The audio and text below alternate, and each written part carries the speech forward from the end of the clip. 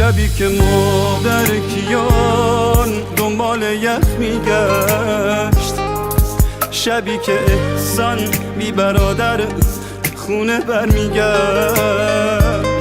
شبی که بابای محمد جلو زندان بود تا وقت اذان صبح دور خودش میگشت.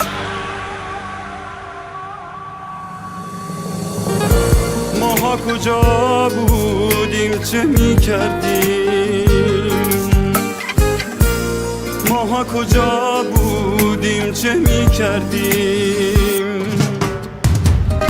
شب بود و کوچه رنگ سرخ از خون یاران بود، بانگ اذان وقت وداع سر به داران بود. ماها تماشاگر مرگ دیگری بودیم، میشد که سبز باشیم ولی خاکستری بودیم، میشد که سبز باشیم ولی خاکستری بودیم. حالا پر از خشمم پرم از درد، نمیشه بخشید نه فراموش کرد. منم و یاد خدا نور و لب تشنش، مادر پشمان و غم بچهش، شکنجه ستاره بهشتی رو، دادخواهی گوهر عشقی رو، دادخواهی گوهر عشقی رو. لحظه ها تو رقص باد، آزادی تو حسر خواب که آزادیش به دست ماست. کشتن و کشتن، دزدیدن و بردن، وحشی مثل گرگن، بیرحمن خصمین و دشمن.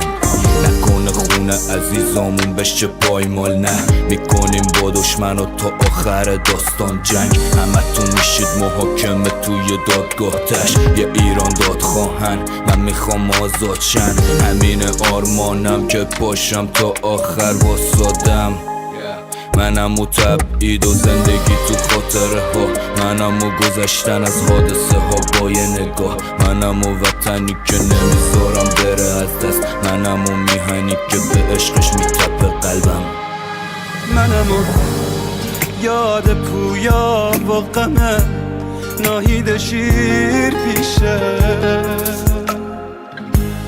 سهم نویدی که جای مدال تناب دار میشه، امینی که پای رفاقت با نوید میره، تا که جنازش تو دل کوه دراک پیدا میشه. من اما یه قابی از آرمان مادی و ابوالفضل آدینه و امیر عطایی و محمد رسول و پهلوی تیر خورده، لیلایی که سیاوشش مرده، لیلایی که سیاوشش مرده. ماها تماشاگر مرگ دیگری بودیم، میشد که سبز باشیم ولی خاکستری بودیم. بشکن بت ترس و بزن فریاد آزادی که خونبهای آزادی رو با کلی جوون دادیم، که خونبهای آزادی رو با کلی جوون دادیم، که خونبهای آزادی رو با کلی جوون دادیم.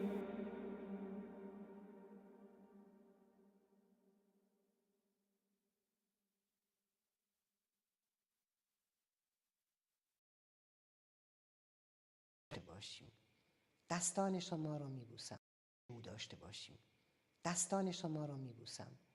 امیدوارم که بتونین صدای آزادی باشین، امیدوارم که بتونین دستانتون رو میفشارم برای اینکه به هم دیگه این انرژی رو بتونیم در امروز و در آینده بدیم، برای اینکه صدای ما صدای مردم ایران خواهد بود و هست، صدای ما صدای آزادی خواهد بود و هست و ما در کنار هم قدرتمون رو بیشتر و بیشتر بکنیم برای سرنگونی جمهوری اسلامی، برای آزادی تمامی زندانهایی که پر از مبارزان ما هستند. برای همین درخواست ما آزادی تمامی زندانی‌های سیاسی است.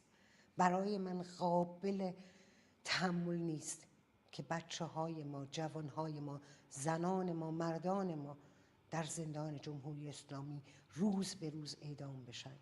برای همین امروز نه به اعدام، نه به جمهوری اسلامی کلام من، پیام منه. و مطمئن باشین به عنوان شهردار فرانکفورت، به عنوان یک شهروند اروپایی، به عنوان یک ایرانی و زنی که همیشه برای آزادی جنگیده، هیچ گونه دست بر نخواهم داشت بر ضد جمهوری اسلامی، برای آزادی، برای دموکراسی و برای انسانیت بجنگم. کنفرانس خوبی براتون آرزو میکنم با آرزوی آزادی در ایران. زندگی، آزادی، ژیان آزادی.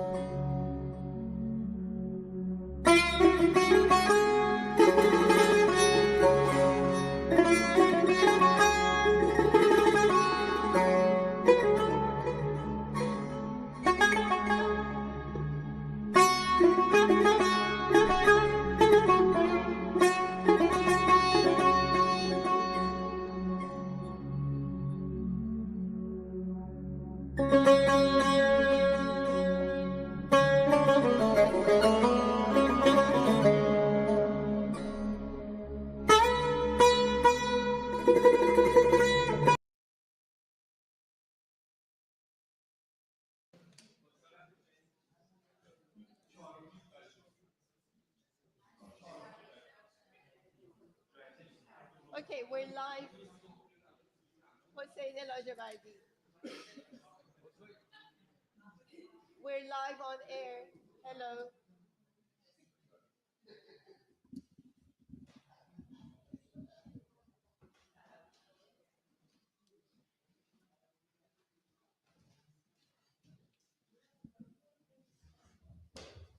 We only have the one microphone, so we have to keep. The university's only given us one microphone.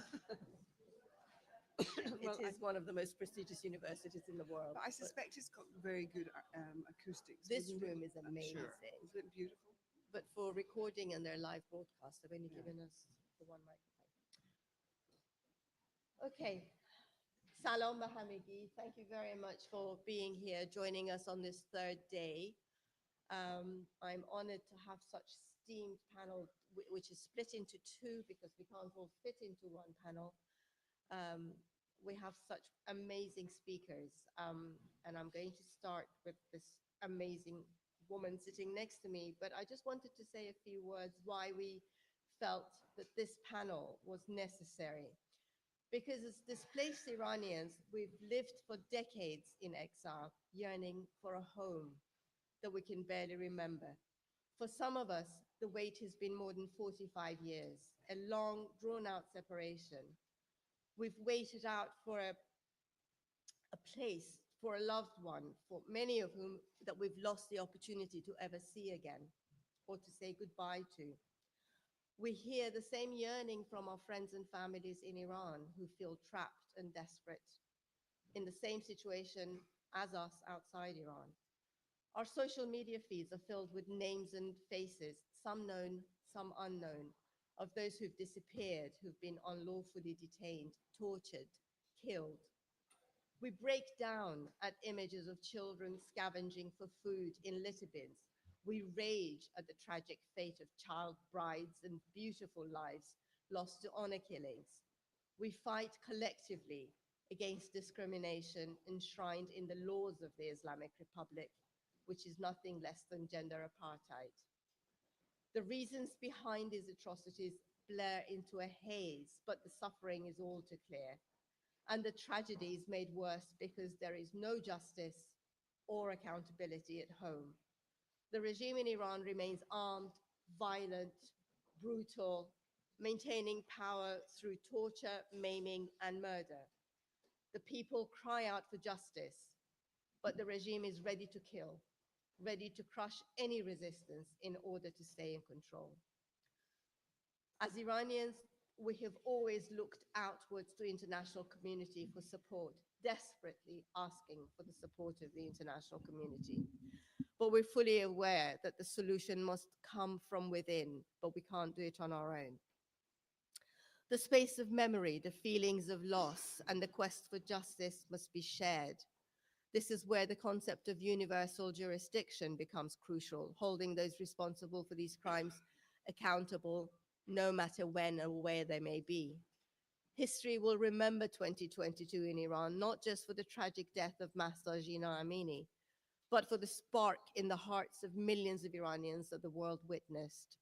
The protests that followed were not isolated, but part of a chain of deep unresolved grievances, economic hardship, political repression, and the systematic inequality faced by all Iranians. Gina's death was the tipping point, but the real cause of the protests was a society burdened with years of unmet demands, of suppressed anger, of being ignored. These protests were not simply about compulsory hijab or morality police. They were about the larger systematic failure that has gripped Iran for decades. And tragically, in the regime's response, we saw not innovation but repetition of past mistakes, a brutal crackdown, and the response of the people is clear: no to the entirety of the Islamic regime.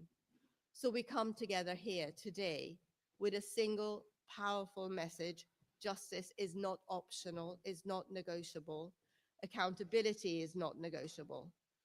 And the call for transitional justice is not just an act of healing, it is a foundation for a future where the crimes of the past do not continue to haunt us. This is our demand, and it must be heard. And I'm very honored to have this amazing group of people sitting here with me so we can discuss this in detail. We have Baroness Helena Kennedy here, who's traveled a long distance over the ocean, the channel, to be with us. Steve Crawshaw will be here. I'll go through everyone's little biography as we go on. Hamid Sabi and Taimur Eliassi, so we're sort of split between United Kingdom and Iran here. Baroness Kennedy is a leading barrister and an expert in human rights law, the civil liberties and constitutional issues. She's a member of the House of Lords, Chair of Justice, British Arm International Commission of Jurists. If I go on, we'll be here all day and we won't have time to hear her wonderful presentation. We are just so privileged to have her here, and she's championing us with our fight against gender apartheid. We are so lucky to have her in our corner, and honored to have you here. Thank you. Well, I'm a barrister, you know, and so I really find standing up easier when it comes to speaking. Addressing courts has been my life. So, and then now in Parliament. Sarah am I, joined us as well. oh, great. So she can hear us. No, she can hear us. It's fine. It's my great honor and a privilege to be here with you, and to be amongst friends. The whole Iranian cause has been very important to me. I remember as a young woman when the revolution took place, and there was a moment of hope where we all, some of you are too young to have any memory of this, but I remember there was a short period of great hope where we thought that this was going to be a revolution that would bring democracy, where the young who had been demonstrating and arguing for democratic rights and so on against the torture that was happening under the Shah, that it should end and that a new beginning was in the offing. And then there was the shock of the return of the Ayatollah, the way in which that then turned Iran into a theocracy and into the regime that we've seen and watched over the decades that have followed.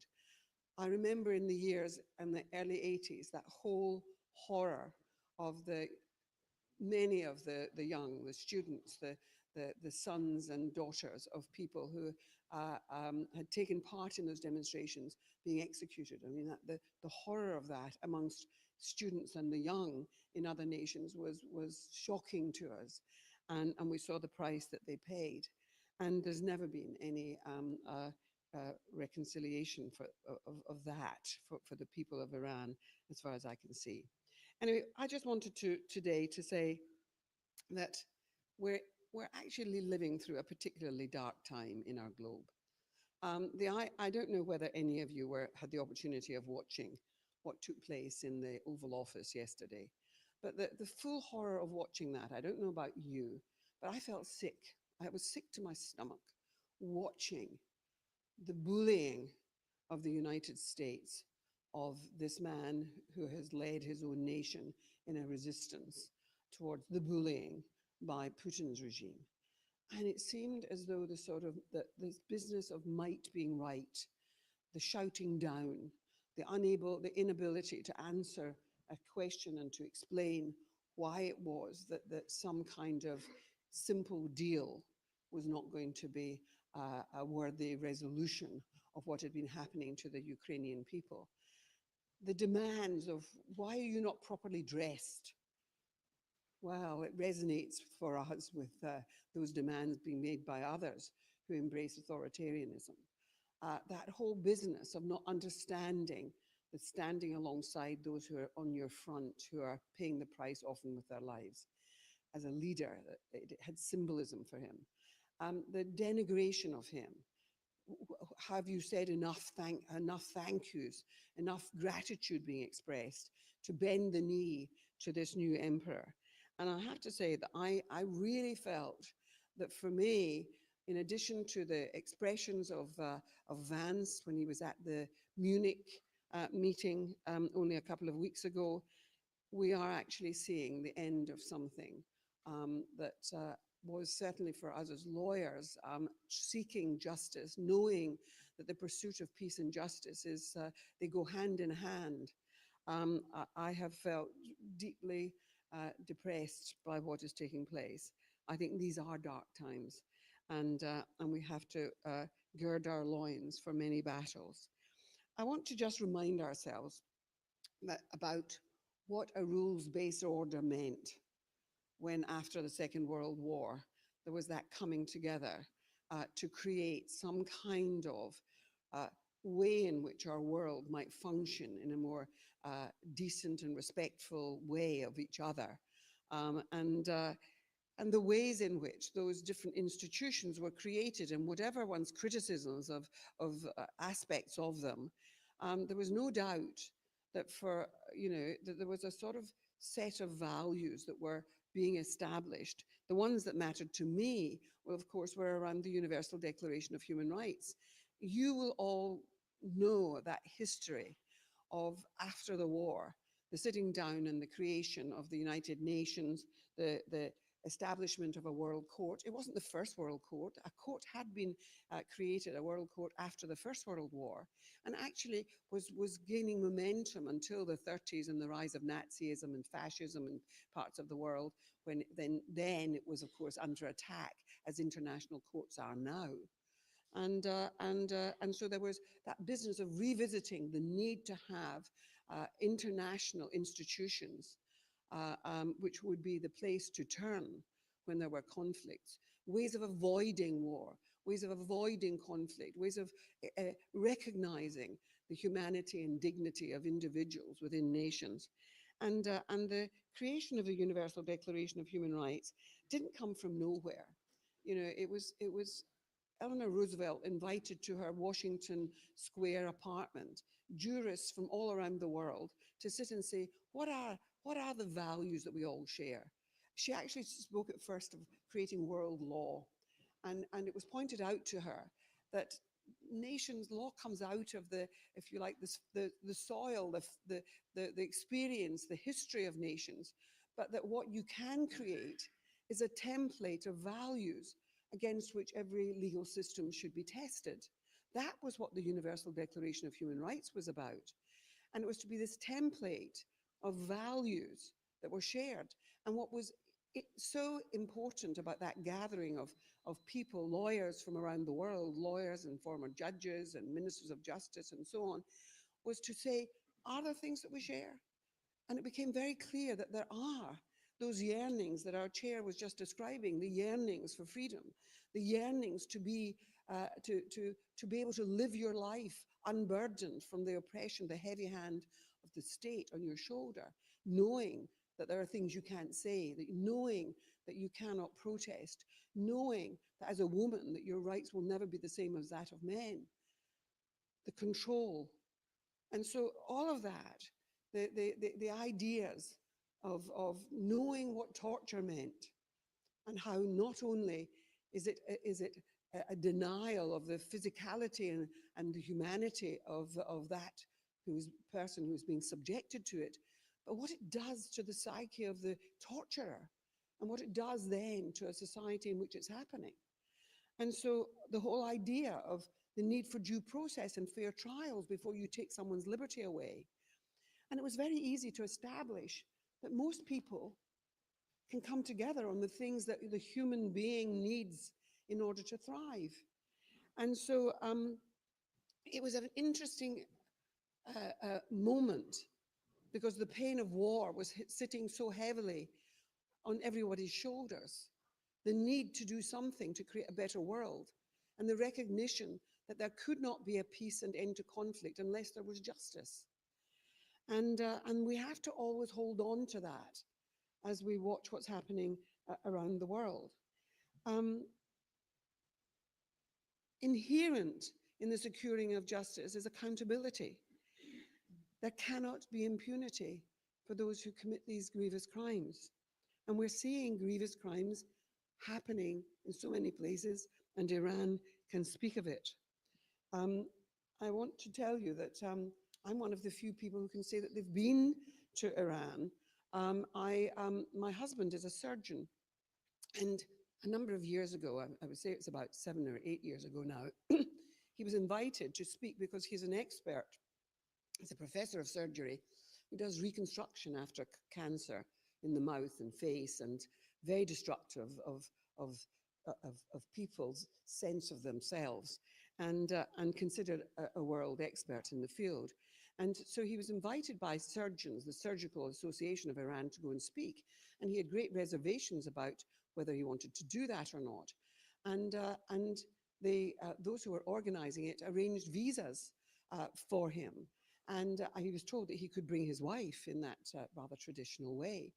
And so I, having never carried his name, I then went and secured for myself a passport, an additional passport in his surname, and traveled with him to Iran. I had always wanted to visit Isfahan, Shiraz, to go and see the great monuments that there are there in Persepolis. And it was a wonderful visit. And of course, in the surroundings of this medical conference in which I was playing simply the partner who was there, and it was by using his surname, I was not then identified as being the person who has been such a severe critic of Iran and the Iranian authorities. But it gave me the opportunity to speak around the sides to many different people. And the general sense that there was such a shared rejection of this form of government, and yet the sense also for many people of how hard it would be to throw it off.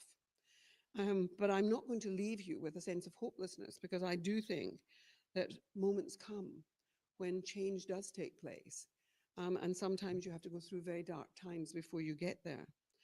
But I want to remind ourselves of the situation back in the 1945, 46, 47, 48, when there was that rebuilding and restructuring of institutions that would be international, global institutions to which people, there was an encouragement for buy-in from the nations of the world. And the idea was that not that there were perfect nations, there were no perfect nations. There was Jim Crow law in America, where Black people were treated as not just second-class citizens, but as an underclass, where there were gulags in the Soviet Union, where Britain had its hands bloodied by its whole history of colonialism, and the same for most of the European countries, certainly Belgium and France and Germany. There was no question of people coming to those tables to reconstruct the institutions and to construct new ones. People had blood on their hands. They didn't have clean hands. But it was the aspirational nature that to secure justice, you had to constantly remind yourself of the values that underpin any sense of justice. And so in the years that followed, I want to remind ourselves of the ways in which that journey of improvement, of trying to create a better world, I think has continued and has at times given us instruments that we were able to use. You know, the convention against apartheid, because we learned about the horrors, what happened in South Africa. The whole business of the Refugee Convention, the Genocide Convention, the Geneva Convention that said war cannot be conducted in the way that it has been, that you cannot annihilate civilian populations. You cannot bomb into obliteration cities like Dresden and Coventry in Britain and others, that there has to be sort of rules about how war itself is conducted. And yet just now we're seeing no nation involved in current wars abiding by those rules. Certainly not in the Middle East, and not in Ukraine, and not in Sudan. And then we see the horrors of what is taking place in the Congo. So I want us to go back to the values that underpinned all of that, and to remind ourselves why we should be in a state of real anxiety about a president who's come into power in the United States of America. And it has been a trajectory. This isn't just something that is dependent on the personality of this man. Let's be very clear. There are people who have been the if you like, the thought creators around that whole set of changes that they seek to have take place. The diminution of the state apparatus in the United States, the throwing over of respect for law, the ways in which his new world order is all about that supreme value of money, the transaction, the deal. And you can be sure he'll try and do a deal with Iran in some form or another. So we should be afraid that transactionalism that is going to replace the rules-based order is something that we should be fighting off, and we should be absolutely hearing our voices heard in our own places, in your places in which many of you now live, whether it's France, whether it's the United Kingdom or wherever, that we have to be calling for a respect for law and demanding that the rule of law has meaning, that we consider the importance of protecting the international courts. I, at the moment, am most concerned that we're going to see the International Criminal Court being destroyed, something that was created after seeing in those years post the Second World War, building up to tribunals that were heard over Yugoslavia, over what happened in Rwanda. Those tribunals gave a sense that there needed to be something that brought to account those individual leaders who were responsible for atrocity crimes, responsible for genocides, and that there had to be accountability. And the call for an international criminal court to deal, unlike the International Court of Justice, which deals state upon state, state taking states to court, that there should be a way of bringing to the dock of a court those who are in fact are the leaders, who inevitably and invariably are the creators of a direction of travel. And so the recent warrants, when it was Putin, there was a certain amount of celebration. When it was Netanyahu, there was no celebration. And I was one of the panel that was that advised and looked at whether the thresholds for the issuing of warrants had been reached, and did that in the company of a whole set of other lawyers. And we now find that we may be ourselves at risk of being sanctioned by the United States of America. I'm sanctioned already by China. But I sort of had a sort of little imagining that I might end up being sanctioned by the United States of America. And the whole way in which respect for law, concerns about justice are no part of the discussions that are now taking place around this deal in relation to peacemaking in the Russia-Ukraine war. I currently am leading a task force about the return of the children who have been taken. I was on a war crimes task force in relation to the crime of aggression by Russia in relation to Ukraine. And I sort of took on the business of the crimes that were being committed in relation to women and children, and grievous crimes. You know, there isn't a war in which there isn't sexual violence against women. There isn't a conflict. There isn't an oppressive regime that doesn't find its own particular ways of persecuting women. But the business of taking the children, so many, and we're talking about thousands of children of the nation, and dispersing them across Russia so that parents and families don't know where they are, they can't be found, and particularly for small ones who will probably never be found because children who are 3 and 4 can't say what their mother's name is or their father's name or what the address is of where they came from. And so those crimes were the basis of the issuing of warrants against Putin and his head of his commissioner for children. And we're seeing that nothing is mentioned of any of that. Nothing is mentioned about the crimes against women, the crimes against the war crimes that have taken place, of bombing of hospitals and of residential properties and of schools, and the whole destruction of Mariupol, from which many children were taken.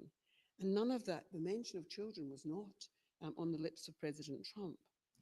And so I want us to turn to the full horror of what's recently happened in Iran, because there was a moment again where we thought that perhaps a change was in the offing.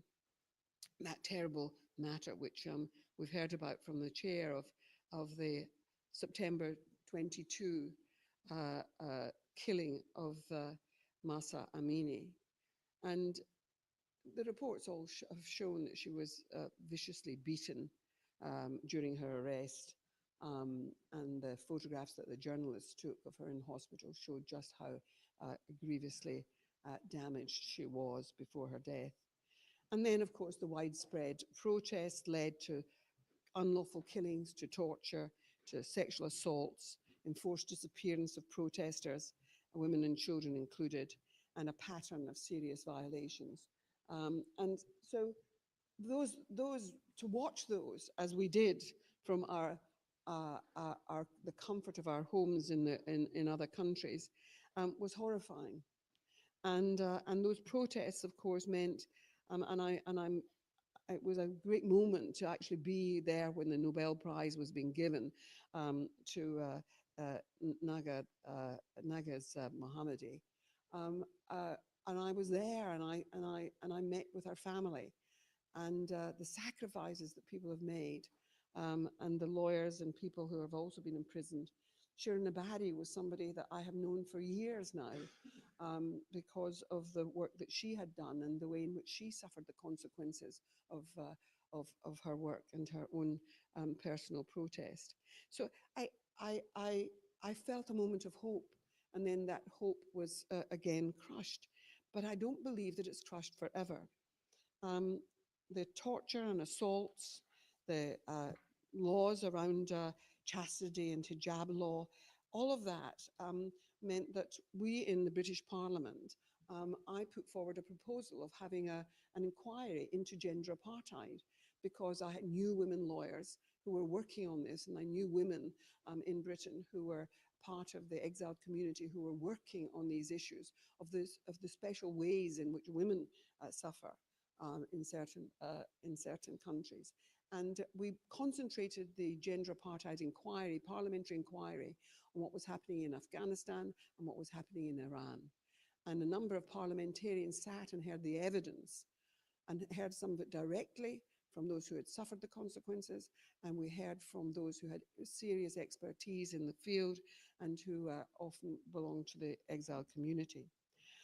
I want to just mention, as we have these discussions just now, about the long arm of Iran, that it doesn't confine its persecutions to those in country, but we in Britain have experienced the ways in which, for example, those who work for the BBC's Persian service have been harassed, intimidated, their families back in Iran made subject to real harassment and intimidation.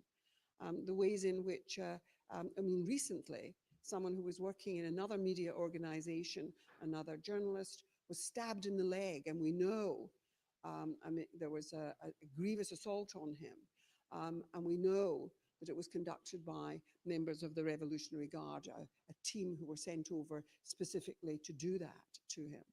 We know the ways in which one of the Persian, the journalist who works for BBC Persia,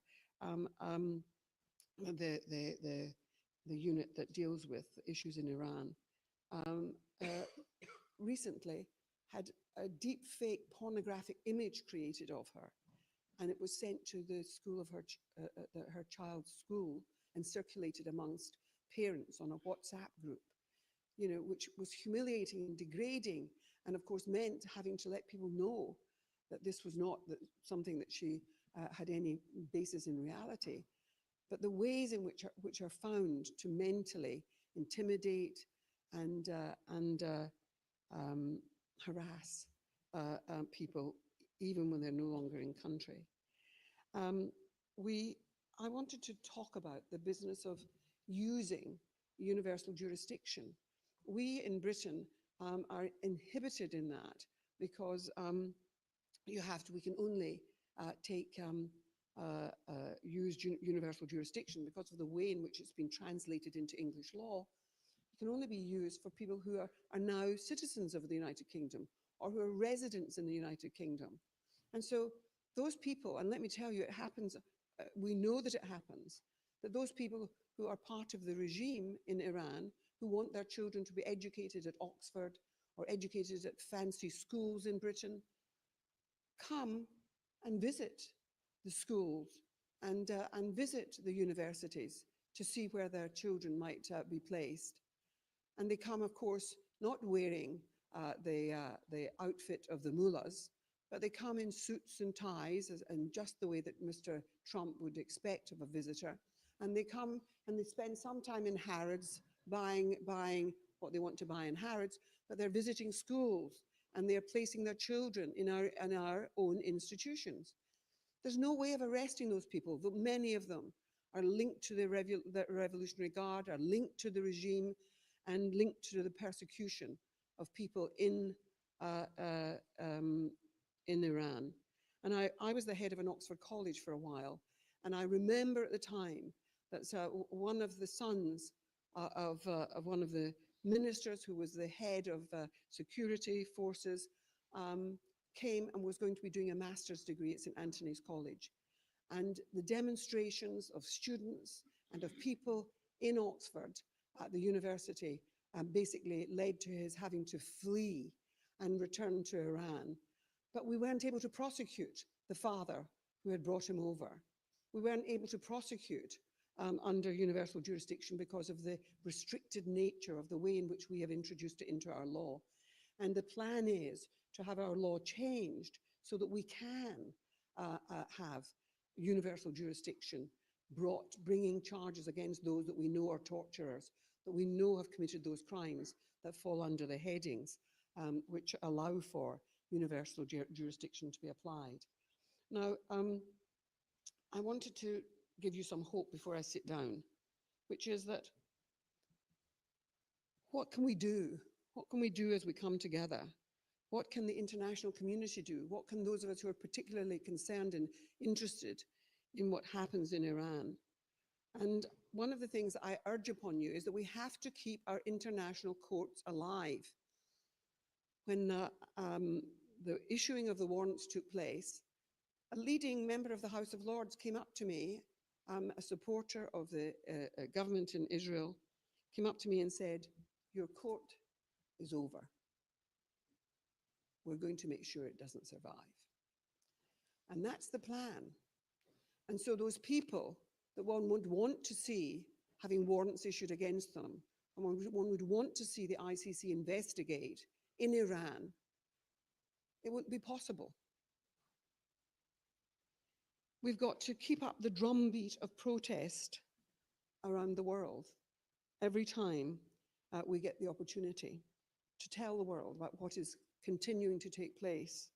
We have to outlaw the Revolutionary Guard. I want to see them on prescribed lists, and so that those people also carry the consequences of that, that there should be targeted sanctions against them and against those who are the leaders in Iran.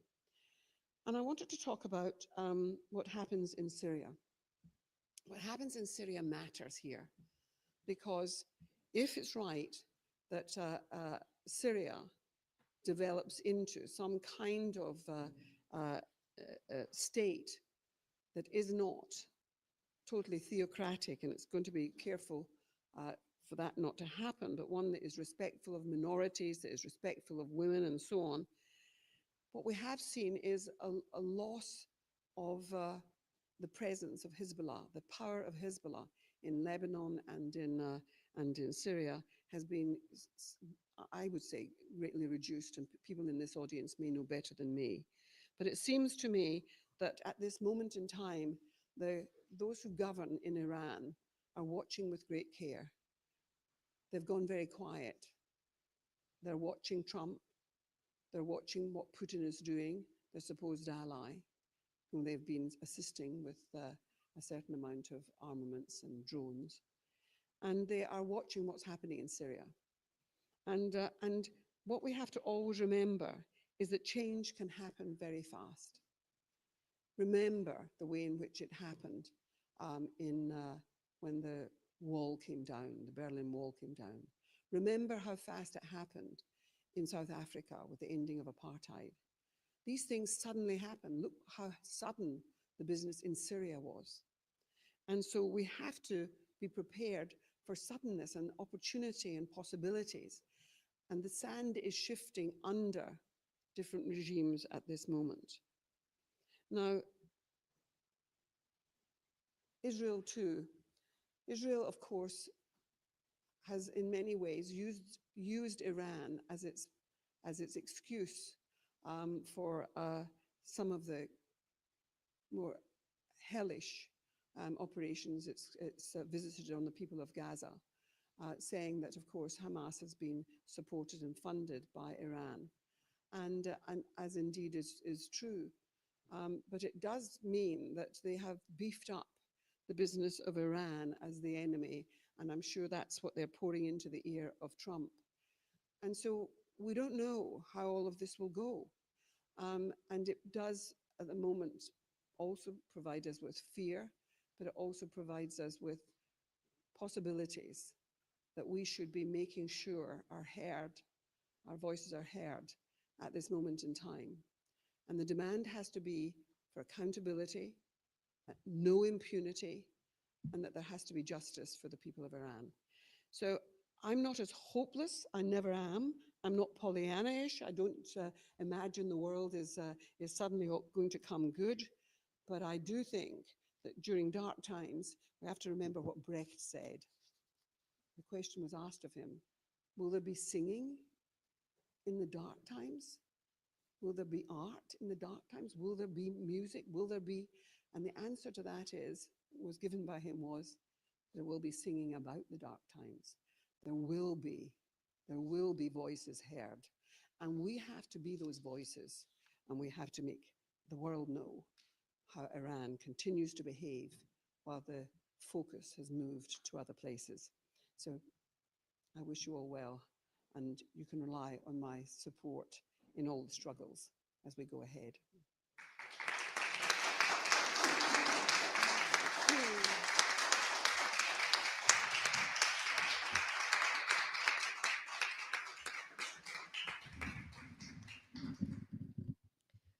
Thank you very much for those thought-provoking words, and hope. We will be singing about the dark times. There will be a time when we'll look back and say how we all came together and talked about the days after the dark times. That's what we're all here for. That's what we're all planning, and that's why we're having the panel on transitional justice next. That's planning for the future. Thank you. As Baroness Kennedy said, what happened in Iran in 2022 alerted a lot of people, woke up a lot of people about what was happening. Those early few days or weeks shocked the world at how brutal the regime was and how it was killing and maiming young people. Young girls were being killed on the street, and social media shared the information. It was an instant alert to the world that this is happening and something must be done. For us, it gave us hope that the world has suddenly woken up and it's hearing us. For me and others like me who've been in the human rights world for about 3 decades, we know how the Islamic Republic behaves. We know how well it knows the international community, the international laws, how it abuses it to its own favor. I've witnessed it at the Human Rights Council many, many times. All of us who've got experience of this know. So when the call of us asking for a fact-finding mission, forever, we've been asking for it for years and years and years, it was suddenly heard. And overwhelmingly, the Human Rights Council agreed to set up, it voted to set up a fact-finding mission. We couldn't believe that all these young people had to die in front of the world before it could be set up. But nevertheless, we're very grateful that it was set up, that we have the fact-finding mission. And we are very amazed and grateful to the work that the people at the fact-finding mission have done, led by Sarah Hussain, who I'm happy to say is here, and we can hear from her. I understand from her office that she's in Bangladesh, so she'll be joining us a long distance away, but nevertheless, technology is in our favor, and she's here, and we're very happy to have her here. The fact-finding mission, when it gave its hundreds of pages of report, talked about crimes against humanity and talked about the issue of universal jurisdiction and how we should be able to prosecute. I'd like to hear more on this from Sarah Hussain and the work that the fact-finding mission has done and how we can go forward with the work that has been done. And we have our panelists here who've been documenting evidence again and presenting to the international community, and how we can take this question of crimes against humanity forward when after Islamic Republic was kicked out of CSW, within weeks it was back presiding over the Human Rights Social Forum. So it knows its way very well. We have to be just as good at knowing what we should be doing. So thank you very much, Sarah Hussain, for joining us from Bangladesh. We're very happy and honored to have you with us today. The floor is yours. We're happy to hear from you. Can we just check your mic to make sure everything is working? Yes, of course. Can you check if you can hear me? Yes, we can hear you. Wonderful. Thank Great. you. The floor Great. is yours. Well, thank you so much. And I'm extremely grateful to the organizers, to the Association of Iranian Researchers for inviting me to speak on behalf of the fact-finding mission. And of course, it's a huge honor to be here and to speak with all of you on this panel, but also a huge honor to follow Baroness Helena Kennedy, who of course was a mentor and model for us when we were training and learning for these last 3 decades, as you said, Nima. So I guess, I think many of you will be familiar with our mandate, because I think many of you perhaps were very instrumental in creating it.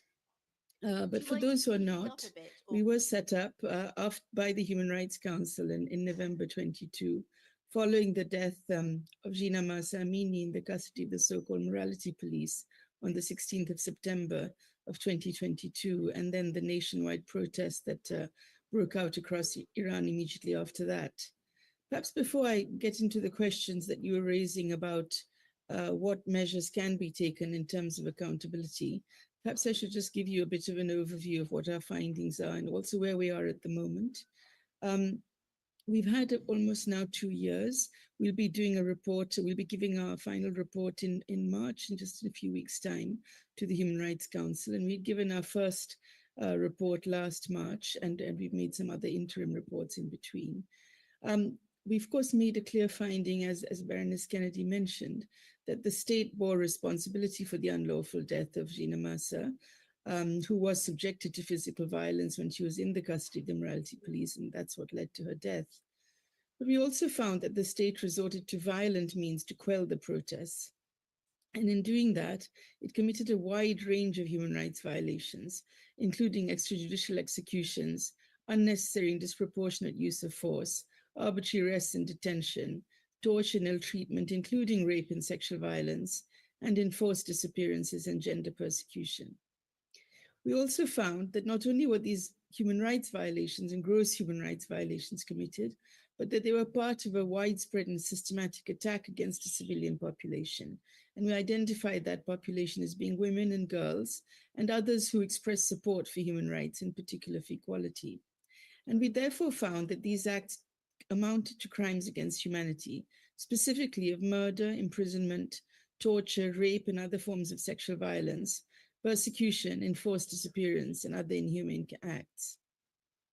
One of our specific concrete findings was that the authorities had committed gender persecution, intersecting with discrimination on political, ethnic, and religious grounds, and they had done so by severely depriving members of the group of their fundamental rights. And that finding about the deprivation of fundamental rights was twofold. First, we found that it was based on the existing laws and policies that enforce and entrench discrimination, structural discrimination on the basis of gender, against women and girls in particular. And second, we made our finding on the basis of the fact that the enforcement of those laws and policies in practice led to the deprivation of fundamental civil and political, as well as socioeconomic and cultural rights of the members of the group. And again, this included the right to life, the right not to be subjected to torture, and to including rape and other forms of sexual and gender-based violence. We also found, and this is important, I think, that ethnic and religious minorities, as well as other minorities, were disproportionately impacted by the government's suppression of the protests that started in September 22. We made findings about the responsibility of particular state entities for these violations and these crimes. We made these findings with respect to state security forces, in particular the Revolutionary Guard Corps, or the IRGC, the Basij, and also the police. And we found that each of these forces used unnecessary and disproportionate force, resulting in unlawful killings and injuries. We also found that victims were arbitrarily detained, tortured, subjected to sexual and gender-based violence, and enforced disappearance in detention sites, both official and unofficial, run by the Basij and the Revolutionary Guards.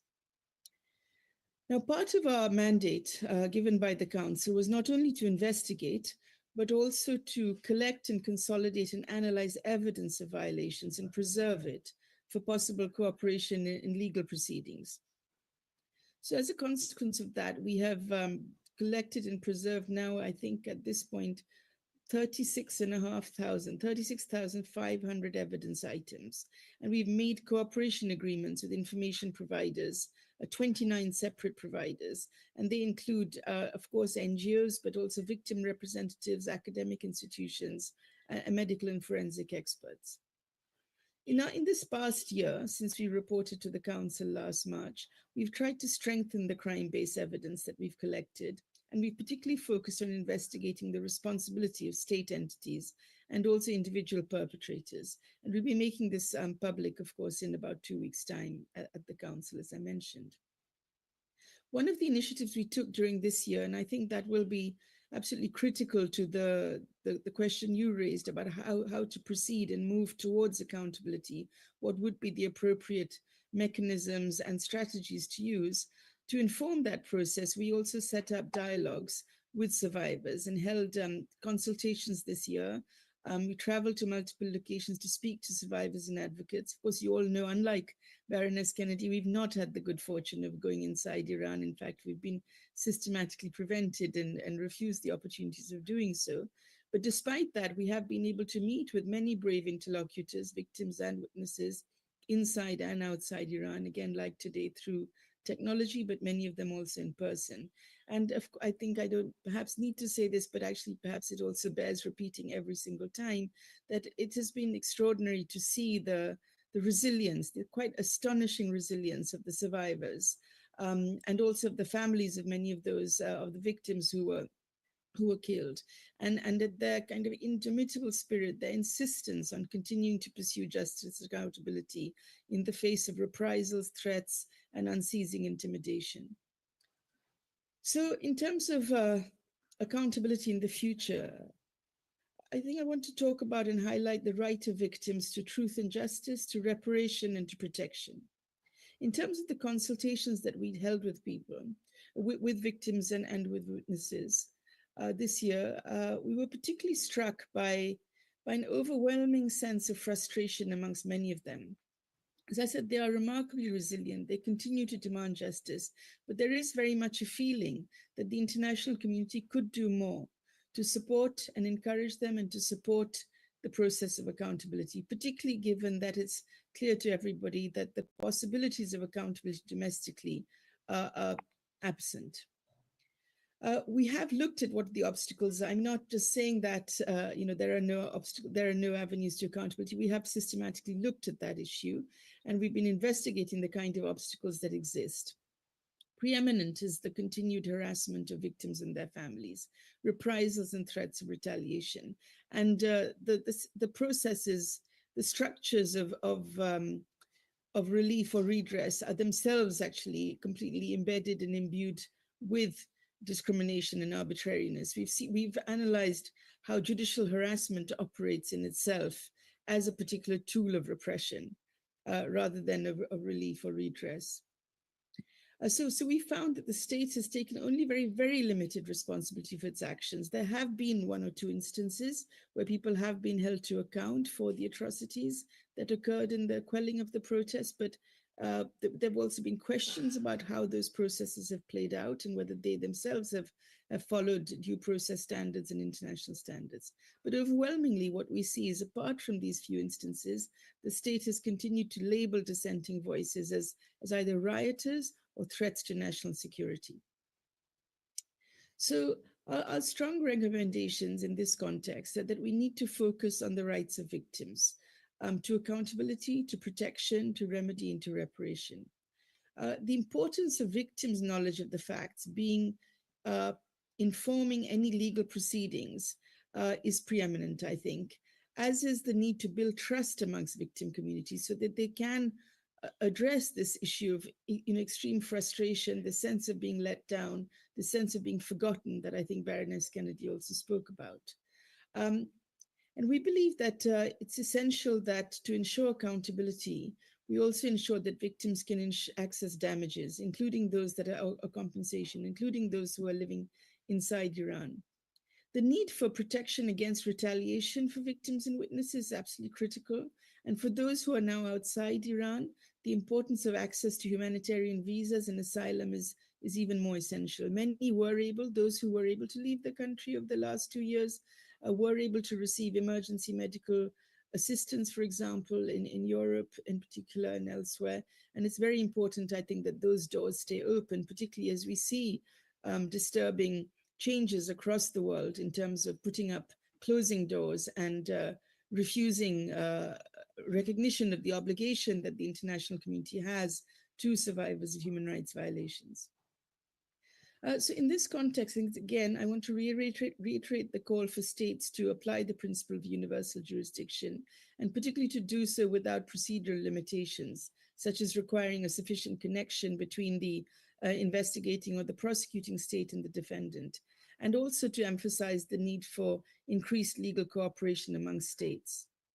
To support these accountability initiatives, we've organized and assessed and structured evidence from the side of the fact-finding mission with a view to facilitating cooperation in any international, national legal proceedings, so long as, of course, they're consistent with international standards. We'll be able to receive requests from anybody for assistance, particularly from investigative, prosecutorial, or judicial authorities. Of course, as the fact-finding mission's mandate wraps up, as it will do in March of this year, any further inquiries beyond March would need to go to the Office of the UN High Commissioner for Human Rights, to whom we'll be handing over the evidence that we've collected. But I do believe, as the speakers have already said, that this is not a process that is going to reach an end soon. It's very important that we know that it's an ongoing process and that we stand by the victims and witnesses, and that we don't allow what was found in what happened in Iran from 16 September 22 onwards to simply become a closed chapter. The situation has changed since since 2022. We are not seeing the same situation of mass killings, mass arrests and detentions and incidents of torture that we saw in 2022. But it is a reality that the process of repression and suppression, not only of those who were the participants in those protests, but any others subsequently seeking to raise their voices, does continue. And we've particularly seen how the repression of those who continue to try to speak out has been ramped up.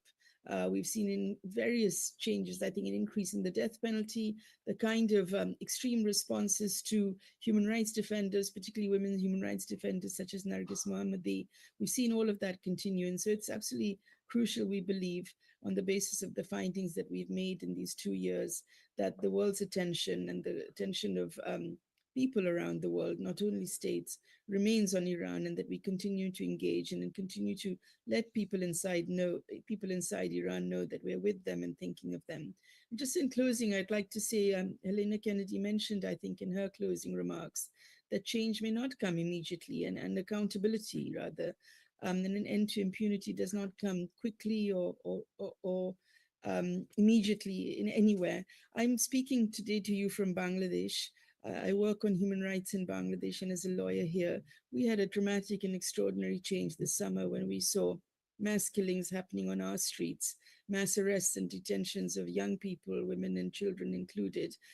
We had not thought we would see any change in our country. We had thought that human rights violations would continue indefinitely, and yet we saw that change happen.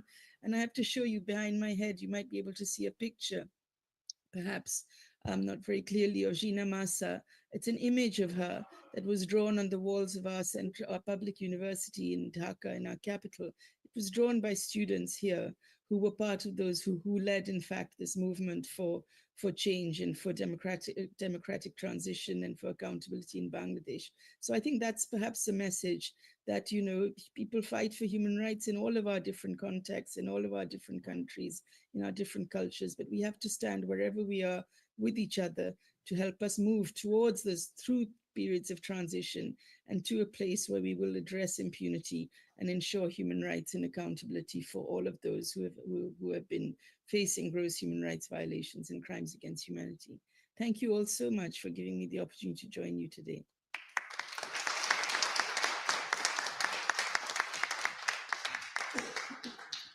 Thank you so much for joining us. Can I just ask you, what is the future of the fact-finding mission? Is it likely to be disbanded, or are you still waiting for the vote to keep the mandate alive? Yes, that depends, of course, on the member states. So we don't know what the future is. We were mandated to continue until March of this year, and that's the basis on which we're submitting our report. So I think we'll know at the council itself what happens next. Right. Thank you very much for that clarification. Sarah Hussein is a barrister, as she just said, and it's amazing to see the scope of the women life freedom movement, even on the university walls in Dhaka, to inspire change. So there's hope. There is always hope. Looking at this question of accountability and justice, we've never been able to prosecute in Iran those who have committed these atrocities against Iranian people. Of course, what's happening in Iran, the world may be waking up to it now, but we've lived with it for the 46 years of the Islamic Republic. And one of the first times that it happened were the mass arrests and the executions in the early 1980s, and then the mass executions of 1987 that everyone may have heard about. I was closely working with Dr. Javed Rahman in the very last report that he prepared for the Human Rights Council, calling it atrocity crimes, and he concentrated on the 1980-81, the beginning of all the arrests and the killings that were happening. And because we've never been able to have answers from the international community on how we can do it, an amazing initiative was set up by victims, again, wanting answers. And out of it came Iran Tribunal. And I'm so happy to have Hamid Sabi here with me, who then took the experience of Iran Tribunal and set up the 1988 Aban 2018-19 Aban Tribunal in London. Basically, what they did was to put together, he's going to tell us more about it, but as someone who sat in the audience and cried for a whole week, it was the first time that victims were being given a voice. And it was the first time that the world was hearing it, because they brought together, he's going to tell you more, I'm not going to preempt what you're going to say, but they brought together an amazing panel of internationally recognized judges to hear.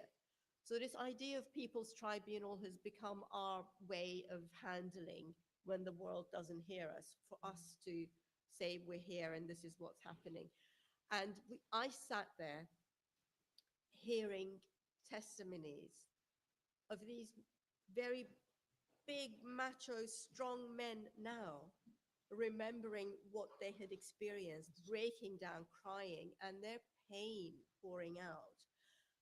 It's just something I will never forget, that week. And we all wept, that whole audience of several hundred people, the judges, the barristers, everyone was crying for a whole week. We just cried.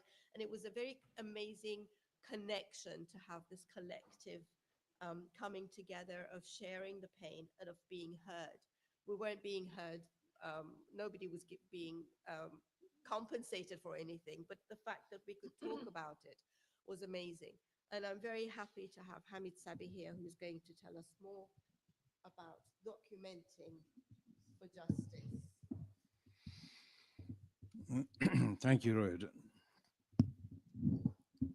I hope you can all hear me. Yes. Baroness Kennedy, thank you very much for all your support for many years over the issues of Iran, China, and it has been a great thing to work with you and having your support in all these tribunals. And I think there is hope and there will be an answer. People's tribunals are set up when there is no other remedy. And it's set up by mostly victim community and with the help of the civil society. So you bring these two forces together. So it is an important part of it. People's tribunals are powerless. They cannot do anything. The only thing they can do is to provide the space where the victims can tell the world what has happened and also get documentation recorded and everything presented to the world. But beyond that, it's powerless. There is no assumption that these tribunals can bring the perpetrators to justice on its own. It needs the power of some state, some organization to do that. In fact, Jean-Paul Sartre at the beginning of the hearings of the Russell Tribunal in Vietnam said we are powerless, but the powerless guarantees our independence. And we are not taking orders from any state, and that gives us total legitimacy. Everybody knows what happened to Iran, at least the present. During 1980s, the Islamic Republic of Iran committed mass atrocities against its political opponents. Thousands were murdered. I don't use execution because execution means, or idam, means a process in which somebody who's accused of a crime is brought before a court, which is at least an independent court, given right to defend himself, and then found guilty. Death penalty is a horrible solution to any problem. But at least even in the process that death penalty is used, there is a process. In Iran, it was not execution, it was murder. The state murdered many people, thousands were murdered. More than 100,000 political prisoners were arrested and detained in horrible conditions during 1980s. The total disregard of their rights. They were constantly tortured. And one of the worst situation was a raping of the virgins before their execution or before their murder on the basis of some story in Islamic law that virgin girls would go to heaven. So in order to stop these criminals in their eyes to go to heaven, they should be raped the night before their murder. But this is one of the horrid stories of 1980s. It's impossible to go through that and read the stories that it happened, not to shiver and see how cruel these people can be.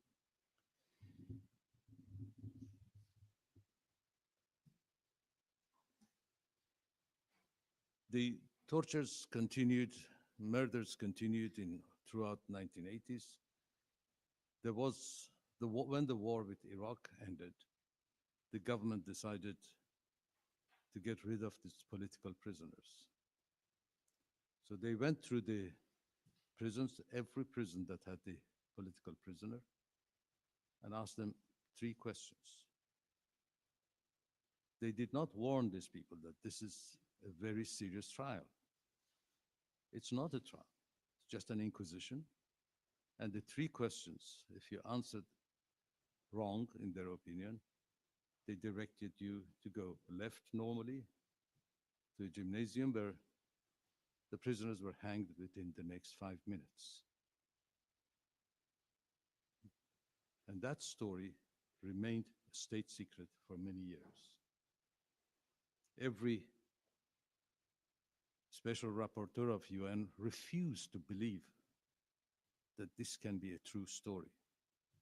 So they put in their annual reports or quarterly reports one paragraph saying there are allegations like this, and then another paragraph, the response of the Islamic Republic, that they have also murdered, or Mujahideen had murdered some 117,000 Revolutionary Guards. And those political prisoners who survived, and a minority of them who could get out of Iran, mostly ended in Scandinavian countries, set up a committee to deal with this atrocity. They called it Campaign for Iran Tribunal, and they campaigned for 5 years. They raised money, they talked to the lawyers, they talked to the victims, they talked to everybody that they could, and created a position, a possibility that a tribunal can be set up. This is a very grassroots organization. The power came from the victim community. They controlled everything. They even decided that it should be on 2 stages, a fact-finding and a tribunal. And we, as the lawyers, were just helping them. All the decisions were made by them. It's a proper grassroots organization run by the victims, controlled by the victims, and it was responding to their need. The fact-finding mission was, or called Truth Commission, was in London in June 2012. As Roya mentioned, for a week we heard the 75 witnesses who testified as to what has happened, and the stories that were kept secret for 25 years came to the fore, and we all shared the sufferings that they had. The Truth Commission published its report in July of 2012, and the witnesses had provided the commission with the details of the detentions, trials, and executions. They listed various types of physical and psychological tortures, from Qapani to Jujamorgi, to bastinado and grave, from mock execution to sleep deprivation and midnight interrogations. The trials were lasted few minutes, if you can call them a trial. They were inside the prison compound with no counsel present, and the accused not being allowed to defend themselves. Loud, is this better? Oh, sorry. Even during the so-called trial, the witnesses were most of the time, or the accused was beaten up by the prosecution, sometimes by the judge, and he's never allowed to say anything in his defense. Some 60 perpetrators were named by the witnesses. Among them, Ibrahim Raisi, who became president in 2021, Maurice, who was murdered recently or assassinated, and Hamid Nouri.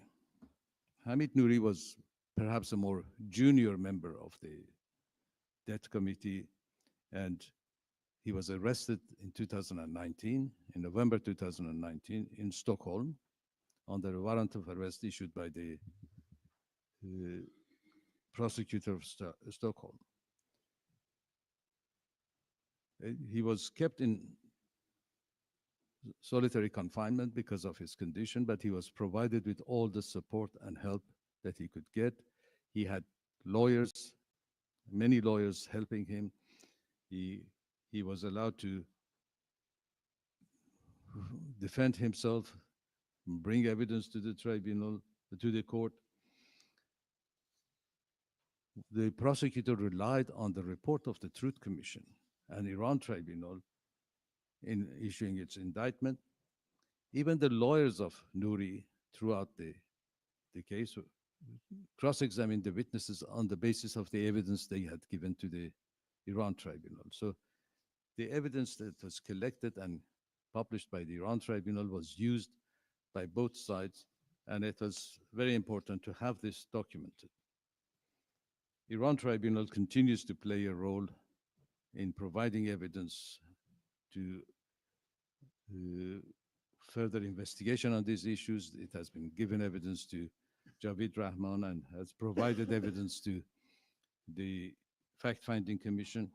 And we hope that one day we will have these perpetrators before justice, before a proper court where they are given the right to defend and their counsel, but they are prosecuted properly. Another incident with which I'm sure you're very familiar with is the Aban tribunal.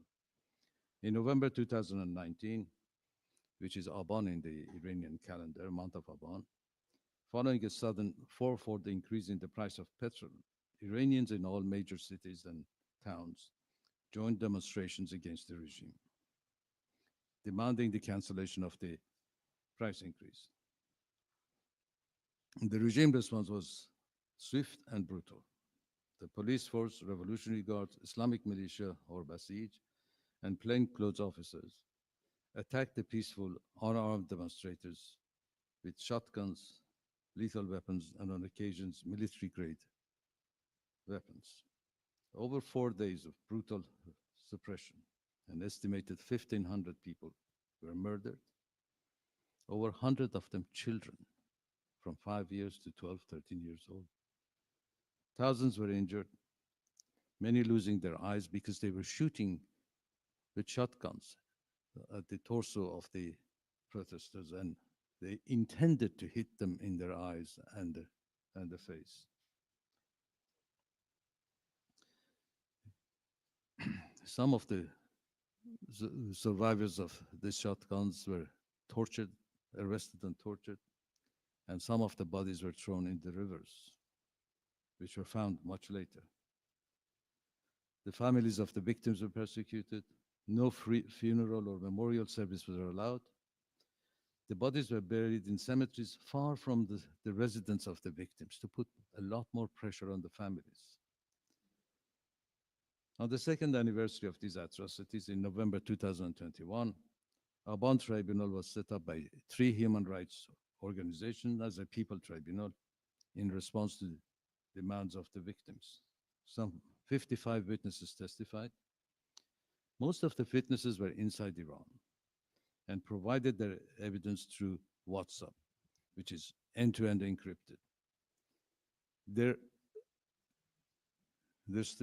testimony was broadcast live at the same time that they were giving evidence from Iran to Iran by Iran International and other TV services. So this was an amazing opportunity where people from inside Iran giving evidence against the regime while the regime is still in power, and their evidence is being received by the people at the same time. It made a major impact on the victim community and also on the rulers of this country. The prosecution named 160 perpetrators and served them individually with notices to appear before the tribunal. These notices were sent to the government offices where these people were in charge, listing them in Farsi and in English, telling them that they have committed murders, tortures, and whatever they had committed, making sure that this will go from office to the office, and at least 4 or 5 people in every ministry and organization will see that their boss at the top of the organization is charged with crimes against humanity and murder. In the final judgment of Aban Tribunal, 13 of the accused have been found to committed crimes against humanity, and the tribunal suggested that the case for the other persons that had been perpetrators that had been named should remain open, subject to further investigation. Thank you.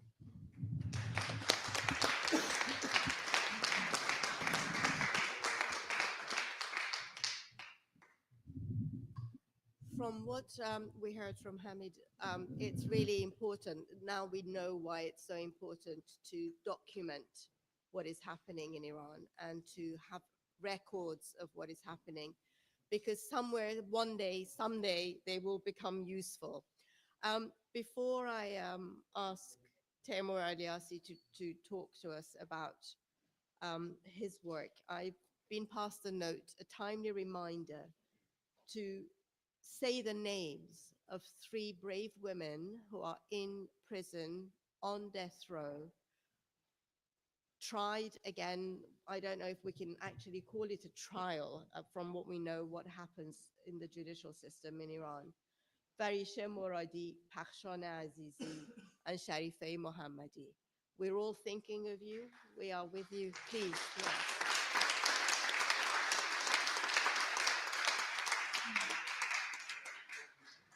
It's important to say their names and to keep that alive, because they're at imminent risk of death. And sometimes we feel powerless.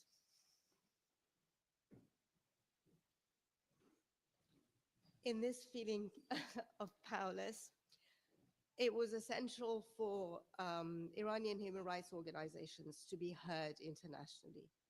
We were all screaming our own corners, and the need was felt to make a coalition of human rights organizations to make the voice louder, stronger, and unified.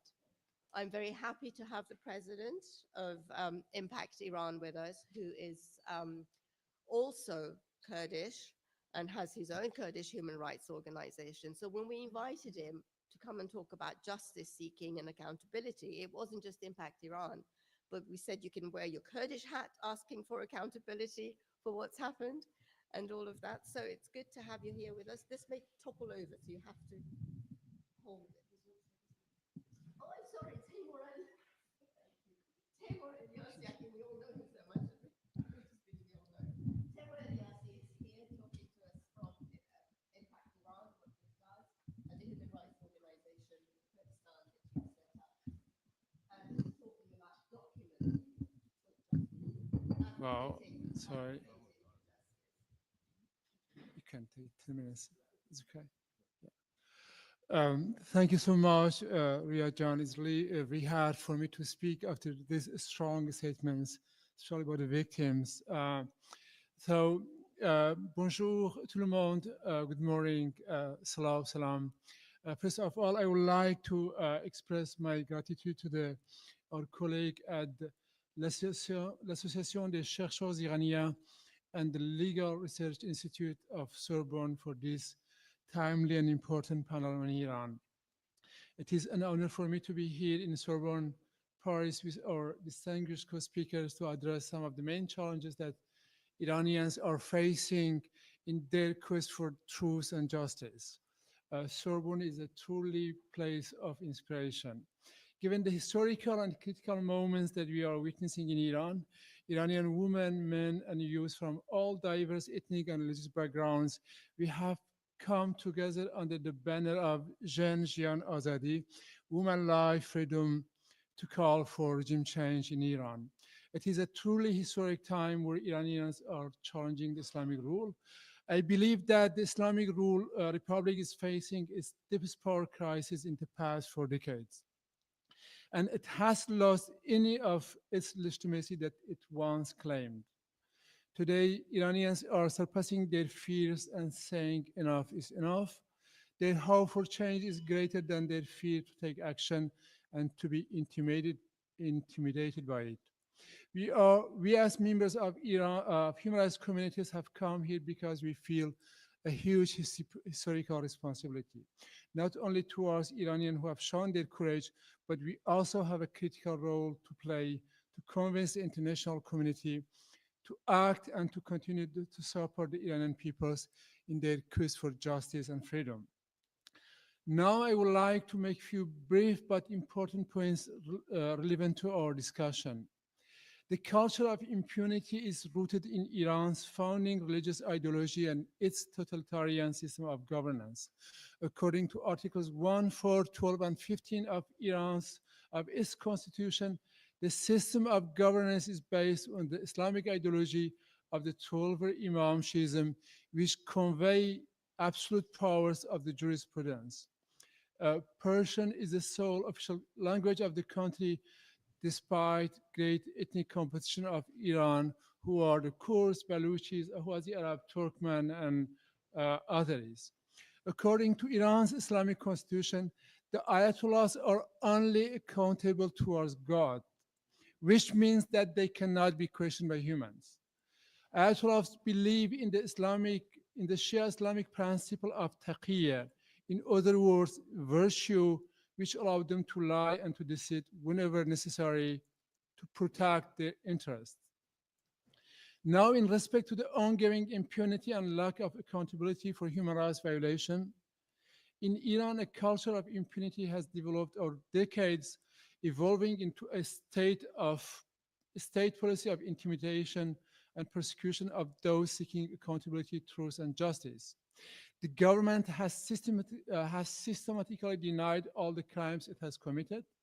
Instead, it spreads a culture of impunity, it silences victims and their families, and it glorifies and promotes perpetrators. Here are two examples of Iran's outrageous policies towards justice and truth. There is the first example. 3 weeks ago, Iran appointed Judge Nasser Siraj as the new head of Iran's High Council of Human Rights, the country's top human rights institution. He will represent Iran at the United Nations in Geneva and in New York. Siraj is infamous for his involvement in gross human rights violations and played a major part in Iran's crackdown on dissent in the aftermath of the 2009 election. And now this is my second example, the case of the terrorist, the killer Kazem Darabi. Kazem Darabi was one of the Iranian assassins of 4 Kurdish leaders in Berlin in 1992. The case is known like Mykonos case. He was convicted and passed 15 years in captivity in Germany. When he was released and returned back to Tehran, he published his memoirs about the assassination of Kurdish leaders in a book called Tea House Paintings. His book was selected as the Book of the Year by the Art Bureau in Tehran on February 4, 2019, and he was received by the former president of Iran, Mr. Rouhani. The regime openly celebrates killers. Today, victims seek truth, reparation, and justice.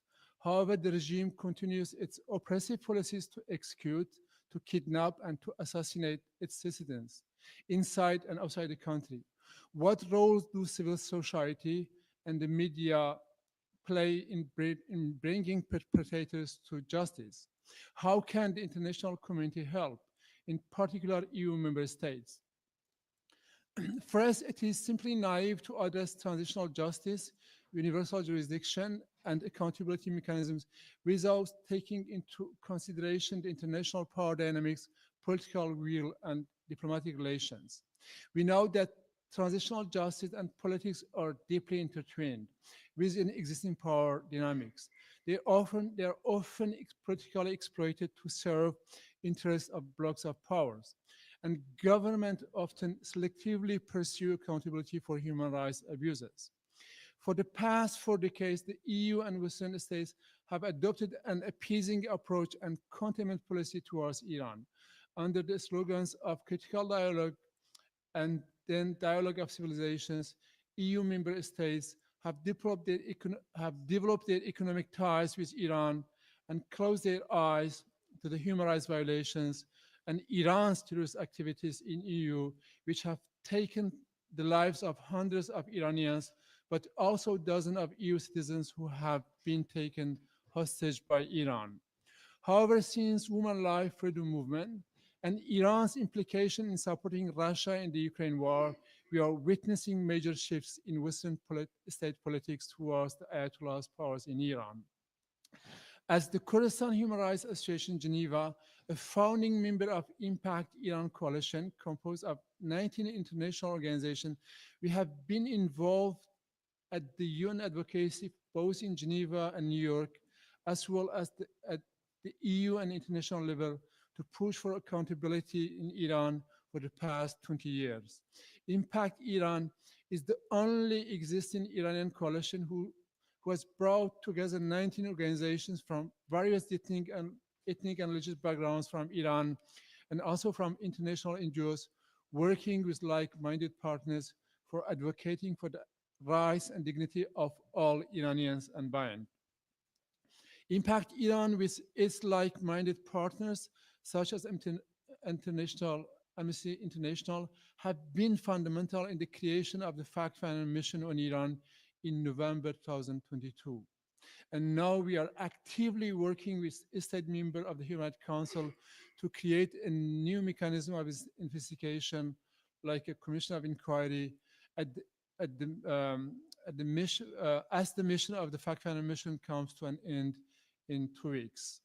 We also provide details of human rights perpetrators of human rights violations to the attention of the EU Parliament. The EU regularly consults us when adopting a resolution on Iran. Thanks to our joint advocacy and the new international political dynamics, the situation is changing slowly but certainly. As Iranians inside the country, we are more hopeful than ever. Ladies and gentlemen, in only the 12 months of 2024, Iran has executed at least 970 boys and girls and killed blindly over 500 Kurdish and Baluchi border workers. In the past decades, over 700 Iranians, and in particular Kurdish citizens, have been assassinated by Iran in Paris, Vienna, Berlin, Geneva, Stockholm, Amsterdam, and elsewhere. The transitional repression against human rights defenders and political dissidents has increased since Jina Women Life Freedom Revolution. Our advocacy for accountability or fight for justice is a battle between good and evil, lightness and darkness, life and death. Iran's absolute barbaric practices of execution is an affront to all humanity. Iran is the highest top executioner per capita in the world. Keeping silent to secure economic interest is in reality complacency. Trading or exchanging Iranian convicted terrorists in Europe will only increase Iran's terrorist activities and its hostage-taking policies. Human rights are universal values, and they should be applied to all and everywhere.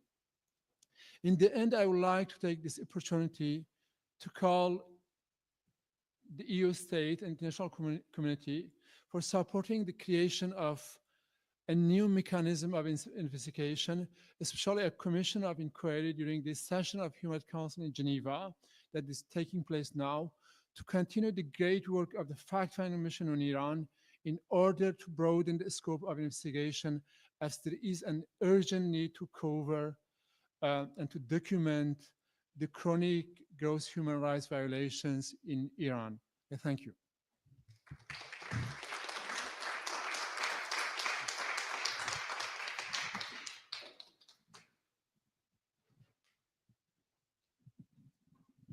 Thank you very much. I'm sorry I didn't say your name before you started. Taimur Eliassi, and I apologize. We all know you so well in the Iranian community.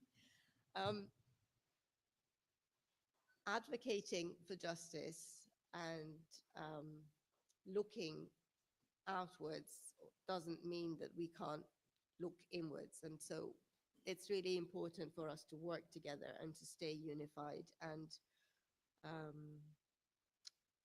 not to be sidetracked with some of the infightings that we sometimes hear. So it's really important to keep the unified voices together so we can have one voice that advocates for change and human rights in Iran. I'm happy, as the final speaker of this panel, to introduce Steve Crawshaw. We haven't heard your voice in the Iranian community a lot, but I'm happy to have you here, and I'm sure we will be hearing a lot more from you in the future. Steve is the author of Prosecuting the Powerful: War Crimes and Battle for Justice, which was published only a couple of weeks ago. So in documenting for that, I think you even managed to get the Netanyahu verdict in there. Did you manage to get that? The arrest warrant. That's amazing. So that, go buy his book. It's an incredible book. So I think we're going to end on hope, because it is possible to prosecute the powerful.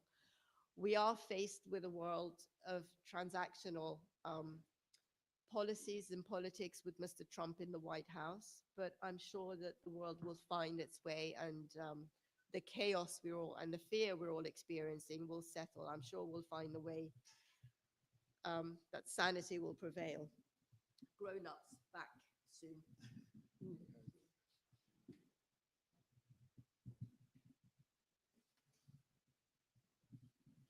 Okay. Oh, it does fall over. No, it's going to be fine. Can you hear me? Yeah. Thank you so much for the introduction. I'm honored to be invited here and at the end of such a distinguished panel. It's that classic thing of when you're the last on the panel. It's both a privilege and a challenge. A privilege because of what we've heard, but also a challenge to find new things to say. And I will be picking up on some of what we've heard from Baroness Kennedy and a range of the other speakers. Like Baroness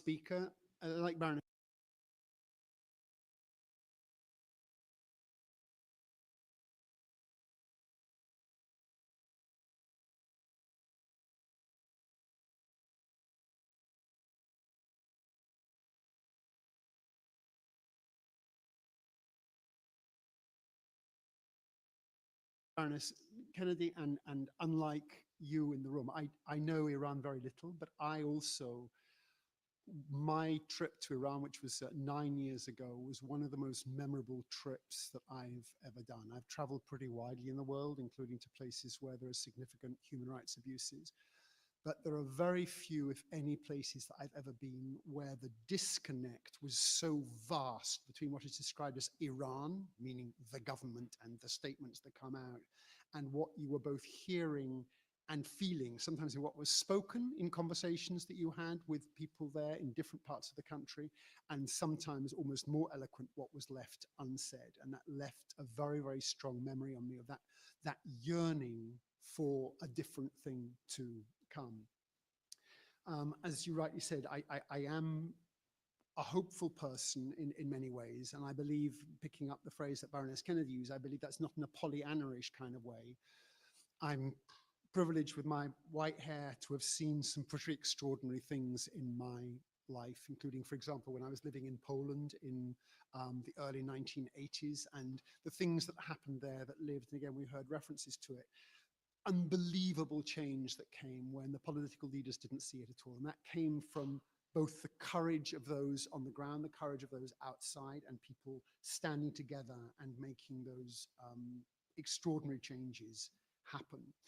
The Polish author Ryszard Kapuscinski, who I was privileged to know myself, he wrote a book which I'm sure many of you are familiar with, The Shah of Shahs, The Account of the Revolution, and has that amazing phrase in there about the zigzag to the precipice.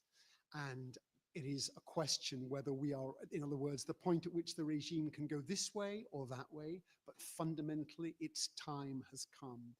That phrase written by Ryszard so many years ago has been so appropriate in so many contexts since then.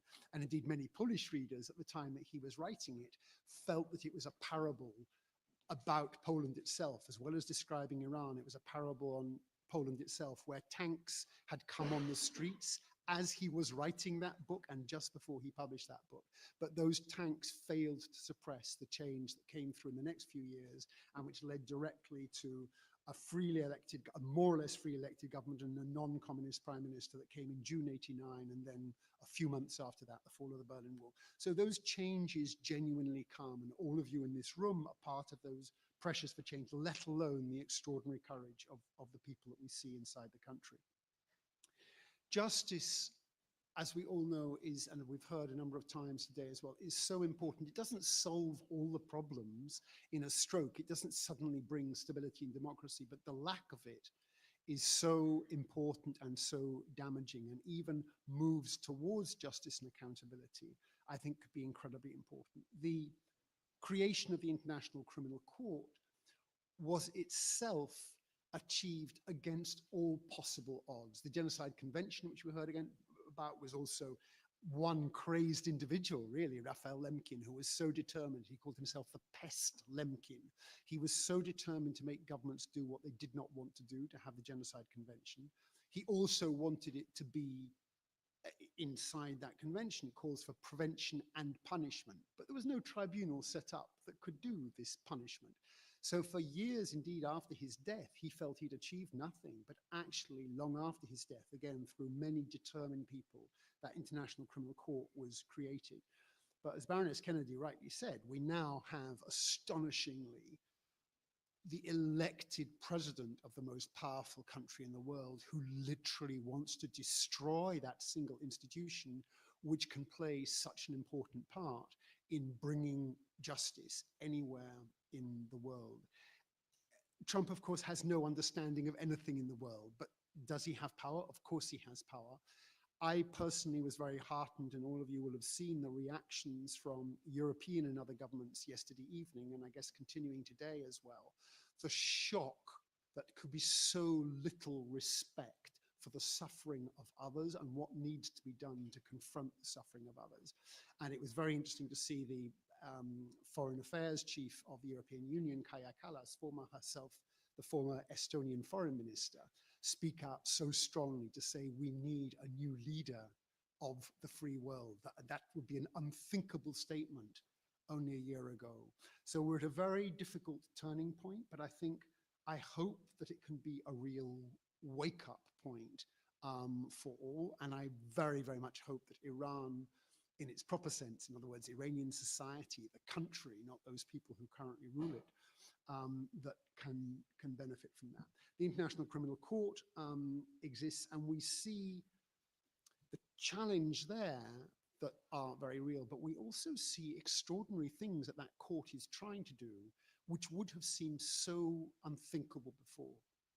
During the writing of the book that I've been writing for the past couple of years, so last year, shortly after he'd issued a request for arrest warrants, I met with the chief prosecutor, Karim Khan, and he has now done what would have seemed so unthinkable until just a couple of years ago. In 2023, he requested arrest warrants, which were quickly granted, for Vladimir Putin, the president of a country which is a permanent member of the Security Council. So one of the 5 most powerful countries in the world. Nobody saw that coming. I talked to so many people who said, well, that will never happen because the geopolitics make it impossible. But he, not just the prosecutor, but the judges who need to confirm that request for arrest warrants, said, yes, if these are the crimes and the scale of the crimes in Ukraine, that's what needs to happen. That was astonishing enough. Even more astonishing was that a year later, almost exactly a year later, he requested arrest warrants, and Baroness Kennedy referred to it. There was the advisory panel with herself, with the senior Israeli ambassador, former Israeli ambassador, who had been the head of the Yugoslavia War Crimes Tribunal himself. There was an advisory panel, there was the request, and then a full 6 months later, they took a lot of time, quite rightly, the judges unanimously confirmed that. The idea that there could be arrest warrants for the prime minister of the government, which is America's best friend, that is truly, truly extraordinary. The pushback, in some senses, is unsurprising. And I asked the prosecutor about the challenges of that, and he quoted Shakespeare's King Lear to me. I'm about to read it because I'll never remember it. He quoted it verbatim to me. He recited to me these words from King Lear. Robes and furred gowns hide all. Plate sin with gold, and the strong lance of justice hurtless breaks. Arm it in rags, and a pygmy's straw does pierce it. So that's the old Shakespearean language, but as paraphrased quite rightly by Khan, was if you're poor and if you're weak, the law will come down on you. But plate that with gold and somehow you get a free pass. And what Khan was saying was, we need to confront that. Shakespeare already identified that problem in King Lear, that if you're rich and powerful as an individual or as a state, then you won't be touched if you've got the right friends. And if you haven't got the right friends, then you're little, and that's been a problem for longer than any of us can remember. And that's what needs to be addressed in so many different ways. Of course, Russia protected Syria, for example. That's why there was no referral to the International Criminal Court at the Security Council. But look what we've seen in Syria in the last few months. And a number of good friends who've been working on justice for Syria for so many years, I've been in exchanges with them, and they've been in Damascus, and they're saying it's incredible. Of course, all the challenges that we've heard of, but also those possibilities of change, and saying we are having grown-up conversations about the need for justice. And yes, Assad is now, quote unquote, safely in Moscow, but there are many others which are not, and who are now frightened, a mixture of universal jurisdiction, but also, crucially, that domestic trials may happen. So one organization that some of you may be familiar with, CIJA, the Commission for International Justice and Accountability, they had more than 1 million documents which showed the command responsibility, who was responsibility for the worst crimes. They've now got many more millions of documents, but they are actually able to use those documents. And just as the fact-finding mission on Iran, all of these things are for the longer term, and that patientness with the crimes of Syria, it now seems somewhere between likely and certain that there will be accountability for many of those people responsible. And I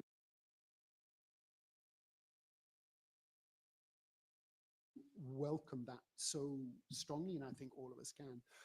International justice is important in the context of the International Criminal Court. Universal jurisdiction is important. Henry Kissinger described universal jurisdiction as judicial tyranny. And because, of course, he didn't like the fact that his friend Pinochet, the Chilean dictator, had been picked up in London and might have faced justice then. He didn't at that time, but there were pressures grew on Pinochet as well.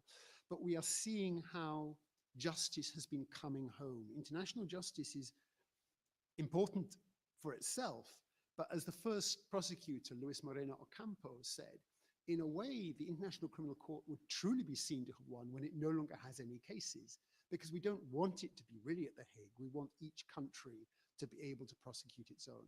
That can seem difficult for Iran at the moment, but I very much hope, and all of us in this room hope, that there can be possibilities, and we need to think about that, just as those in Syria and both inside and outside Syria believed, and many of those who were abroad, I met some in Berlin, for example, are now going back in order to make those things happen. Those kind of things are happening around the world. In Democratic Republic of Congo, we are seeing domestic trials happening where it was international before. Gambia, for example, there it's not so much domestic as regional, the possibilities of holding the worst people to account who've committed those crimes. So all of those things are happening in ways that seemed almost unthinkable or completely unthinkable before. In the past couple of years, we've had a mutual legal assistance treaty, it was called, which was, that was in 2023, it was agreed. The idea that somehow governments should work better in order to make these kind of trials possible. And just a few months ago, there was agreement in principle on moving forward. This is still a long way from it happening, but a treaty on crimes against humanity, a convention on crimes against humanity, similar on the same principle as the Convention on Torture or the Convention against Torture, the Convention on Genocide or Torture. Those kind of things are moving forward. And yet, at the same time, we have the most powerful leader in the world who is trying to stop all of these things. He hates justice for himself personally, as we saw in the past couple of years. He hates the idea of justice for his supporters who may have committed crimes, as we have also seen, and he hates the idea of justice for any of his friends. All of that is damaging to all of us. But I think that we can stand up against that, and I think that there is the possibility of change, and as described by others, but as I say, I have seen in so many different contexts personally, and I'm very deeply impacted by what I've been so privileged to see, is that the bravery and courage and determination of people in countries where it was an absolute given that things were not going to change, and then they actually did change. And I very much hope, as you all do, that that can be true of Iran as well, and I know that you will play an important part in that as well. So thank you.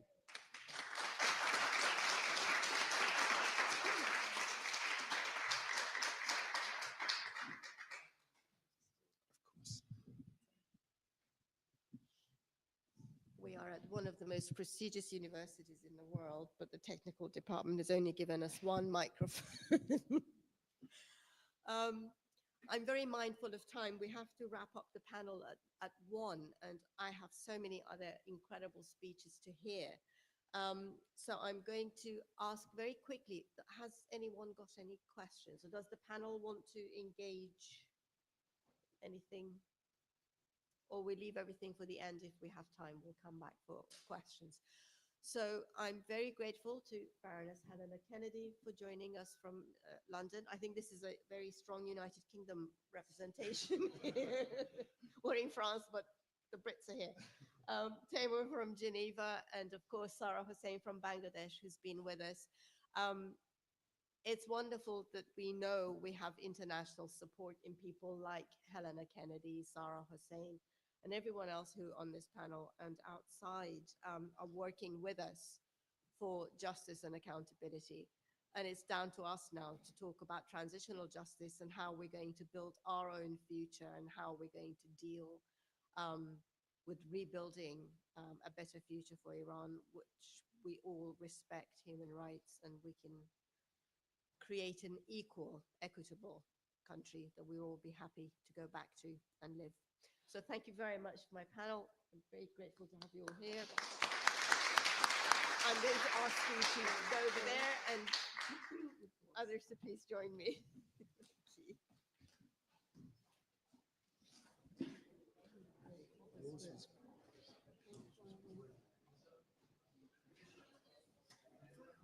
Allez, merci.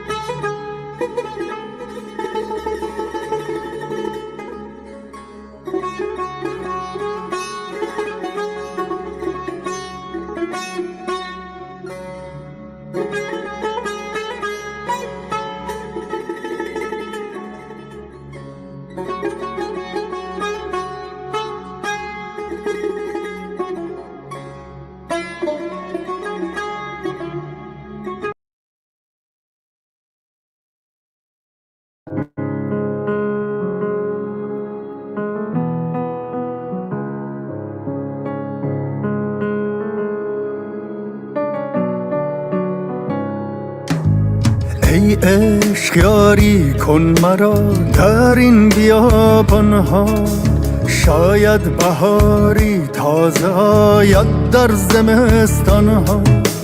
بر من ببار ای اشک غم، مردم ز تنهایی، آرام میگیرد دلم در زیر بارانها. خورشید وقتی زیر ابر تیره پنهان شد، افتاد دست نانجیبان گوی و میدانها. پیمانه ها خالی شد از شور و شراب عشق، بگسست از این بی کسی ها عهد و پیمان ها. آرام بود آن روزهای خوب و رویایی، ویرانه شد کاشانه ها از مشت طوفان ها.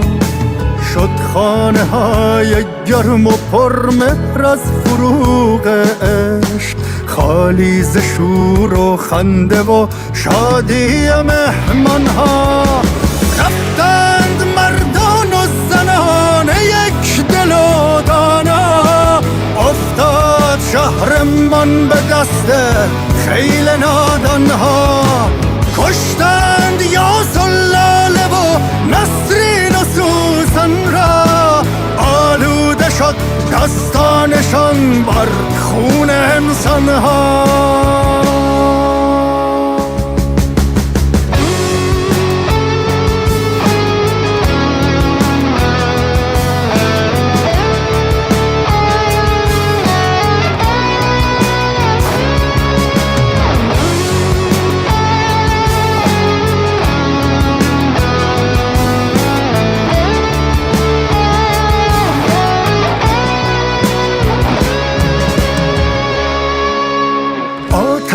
کنم بر این ابا امامه ها وقتی به پایان رسیده دیگر این تاریخ پالان ها آید به گوشم نعره شیران شهرآشوب حتی ز دور از کوچه ها و از خیابان ها آید به زودی نغمه و آواز آزادی پر می شود صحرا ز سوز و ساز چوپان ها با مهر فروردین رسد بی بهمن تیره حتی اگر تیری شود بر قلب آبانها خون می چکد از تاک سرخ این غزلهایم شعرم زند آتش به جان و قلب دیوانها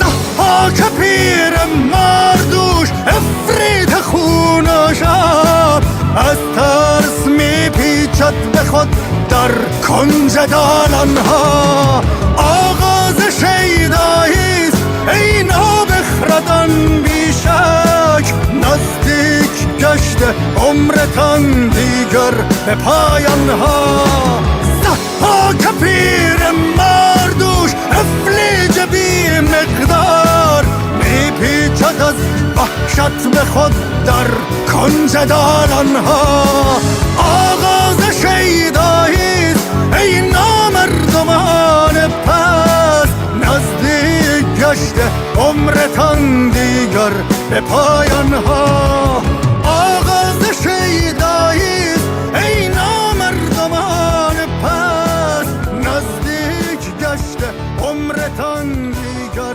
به پایانها آغاز شیداییست ای نامردمان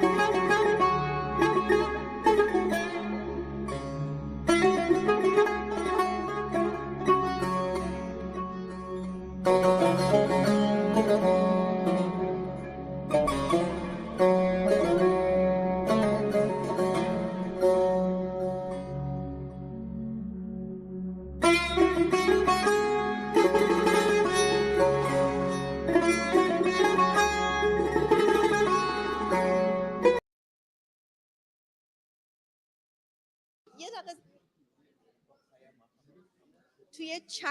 توی چت من براتون می نویسم چون صداتون رو درست من نمیشنوم سالن شلوغه.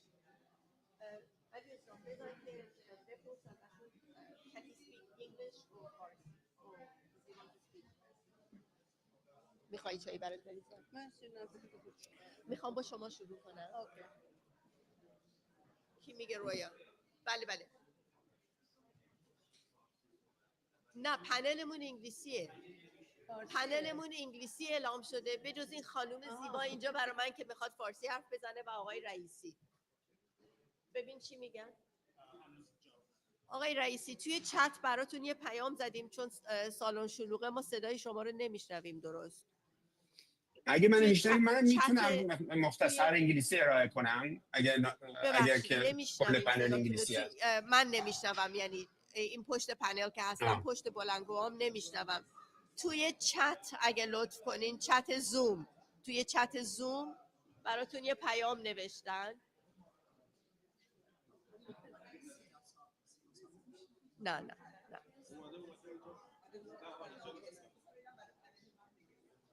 اوکی doesn't matter. من چیز میکنم که آقای رئیسی فارسی چون نمیشنوم که چی میگن فارسی صحبت میکنن. That's absolutely fine. مشکلی نیست. این ورتر بشینم. بله بله. اوکی perfect. مرسی. خیلی ممنون. All right. Are we all ready? Please, we're going to begin. آدم حاضری.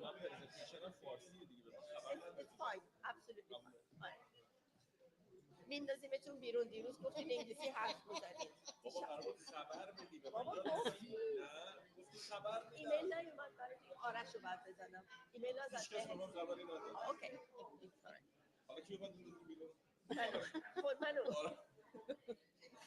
Okay, welcome back everyone. We're going to carry on, please.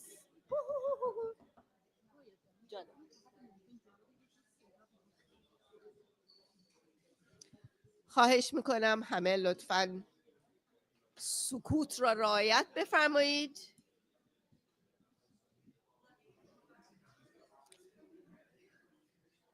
خانم شفیعی، خانم موسوی، thank you. میخوایم شروع بکنیم. Thank you everyone for coming. خانم ثابت داره شروع میکنه. Thank you everyone for coming back. I'm sorry that we're very pushed for time. We have to finish this panel 1 o'clock, but I'll probably, if we don't finish at 1, you're going to have to cut your lunches short because the next panel is at 1:30. I'm very happy to have amazing group of people here again with me in the second part of this panel. At the beginning of the last panel, we spoke about the fact that witness testimony and the power of giving evidence openly, publicly to what's happened. And of course, the world has heard about everything since in the last 2 years with what happened to Jina Mahsa Amini and what's happened in Iran since. But we thought it's important to remember that what's happened in Iran is not just a couple of years old. It's been happening for 46 years. And I'm happy to have Shahnoza Morattab here with us, who speaks German and Farsi. So she's going to speak Farsi and will translate in English. She's a survivor of the 1980s massacre in Iran. So she has this history. She knows what it's like to have lived and suffered under the Islamic Republic.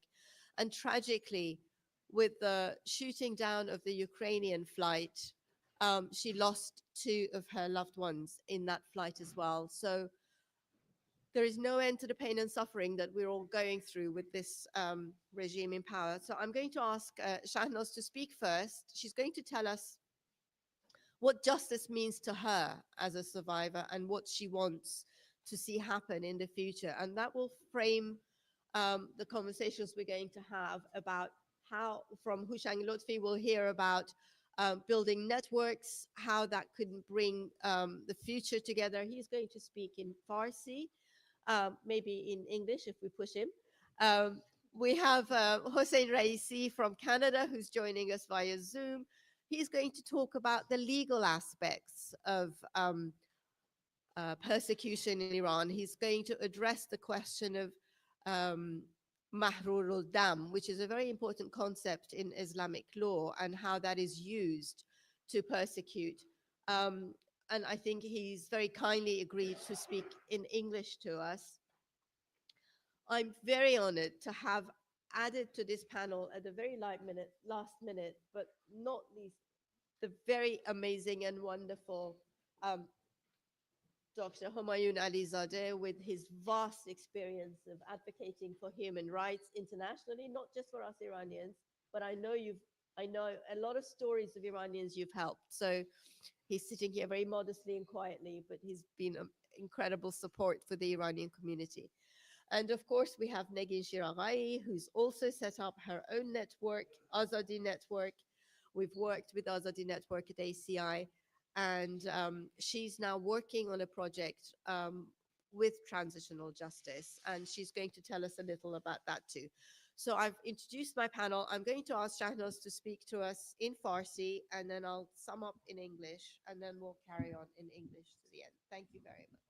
مرسی.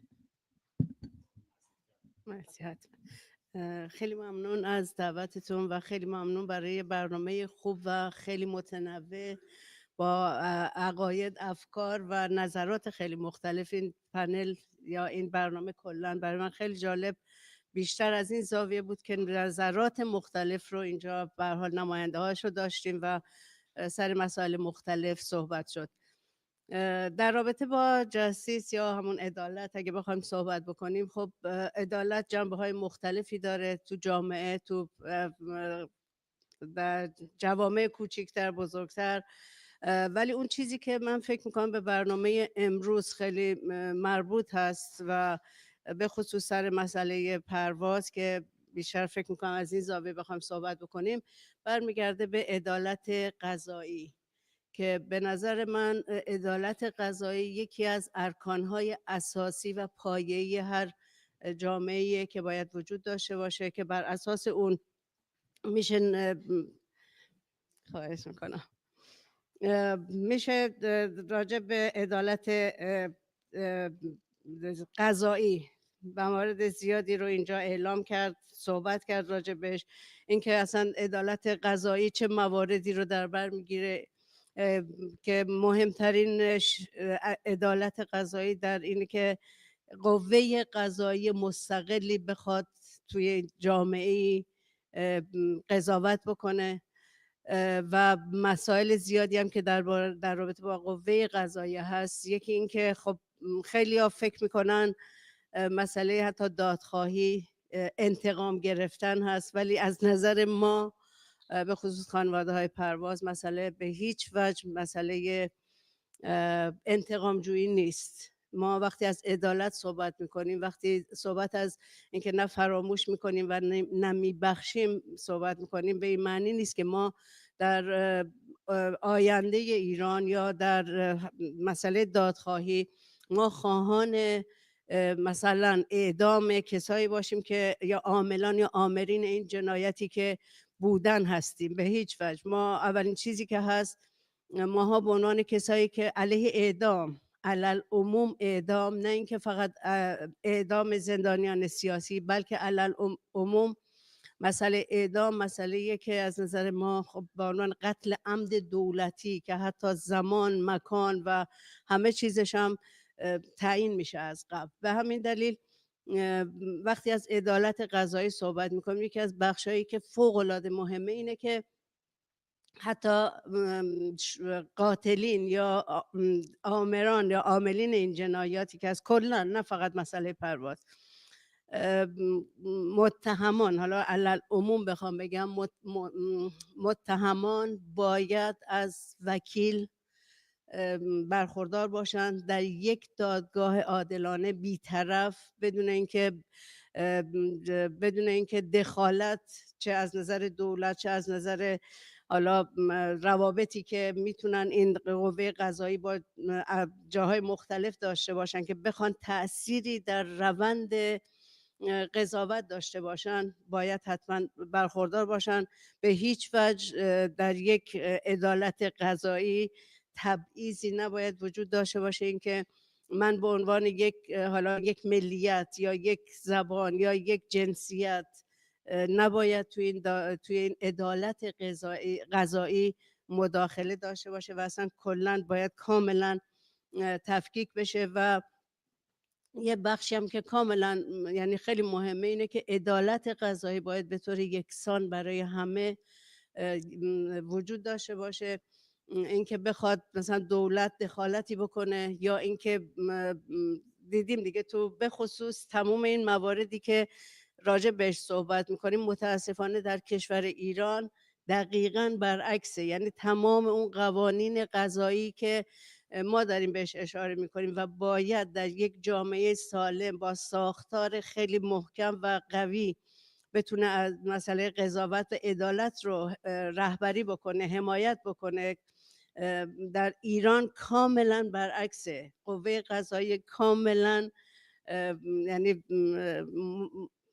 فرمایشی در اصل هست و خیلی مسائل دیگه هم از جمله تبعیضات، از جمله سفارشات، از جمله نمیدونم آقازاده ها و کلا مجموعه قضایی ایران مجموعه که کاملا با جوامع بین المللی و عدالت قضایی بین المللی کاملا متفاوته و این باید خیلی به نظر من مورد بررسی قرار بگیره که این مسائل حل بشه. یعنی اگه بخوایم در آینده ایران قوه قضایی مستقلی داشته باشیم و اگه بخوایم عدالتی اجرا بشه به طور واقعی، باید تمام این مواردی که الان هست باید توش رعایت بشه، باید کاملا مستقل از یک دولت، از جنبه های فرمایشی، از نمیدونم تبعیضاتی که وجود داره باید کاملا جدا باشه، مبرا باشه و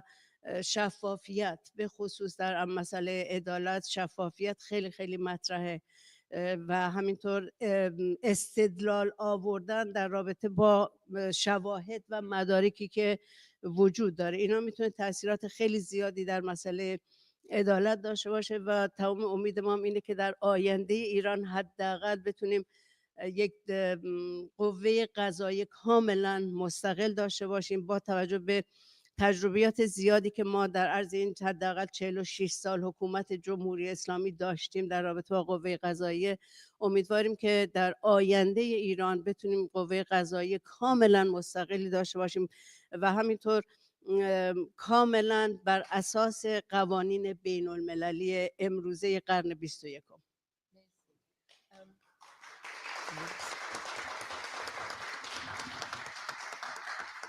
یک سوال ازتون میخواستم بکنم که عدالت برای شما به عنوان یک کسی که دادخواه هست چه چیزی شما رو راضی میکنه که عدالت اجرا شد برای اونهایی که باعث و بانی مرگ عزیزان شما بودن؟ چه چیزی شما رو راضی میکنه که حق اجرا شده؟ چه چیزی؟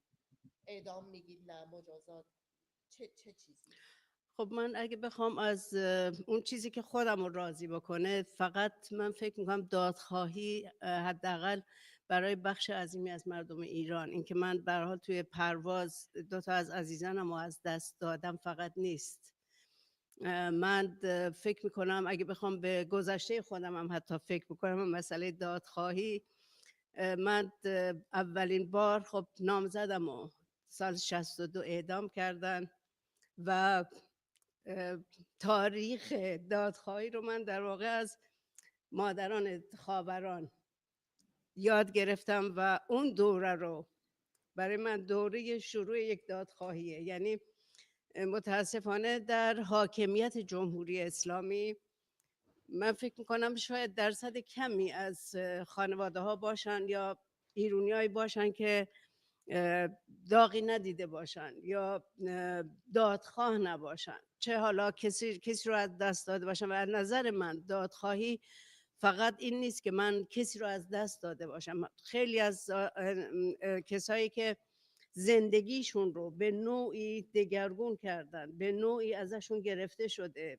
مثل حالا خانواده ها، اون خانواده هایی که 4 عزیزشون رو از دست دادن، خب زندگیشون تباه شده. دادخواه فقط اون عزیزانی که از بین رفته واقعا نیست، دادخواهی زندگی تلف شده تک تک ما هم هست. یعنی این موارد به نظر من مواردی که در آینده ایران باید خیلی به این مسئله رسیدگی بشه، نه فقط دادخواه کسایی رو که از دست دادیم، بلکه دادخواه بخشی از زندگی خودمون یا تک تک کسایی که به نوعی عزیزانشون رو از دست دادن. اینا هست و اون چیزی که من فکر میکنم و همیشه هم بهش فکر کردیم و بخش عظیمی از خانواده های پرواز به این اصلا معتقدن و انجمن روی این مسئله خیلی یعنی میکوبیم روی این مسئله. اون چیزی که ما رو راضی میکنه به طور واقعی یک دادگاه بیطرف در ایران آینده، ایران آزاد آینده.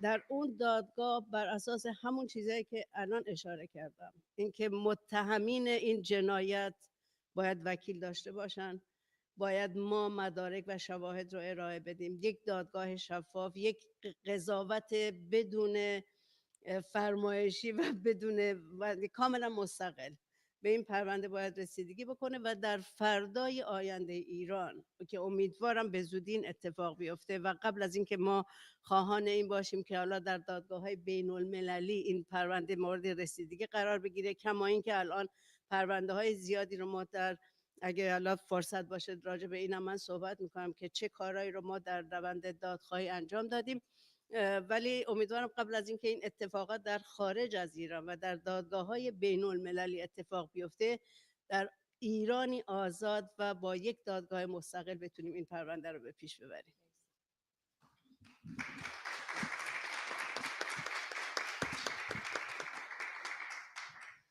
I'm just going to quickly translate a very powerful testimony that we've just heard. I asked what justice would mean to you, and basically before we can even approach international courts, it means that we could have free, independent, transparent prosecution in Iran where the accused, those who have ordered the murders and the atrocities in Iran, can be heard in Iran, not necessarily internationally, but at first in Iran. So she's advocating as a member of the family of the justice seekers. From the very early days of the revolution, she's lost her fiance and she's been a member of that family, seeking truth and justice. So basically, what would satisfy her and the people that she's working with is accountability, recognition that it's happened, responsibility for what's happened, and then a proper just prosecution where they also benefit from lawyers and barristers and an independent, indiscriminate, transparent legal system for the future of Iran that can address all of these things. Do we have a roaming in mic here? There is. It's your voice for the broadcast that is not being heard. There is one. Is Eva here? There is one.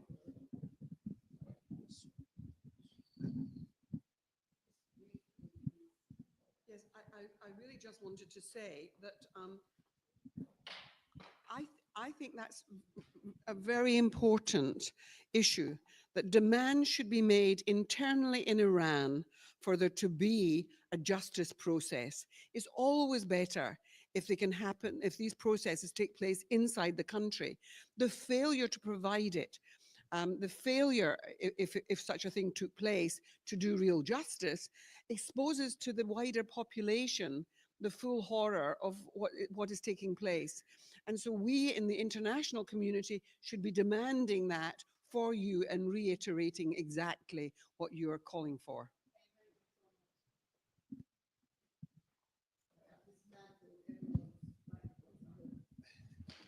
Cameras can still pick us up.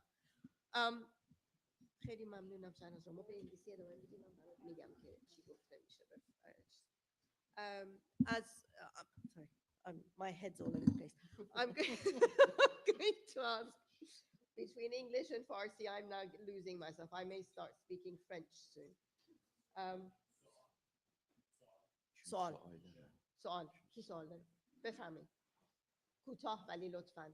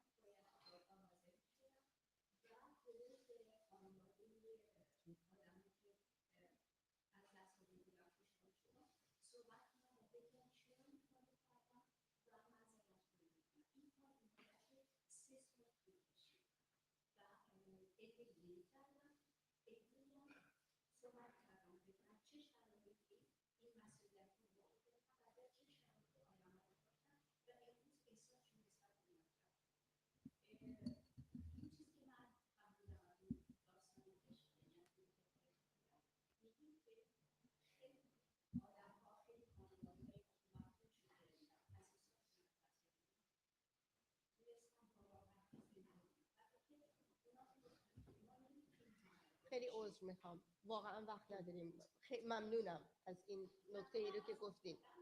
ممنونم، بفرمایید.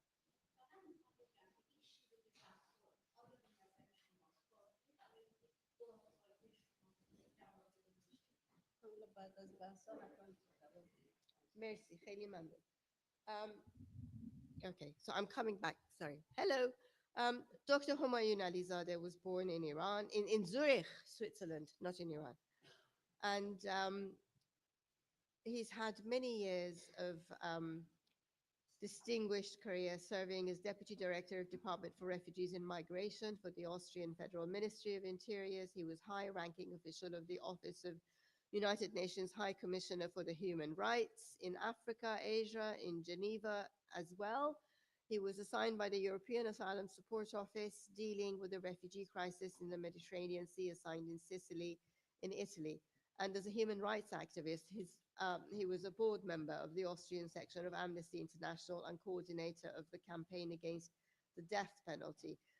He's got a very long, distinguished career here, but he's also set up, since Mahsa Jinaimini, he's also set up a human rights organization dealing with what's happened since then, and he's doing that, and I'm going to be very strict with time now, I'm sorry. I will be really brief. Okay. First of all, thank you very much for the invitation. First of all, I would like to start with a quotation of a human rights activist whose family members were killed after the revolution. Quote, "The most important precondition for establishing a new society in Iran is the complete break with the current and prevailing laws, ideology, and attitude which have systematically reacted towards political opposition and legitimate demands of the people with prison, torture, and executions. An Iranian society can only be free when the institutionalization of democracy, rule of law, respect for human rights, and social justice will be realized. It is not enough to bring those individuals who were responsible for gross violation of human rights to justice alone. It is also necessary to hold the entire system accountable, which is not only based on discrimination and injustice, but it also, for its survival, suppresses and eliminates the entire political opposition. This is the only way to prevent future absolutist governments from regaining power again." End of the quotation. Given the current situation on human rights and forward-looking perspective, I have brought some points. We have a widespread human rights violation in Iran, including in gender-based violence. We have a huge number of victims, but we have also a huge number of perpetrators. There is a prevailing culture of impunity, and there is no judicial system in Iran to address violation of human rights committed by state agents. The forward-looking perspectives, I have put here 4 points: victims recognized, perpetrators prosecuted, tried and duly punished, recurrence prevented, and rule of law, respect for human rights, and reconciliation realized. Definition of transitional justice in a very simple way is dealing with the past for a better future. I'm not going to details on the 4 pillars of the transitional justice, which composed of right to truth, the right to remedy and reparation, accountability, combating impunity, and guarantees of non-recurrence. I think the main point, which is very important to know, what is the main obligation of an any future government in Iran. I have put 7 points here. Sorry, I am.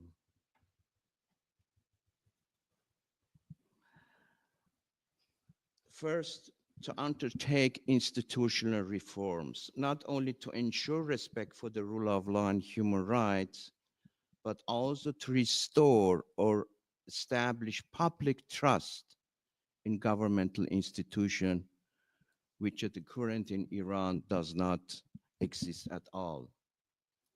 Second, to ensure that persons formally charged with individual responsibility for serious crimes or international law shall be suspended from official duties during the criminal or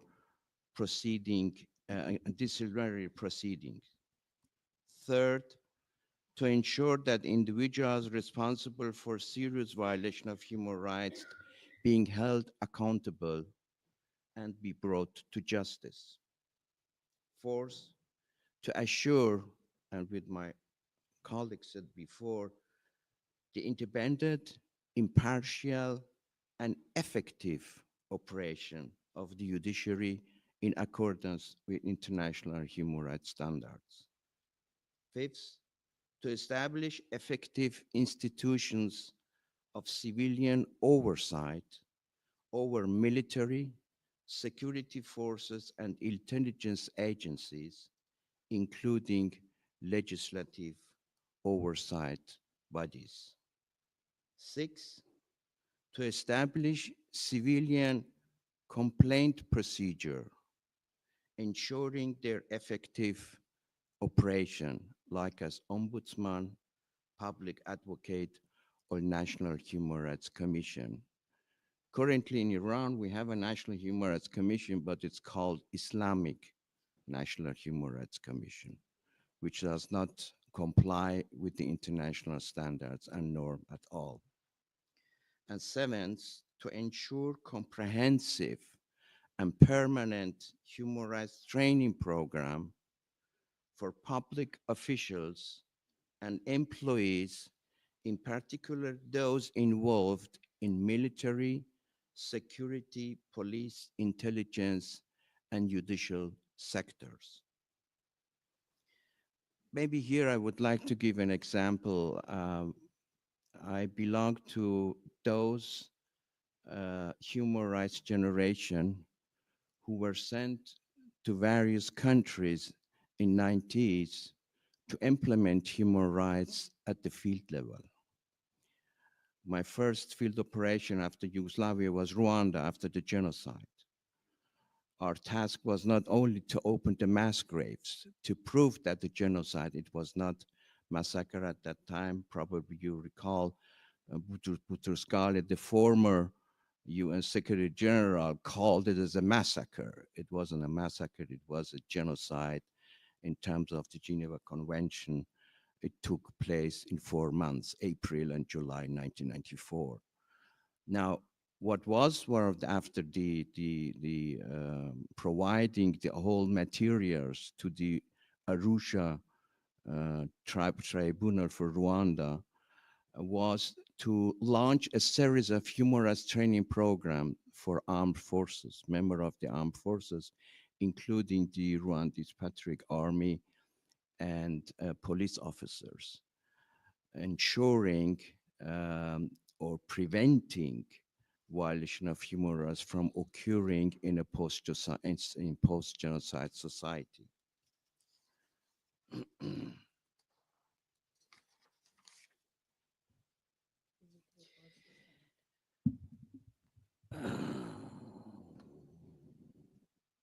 Yes, the last point is the proposed phase of 6 points.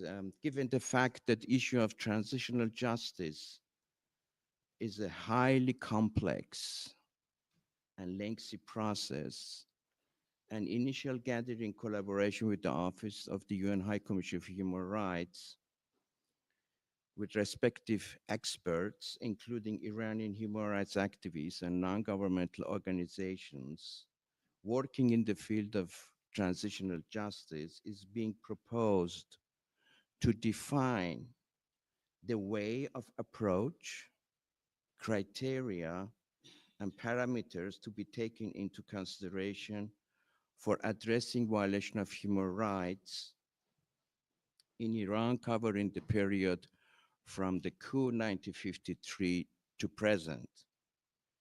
And they are as follows. One, from 1953 coup against the democratically elected government of Dr. Mossadegh to the Iranian Revolution 1979-1980. Second, from 1981 to 1988, marking the beginning of the systematic elimination of the opposition groups by the Islamic Republic of Iran. Third, the mass execution of political prisoners in 1988 massacres from July to September 1988. Fourth, from 1989 to 2009, including the fraudulent elections and the Green Movement protests. Fifth, from 2010 to 2022, covering the nationwide protest in December 2017 and November 2019, which led to a large number of casualties and injuries. Six, from September 2002 onward, beginning with the nationwide protest following the sudden death and murder of Mahsa Jina Amini on September 16, 2022 to present day. And a final epilogue. In a democratic future of Iran, there should be provisions relating to accountability and combating impunity in bringing the perpetrators of violation to account, whether in criminal, civil, administrative, or disciplinary proceedings that have to be incorporated into the future constitution, emphasizing the important role that should be played by an independent judiciary. Only through the rule of law, coupled with human rights-driven legislation and policy making, can human rights violation and abuses be effectively prevented. Thank you.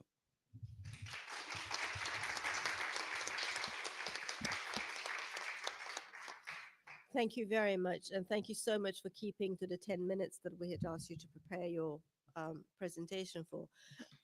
I think I should point out that Dr. Javid Rahman, the last UNSR, argued genocide and crimes against humanity from the 1980s to 1988 of what happened. It's in his last report. And he's argued legally very strongly, quoting articles of law, international law. So some groundwork has already been done in one of the phases of your proposed time. Thank you very much. I'm very grateful.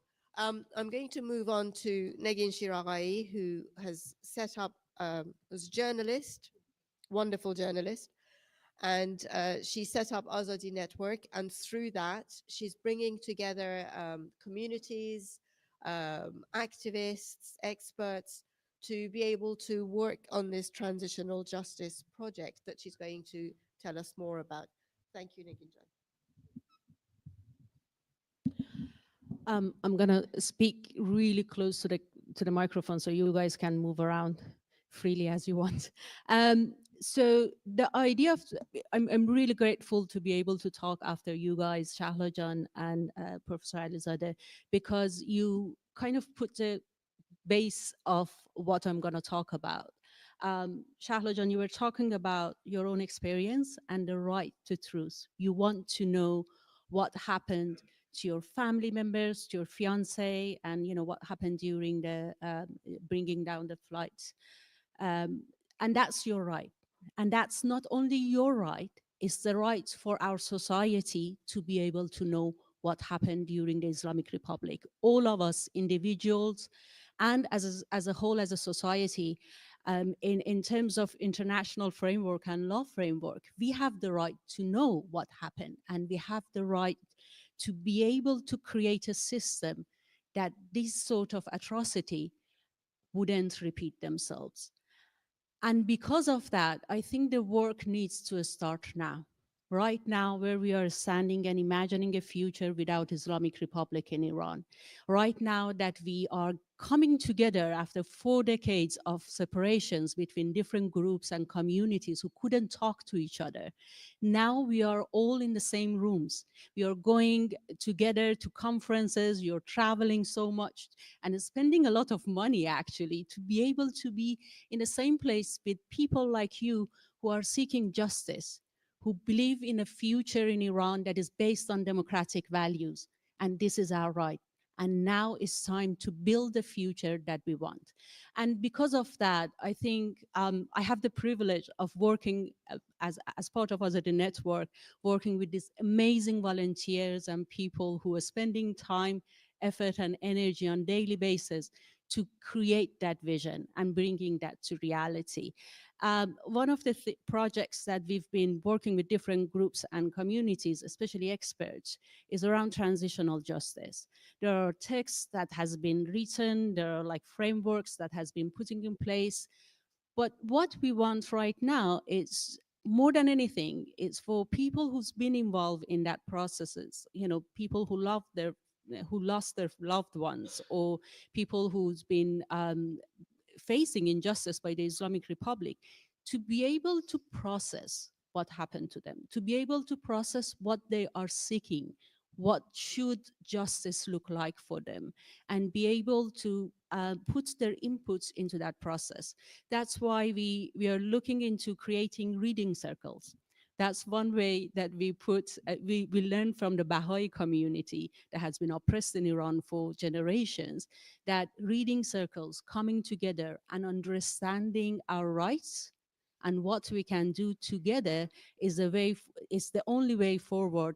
And it would internalize our learning and allow us to be able to, when it comes to the time that we are in the position of power, we're not going to repeat the same mistakes that Islamic Republic has done. And I think that not repeating part of it is the most important thing, that we have to put it in our fridge every day, looking at it and thinking, it doesn't matter where we are, because all of us is going to be in the position of power, even in our household, even in our society, the future Iran.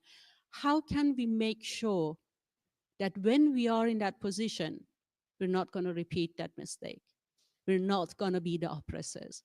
And that's one of the biggest worries that I have at the moment, because I know what we are against for. We are against our own dictators in ourselves. And until we face that dictator, we're never going to be able to face a dictator out there. I think that has been understood by the brave women of Iran, the younger generation who's been taken to the streets. When you listen to them, not the big men who are there and talking and taking the position and not telling the truth and trying to hijack the movement, but those young women, when you listen to them, what they're asking for is be able to live a life that in their society everyone is equal. It doesn't matter where you're coming from. It doesn't matter what religious you believe in. It doesn't matter even if you believe in God or not.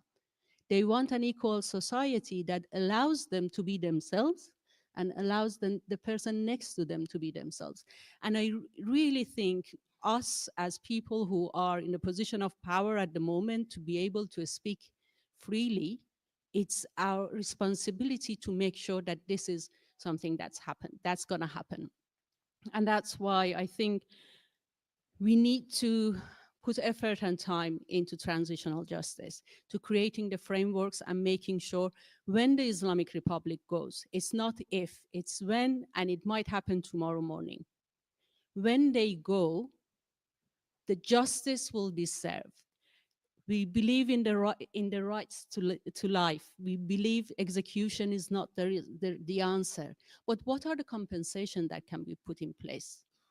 What are the frameworks that can be put in place that allows us to create a just society for everyone? That the Baluch women in Baluchistan have the right to go to a school, to choose their husband, to be able to have an economic independency in a community that takes that away from them. How can we create a society that in Kurdistan, the women are not killed by their family members? The honor killing is not going to repeat itself. And I think all of these different layers of injustice that happened through the Islamic Republic are part of our challenge for the future. Because one thing that Islamic Republic created really smartly is that they created a layer of distance between themselves and the oppression that they've been doing. Yesterday here, there was a talk about how even during COVID, the medical professionals weren't allowed to write down that the person died from COVID. That creates a challenge for someone, for the documentation that Dr. Alizadeh was talking about. When it comes to the fact-finding, creating tribunals after the Islamic Republic, these kind of lack of information and documentation is going to create a big challenge. Baroness Kennedy faced that a lot in the gender apartheid inquiry, that for the Iran part of the gender apartheid, it was really difficult to showcase the gender apartheid aspect of it, because the law in Iran has been changed in a sense that looks like Iranian women are going to universities, they have educations, they can be, whoever they want. But that's the layer that Islamic Republic have smartly been putting in place in different parts of the society and its own governing. And we need to think about that now and how we're going to address that issue. For me also, there is this issue of corruption. I really believe one of the biggest challenges we're going to face in creating a new government in Iran is around corruption and justice around that. We know for a fact how IRGC have been taking businesses, independent businesses and private sector by hostile takeover. How they've been imprisoning, threatening to death the business people in Dubai, in different parts of the world, to force them to obey and follow their rules and be corrupt as they are. So what's the procedures that we're going to put in place to make sure those businessmen can actually thrive in the future of Iran and not repeat the same mistakes? Also, I do believe there is another aspect of it, I'm going to brush through it, that is really important, and for me is environmental justice. What happened in Iran during the last 4 decades is atrocious. We are inheriting a country that is deprived from its own natural resources, and there's nothing for the next generations. Who's going to be responsible for that, and how justice is going to be in place for the future generation? I think that's a big question that we have to ask ourselves and start thinking about it. We don't have answers, we don't have solutions. We shouldn't. We should have circles that we sit together and we talk about it and we pass it on to the next generation. Hopefully they can find justice. Thank you so much.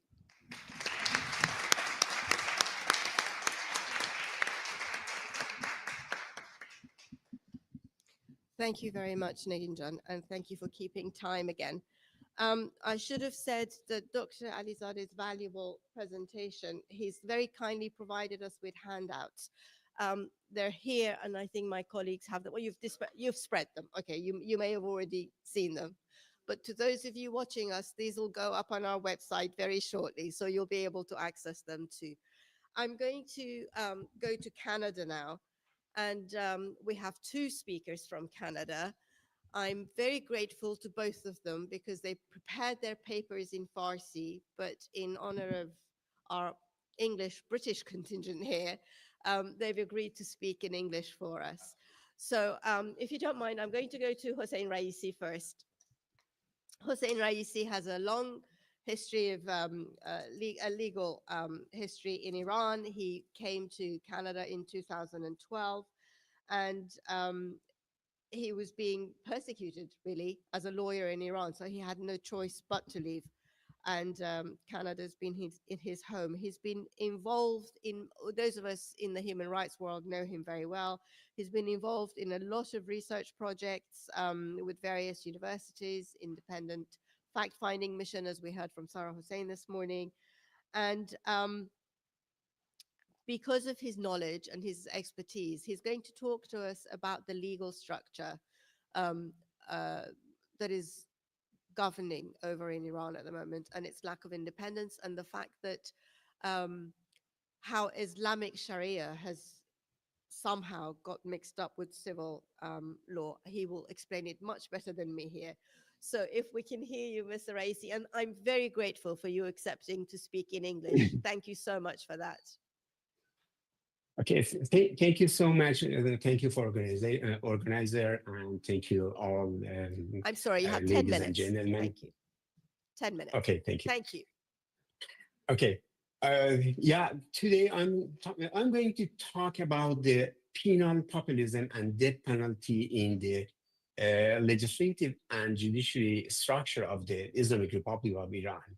I'm going to talk about this part and narrow down on the structure of the criminal justice system, because I'm avoiding talking broadly about the whole of the structure.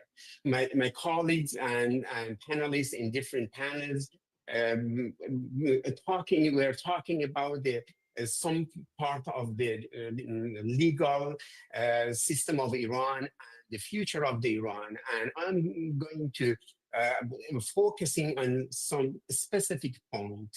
The main question of my research is, how can a just and fair judicial system grounded in human rights principle be established in Iran, free from populist behaviors and abolishing of the death penalty for all crimes? I'm going to exactly talk about the judicial system and justice process in two parts. First of all, criminal policy making, and second, judicial behavior. Criminal policy has a definite and direct impact on the fate of the country and its citizen and human rights. Judicial behavior also is a continuation of the legislative policy and lawmaking. This behavior must adhere to the standard of the fair and impartial adjudication. I focus on concept of the penal populism on purpose, because penal populism refers to an approach in criminal policy making that emphasize ideology, public appeal, and the use of emotions or evidence-based strategies. It often focuses on punitive measures, harsh sentencing, and zero tolerance policies, responding to public concern about crime and safety. Whereas human dignity-based criminal policy relies on scientific evidence and fair policy, emphasize crime prevention and the rehabilitation of offenders rather than solely focusing on punishment.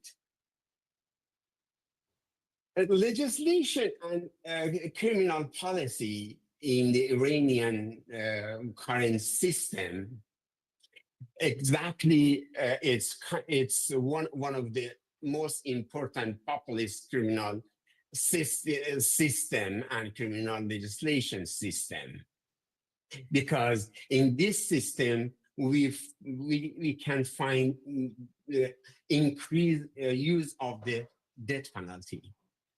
this part explore how populist criminal policies often aimed at gaining political support justify the use of harsh punishment, such as the death penalty.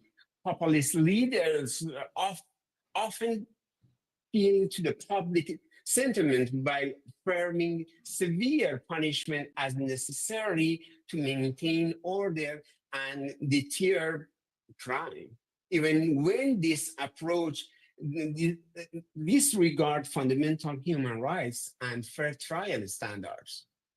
The increase in capital punishment under populist legislation often reflects a broad trend of using criminal law as a tool for political control rather than ensuring justice. Criminal policy making is shaped by penal laws, generally. One of the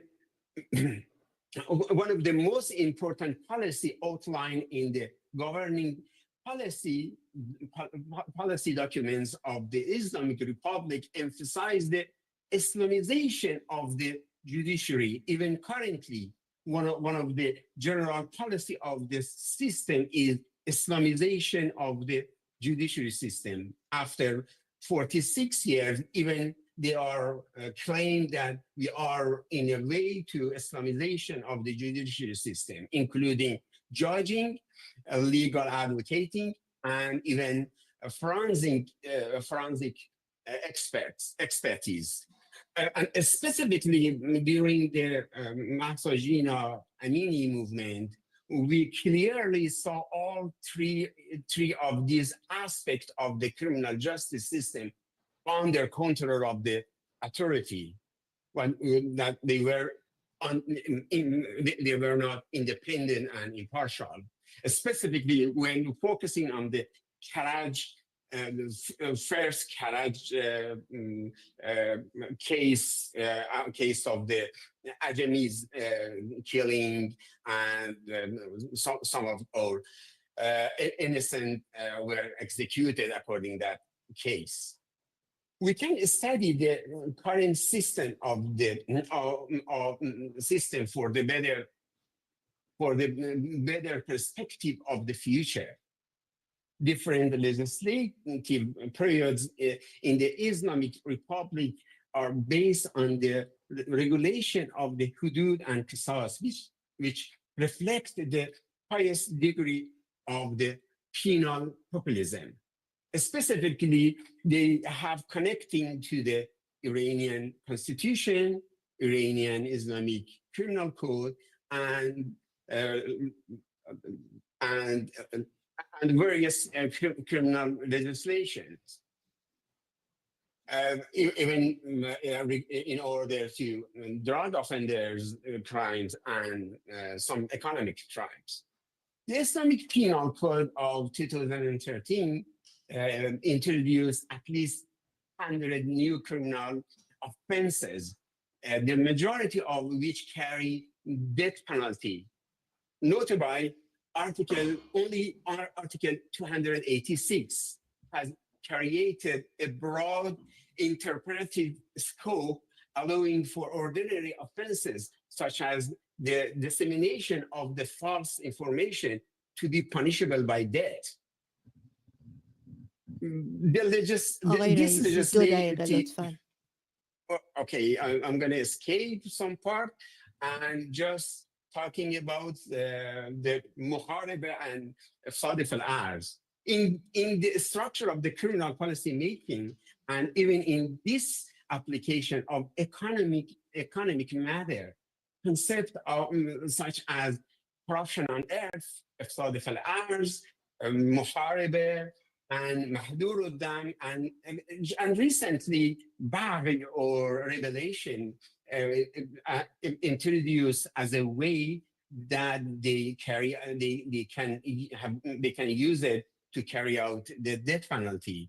And unfortunately, we are facing a specific ideologic and populist regime that have been using all tools against this, against to manufacturing enemies from intellectual and protesters and even LGBTQs and more.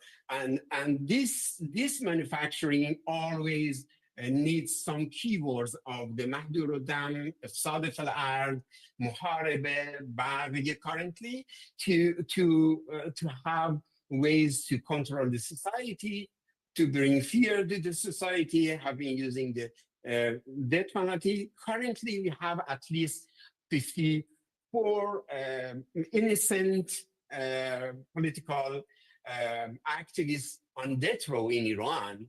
And unfortunately, we cannot do anything to ban the Islamic regime to stop that mass killing of the people through have been using the judiciary system. And the last, for the future of the Iran, it is essential for the opposition and Iranian intellectual to be working toward establishing a structure based on justice, fairness, and grounded in human rights principles, free from populist behavior. Legislation and the judiciary must be protected from populist noise and action. A structure should be created to protect individual and social rights. And we must have a constitutional court and a human rights court and the court. Crimes of the violation committed by individual in the government should be identified precisely, ensuring that justice is always upheld and people's rights are safeguarded.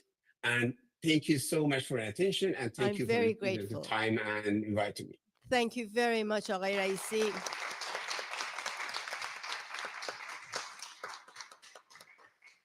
Again, I want to thank you for agreeing to speak English at this very last minute. I know your paper was prepared in Farsi. Thank you so much for your work here. I'm sure you all heard all the very important points that Mr. Raisi made here. So we're going to conclude the panel, and if I'm allowed, I may steal 10 minutes from your lunch break if to have any question and answer if there's anyone with some pressing questions. I'm going to finish with our last speaker from Canada. We've had a very strong Canadian contingent here. We've had a lot of speakers yet. Yes, and we still have some more to come. So again, I'm grateful to you two for agreeing to speak in English for me, although we failed to notify you in time. So you have to hold this.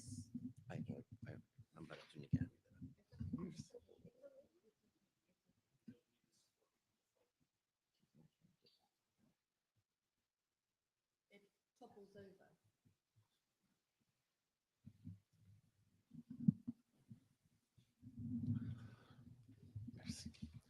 Well, hello, folks, distinguished guests. Thanks for joining us today. Everyone can hear me? Yes? Okay. Yeah? Okay, so it doesn't work. Does it work? Does this work? No. Oh, well, it doesn't work. Oh, now works. Now works. Okay, so in the past few days, we have seen a lot of speeches, great speeches from great people that they have been talking actually about the different streams or different parties, different thoughts, ideas, and philosophies in our movement from the day that Islamic Republic has entered Iran actually and invade our community and our country.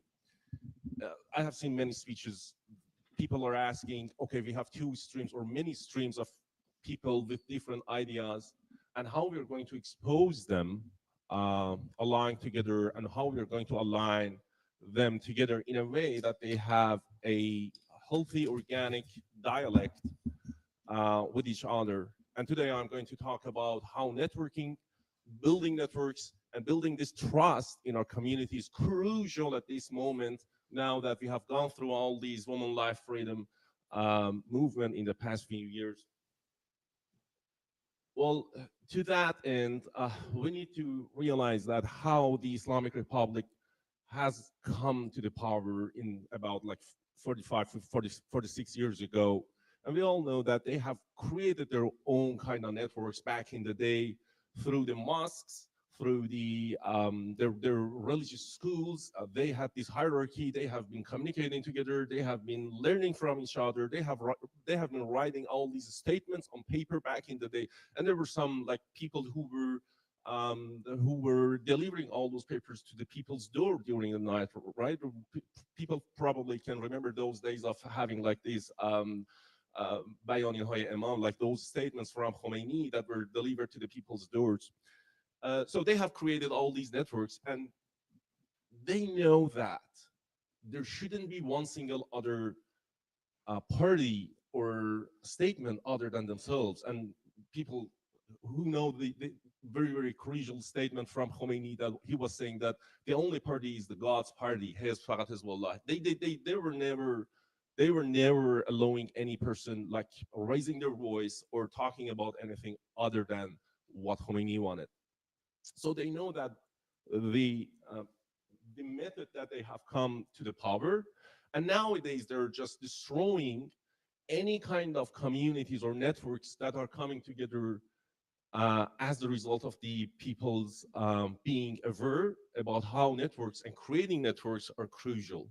You see, like as Negin mentioned, how they're treating Baha'is, because they're expert in creating networks, right? How they're treating Darwish, how they're treating other, like I would say, union teachers, laborers, nurses, how they're just destroying. Simply put it, let's say social workers. Like, what did they do with Imam Ali's community? They just simply destroyed it. They know that any kind of networks is crucially important to destroy them. They have done this through doing any kind of torture, massacres, executions. And even in the past few years, you have seen in the social media, they have put and deployed their utmost to just put people under immense pressure of all the opposition, and putting labels on them, saying that Nargis Mohammadi, yeah, she's so lefty, we don't love her. Nasrin, same. And you just simply can name them. Anyone in the jail, any of the opposition is just being like under burden of being labeled by the people who are just taking over taking over all this control in the social media and trying to just direct people's ideas. So they know that, and they implement this strategy of destroying all these networks wherever it is. But the question is, does the Islamic Republic coming from is it coming from a vacuum? Definitely not, eh? We know that. And where is it coming from? In my opinion, it comes from probably Eastern philosophy, probably from Eastern thoughts process, conventions, and all these power that has been inherited to all the men trying to just manipulate and control the underrepresented people of women, LGBTQ community, anyone in the community who was not actually in the same boat with men or conventionally with the philosophers. They were just being like ignored. And you know that, like in the second half life of Imam Ghazali, Kashif al-Ghatain Qajar, who else? Let's say Sheikh Saduq. All of these people have been trying to just push through people saying that the only thing is our heart, is our soul, our connection with the God, and please ignore your thoughts, your wisdom. And taking over the people's identity of woman or any person, taking away all of those identities through saying that you don't have any identity, you don't need any identity, you don't need even think. You want answer? Come to me. I have all these answers, and I'm connected to God. I'm connected to Imam Zaman. And you want a witness? Here's my pal sitting in here, and he can witness for me saying that, yeah, I'm connected to Imam Zaman. You don't need even to think. And we have seen even in our literature that a person with like white beards, not like me, but more white-ish, is all the time portrayed as a person who is wise enough, who is intellectual enough. In all the pictures, all the paintings, you have seen that it's being pictured in our literature that a person with old age is having the first say in the table. And never this opportunity has been given to the, I would say, young people. And all the time, the identity of these young people, LGBT community and ethnic communities has been ignored and never has been, and they have never had their own voice. We simply can remember that the campaign was running through like at the time of this movement of woman life freedom, there was a campaign, they were calling it, I'm giving my representation to someone to represent myself and go and talk with all these powers. It's simply nonsense. It's simply nonsense, because if you're hiring a lawyer, basically you're saying that I don't know how to represent myself. I don't have this knowledge. Please go there and talk for me and tell them what do I need. However, this was not the case, and nobody from these young people supported this campaign. You just realized that it was broken down like instantly, because those people wanted to have their voice heard. The LGBT community, the women community, the ethnical communities wanted their voice to be heard. And these guys didn't realize this. They thought that still is the time for having these representatives going to their, like lobbying for them in political situation. We know that lobbying is good, but it's not enough to have all the crowd supporting yourself on your campaign. So this is what happened, I would say, during the movement of woman life freedom. Now, what I'm recommending and what I'm proposing is kind of being loaned from the concept that Jim Collins has written in his book for the startups and all these companies, but I'm trying to loan kind of the concept to the social concept. The concept is, Jim Collins says, for any company, for any startup to start growing, they have a huge flywheel or gear at the heart of them, which is really tough to turn them. And it's not possible at the day one to turn that flywheel at the very early day. However, there are little tiny gears surrounding that flywheel, and that flywheel will start to just move by movement of those small gears. And once that flywheel is starting to move, then nobody can start it. Now, what I'm implying from that and how I'm going to apply it to the social concept is that, what if we put the concept of networking and creating networks at the heart, where you can see the green gear in there, and say that, okay, our proposed model is creating these networks, but we know that creating networks between all these diversified communities is not a simple task. But what we want to know is just, yes, there are other simple gears that we can put them together, hoping that the bigger gear will start rotating. I will say there are the smaller gears, including like building trust between the communities, creating or building the networks locally, and considering that this diverse community of Iranian people across the world. And I'm going to provide you with an example, which Negin 2 minutes, I'm almost done. And I'm going to provide you with this example of what Negin was talking about, learning from Baha'is communities in the past 46 years, what they have done and how they have created their own networks. Like, look at them. Their networks is like predefined, vertically, horizontally. It's already defined by them. Their election is free. They can vote to anyone. There is no candidacy. They're having like preset rules that the election is so, I would say, elite nowadays. And then kind of building and creating network has become part of their DNA.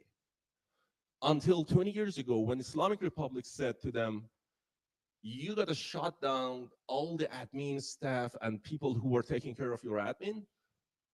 And their Universal House of Justice simply said, you know what? Nowadays, you have come to this stage that every single person of you can create their own network. So from now on, just gather with your friend, with your family, and just create your own network. Nobody can stop you. Everyone can create this network. So if we apply that small kind of concept, we'll see that there are other stuff and other communities in the world that we have from Iranians in many other countries, Germany, Sweden, Canada, that we have started the work already in Toronto about creating smaller groups of talking together and making this dialogue to happen. Like in Toronto, we have this, we are actually exemplifying this to gather with the people, not necessarily like-minded people, people coming from monarchy advocacy, people coming from left, people coming from radical right, sitting together and only talk. And we are going to start, and I'm recommending this to any person coming from any of countries, Sweden, Stockholm, sit together saying that we have one mission in Sweden, we have one mission in London, and that is just shutting down maybe Islamic regime's embassy or the offices of Khamenei, any community in any of these communities, right? So we can agree all on these missions, talk about that, and with that, the trust will build. People will practice the trust, and once that practice is trust, the gear will start to rotate, and the trust will again help people to just make greater networks. These networks can be connected with inside Iran. Sorry.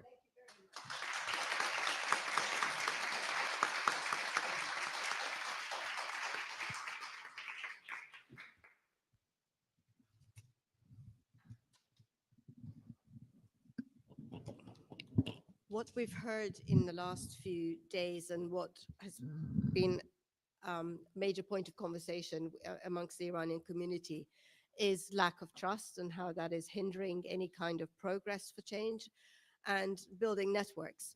So it's really valuable to finish with this idea, the suggestion that before we can even get to the idea of transitional justice, we should unite together and set up networks like Negin suggests and how it's been proposed, different methods. I'm very grateful. I'm sorry that we're not going to have a lot of time for any kind of meaningful discussion. I was hoping for a much better panel discussion. Forgive me for my bad time management. And I'm very grateful to you all. I didn't introduce Houshang Lotfi properly because I was so confused with microphones between Farsi and English. Houshang Lotfi is a lawyer and he's been working for a long time in Toronto, as he says, and he's a very well-known face in the Iranian community there. So thank you very much for your suggestions and for speaking in English. Are there any pressing questions? Because I'm being very quickly. Okay, can someone get the mic up to him, please? And then there's a question there, and that would be it, please. No, there's a question up there, up there. Up there.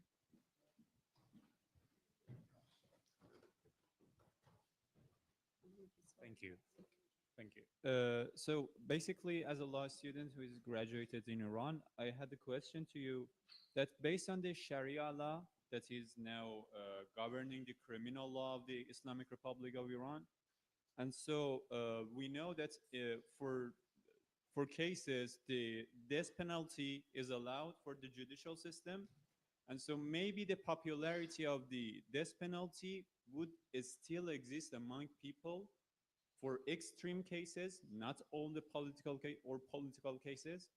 And so basically, if we say that's no to death penalty for human rights, how this would be compatible in the future of Iran, in the future legal system of Iran, when maybe the people would not support that, and we know that this is the human rights and this must be obeyed. Thank you. Thank you very much.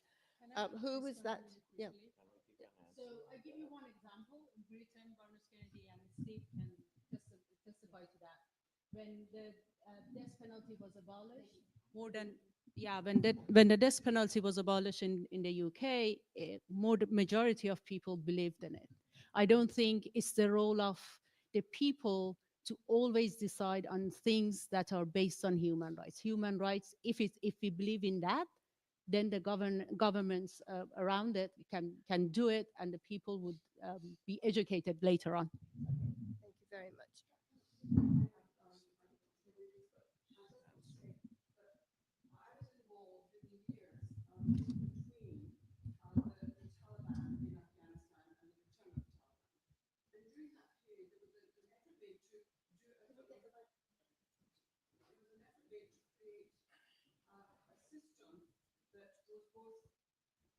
With both Sharia, but by introducing, first of all, a constitution that did give equal rights to women and so on. That I don't know whether there is already a constitution in Iran, so I can't speak about that. But one of the key things was to introduce certain conventions, UN conventions.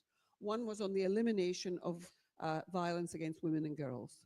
And by introducing that into Afghanistan, a number of us from the human rights community were able to argue for the creation of women's courts, and that women should be able to sit as judges, because women would not go in front of men and describe in some detail some of the things they experienced.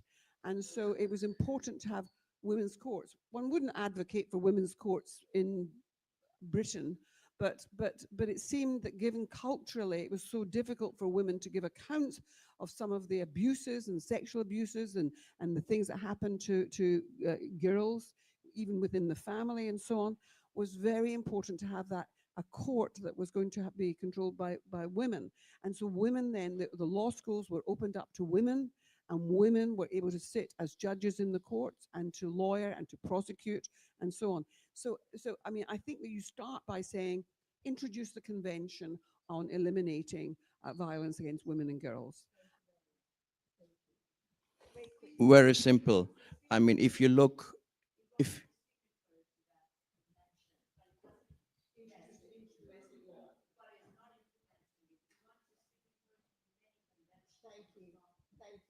if you look at all the countries in Europe that have abolished death penalty, it's the partisan article of the Constitution. And if you want to change the law, you need a 2/3 majority in parliament. So that means this penalty is an emotional stuff, when especially comes to a violation against the children or rape of a young girl and then murdering of this girl.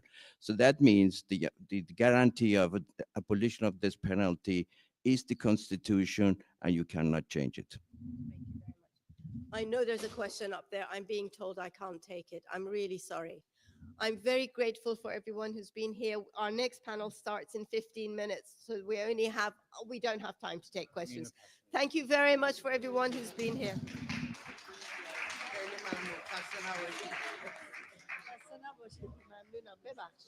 من گفتم چون یه رو دیگه پنل بعدی باید شروع بشه. عذر میخوام.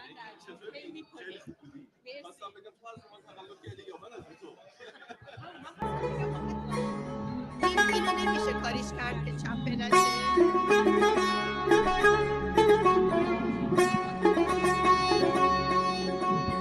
نمیدونم این نمیشه اینجوری.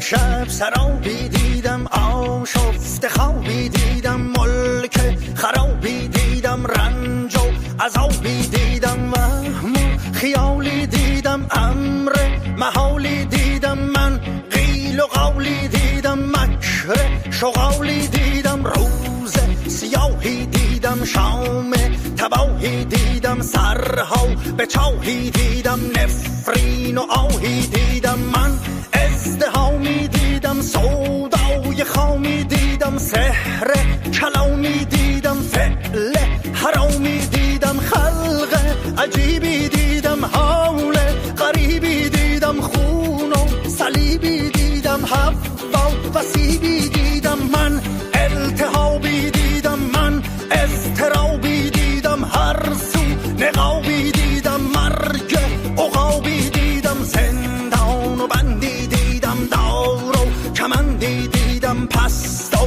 بلندی دیدم، 30 سال و اندی دیدم، داغ و درفشی دیدم، افتاد رخشی دیدم، من آذرخشی دیدم، گریان بدخشی دیدم، اوج و حزیزی دیدم، چشمان هیزی دیدم، من تیغ تیزی دیدم، قتل عزیزی دیدم، از نو حبوطی دیدم، از نو سقوطی دیدم، دام و بلوطی دیدم، من قوم لوطی دیدم، خشکیده باغی دیدم، خاموش چراغی دیدم، دست چلاغی دیدم، شیخ الاغی دیدم، مهنت سرایی دیدم، جور و جفایی دیدم، زشت اجتماعی دیدم، حرص جماعی دیدم، فصل خزانی دیدم، ظلم ایامی دیدم، آه و فغانی دیدم، من شوکرانی دیدم، فقر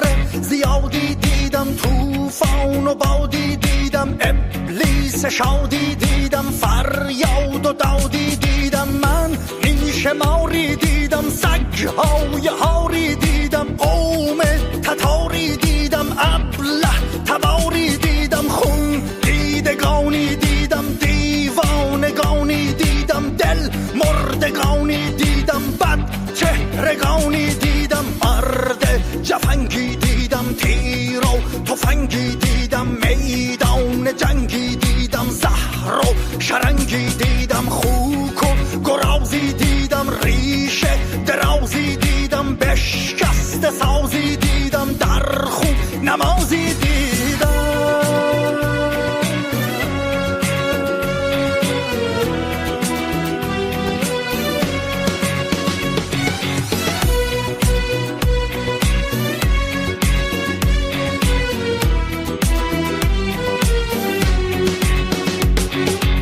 یاری اندر کس نمی بینم، یاران را چشم، دوستی کی آخر آمد، دوستی کی آخر آمد، دوست داران را چشم، شهریاران بود و خاک مهربانم این دیار، مهربانی کی سر آمد، مهربانی کی سر آمد، شهریاران را چشم، 100,000 گل شکفتم، بانگ مرغی بر نخواست، عندلیبان را چه پیش آمد، هزاران را چشم، حدیثی دارم، چشمان خیسی دارم، شعر نفیسی دارم، لحن سلیسی دارم، بنگر چه حالی دارم، قصد جدالی دارم، من شور و حالی دارم، تقدیر و فولی دارم، در سر هوایی دارم، بانگ صدایی دارم، در دل نوایی دارم، من نی نوایی دارم، صبح پگاهی دارم، از نو نگاهی دارم، دیده به راهی دارم، فرخنده ماهی دارم، من آفتابی دارم، شمشیر نابی دارم، روز حسابی دارم، خشم و عذابی دارم، شیر ژیانی دارم، گرز گرانی دارم، راز نهانی دارم، شوری دجانی دارم، من خون فشانی دارم، آتش فشانی دارم، رستم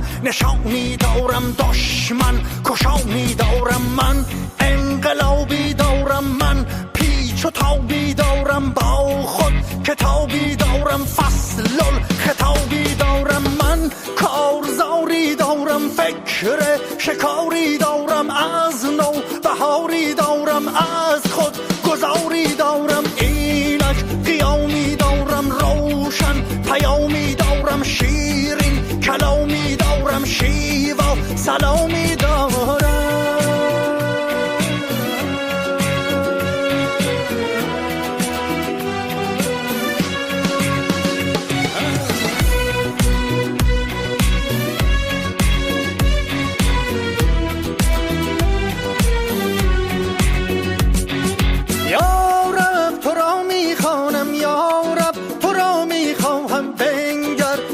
تنها ماندم، یا رب تو را می جویم، یا رب تو را می پویم، اکنون بیا در آغوشم، من بذر پاکی خواهم، پاکیزه خاکی خواهم، انگور و تاکی می خواهم، جام شرابی خواهم، جوی پرابی خواهم، عطر گلابی می خواهم،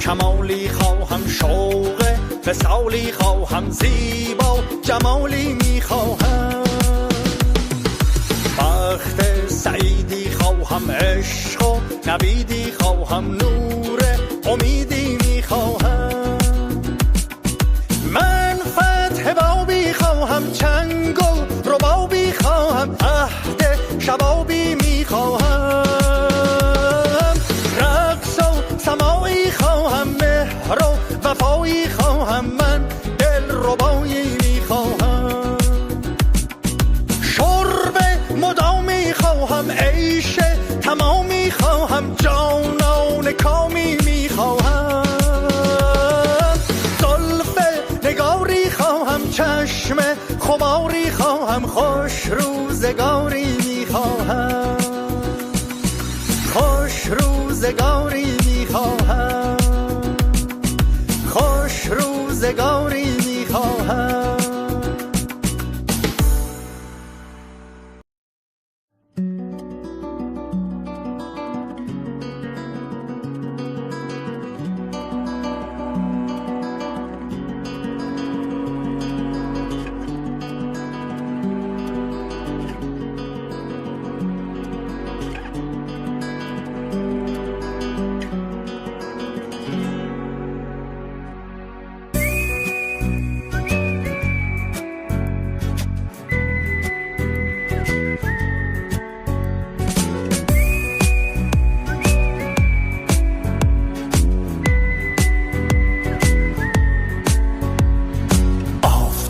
کمرمق اقتدار سایه ها، ابرهای تیر فام، ریزش ستاره ها، های و هوی جغد شب، یورش کلاغ ها، عصر بیشعوری و منطق الاغ ها، دست های پشت پرده دشمنان نابکار، اتحاد گرگ ها، طعم تلخ روزگار، ناله های سینه سوز و گریه های مادران، قتل عام بی دلیل 67 خاوران، جوخه و تناب دار، قررش تفنگ ها، لخ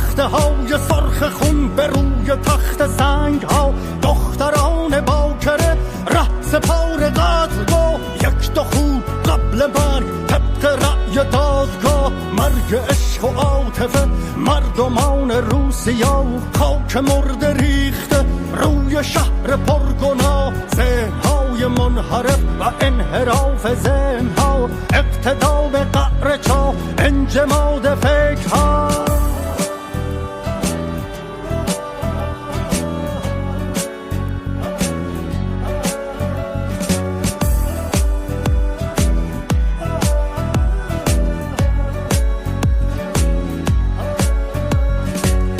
چالش گرسنگان رؤیت هلال ما سرزمین حسرت و عذاب و درد و رنج و آه قلب‌های آهنین انفجار عقده ها زندگی شیک خائنین و سرسپرده ها قتل های مستمر و دولت بی اختیار سیر جانی فروهر و فری و بختیار زنده زنده سوختن آخرین سکانس رکس بازجوی ترانه با شکنجه های سکس سینمای ارزشی بر مدار لودگی فیلم های پوچ و مبتذل رواج هرزگی مطربان خودفروش دست بوس هر رئیس خوش صدا و خوش ادا و خوش لباس و کاسلیز ورزش سیاسی و سیاستی پر از درو زنده باد مرده باد متصل صدای بوق چنگ های زرگری خوک سبز یا بنفش رای گیری به زور داس و چک و شد درفش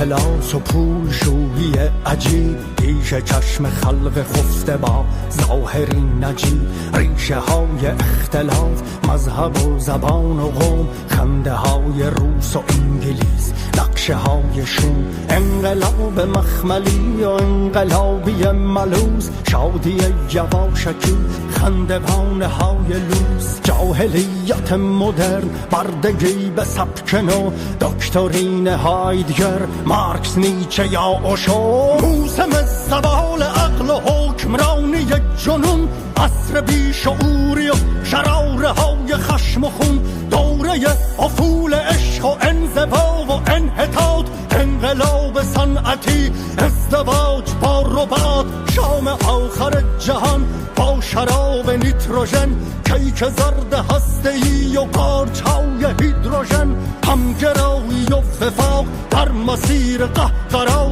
یک سقوط ناگزیر از ورا به ماورا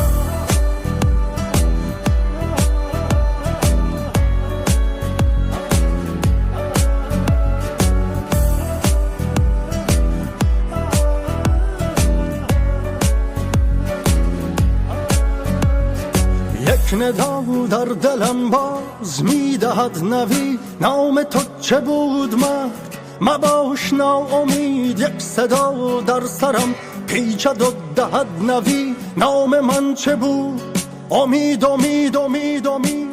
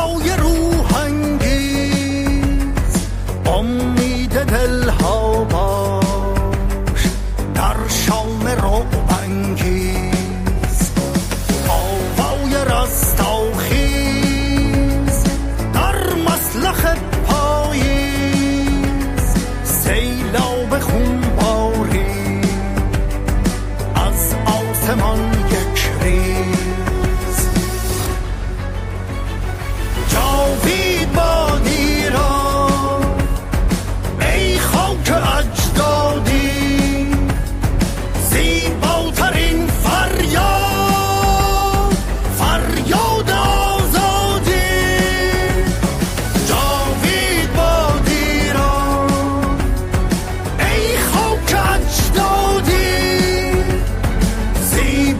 زیباترین رویا، رویای آزادی.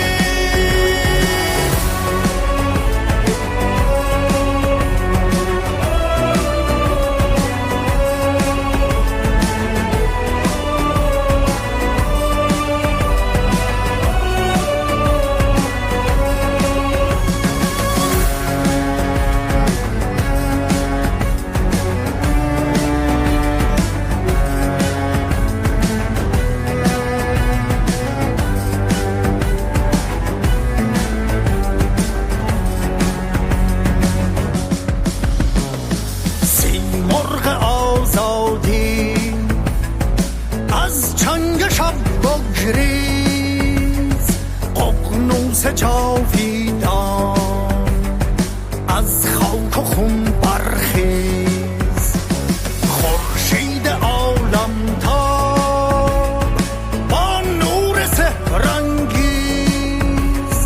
آلاله ها برویان زین خاک حاصل خیز.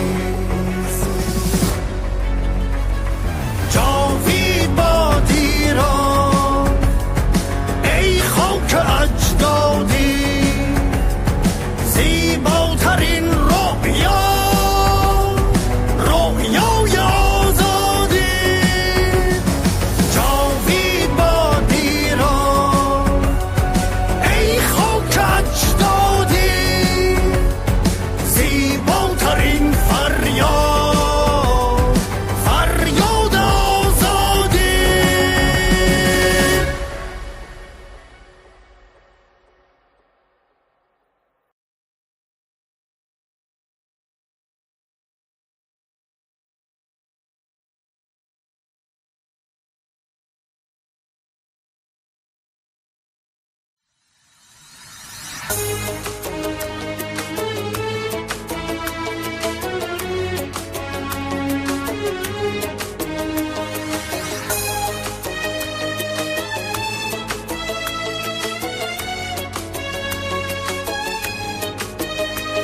ای شیخ فرومایه چه میپنداری، عمرت به سر آمد تو چه در سر داری. در ناصیت نور خداوندی نیست، در قاعدت رسم جوان مردی نیست. ای شیخ فرومایه چه میپنداری، عمرت به سر آمد تو چه در سر داری. در ناصیت نور خداوندی نیست، در قاعدت رسم جوان مردی نیست. در سیرت تو بارقه ایمان نیست، در صورت تو چهره یک انسان نیست.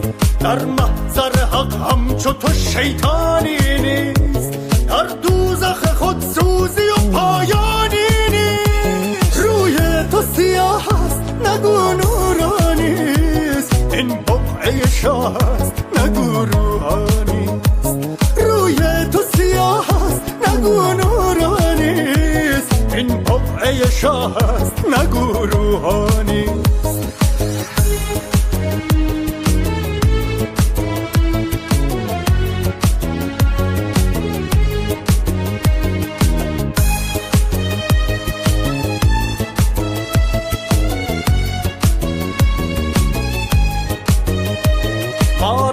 سر بریده میترسانی، با دست کجت ارمله میرقصانی.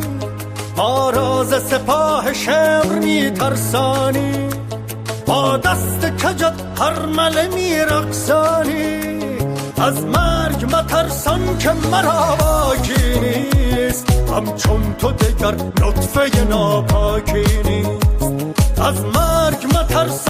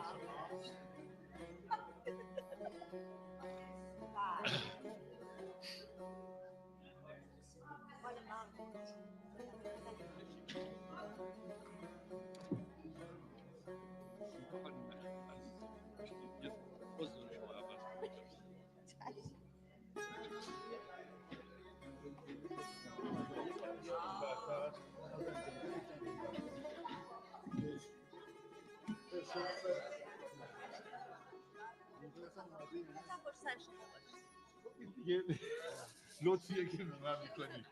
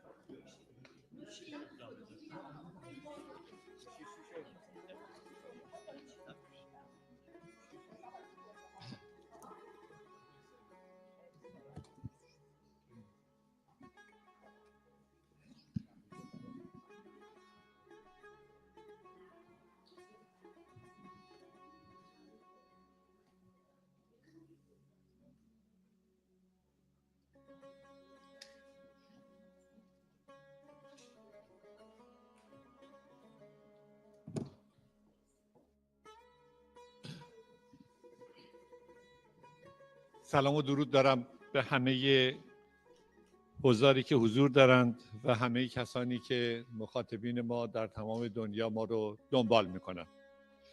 خوش آمدید به پنل رسانه ها و اولین نفر آقای دکتر احسان منوچهری، نوشتن روزنامه نگار، استاد دانشگاه من میگم که مدیر سابق رادیو RFI فرانسه و بسیاری پست های دیگر. در رابطه با رسانه های فارسی زبان برون مرزی و نظام رسانه‌ای جمهوری اسلامی.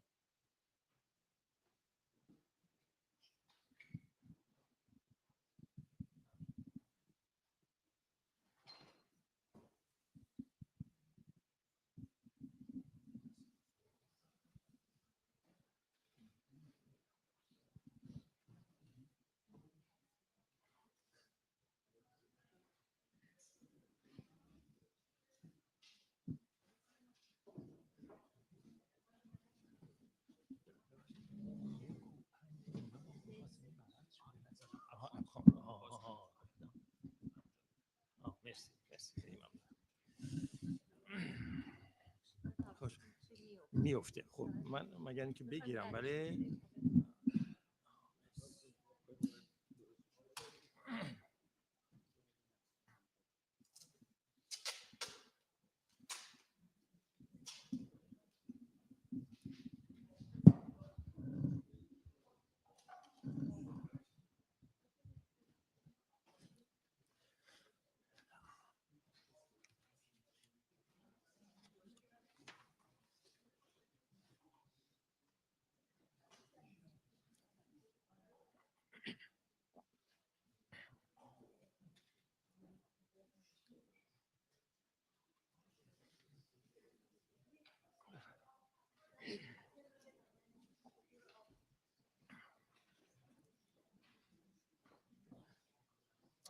هر وقت بفرمایید خواهش میکنم.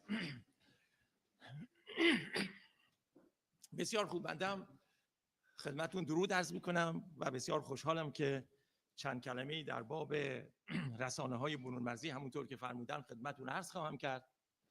اما با توجه به اینکه این گفتار در چارچوب کنفرانس بزرگتری صورت میگیره که به کارنامه 45 ساله جمهوری اسلامی میپردازه، چنین به نظر رسید که بنده هم باید به رسانه‌های برون مرزی در واقع در آینه سیاست خبری و رسانه‌ای جمهوری اسلامی بنگرم. چشم.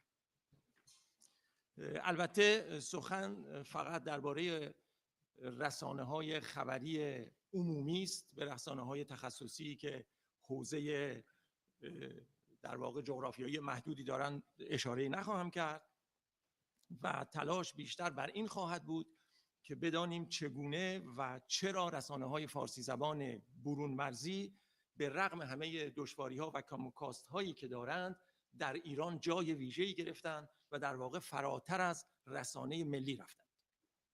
البته این که ما بگوییم رسانه‌های برون مرزی نزد شهروندان ایران جای ویژه‌ای دارند نیازمند آمار و ارقام خیلی جدی و مطالعات کمی و کیفی فراوانی است که متاسفانه اطلاعات بسیار زیادی در این مورد منتشر نشده و آنچه که در ایران انجام گرفته گاه چنان که باید روشمند نیست و گاه چنان که باید اطلاعات اون به بیرون درز نکرده.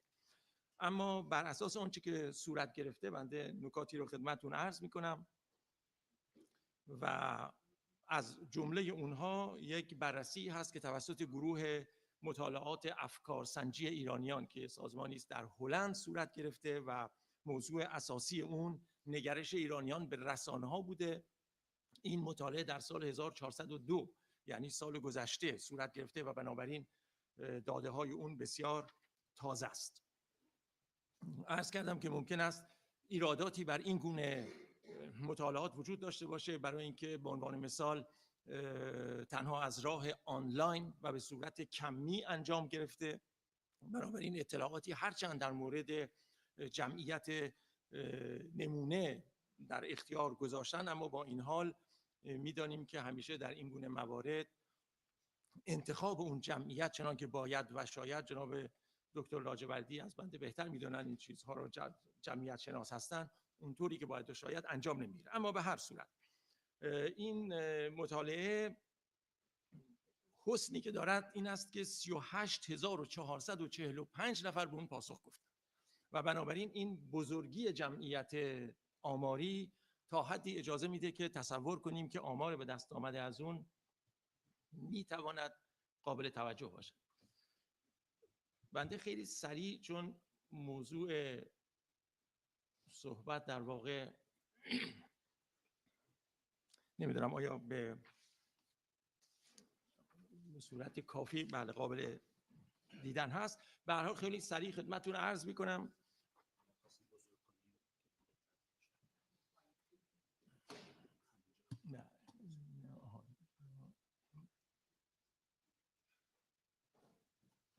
مرسی.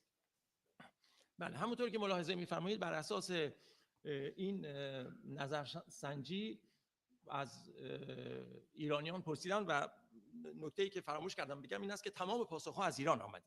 تمام پاسخ‌ها یعنی این 34000 خرده‌ای از ایران آمده. سوال شده است که از کدام منابع خبری استفاده می‌کنید؟ می‌بینید که بعد از شبکه‌های اجتماعی، و وقتی می‌گوییم شبکه‌های اجتماعی در واقع بخش زیادی از شبکه‌های اجتماعی همین روزنامه‌ها، رادیوها و تلویزیون‌ها هستند. شبکه اجتماعی به تنهایی معنای در واقع خاصی ندارد. بنابراین می‌بینیم که بعد از شبکه‌های اجتماعی که بدون تردید در اینها همین تلویزیون‌های ماهواره‌ای و رادیوهای دیگر هم وجود دارند، اخبار تلویزیون‌های ماهواره‌ای خارج از کشور و بعد اخبار تلویزیون صدا و سیما پس از اون خواهد اومد و هنگامی که در واقع میزان این دو رو با هم جمع می‌کنیم می‌بینیم که رسانه‌های خارج از کشور بسیار بیش از رسانه‌های داخلی در واقع در ایران مورد استفاده قرار گرفت. بخشید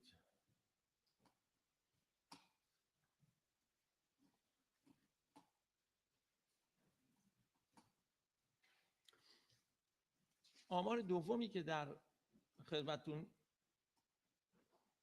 ارائه می‌کنم این است که تا چه میزان مخاطب رسانه‌های تلویزیونی یا رادیویی هستید. و در اینجا می‌بینید که ایران اینترنشنال، منوتو، بی بی سی فارسی در واقع سه شبکه‌ای هستند که بیش از همه در ایران مورد استفاده قرار می‌گیرند. صدا و سیمای جمهوری اسلامی در مرتبه 4 قرار می‌گیره و بعد از اون صدای آمریکا، رادیو فردا و غیره هم در واقع جای خودشون را دارند. من خیلی سریع از اینها میگذرم چون اصل کلام بنده جای دیگری است. عرض کنم که در جدول بعدی به اخبار و اطلاعات کدام یک از رسانه‌ها تا چه میزان اعتماد دارید و باز می‌بینید اینجا ایران اینترنشنال، منوتو، صدای آمریکا، رادیو فردا، بی بی سی پیش از صدا و سیمای جمهوری اسلامی قرار می‌گیرند و بنابراین فقط میزان استفاده نیست بلکه میزان اعتماد به رسانه‌ها نیز در اینجا جای خاصی دارد.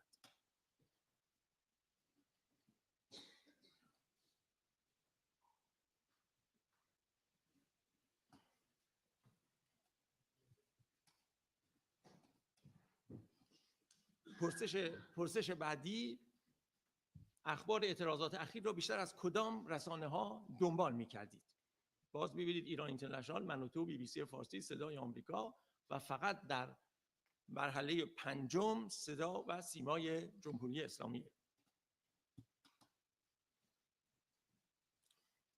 آمار و ارقام دیگری هم در واقع وجود دارد، مطالعات دیگری هم صورت گرفته که بنده به دلیل ضیق وقت در واقع از اونها صرف نظر میکنم. تنها خدمتتون میگم به سرعت که مطالعه‌ای هم توسط در واقع سایت فاکت نیوز صورت گرفته و این مطالعه در مورد کار خود اونها بوده. تنها یک پرسش در مورد وسایل ارتباط جمعی وجود داشته و در اون پرسش می‌بینیم که وقتی در واقع از کسانی که پاسخ دادن، البته تعدادشون بسیار کم بوده، خواسته شده که بگویند از چه منابعی استفاده میکنن، صدا و سیما فقط 4% در واقع مخاطب داشته میان کسانی که به این پرسشنامه پاسخ گفتن، در حالی که سایت های خبری خارج از کشور 44%. و بعد در خود ایران باز آمارسنجی دیگری انجام گرفته از سوی این بار آمار فکت و در اونجا پرسیدن فقط که شما از برنامه‌های صدا و سیما کدام یک رو می‌بینید و گوش می‌کنید. و این هم بسیار جالبه برای اینکه می‌بینید خبرهای یا برنامه‌های ورزشی 25%، فیلم و سریال 20% و اخبار فقط 11%. و بعد 34% گفتن ما اصلا نگاه نمی‌کنیم. به هر حال منظور من از همه اینها این بود که در واقع بگویم که تفوق رسانه‌های خارج از کشور بر رسانه‌های داخلی سخنی نیست که بدون پایه و اساس باشه و مطالعات نشون میده که رسانه‌های خارجی در داخل ایران نه تنها مصرف بیشتر دارن بلکه اعتماد بیشتر در واقع شهروندان رو جلب کردن. بفرمایید. بله. البته خب این واقعیت میدونید توجه بسیاری از کارشناسان رو در خود ایران هم به خودش جلب کرده. به عنوان مثال در روزنامه‌های ایران مطالب و مقالاتی در این مورد نوشته میشه. مثلا به عنوان مثال من 2 عنوان رو گرفتم. یکی این است که توفیق رسانه‌های فارسی زبان خارجی به دلیل ناکارآمدی رسانه‌های داخلی است، یا اینکه رسانه‌های فارسی زبان خارج از کشور اقبال بالاتری از صدا و سیما دارند.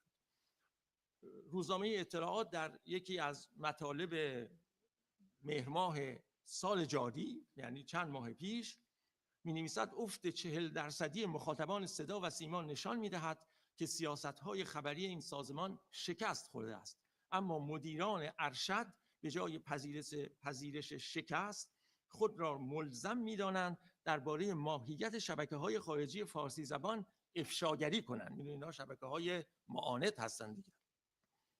آنان بهتر از توضیح دهند، یعنی مدیران شبکه‌های داخلی، مرجعیت خبری، چرا مرجعیت خبری از داخل به خارج مرزها انتقال یافته و مردم به جای دریافت خبر از رسانه‌های رسمی تلاش می‌کنند از مبادی غیر رسمی اخبار و اطلاعات رو دریافت کنند. حال که در واقع مشخص شد که رسانه‌های داخل کشور جای ویژه‌ای گرفتن، ببینیم که دلایل این وضعیت چیست.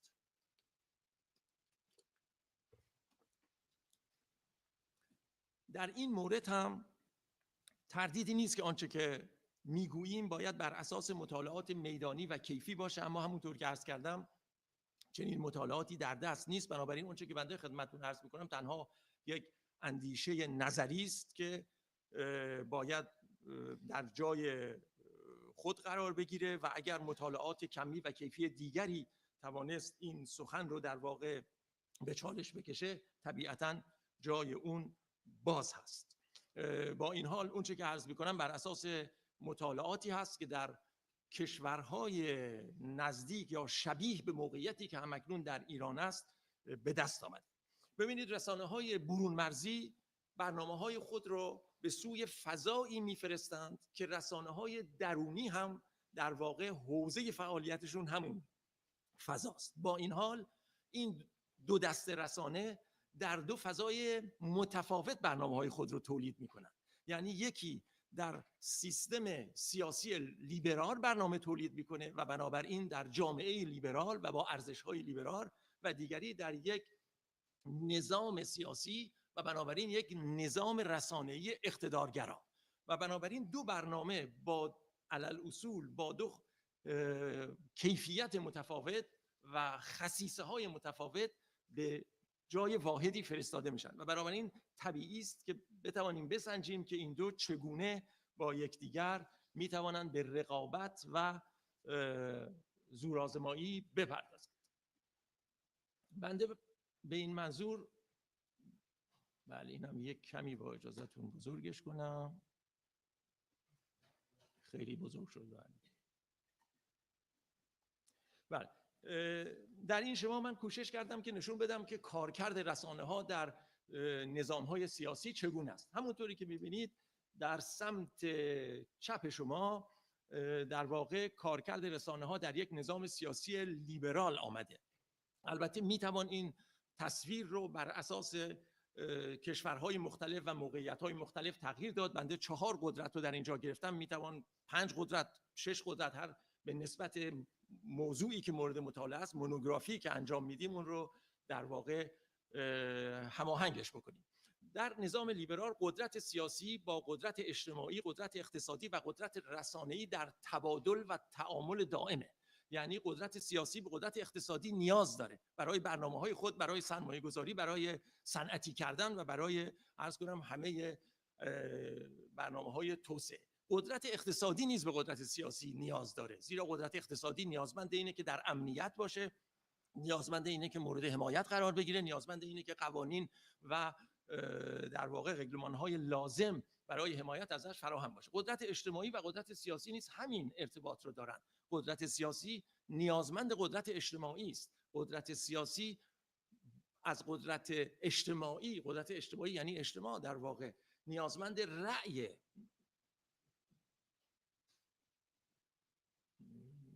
نمیدونم چه اتفاقی افتاد. بله. و همینطور رسانه ها با هر سه قدرت دیگر در تماس و تعامل هستند. برای اینکه خیلی سخن رو طولانی نکنم و به موضوع خودمان یعنی رسانه ها بپردازم، قدرت سیاسی از طریق قدرت رسانه‌ای با قدرت اجتماعی تماس میگیره.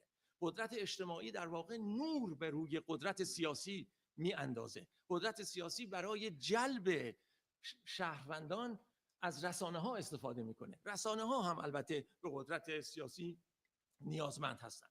بنابراین در اینجا این کارکرد ضرورت تبادل و تعامل میان تمام این قدرت ها رو ایجاد میکنه و رسانه نمیتواند به 2 دقیقه بسیار خوب و بنابراین رسانه ها نمیتوانند قدرت های دیگر را نادیده بگیرند و در واقع مطیع قدرت سیاسی باشند. در نظام اقتدارگرا میبینید که قدرت سیاسی بر همه قدرت‌های دیگر در واقع تفوق داره، قدرت‌های دیگر رو تحت سیطره خودش در واقع در میاره و رسانه‌ها بیشتر سخنگوی قدرت سیاسی هستند تا اینکه سخنگوی دولت، جامعه، سخنگوی قدرت اجتماعی و در واقع محلی برای تبادل ایده ها. چون فرمودن من 2 دقیقه بیشتر وقت ندارم، بنابراین به سرعت به سراغ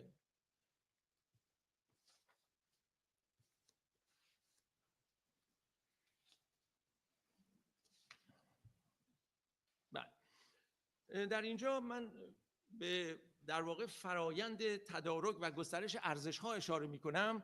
در یکی از مطالعاتی که در ایران انجام شده بود در دانشگاه گلستان سوال شده بود از شهروندان که شما چرا از صدا و سیمای ایران استفاده نمی‌کنید یا نگاه نمی‌کنید. پاسخ این بود که ارزش‌هایی رو که صدا و سیمای جمهوری اسلامی ایران در واقع در برنامه‌های خود و اخبار خود می‌گذاره سبک زندگی ما و ارزش‌های ما نیست. برای اینکه وسایل ارتباط جمعی در واقع گسترش دهنده ارزش‌ها هستند.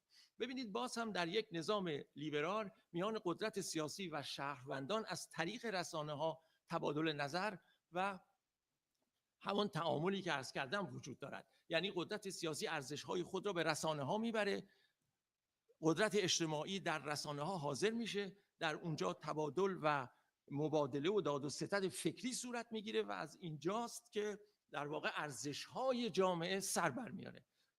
در یک نظام اقتدارگرا قدرت سیاسی یعنی رسانه رسمی در واقع برخورد میکنه با مقاومت منفی قدرت اجتماعی.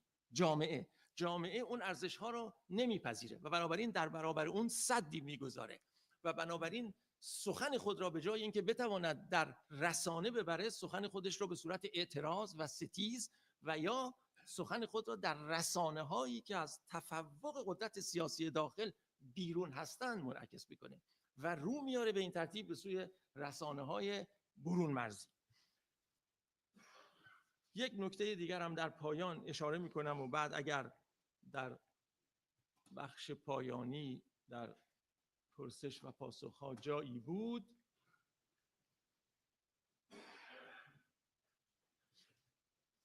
تا مدت ها گمان بر این بود که رسانه ها اثرات مستقیم، عمیق و یک جانبه بر روی شهروندان دارند. این فرضیه هایی بود که با بعضی از در ابتدا در واقع بیشتر نظری و سپس با همین دید با چند مطالعه میدانی به این نتیجه رسیده بودند و البته تمام این فرضیه ها، فرضیه لاسفل، پکرد و غیره و غیره که نیازی نیست اونها رو یادآوری بکنم، این فرضیه ها همه به کل در واقع از میان رفت و مطالعات بعدی نشون داد که این جمله در واقع به این شکل فرمولش میکنن که آنچه که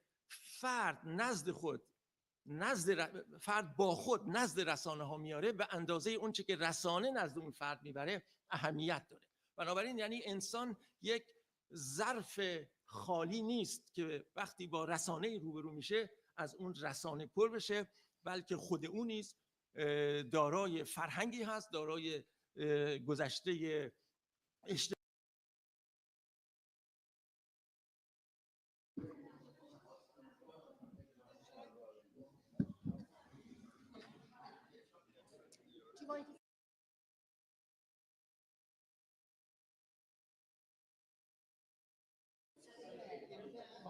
Yeah. Is that all right? Yeah, of course. You're slightly taller than her. Okay, wherever you want. That's more comfortable.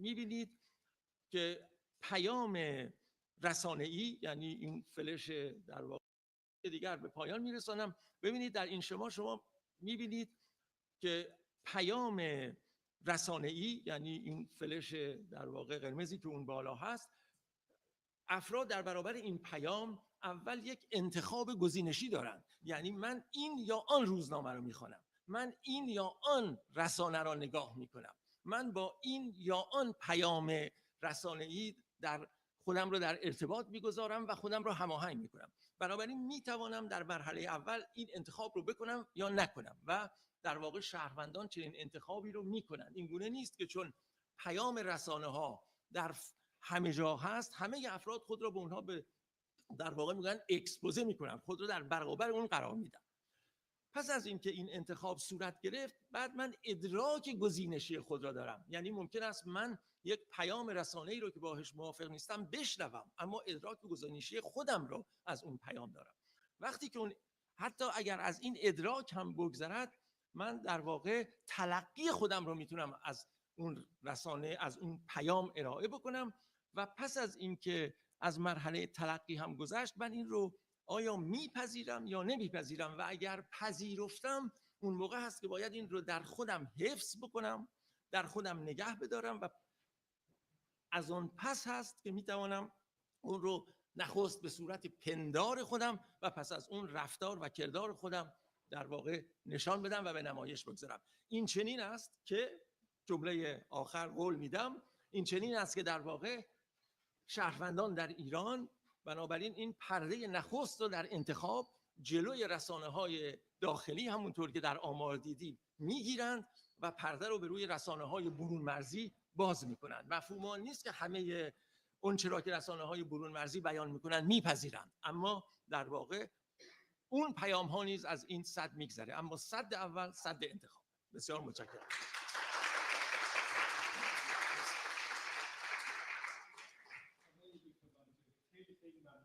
استفاده میکنم.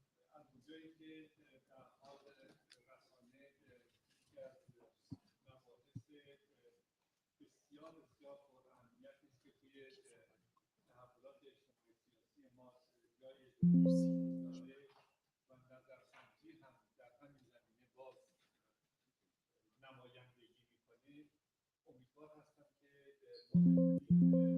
هم رسانه رو و هم بحث نظرسنجی رو که اصلا نظرسنجی با چه مفاهیمیه، این که با 30,000 نفر، 100,000 نفر، 200,000 نفر بگیم ولی ندونیم که این 100,000 نفر کیا هستن، در چه گروه سنی هستن، در چه گروه اجتماعی هستن، در چه تفکر سیاسی اجتماعی هستن، این خیلی به نظرم امیدوار هستم که یه جلسه کامل در این زمینه داشته باشیم. بسیار سپاسگزارم. خانم نازنین انصاری، همه تلاششون این بود که اینجا بالا سر من بشینن که این توافق رو داشته باشم. حتما دارم. ایشون احتیاج به چیز دارن جامعه عوض کنن. یوتیوب داره. آره اگه فکر کنم بهتره. مسئول روزنامه کیهان لندن و کیهان آنلاین هستن. جامعه عوض کنیم.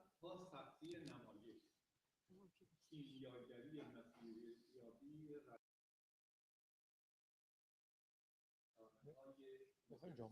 بسیار حساس با یک ویدیو.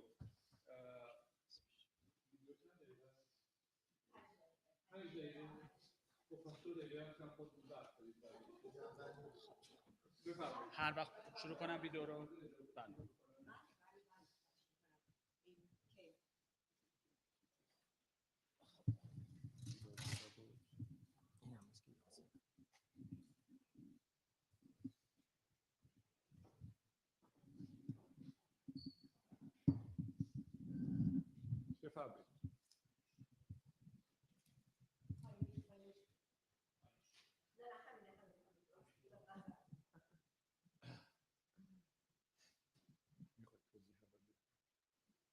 هست میاد از تهران تا لندن.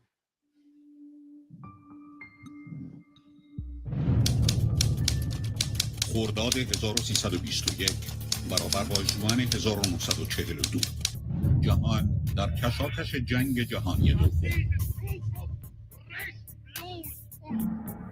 ایران یک سال پیش از کنفرانس تهران و در راه پل پیروزی.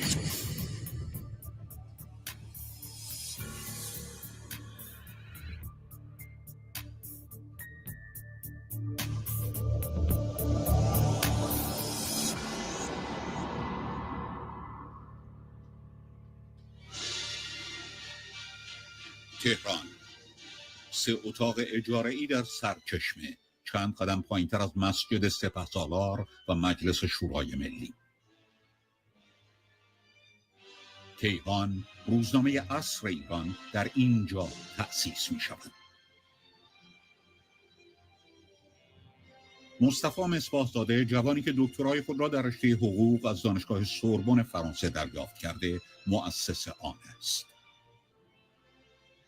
مصباح‌زاده اهل شیراز و 10 سالی از سردبیرش که از روستاهای هرمزگان است جوانتر. عبدالرحمن فرامرزی نویسنده سرشناس آن دوران سردبیر روزنامه‌ای می شود که نامش را نیز پیشنهاد کرده، کیهان. فرامرزی نیز در رشته حقوق تحصیل کرده و وکیل دادگستری است. روزنامه‌نگار، نماینده مجلس شورای ملی و استاد دانشگاه. فرامرزی را اما به روزنامه‌نگاریش می‌شناسند که قلمی بس توانا دارد. روزنامه اطلاعات که 15 سال پیش از کیهان در سال 1305 توسط عباس مسعودی، یک روزنامه‌نگار قدر دیگر بنیان گذاشته شد، حالا رقیبی پیدا کرده که نوپاست و با مشکلات مالی دست و پنجه نرم می‌کند. اگرچه از محمد رضا شاه نیز کمک مالی گرفته، کمکی که شاه با وجود اصرار دکتر مصباح‌زاده هرگز قبول نکرد آن را پس بگیرد. پس از چندی دریافت آگهی از صاحبان کسب و کار و گسترش اعتبار کیهان به وضعیت آن سر و سامانی می‌بخشد و کیهان به کوچه اتابک انتقال پیدا می‌کند، کوچه‌ای که بین مردم به کوچه کیهان معروف می‌شود.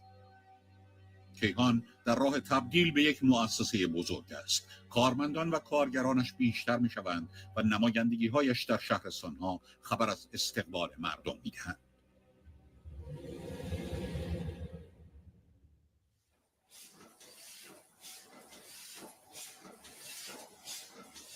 علاقه بنیانگذار کیهان به استفاده از مدرن‌ترین تکنولوژی صنایع چاپ و انتشار باعث می شود که کیهان در این زمینه پیشتاز باشد. اوایل سالهای دهه 40 خورشیدی است. مؤسسه کیهان خود را با ماشین‌آلات جدید نونوار می کند و افرادی را برای آشنایی با آخرین تحولات صنعت چاپ و حروف چینی به کشورهای پیشرفته جهان می‌فرستد.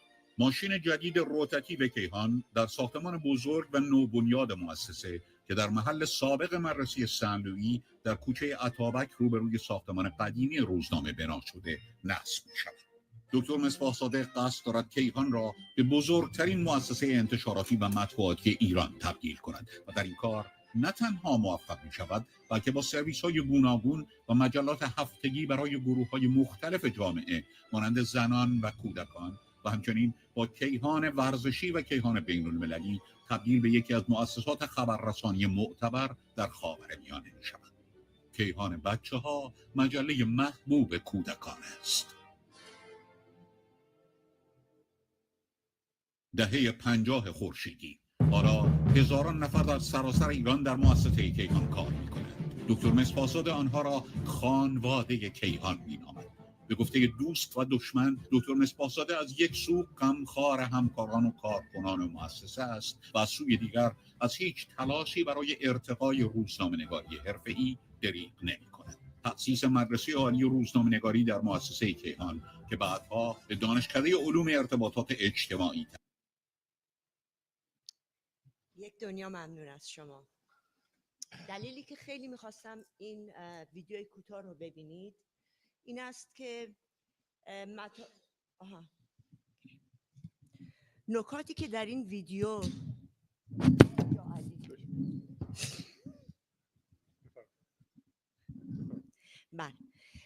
نکاتی که در این ویدیو میبینید هنوز هم با اینی که بیش از نزدیک یک قرنه که میگذره هنوز به روز هست. یعنی چی؟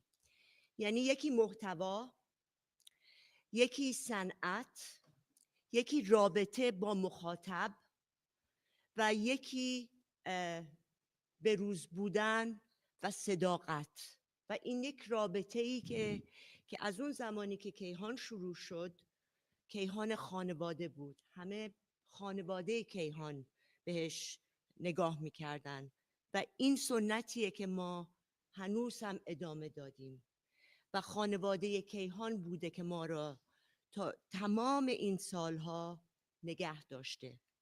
شما دو مرحله زندگی کیهان رو دیدید، یکی قبل از صنعت چاپ و یکی بعدش. و یه موضوع دیگه هم که خیلی مهمه توزیع و پخشه. با اینکه تکنولوژی عوض شده ولی هنوز این نکات امروز بیش از هر چیزی اهمیت دارن.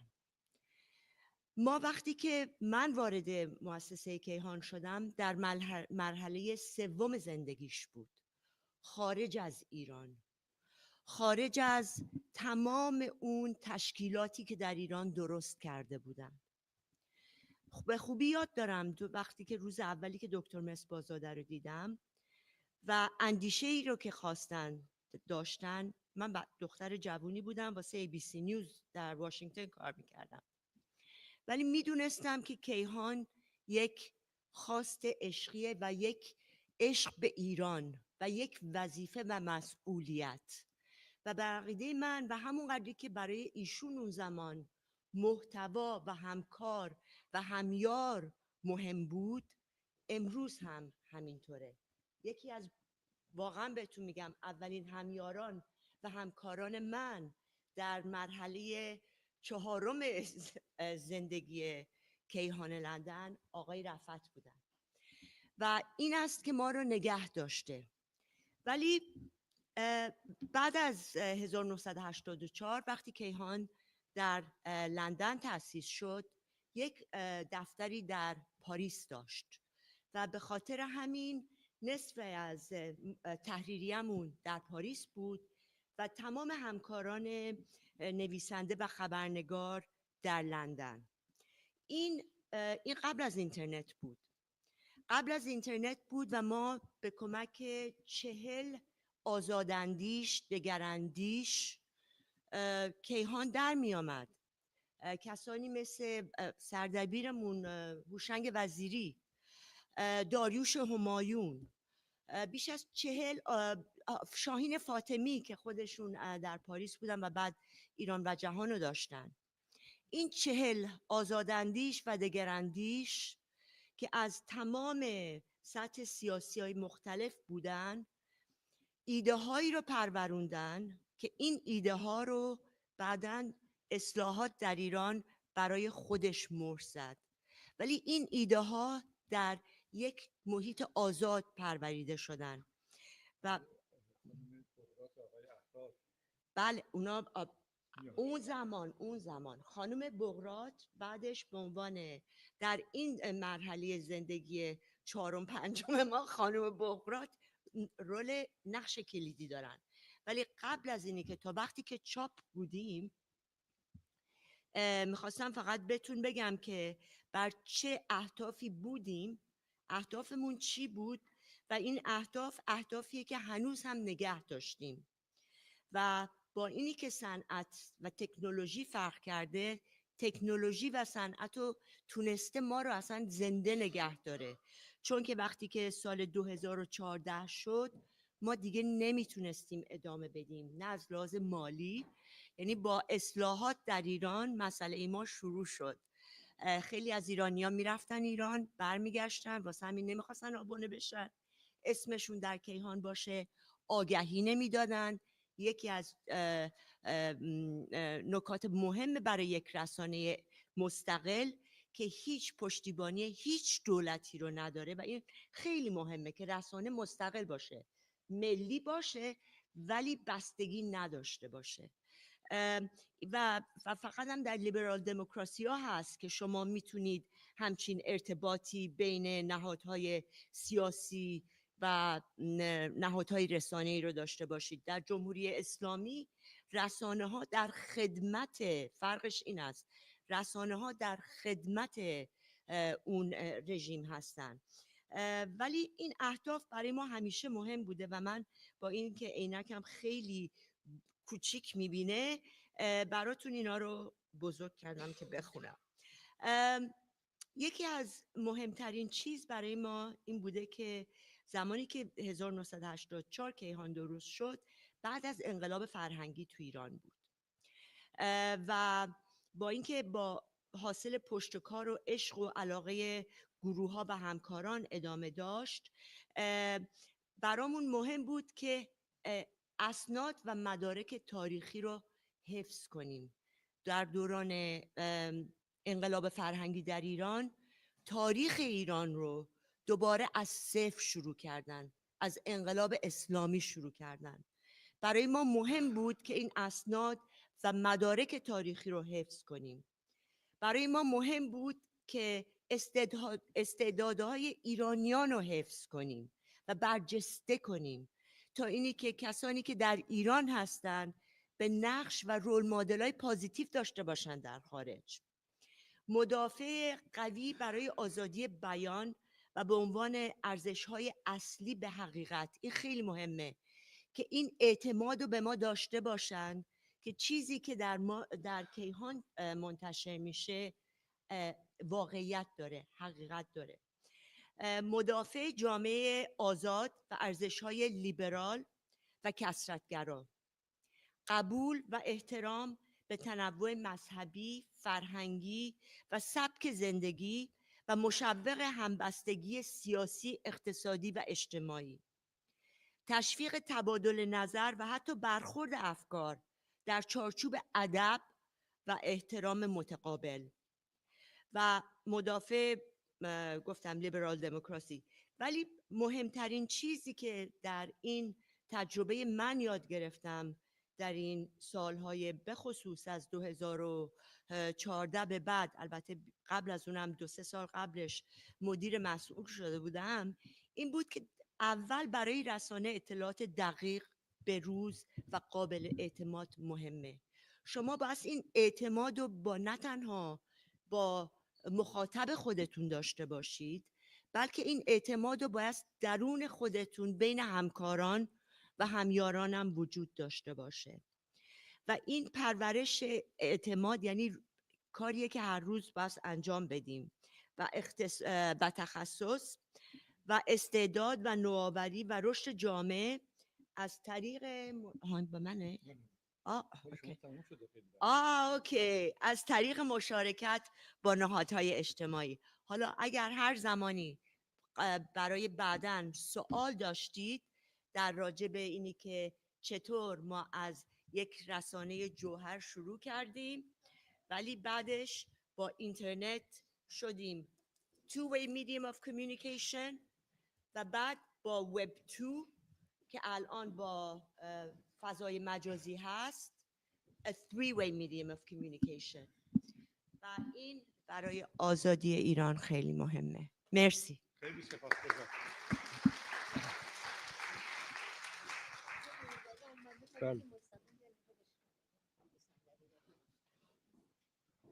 خیلی ممنون خانم نازنین انصاری. من فکر میکنم که اگر که دکتر مصباح‌زاده بنیانگذار کیهان بود، خانم نازنین انصاری هم بنیانگذار کیهان آنلاین.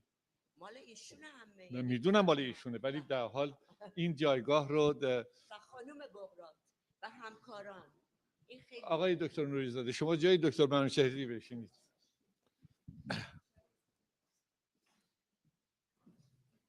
تا جایی باز دوباره یک صندلی دیگه پیدا بکنیم. ما هستش. خیلی خوب، پس اینطوری میکشیم. صندلی هست. اگه پس بدین صندلی رد کنیم ببینیم تو بغل دست رد کنین.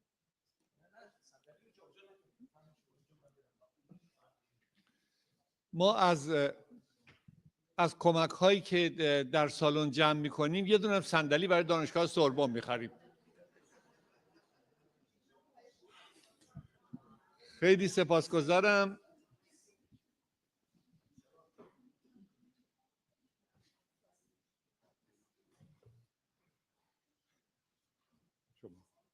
علی جان مرسی. بفرمایید. خانم دکتر سیما ثابت، خبرنگار مستقل، چالش‌ها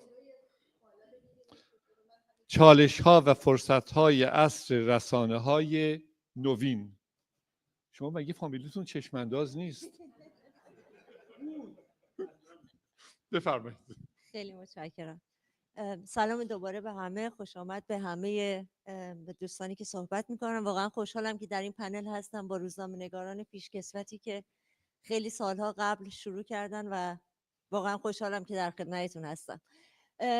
رسانه‌های نوین یک بخشی از صحبتی است که من میخوام بکنم، ولی به طور کلی چالشی که همه رسانه‌ها دارن، چه اونهایی که مینستریم هستن چه اونهایی که رسانه‌هایی هستن که در سوشال میدیا الان شروع به کار میکنن و از همه مهمتر روزنامه‌نگارانی که در همه این رسانه‌ها دارن کار میکنن. اینا با چه چالش‌هایی مواجهن، چه حمایت‌هایی میگیرن، ما اصولاً داریم چی کار میکنیم و جامعه کامیونیتی که ما براش خبر تولید میکنیم و برنامه تولید میکنیم جدای از همه عشق و محبت و لبخند و بغلی که به ما میده و واقعا من همیشه سپاسگزار عشق و محبتی هم که از همه مخاطبان و عزیزانم گرفتم، یه سازوکار یه ذره جدی‌تری می‌خوایم برای اینکه نگاه کنیم به اینکه کجا هستیم. در صحبت آقای دکتر منوچهری بخشی بود که اشاره می‌کرد به یک نظرسنجی که میگفت 70% حدود 70% از اخبار و اطلاعات رو مردم الان دارن از سوشال میدیا میگیرن. من یه متنی حالا آماده کرده بودم ولی راستش میخوام باهاتون یه کمی حرف بزنم جدای از اینکه سخنرانی بکنم. الان در حال حاضر هم رسانه‌های مینستریم یه بخش زیادی از اون چیزی رو که تولید میکنن در سوشال میدیا و رسانه‌های مجازی میذارن و هم کسان دیگری که برنامه تولید میکنن. منتها همه اینا با یه چالش جدی مواجهن که در کنار کاری که اکتیویست‌ها باش مواجه میشن.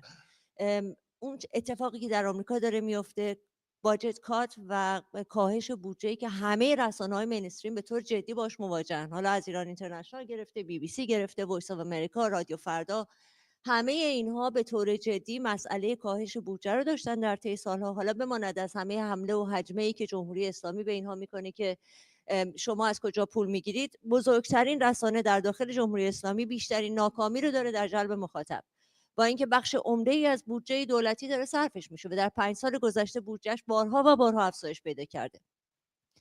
در بخش دیگر ما رسانه‌های برون مرزی رو داریم که اگرچه که بسیار موفق عمل می‌کنند در جلب اعتماد، در خبررسانی و به هر حال عبور از اون سانسور بزرگ و جدی که در داخل ایران وجود داره برای اینکه خبر به خارج از ایران نیاد، اما به هر حال چالش‌های خودشون رو هم دارن و این دایره و حلقه فشار بر رسانه‌های مینستریم داره گسترده‌تر میشه و هر روز بیشتر و بیشتر میشه. این برای جامعه ایرانی یک خطر هست، برای اینکه شما در دایره مثلا دارم میگم به عنوان مثال وایس آف امریکا را اگر در نظر بگیرید که حالا به عنوان یه رسانه‌ای من دارم اشاره میکنم که خب بالاترین میزان مخاطب رو نداره، پایین‌ترین رو هم نداره. وقتی در داخل وایس آف امریکا یک کاهش بودجه جدی صورت میگیره، بخش فارسی هم متعاقبش بخش بودجهش کاهش پیدا میکنه. این برای ماهایی که رسانه نداریم خیلی معنی داره. وقتی BBC فارسی داره رسانش کم میشه یعنی شما صدا دارین از دست میدین. حمایت مخاطب از رسانه‌ای که داره تحت فشار هست خیلی اهمیت داره. به همون میزان اگر رسانه‌ها به هر حال روزنامه‌نگارانی هستند که در دامنه مینستریم کار میکنن ولی بعدش میان بیرون و کار دیگه میکنن. الان هر کدوم از این روزنامه‌نگاران خوشبختانه خودشون یک رسانه‌ان. شما وقتی 1 میلیون نفر آدم داری روی چند صفحه اجتماعی خودت، میدونی که من هر خبری که دارم تولید میکنم حداقل 1% از این آدم‌ها دارن میمیرن و این به تو قدرت میده، این به تو آزادگی میده، این به تو این اجازه رو میده که فکر کنی من صدای من خاموش شدنی نیست. همه خبرنگارانی که دارن کار میکنن با بحران‌های جدی مواجهن. دونه دونه ماها جونمون در معرض خطره. نه فقط ما، حتی تحلیلگرانی که دارن میان تو این رسانه‌ها صحبت میکنن. من دیروز با یه تحلیلگری صحبت میکردم که ببخشید من چند دقیقه وقت دارم. با یک تحلیلگری صحبت میکردم که شاید ماهی یک بار شما در رسانه‌ها نبینید. به طور جدی مسئله معاش داره ولی حتی نمیتونه اتاق خودش و خونه خودش رو اجاره بده. چرا؟ برای اینکه میدونه که تحت خطره و این خطر جدی است. منتها اون چیزی که جامعه باید انجام بده این افزایش چتر حمایتیه. ما همه در معرض خطر ترور بودیم، بهمون برچسب تروریست خورده، در خیابان‌های تهران عکس ماها رو زدن به عنوان تروریست رسانه‌ای، هدف گرفتن، تروریست فرستادن و بله واقعا. ولی در عین حال یک حمله و هجمه رسانه‌ای هم علیه خیلی از رسانه‌ها و افراد صورت گرفته. یعنی شما یه دفعه می‌بینید که 5 تا 6 تا وبسایت رسانه حکومتی یک خبر دروغ رو در مورد یک روزنامه‌نگار دارن منتشر می‌کنن، همه از راه هم کپی می‌کنن. جامعه اینجا باید به حمایت بیاد. واقعا یه سهم داره جامعه در قبال حمایت. سازوکار مقابله با میس اینفورمیشن و دیس اینفورمیشن ما هنوز در نظر نگرفتیم. بعد از 46 سال چرا هنوز جمهوری اسلامی میتونه اعتراف اجباری منتشر کنه؟ اگر یک پاسخ جدی همزمان از طرف کاربران رسانه‌های اجتماعی که میشه روشون خیلی حساب کرد اتفاق بیفته، به نظر من این داستان اعترافات اجباری از بین میره. داستان تهمت زدن و هجمه های مجازی تا حد زیادی کاربری خودش رو از دست میده. دیگه امروز نباید نشست و دفاع کرده از اتفاقی که داره میفته بر آدم‌هایی که جمهوری اسلامی هدف حمله قرار میده. حمایت شما از دونه دونه آدم‌هایی که دارن مستقل کار میکنن، رسانه‌های کوچکی که دارن مستقل کار میکنن، صدا میده به اینها، قدرت میده به اینها و در نهایت شما رو قوی میکنه برای اینکه یک سیویل سوسایتی داریم و همه با هم داریم کار میکنیم. ممنونم.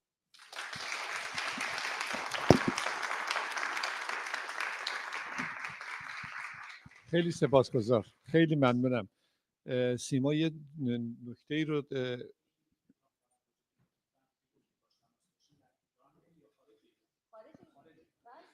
نکته‌ای رو خانم سیما ثابت گفتن که ای کاش وقت داشتم در این زمینه حرف بیشتری میزدم. این در مورد خود منم صادقه، ای کاش منم وقت داشتم چند دقیقه در این زمینه حرف میزدم. ولی آقای احمد رفعت به یک سوال شما پاسخ میدن، اتفاقا در رابطه با خبرهای درست و نادرست. احمد رفعت روزنامه‌نگار مستقل، ولی یک ویژگی داره که من فکر میکنم که در بین خبرنگاران ایرانی، ایتالیایی، انگلیسی، فرانسوی منحصر به فرده. اون چند زبانه بودنشه و خانوادهش که واردشی نمیشم حالا الان. خیلی ممنون. این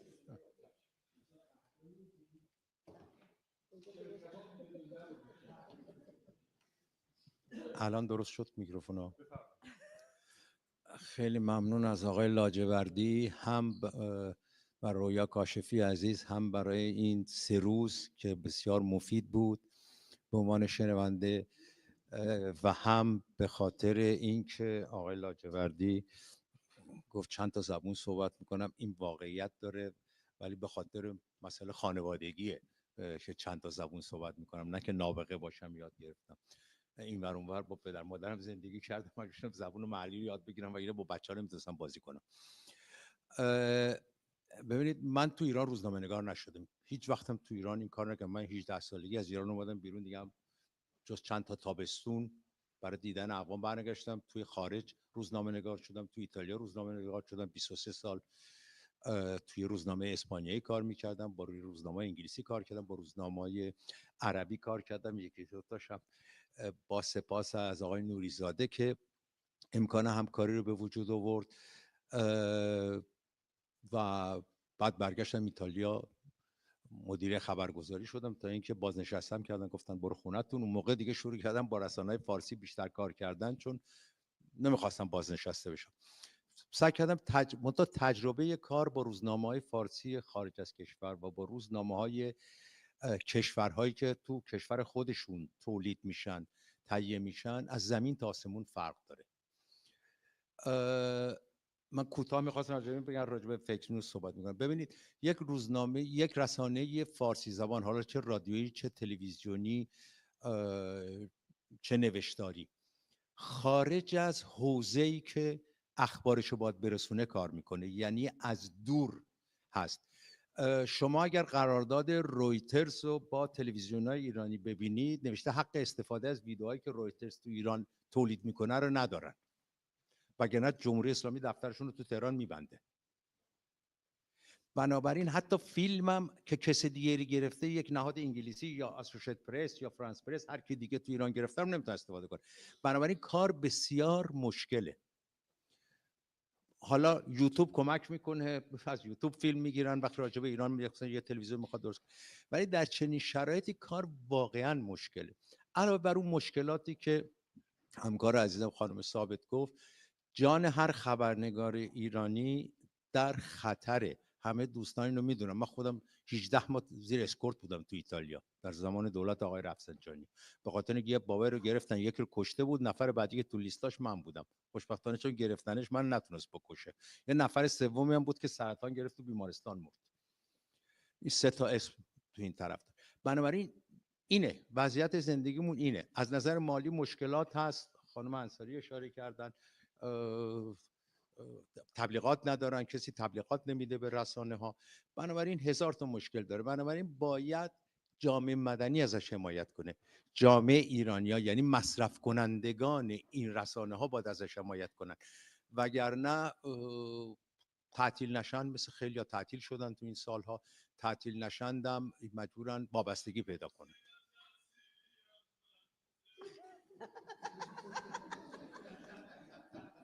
ولی در رابطه با فیک نیوز، ببینید اخبار جعلی از زمانی که اطلاع رسانی وجود داره، اخبار جعلی هم وجود دارن، چیز جدیدی نیست.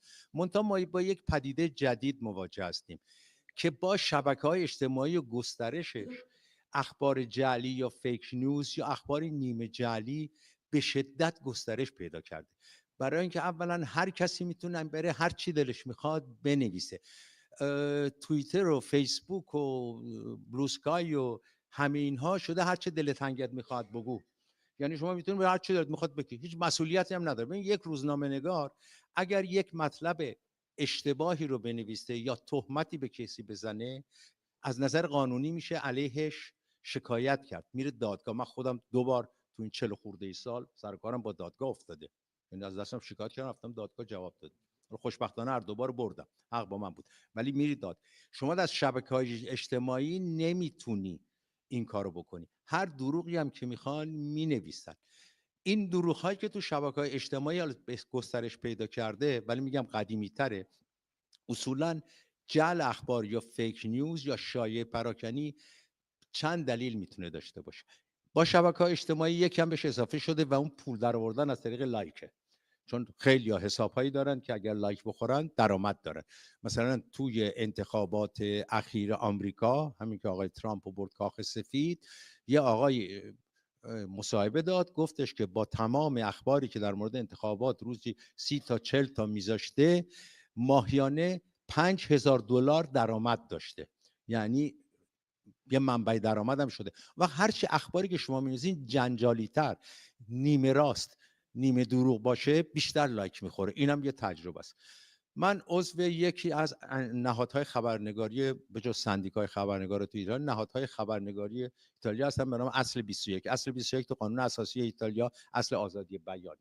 ما یه تحقیقی انجام دادیم که منم اتفاقا یه بخشش مسئولش بودم در مورد فیک نیوز و در مورد اخیراً هم چند روز پیش در مورد این artificial intelligence AI. خب AI ما 50 تا سوال بهش دادیم، 27 تا سوال پاسخش غلط بود یا نیمه درست بود یا پر از گمان زنی بود. یعنی این تکنولوژی‌های جدید هم کمک میکنن به شایعه پراکنی این حرفا.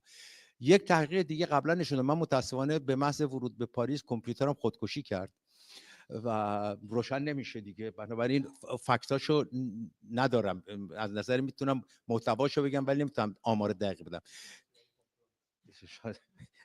ما یک کار دیگه انجام دادیم سر این که چطور نه تنها فیک نیوز بلکه اخبار رو میشه وارونه، یعنی دروغ توش نیست ولی نوع نوشتنش میتونه شبهه ایجاد کنه و یک پیام دیگری رو برسونه.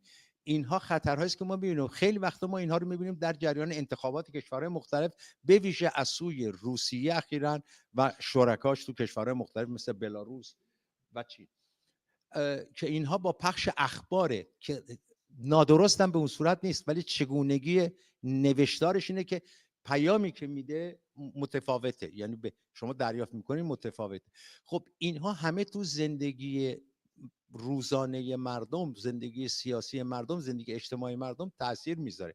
بنابراین باید جامعه تکنولوژی، اونایی که آیتی کار میکنند، اینها به دنبال راههایی باشند برای اینکه ضریب این نوع کارها رو پایین بیارن در شبکه‌های اجتماعی، در هوش مصنوعی و در جاهای دیگه.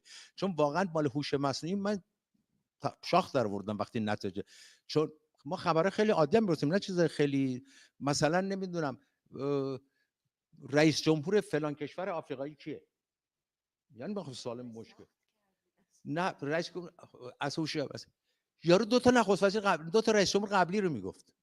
و چون مردم اطمینان دارن به اینها، اینو به صورت جدی میگیرن. یارو ور میداره، میتونه حتی مثلا یه دانش آموز این سوال میکنه، بعد میشینه یه رساله مینویسه، اسم دو تا رئیس جمهور قبلی رو میذاره، خب یه نمره 0 میگیره. این مقالات ساده شو میگم، ما سوالای ساده کردیم، ولی از نظر سیاسی، ابعاد سیاسی بسیار میتونه خطرناک باشه برای اطلاع رسانی غلط و جامعه رو به سمتی بردند که اون کسایی که میخوان به اون سمت بره تو این رساندن این اطلاعات غلط دست داشتن. برای ما خیلی مواظب بود و هر چی آدم تو شبکه‌های اجتماعی دید، یا برخی که شبکه‌های اجتماعی رو به جای صندوق رأی گرفتن. 500 نفر میان تو شبکه‌های اجتماعی یه چیز می‌نویسن که مردم این کشور این رو میخوان. آقا نه، مردم یک کشور مثلا ایران باشه 80 میلیونن، 1 میلیونشون تو شبکه‌های اجتماعی هن. 500,000 تاشم بگن رأی 500,000 نفره. به هیچ جا ننوشته که این نمایندگی اون 79 میلیون و نیم دیگر رو میکنه. بنابراین این نوع سوء استفاده ها هم از شبکه‌های اجتماعی اینا یک سری اخبار جعلی رو پخش میکنه، چون این جعل اخبار نیست که بگی 500,000 نفر گفتن پس مردم ایران اینو فکر میکنن. دروغی توش نیست. 500,000 نفر مردم ایران توی شبکه، توی ایکس یا توی بلوسکای یا توی فیسبوک اینو گفتن، ولی آیا این نظر مردم ایران چی ضمانت میکنه؟ صندوق رأی رو نمیشه با توییتر یا ایکس فعلی عوضش کرد. بنابراین خطرات این نوع اخبار جعلی و نیمه جعلی، یا اینکه تحریف شده بیشتر از جعلی، شاید میتونه واقعا خطرناک باشه برای کل جامعه و به ویژه واسه روزنامه‌نگارانی که تو رسانه ها کار میکنن. چون خیلی وقتا ما یه چیزی مینویسیم، مردم میان بهتون، من دیدم زیر گذاشت مثلا آقا توییتر من یه چیز دیگه خوندم. آقا توییتر آخه کسی که تو توییتر نوشته مسئولیت نداره، من مسئولیت دارم چیزی رو میگم. توییتر مسئولیت نداره. حالا بگذاریم که 2/3 اسمم فیکه، تقلبیه، شخصیت حقیقی نیست. بنابراین یک خطریه که هم جامعه ما روزنامه‌نگارا رو تهدید میکنه، هم از بعدش تهدیدی کلی برای جامعه است و باید یه چاره اندیشی باش کرد، وگرنه ما به جای میریم که شبکه‌های اجتماعی و هوش مصنوعی برای ما تعیین و تکلیف میکنن، برای ما رهبر تعیین میکنن، برای ما جهتی که باید بریم و تعیین میکنن. همه اینها رو از خودمون خلع اصلاح میکنیم، میدیم به یک سری مکانیزم های ریاضی، چون همه اینا بر پایه یک سری مکانیزم های ریاضیه و جنبه انسانی مسئله کاملا نابود میشه. من بیشتر حرف نمیزنم که دوام نکنه. آقا لاجوردی،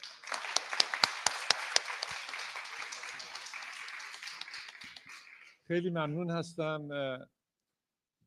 قبل از شروع صحبت آقای دکتر نوری‌زاده این رو اشاره بکنم که ما 2 کنفرانس در طی این سالهای گذشته در رابطه با رسانه ها داشتیم.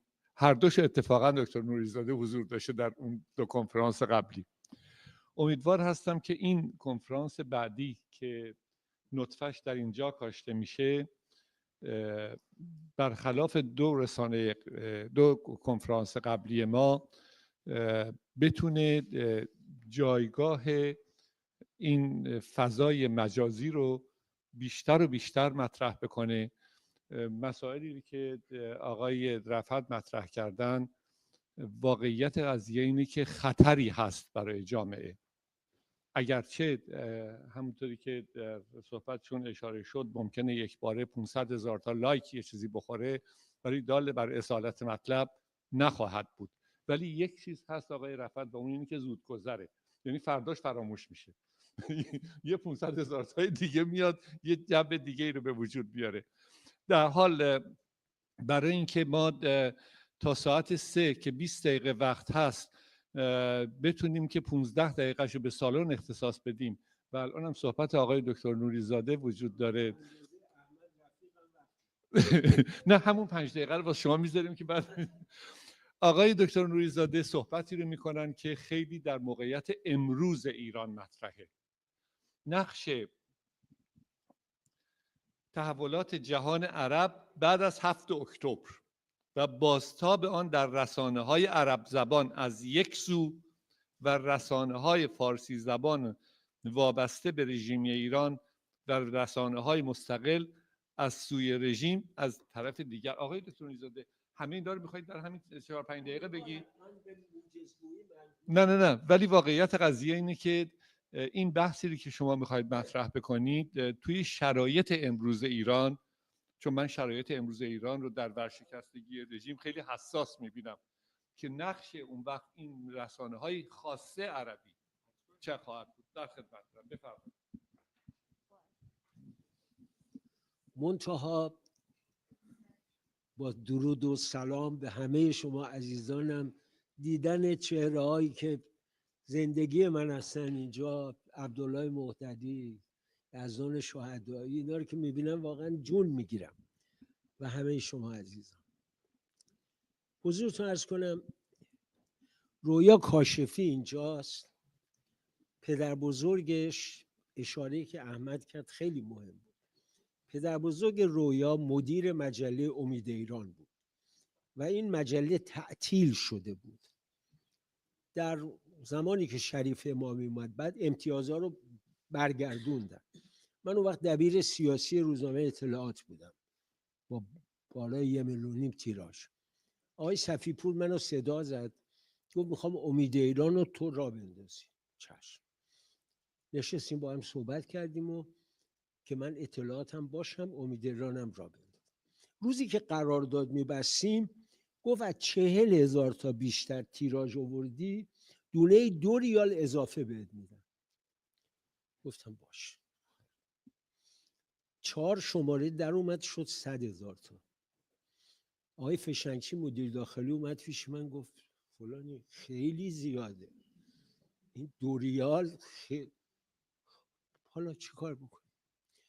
خلاصه آخرش بگم وقتی ما 450,000 تا چاپ کردیم، خودش میدونه ما 1500 تا تو لندن میفروختیم، بعد شد 1 شی، شد 5 شی، نه 10 شی. پولی که من میگرفتم 5 برابر پول سردبیریم بود. این وطن بود، یعنی توی وطن پام رو زمین بود. من روزنامه نگار مرفه بودم، احتیاج نداشتم برم از دستگاه دولتی پول بگیرم، ولی تو خارج یتیم شدیم ما. یه روزی دوست شاعر بزرگ در گذشته من، نزار قبانی، شاعر سوری، یک شعری نوشت زمانی که روزنامه‌های خلیج فارسی توی فلیت استریت شروع کردن در اومده، از شرق الاوسط، الحیات، اینا. نوشت ابو جهل یشتری فلیت استریت. ابو جهل فلیت استریت رو میخرد. خیلی شعر تندی بود، خیلی، من ترجمه کردم، فوق العاده شعر تندی بود. ولی امروز اگر نزار قبانی زنده بود که بعدم خودش تو الحیات شروع کرد نوشتن، میگفت درود بر ابو جهل که فلیت استریت رو خرید. امروز رسانه‌های عربی به جایی رسیدن که رسانه‌های آمریکایی و انگلیسی به گرد پاشون نمیرسن. تو بورکینافاسو سیل میاد، خبرنگار الجزیره و خبرنگار العربی و الحدث اونجا، چون امکان دارن، پول دارن. بودجه الحدث در سال 500 میلیون دلاره و العربیه و الجزیره هم کم و بیش همینه. حالا چه نقشی دارن؟ روزی که اسرائیل، حماس حمله کرد به اسرائیل و اسرائیل شروع به زدن کرد، این تلویزیون ها و به ویژه الحدث لحظه به لحظه نشون میدادن، فضایی ایجاد کردن که نتانیاهو دیگه فرو باید نه توضیح میداد. قدرت اینا این بود، اما قدرت بالاتر. در 11 روز رژیم اسد سرنگون نشد فقط به خاطر اینکه آقای احمد و شر اومد و نه، چون رسانه ها ضدش ایستادن. الحدث آقای احمد و شر و از حلب برداشت آورد تا دمشق، لحظه به لحظه به مردم گفت این آدم نمیکشه، میبینی این کسی رو اعدام نکرده، دارن میان. آمدن و ملت‌های عرب استقبال کردن. یعنی خیلی جالب براتون بگم، چند روشنفکر عرب روز اول اظهار نگرانی کردن. آقای اسلامی ها دارن میان، چرا اینجوریه فلان. این رسانه ها کراوات زدن احمد و شر رو چنان با آب و تاب گزارش دادن که این شد یک حادثه. بانوان سوری مقیم امریکا که اومدن، همسرش هم آورد با روسری کنار اینا نشست، اونا همه بی حجاب بودن. مردم گفتن پس این حجاب هم کاری نداره. حالا خبرنگار بی بی سی خانم نفیسه کونورد روسری انداخت سرش، نمیدونم. جان؟ به تو نمی کنم، به تو که هرگز نمی کنم، آزاده تری از آن. باری اینو میخوام بگم، آقای احمد و شر توسط تلویزیون های عربی، رسانه های عربی، روزنامه ها به حمام برده شد، غبار تروریسم رو شستن، کیسه کشیدن، آدمی بسیار موجه اومد بیرون، ریشش هم کوتاه‌تر کرد، کوتاه‌تر هم خواهد کرد. همسرش هم حجاب زن اردوگان رو به زودی تقلید خواهد کرد که مزون کجای پاریس براش درست میکنه و نبیه بری، اونم زنش همینجوری. به هر حال این رسانه ها نقش بسیار مهمی دارن. من آدم روزنامه نگار، محال در روز بی بی سی رو میبینم، ای بی سی رو میبینم، ام بی سی رو، همه اینا میبینم 10 دقیقه خبرشونه، ولی الحدث از صبح تا شب روشه، برای اینکه از همه جای دنیا داره به من میگه، لحظه به لحظه داره به من میگه.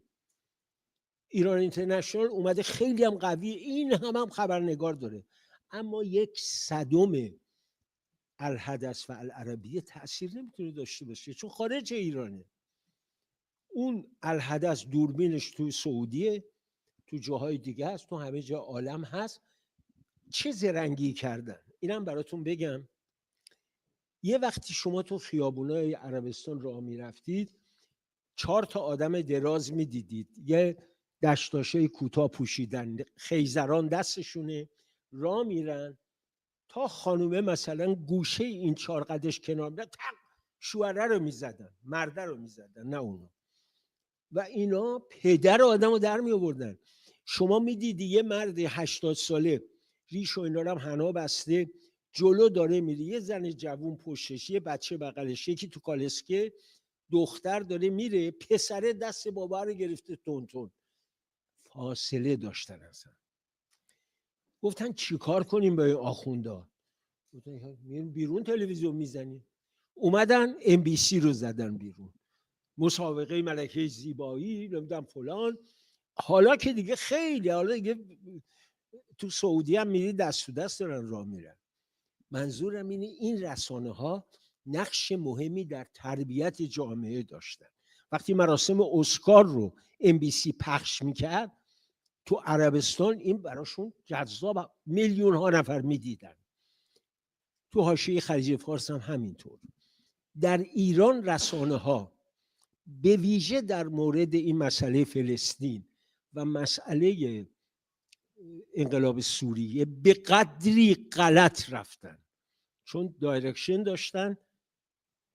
اسد سرنگون، آقای لاریجانی میاد تو تلویزیون میشین الحمدلله هیچی نیست، به خیر و خیلی خوب.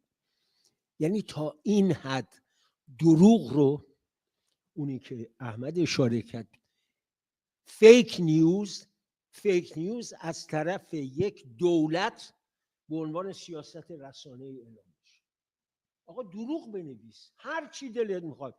مقام معظم رهبری گفته ما پیروز شدیم، تو هم بزن پیروز. شکستی وجود نداره، ما پیروز شدیم. نگاه کنید استادیوم کامیل شمعون در لبنان 1 میلیون اومدن برای حسن نصرالله، کل استادیوم 40,000 تا جا نمیگیره. تمام خیابونای بغلش هم بگیری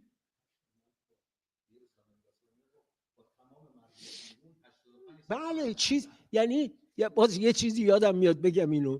یه روزیه که بچهای روزنامه اطلاعات بوده اومد تو گفت 5 میلیون تو خیابون بودن. زندیات علی باستانی گفت از کجا تا کجا؟ گفت میدون فوزیه یا شهناز نمیدونم تا میدون شهیاد، از شهناز تو شهر. گفت چقدر فاصله اینجا تا اونجا؟ نمیدونم گفت مثلا 6 کیلومتر. گفت خیلی خوب 6 کیلومتر چقدر میشه؟ میشه 6000 متر. عرض خیابون 30 متر. تو هر متر بگیر 2 ردیف آدم هستن. نشست حساب که شما مثلا 300 400 هزار تا. گفت 5 میلیون نبود. جمعیت آدمو فریب میده. در اونجا جمعیت استادیوم کامل شمعون در اوج 40000 تا جا میگیرن.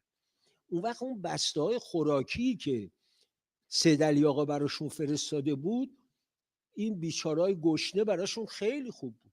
ساندویچ فول بود، تبوله بود، سیب بود، موز بود، پرتقال بود، دیرین کم بود. تو ایران فقط یه ساندیز میدن یه شیرینی، ولی اونجا خیلی مفصل بود. اینه که من بسیار متاسفم روزنامه‌نگاران برجسته‌ای تو ایران داریم. بعضن وقتی میان بیرون میبینیم کارشونو، ولی در داخل ایران برای یه لقمه نون مجبورن. چرا باید محمود شمس الواعظین خونه نشین میشه پسته به کار بفروشه؟ چرا باید خیلی از روزنامه‌نگارای بزرگ خونه نشین بشن؟ آدمایی که در یه دوره کوتاه نشون دادن چقدر ارزشمندن و بوزینه‌هایی در تلویزیون ولی فقیه بیان که آدم نفرت میکنه این قیافه‌ها رو نگاه کنه و دروغ به شما میگن. بنابراین اگر عرب‌ها با رسانه‌هاشون تونستن جامعه رو عوض کنن، رژیم جهل و جور و فساد با برنامه‌هاش جامعه رو درست بر ضد خودش کرد. این خیلی مهمه. شما از یه طرف با رسانه جذب میکنین، از یه طرف دفع میکنین، به گونه‌ای که مطابق آمار داخل خودشون، من بهتون میگم، بینندگان تلویزیون جمهوری اسلامی خبرش و اون سریال هایی که گفت 8% و شبکه‌های خارج از کشور رو ببینید آمار چقدره. میخوام بهتون بگم این سیاست جمهوری اسلامی همونطور که رسانه‌های عربی به سرنگونی بشار اسد کمک بسیار کردن، رسانه‌های جمهوری اسلامی به سرنگونی جمهوری اسلامی کمک بزرگی میکنن. چرا؟ چون میگویند این جمهوری دروغه، همه چیزایی که ما می‌نویسیم دروغه. بنابراین مردم دنبال حقیقت می‌گردن. مرسی.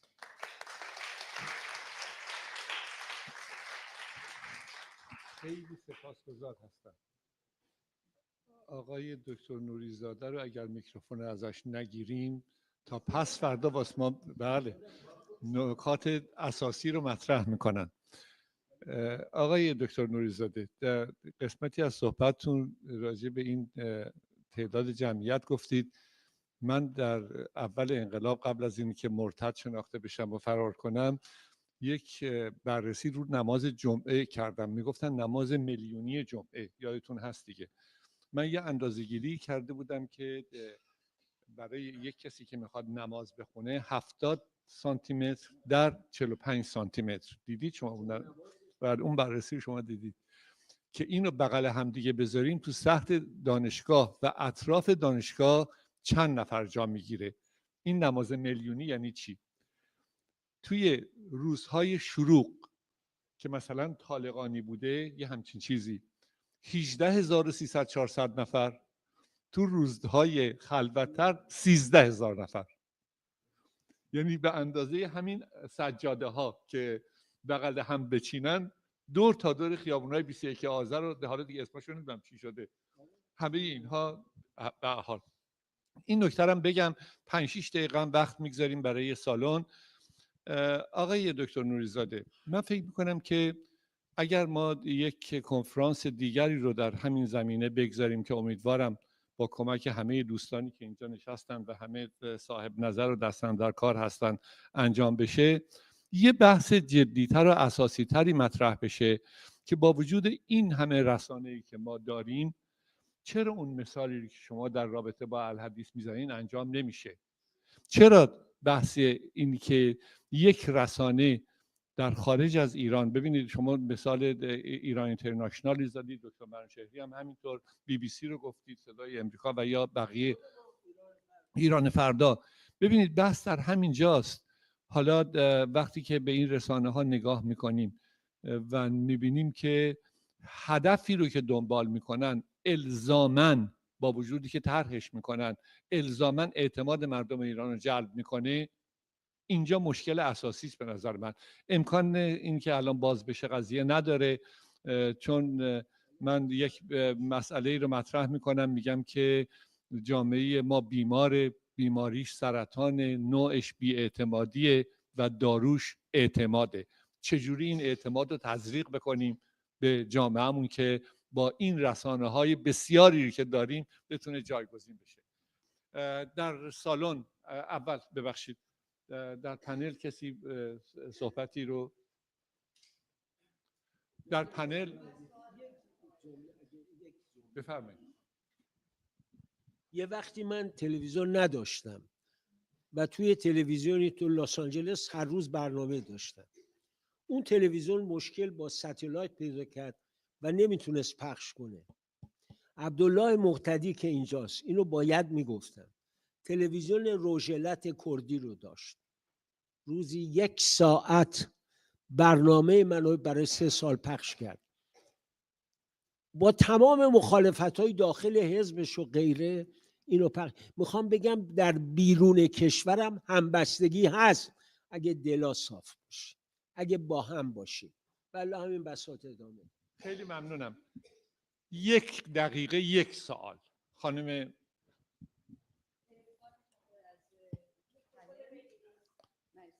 با تشکر از پنل بسیار آموختم.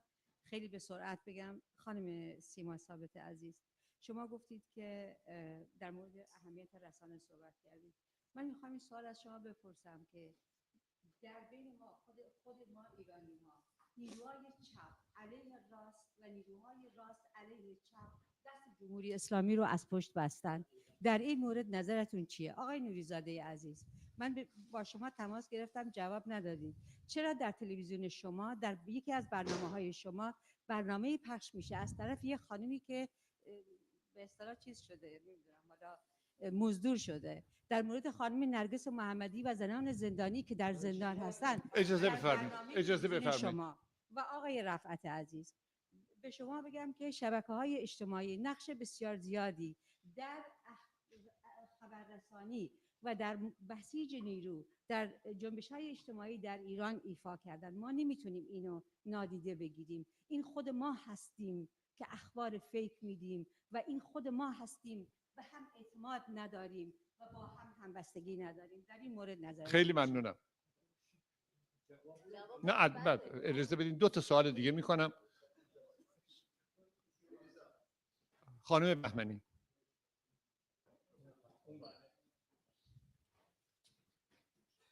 یک سوال خواهش میکنم. خیلی به سرعت. سوال من اینه که رسانه ها در خارج کشور، مخصوصا رسانه های تصویری، چه نقشی در سلکتیو بودن اخبار و انعکاس رویدادها دارن و چقدر در این رابطه محظورن و محدودن در زیر سیاست های کشورهای میزبان و مماشات هایی که معمولاً با رژیم از داخل، یعنی در چارچوب سیاست های معاملاتی که با رژیم ایران دارن. از شخص خاصی سوال دارید؟ در این رابطه اشاره ای نشد، دوست دارم بشنوید. بفرمایید.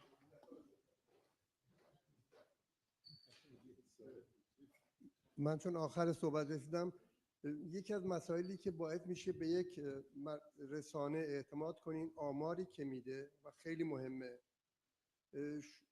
ما اغلبمون اینجا، خود منم یکیش از حزب الله نه نظر خوبی داریم نه نسبت به نصرالله سمپاتی داریم، ولی طبق آمار روزنامه لبنانی لقیان لوژو که روزنامه مسیحی زبان مال مسیحیای لبنانه و با حزب الله هم خوب نیست، 700 تا 900 هزار نفر در سایتش هم نوشته در خاکسپاری نصرالله شرکت کردن.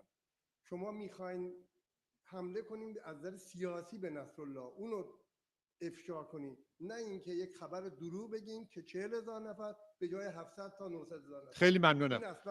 سوال بعدی شما و شما، یکی 1 دقیقه. میخواستم از همتون و نقشی که دارین تشکر بکنم. خیلی متشکرم از همتون.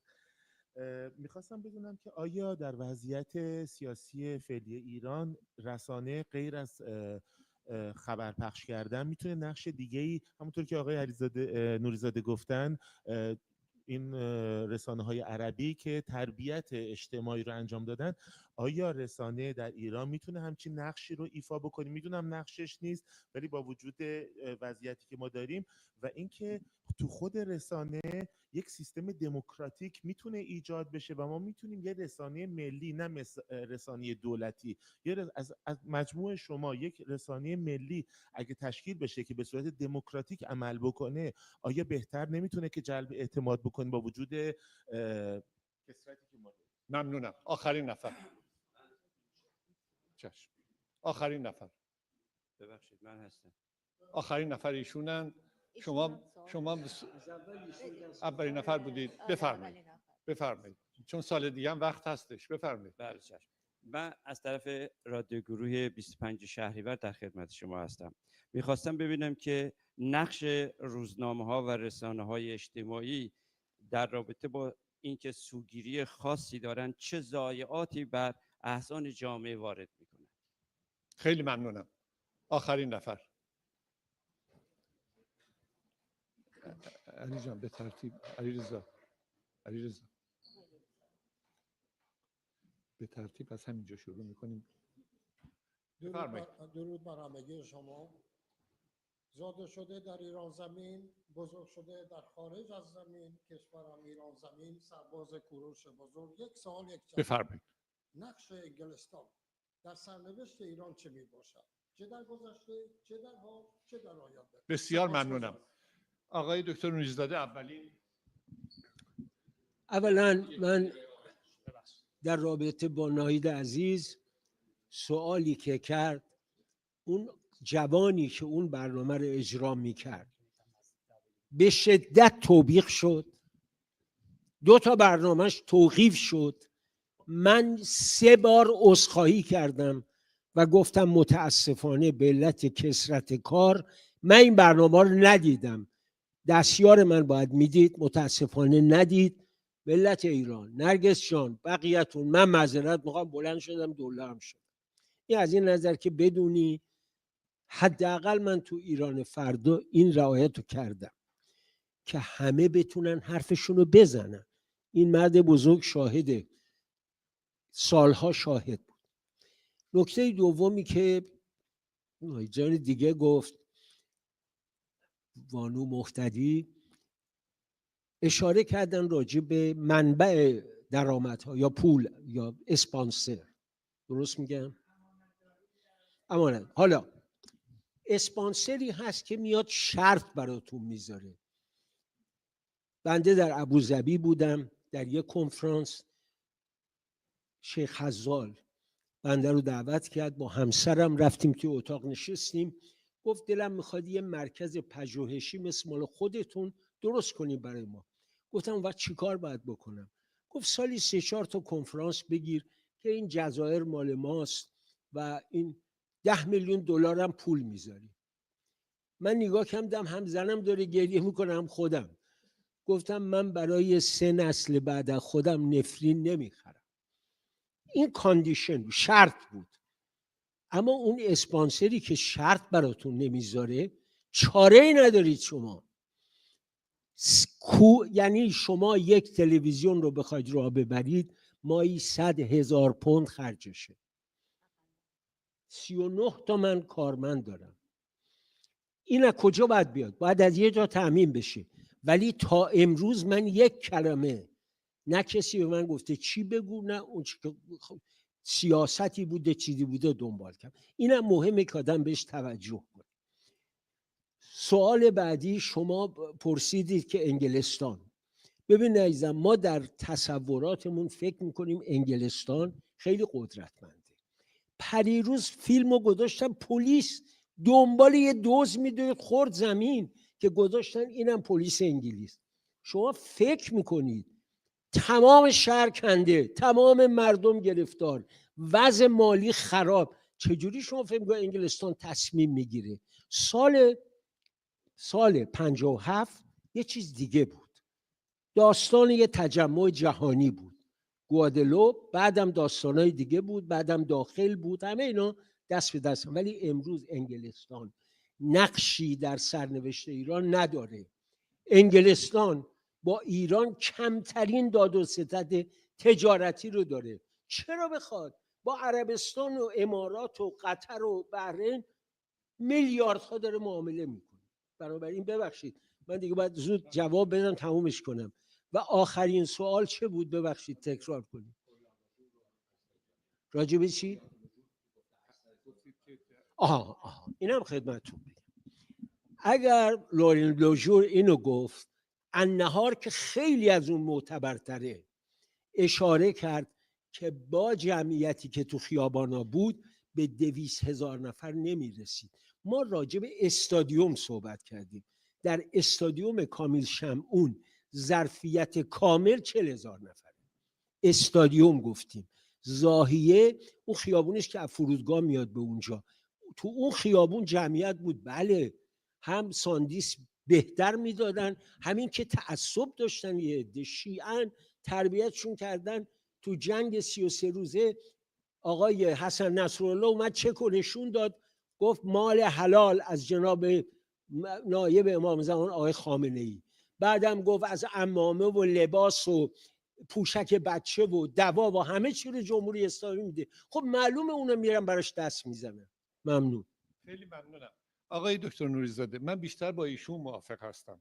یه سوالم مطرح میکنم. میگم که نقش BBC که گفتید اون موقع بوده هنوزم هست. ایران اینترنشنال، من سوال کردم، به همین دلیل مغضوب شدم. گفتم چرا عربا اینقدر دلشون واسه ما میسوزه که سالی میلیارد واسه ما خرج میکنن؟ همین. بحث نیست. خانم سیما ثابت بفرمایید. سوال شما رو من جواب بدم. یک سوالی مطرح کردید شما در مورد اینکه نظرم در مورد جریان‌های چپ و راست چیه و به هر حال این اختلاف نظری که وجود داره. اختلاف نظر وجود داره. من به نظرم باید به هر دو گروه فرصت داد که خودشون رو بیان بکنن و اصولا از این مهمتر، فراتر از دغدغه چپ و راست، یک اتحاد و همبستگی ملی است که تنها راه نجاته. اگر ما دغدغه ایران داریم، اگر دغدغه آینده فرزندانمون رو داریم، اگر امید داریم به بهبود ایرانی که امروز مثل یک بیماری که داره از گوشت و پوست خودش تغذیه میکنه قراره که به بهبودی برسه، اگر قراره که به امید نگاهی داشته باشیم، راهش فقط همبستگیه. این که هر کدوم تریبونی در دست بگیریم و خودمون از خودمون دفاع بکنیم راهگشا نخواهد بود. خاموش کردن صدای هیچ کس هم راهگشا نخواهد بود. فکر میکنم باید یاد بگیریم، باید تعامل و تسامح رو از همدیگه بیاموزیم و به همدیگه فرصت بدیم برای بیان نظرات. من به شخص فکر میکنم ما یک کنگره ملی ایرانیان احتیاج داریم که گروه‌های سیاسی نه فقط در رسانه، نه اینکه فقط در هر رسانه‌ای که خودشون هم ذاتی بیشتری فکر میکنن حرف بزنن. ما یک راه رو به جلوی سیاسی جدی میخوایم که همه کسانی که دستن در کار امور سیاسی هستند، برنامه‌ریزان امور سیاسی هستند، نیازش رو باید حس کنن. اینها در فضای خالی از رسانه باید اول با هم حرف بزنن و باید یاد بگیرن که اختلافاتشون چجوری حل بکنن. من همچین تعاملی الان بین هیچ کدوم از گروه‌های سیاسی نمیبینم، نه در حتی بین گروه‌های راست میبینم، نه در بین گروه‌های چپ. یعنی اصولا تعامل و هماندیشی وجود نداره و این اون چیزیه که مسیر رو به جلوی ماست.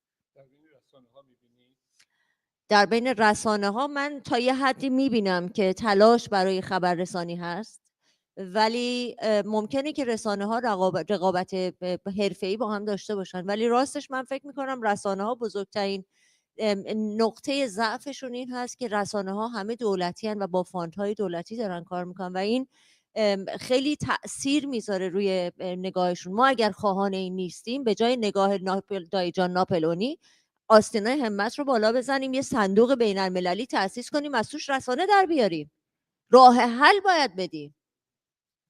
من فکر کنم که شاید ما به همین نتیجه ناگزیر به همین نتیجه باید برسیم. ناگزیر به همین نتیجه برسیم، چون رسانه ها خیلی هاشون به دنبال منافع ملی ما که نیستن، که حقشون هم هست به دنبال منافع خودشون باشن، طبیعیه. بفرمایید. دو تا مسئله است اینجا. یکی دولت هایی که ممکنه رسانه ها رو فاند کنن. من به طور مشخص در مورد دولت آمریکا حرف میزنم، یا BBC که با پول تکس پیرا داره اداره میشه. این دوتا رو در نظر میگم برای اینکه مثال های ساده تری هستن، یا رادیو فردا فرض کنید. دولت ها دارن در یک سطحی این رسانه ها رو دارن، هر جا که منفعت سیاسی نداشتن اون سکشن ها بسته شده، مثل اتفاقی که بعد از فروپاشی شوروی افتاد. ما از نظر سیاسی اهمیت داریم، ولی منافع ملی ما رو ما تعریف میکنیم. از یک طرف روزنامه نگارانی داریم در این رسانه ها که بسیار وطن پرست هستن، ایران براشون مهمه. ما نمیتونیم بگیم چون فاند یک رسانه داره از یه جای دیگه میاد پس لزوما این آدم ها ایران پرست نیستن، ایران وطن پرست نیستن، یا نمیدونم اهمیتی براشون نداره. من میدونم که داره. من تا لحظه ای که توی رسانه پیشینی که کار میکردم از صمیم وجود به ایران علاقه واقعی داشتم. هر کاری که میکردم به نظرم میآمد که دوست دارم به ایران کمک کنم.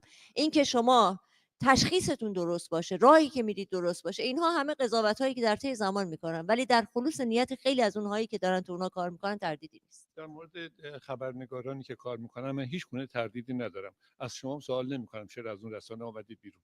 بفرمایید خانم حسن. مرسی.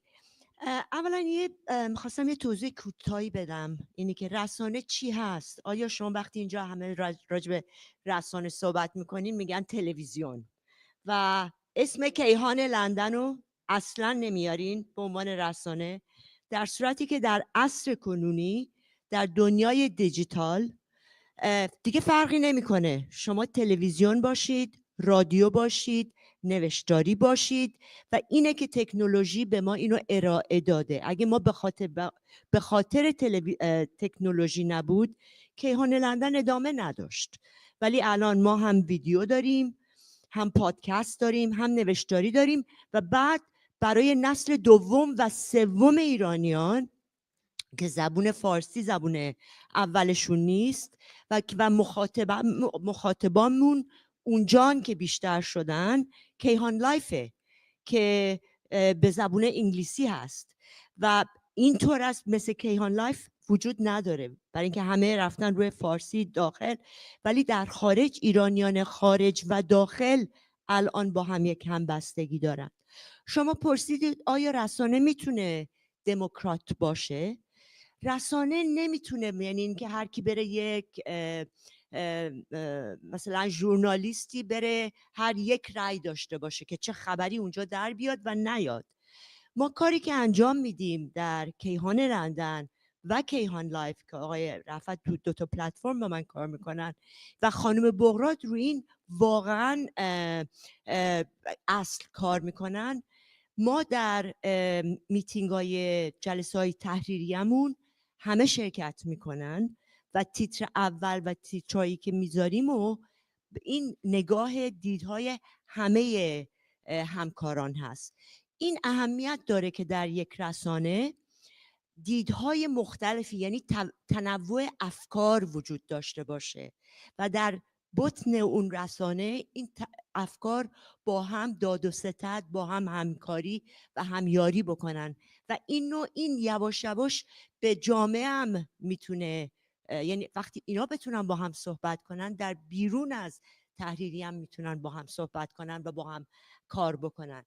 در راجب اینی که این چیز راجب همه راجب بودجه صحبت میکنن، رسانه مستقل باید رو پای خودش باشه بدون شک و در تمام تحقیقاتی که کردن اینه که رسانه های مدرن، یعنی از روزنامه ها حالا در بریتانیا بگیرید تا امریکا، چطور میتونن درآمدزایی بکنن. خیلی از طریق تبلیغ این درآمدزایی ها رو انجام میدادن، ولی با اینترنت تبلیغ اونقدر آگهی دیگر اونقدر درآمد نداره.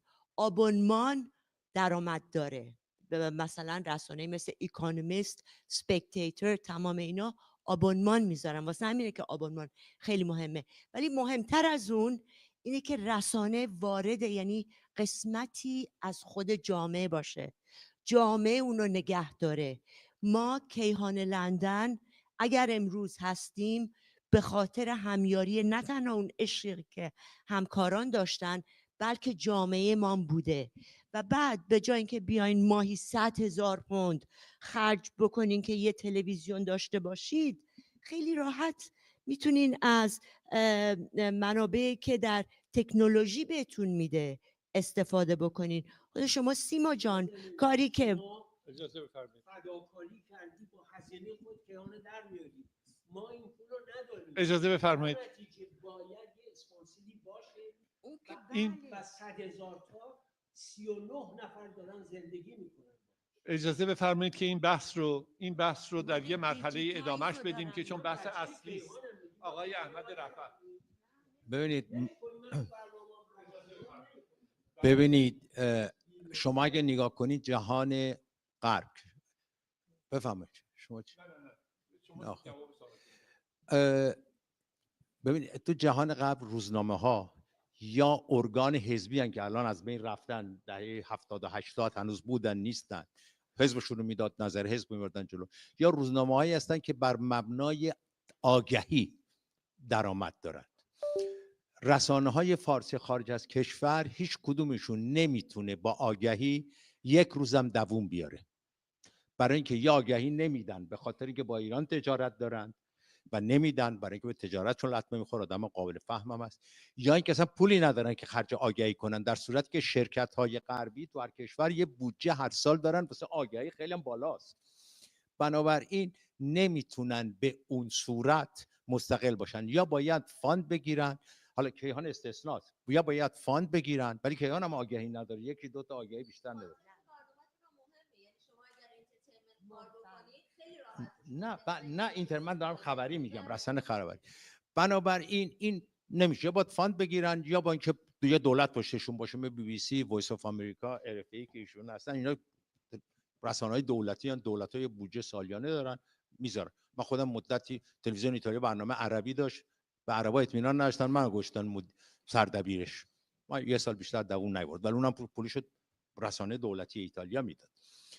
خب از این که این یه مسئله، بنابراین فکر نکنیم که میشه با پول یه رسانه ملی. خب من 2 تا تجربه رو خلاصه میگم. یکی ما خواستیم یه سندیکای خبرنگارا درست کنیم، من آقای نوری‌زاده و 6 تا خبرنگار دیگه، همکارانمون اینقدر به ما فحش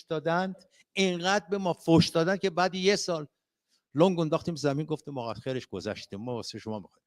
بنابراین وقتی بین خبرنگارا اونقدر یه نهادی که برای کمک به همه باشه نشه ایجاد کرد، چگونه میخوایم یه تلویزیونی درست کنیم یا یک رسانه کلی درست کنیم که همه بتونن نظراتشون رو بگن.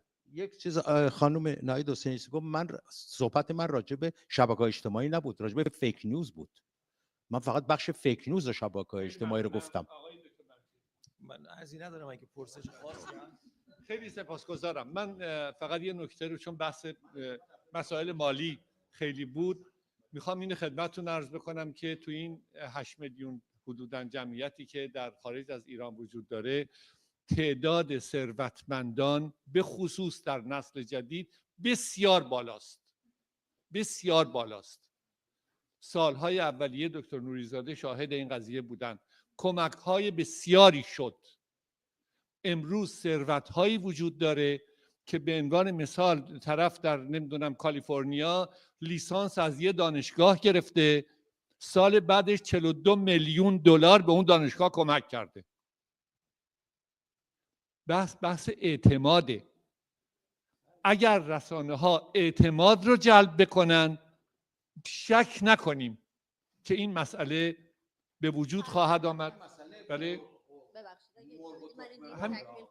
خیلی سریع. فرهنگ به نظر من خیلی مهمه. اشاره کردند همکار عزیز که رسانه ها میتونن فرهنگ سازی بکنن. این یک ارتباط دو طرفه است، یعنی فرهنگ اعتماد برمیگرده به یه چیز اساسی تر به اسم اعتماد.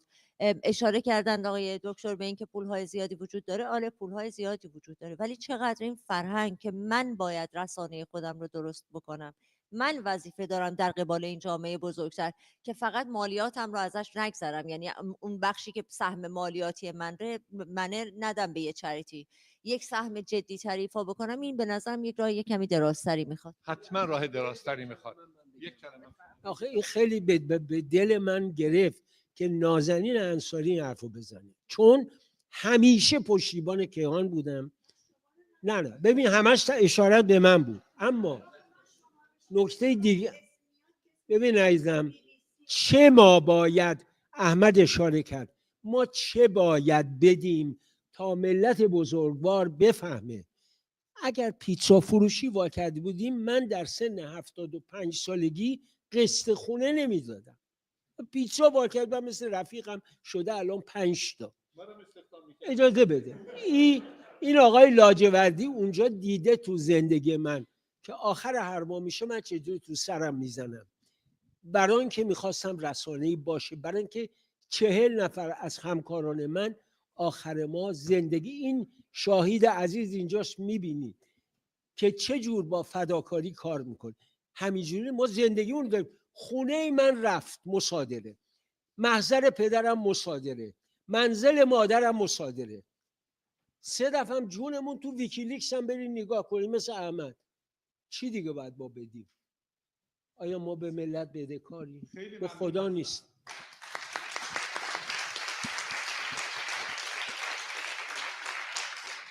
دوستان در سالن،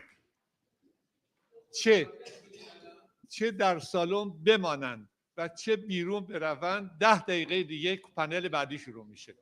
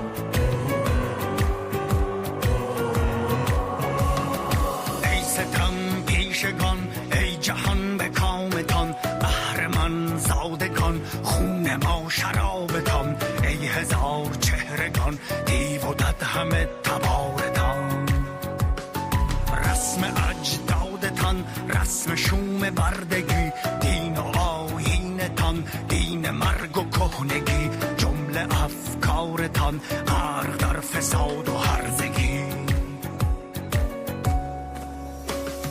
رسم اجداد ما رسم آزادگی، دین و آیین ما دین عشق و زندگی، عهد و پیمان ما همدلی و ایستادگی. رسم دیرین ما رسم پاک سادگی، مهر و داد و خرد با نشاط زندگی، پند تاریخ ما درس وحدت و یگانگی.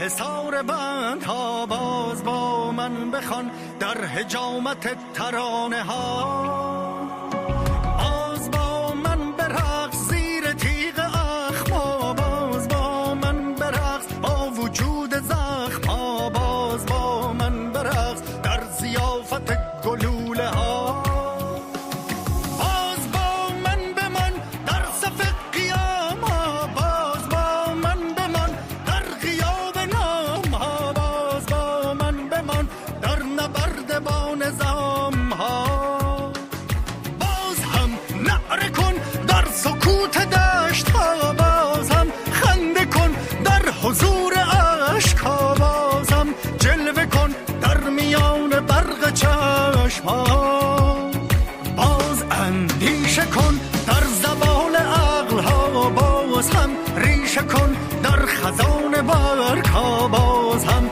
غنچه کن، در هراس و ترس شاخه ها باز خورشید شو، در محاق سایه ها باز امید شو، در فغان ناله ها باز شور عشق شو، در مزار سرد سینه ها.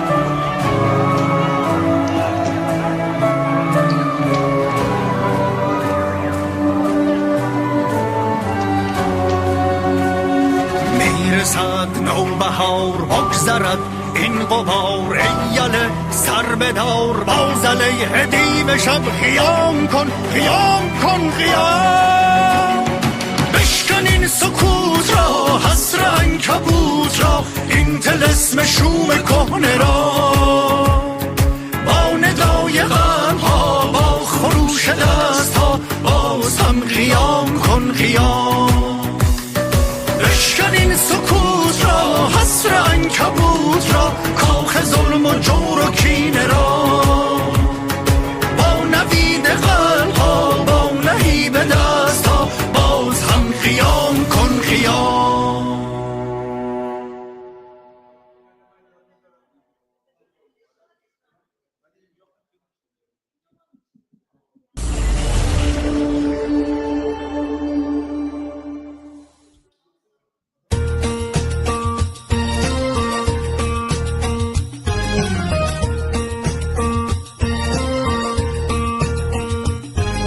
رزماوران کجایید، غارتگران رسیدند، شب را به چله بستند، خورشید را دریدند، تو در نقاب ایمان بستند دست شیطان، حتی ز خون یاران 100 جام سر کشیدند 100 جام سر کشیدند.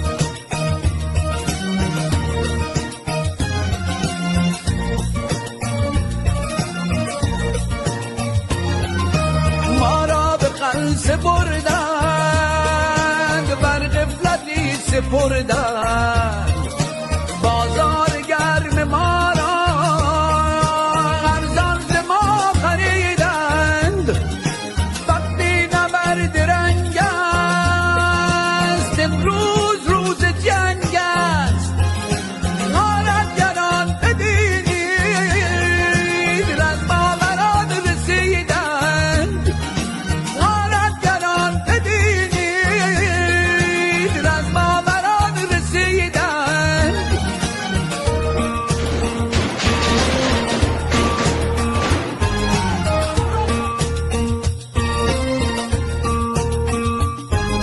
رزم آوران کجایید؟ غارتگران رسیدند. شب را به چله بستند خورشید را دریدند. رو در نقاب ایمان بستند دست شیطان. حتی ز خون یاران 100 جام سر کشیدند 100 جام سر کشیدند.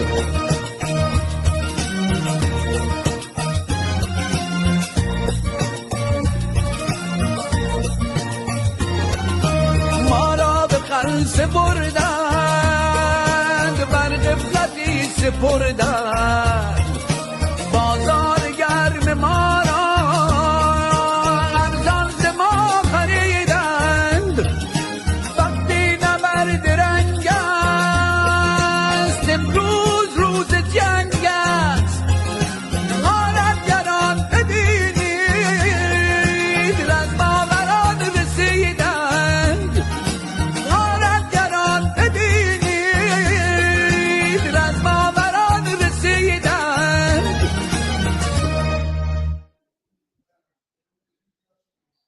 خانم مینا احدی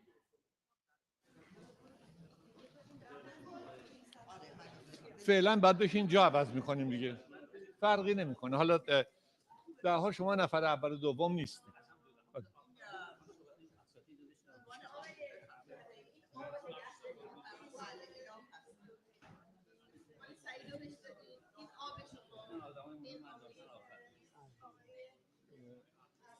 این صندلی رو بدید به مینا که مینا با جاشو با مهداد بعدا عوض کنه بعد از صحبت.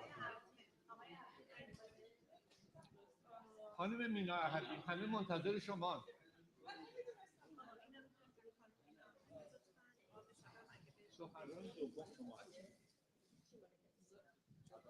اول مهداد بود. ولی گروه بعدی هستن آقای مهداد. بله گروه بعدی. شما بفهمید اینجا الان تکلیف روشن میشه. نه عبدالله رو بگیم بیاد بشین اینجا. اون صندلی بیار. آقای محتدی بفهمید اینجا. بفهمید تشریف بیارید. ما یه چیزی میگیم شما که نباید گوش بکنید. شما میگیم ما باید گوش بکنیم. بفرمایید. اینجا.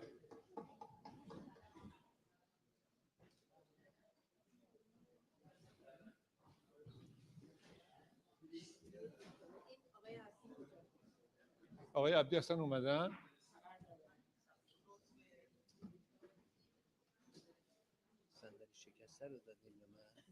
شما بیاید اینجا بشینید جای من که اینو بگیرید عوض کنید.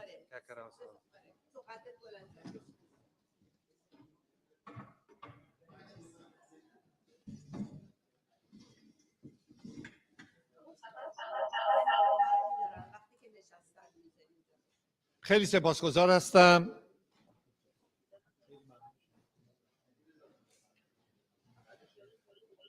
پنل بعدی با 3 دقیقه تأخیر آغاز میشه. برای این 3 دقیقه معذرت خواهی میکنم. این پنل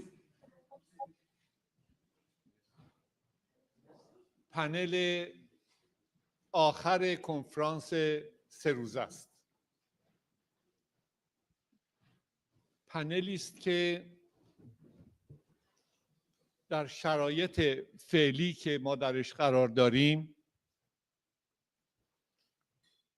اگرچه 45-6 ساله که گرفتار این شرایط هستیم، ولی اونطوری که همه فکر میکنن شاید که این دوره یکی از حساسترین دوره هاش باشه. امیدوارم چنین باشه. ولی بحثی که تو این پنل مطرح میشه جنبش های اجتماعی اعتراضی است که در داخل و خارج از ایران، ادامه بدم، جنبش های اجتماعی اعتراضی است که در داخل و خارج از ایران مطرحه. جنبش هایی که اگر به طبقات مختلف تقسیم بشه میتونیم بگیم که تمام مردم ایران رو در داخل خودش پوشش میده. این آخرین بررسی ما و کتابی که منتشر شد در رابطه با یک نظرسنجی برای زندگی آزادی توانست گوشه هایی از جنبش های مختلف و متعدد ایران رو باز بکنه، نه الزاماً پاسخ بده، نیازها رو مطرح بکنه. بزرگترین شاید به نوع خودش جنبش زندگی آزادی بود، قربانیان زیادی رو داد. علی رغم این که این جنبش به انقلاب نرسید یا اون چیزی رو که توقع ازش بود تا الان، تا حال حاضر به نتیجه نرسیده، ولی باور من بر اینه که نتایج نظرسنجی ما همین رو نشون میده که این جنبش در نهایت به سرنگونی این نظام خواهد انجامید. هدفی رو که این جنبش داشت و به نام زندگی آزادی مطرح بود، اگرچه زنان و دختران ایران نقش اساسی داشتند، ولی یک جامعه در داخل و خارج از کشور حمایتش کرد. عللی که مورد حمایت تمامی طبقات اجتماعی قرار نگرفت و انقلاب انجام نشد بررسی شده و امروز ما تلاشمون بر اینه که دیدگاه‌ها و نظرات مختلف رو در رابطه با این جنبش و راهکارها بتونه مسائلی رو مطرح بکنه. دکتر مهرداد درویشپور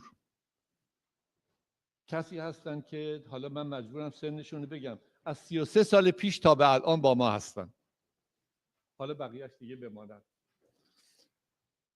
جامعه شناس و استاد دانشگاه استکهلم، موارد زیادی رو در سالهای دراز در تحقیقات و بررسی هاشون به مسئله زنان اختصاص دادن. امروز این ویژگی هایی رو که ایشون در گذر زمان مطالعه کردن و به خصوص در بحث زندگی آزادی به پیگیریش رسیدن رو امیدواریم که در 12 دقیقه‌ای که وقت دارن برای ما مطرح بکنن. بفرمایید. سلام عرض میکنم به همه حضار گرامی و سپاسگزاری از انجمن پژوهشگران ایران که این فرصت رو در اختیار من قرار دادن که این بحث بسیار پیچیده رو در واقع در 12 دقیقه گوشه‌هایی رو بهش اشاره کنم.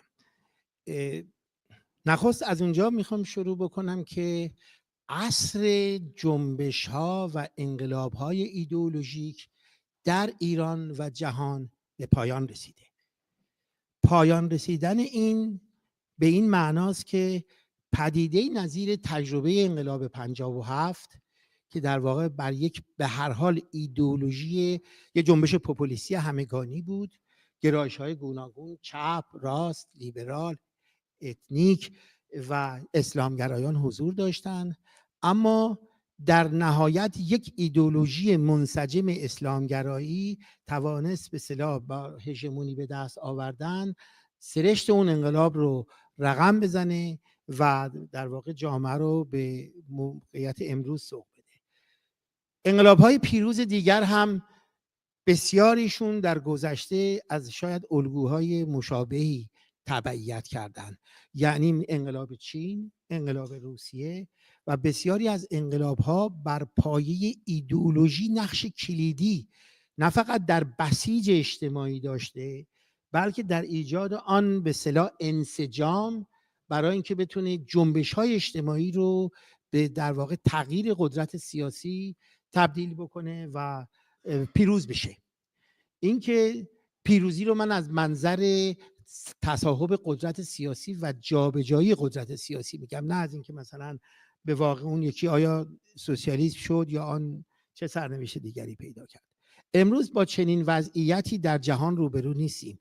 نه فقط آنچه که به نام انقلاب‌های مخملین موسوم بود متأثر از در واقع رویکردهای ایدئولوژیک نبود و اصلا به یک معنی یک عصر جدیدی رو رقم زد، بلکه به موازات اون ما چه در جهان غرب به خصوص و سپس در کشورهای عربی و ایران به صورت اخص شاهد یک پدیده دیگری شدیم که نه با انقلاب‌های مخملین شباهت دقیقی داشت، نه با اون انقلاب‌های ایدئولوژیک. آن هم عبارت از جنبش‌های نوین اجتماعی بود. جنبش‌های نوین اجتماعی هیرارشیک نیست، عموماً تک موردی است، از به اصطلاح سازمانیابی حزب یا به اصطلاح گروه متشکلی اونها رو رهبری نمی‌کنه. جنبش‌هایی هستند که خصلت ضد قدرت در اونها برجسته‌تره، به همین خاطر بسیاری از اونها به عنوان جنبش‌های ضد قدرت نام میبرند. از یک سیالیت اجتماعی برخورداره، تداوم خودش رو در واقع از یک شکل زنجیره‌ای اعتراضات به دست میاره، نه از فرمان حزبی یا این یا آن رهبر انقلاب.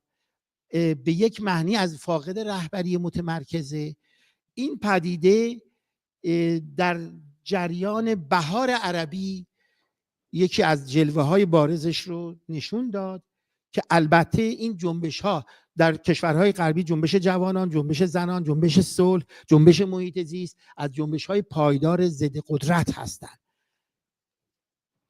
آسیب شناسی که این جنبش‌ها بر سرش صحبت شده اینه که در کشورهای دموکراتیک شاید قدرت بیشتری داشتن برای به عقب راندن یا ایجاد تغییر در فضای سیاسی اجتماعی جامعه، اما از اون جایی که به اصطلاح مفهوم بدیل جایگزینی رو باهاش سر و کار نداشتن، این رو به عنوان بسیاری به عنوان یه نقطه قدرت و بسیاری به عنوان یه نقطه پاشنه آشیل آن نام بردن که این پاشنه آشیل به یک معنی فرجام این جنبش‌ها رو با بحران روبرو میکنه یا با یک ناروشنی روبرو میکنه که به سادگی میتونه سرنوشت و سرشت دیگری پیدا کنه. در کشورهای دموکراتیک به هر حال این جنبش‌ها هنوز جزو معتبرترین جنبش‌های اجتماعی به شمار میرن، اما در کشورهای استبدادی این جنبش‌ها چقدر توانایی به عقب راندن قدرت‌های سیاسی رو دارند یا نه با یک علامت بسیار بزرگ روبروست. در بهار عربی ما تنها با یک استثناء روبرویم که جنبش مثلا این جنبش‌های نوین اجتماعی به یک پیروزی نسبی دست پیدا کردن. تجربه تونس که بعدش هم به هر حال با 1001 مشکلات دیگری روبرو شد که می‌دونیم، وگرنه تمام نمونه‌های دیگر یا با سرکوب خشن روبرو شدن یا با تجربه نظیر جنگ داخلی سوریه مثلا روبرو شدن.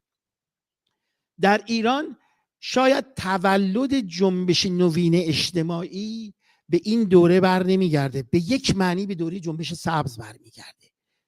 با این همه نقش اجازه بدید بگم مهار کننده یا دوگانگی که این جنبش هم یک بخشش و میراثی که موسوی رهبران به اصطلاح نمادین میخواستن باشن و در چارچوبی رو که دنبال میکردن یک تنگنایی رو برای اون جنبش اجتماعی ایجاد کردن، در این حال اون جنبش به فرمان این افراد اصلا شکل نگرفت و اصلا جنبش‌های خیابانی بودن، در حالی که اصلاح طلبان چیزی که وحشت می‌کردن اصلا خیابان بود.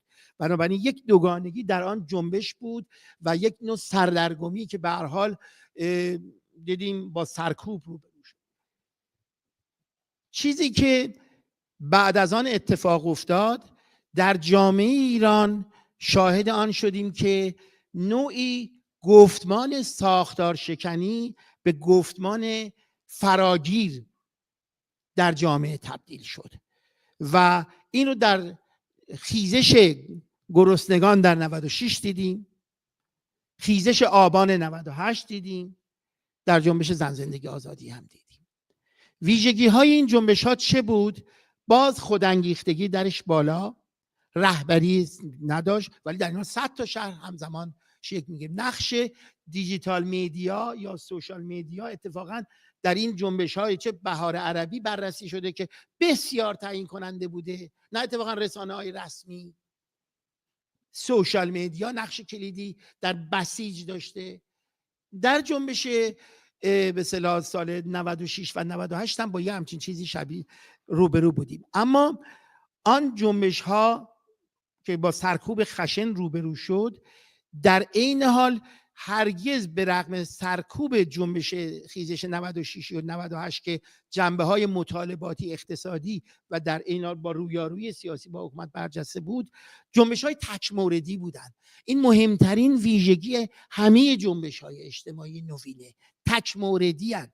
جنبش محیط زیست به محیط زیست کار داره، جنبش صلح به صلح کار داره، جنبش همگانی نیست به یک معنی. خیزش 96 هم همگانی، به این همگانی منظورم میزان شرکت نیست، خواستها به اصطلاح خواستهای گروه‌های معینی از اجتماع. جنبش زن زندگی آزادی به یک معنی یک سوال کلیدی جامعه رو سعی کرد پاسخ بده.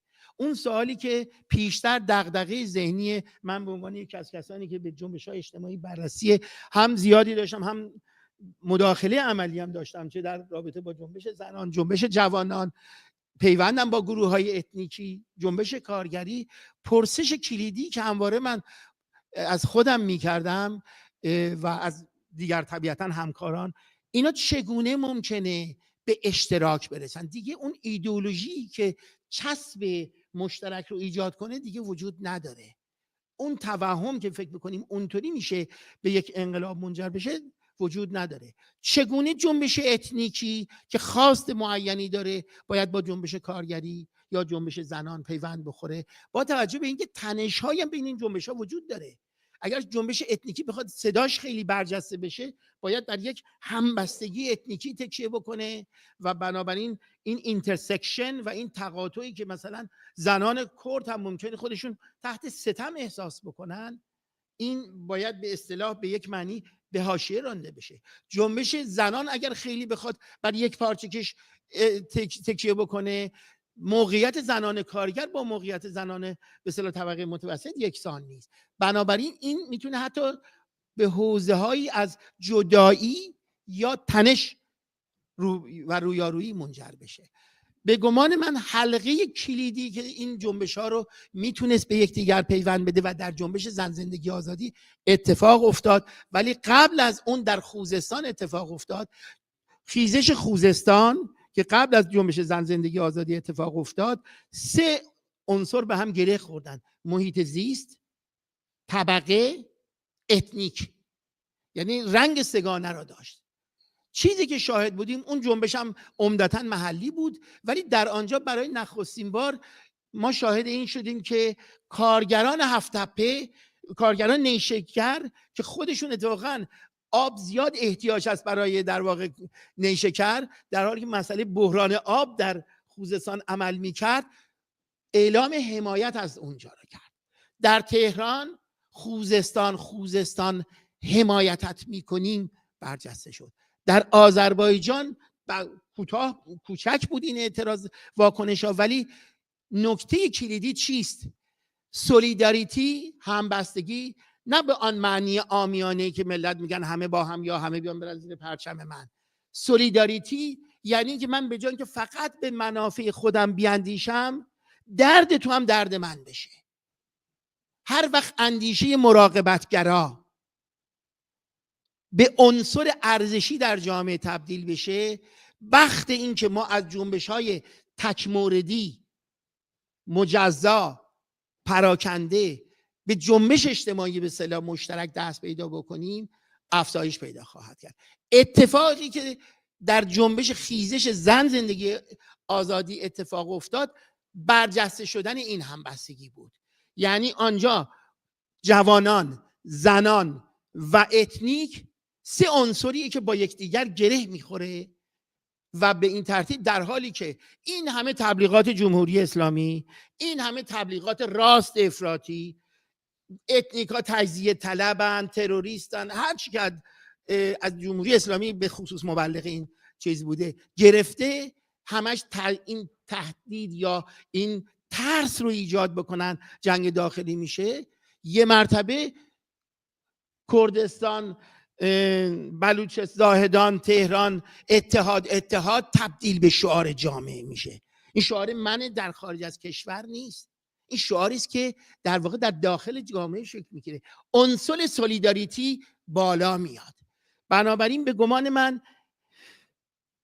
گرچه این تجربه زن زندگی آزادی بین سطح ظرفیتش و به اصطلاح توقعاتش یک شکاف وجود داشت که خودش در اون سرکوبش نقش داشت، و این هم یک واقعیت دیگری، جنبش زن زندگی آزادی به عنوان یک جنبشی که رهبری سازمان یافته کلاسیک رو نداشت و مسئله آلترناتیو بالاخره مسئله ذهنی است، بدون پاسخگویی به سرکوب میتونه منجر بشه. این پاشناشی رو هنوز داره.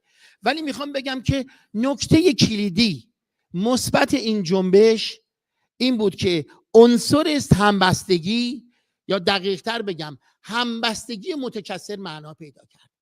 اتنیکا در هیچ جنبش اجتماعی شرکت نخواهند کرد اگر خواستهای خودشون رو نمیدن. برای چی باید شرکت کنن؟ اتفاقاً مشارکتی معنا داره که خواست خودشو ببینه. زنا برای چی باید برن در یک جنبش همگانی شرکت کنن که کلاه سال 57 بر سرشون بره؟ باید خواستهای خودشون رو ببینن. جوانان هم همینطور، کارگران هم همینطور. بنابراین ما به یک معنی به یک انقلاب اینترسکشنال احتیاج داریم، یا یک جنبش ابر جنبش اینترسکشنال احتیاج داریم که این تکثر همبستگی معنا داره، همبستگی توش شکل بگیره، در عین حال که این خواستهای متفاوت شکل بگیره. در حالی که صحبتمو میخوام جمع بزنم، در حالی که جنبش متکثر خصلت ضد تبعیض، دموکراتیک، آزادی خواهانه درش برجسته است، ما در عین حال با یک جنبش رقیب هم روبرو هستیم. این که جنبش زن زندگی آزادی به عنوان نخستین انقلاب زنانه ازش نام بردن، معنیش اینه که فقط زنان شرکت دارن. نخستین بار پیش قراولان این جنبش زنان میشن. بنده در کتاب چالشگری زنان علیه نقش مردان سال 2001 نوشتم که زنان ایران پیش قراولان گذار به مدرنیته خواهند بود، به دلیل اینکه در واقع خود ایدئولوژی زن ستیز جمهوری اسلامی انگیزه در واقع این گذار به مدرنیته رو در میان گروهی که بیشتر از همه آسیب دیده از انقلاب اسلامی شده، اینو به اصطلاح چالش واداشته. این پیشقراولی رو در جنبش زن زندگی آزادی به عریانی به نمایش گذاشتن. اما میخوام بگم دو تهدید، یا دقیق‌تر بگم دو تهدید و یک چالش، فقدان یک آلترناتیو به هر حال یک چالش این جنبشه. هر چقدر بالا بریم پایین بیایم، من طرفدار جنبش‌های نوین اجتماعی ام و زیاد با این اشکال اقتدارگرایی‌های اصلا هیچ بیگانگی دارم، اما بدون آلترناتیو بالاخره نمیشه. اگر بخواد به جایگزینی منجر بشه محال به نتیجه برسه. پس این چالش باید پاسخ ببینه. در این حال ظرفیت این جنبش، درست همه ما میخواستیم به یک جنبش بزرگ تبدیل بشه، ولی اگر یک جنبشی هدفی که پیش روش قرار بده متناسب نباشه ظرفیتش، در واقع میتونه به سرخوردگی و حتی افسردگی منجر بشه. اما میخوام بگم ما با یک رقیبم روبرو هستیم. هر چقدر سعی میکنم خودسانسوری کنم نمیتونم این رقیب رو. بله این جمله آخرمو با این خودسانسوریمو با اجازه کنار بگذارم. یکی از متفکران بسیار ارزشمند جامعه که سخت باش مخالفم اما بسیار نظر پرداز مهمی است، برای اینکه بحثی رو نمیخوام فقط سیاسی بکنیم. طباطبایی، زندگی طباطبایی به محض اینکه این جنبش آغاز شد گفت این انقلاب ملی ایرانه. قبول نداشت این جنبش زن زندگی آزادیه. گفت انقلاب ملی ایرانه که داره از جمهوری اسلامی، از کمونیست ها، از مجاهدین، از همه کسانی که در واقع مانع هویت یابی ملی ایرانیان شدن به اصطلاح انتقام میگیره، باز پس میگیره. به همین خاطر به جای واژه جنبش زن زندگی آزادی انقلاب ملی ایران رو بکار. بسیار ممنونم. من جمله‌مو تمام نذاشتی بکنم.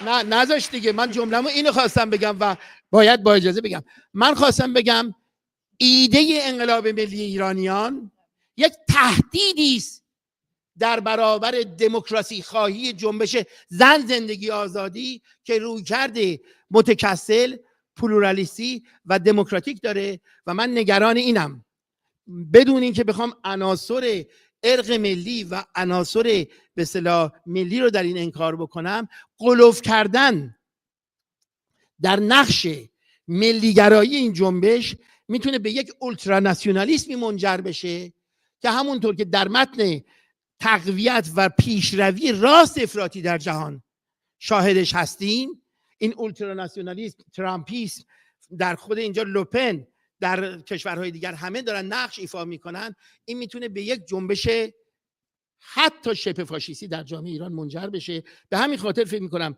تقویت جنبش زن زندگی آزادی و مبارزه برای پیشروی دموکراتیک این جنبش برای تحول ساختاری نیازمند در واقع به کنار زدن همه رویکردهای افراطی، اقتدارگرایانه و گسترش تعامل سیاسی در کل جامعه ایران. متشکرم.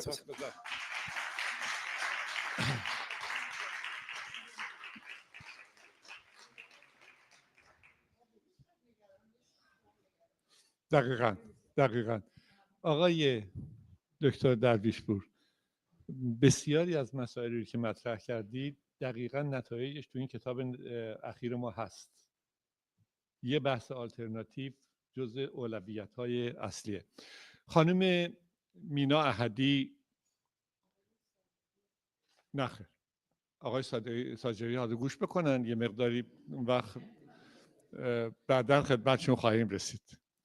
خانم مینا احدی تلاشگر سیاسی، اجازه بدید بگم چپ به معنای واقعی کلمه و دوست بسیار عزیز دوران دراز زندگی من. البته من و شما 40 سال بیشتر نداریم. خانم مینا احدی در رابطه با مسئله جنبش لغو اعدام صحبت میکنن. فقط خودشون چون در جریان این بودن، شاهدش هم بودن، حضورم داشتن، ما 3 کنفرانس در 20 سال گذشته در رابطه با لغو اعدام برگزار کردیم. یکی در آلمان، یکی در دانشگاه UCLA کالیفرنیا و یکی در فرانسه ایتالیا. یک کتاب چاپ شده، یک کتاب زیر چاپه، منتظره که اون سخنراناش هزینه هاشو بپردازن و همچنان ادامه داره. جنبش لغو اعدام جنبشیه که دیگه نه چپ میشناسه نه راست میشناسه، نه سلطنت، نه جمهوری، نه فدرال طلب، هیچ کدوم اینا مطرح نیست. بحث جنبش لغو اعدامه، یعنی برداشتن این ننگ از روی جامعه. خانم مینا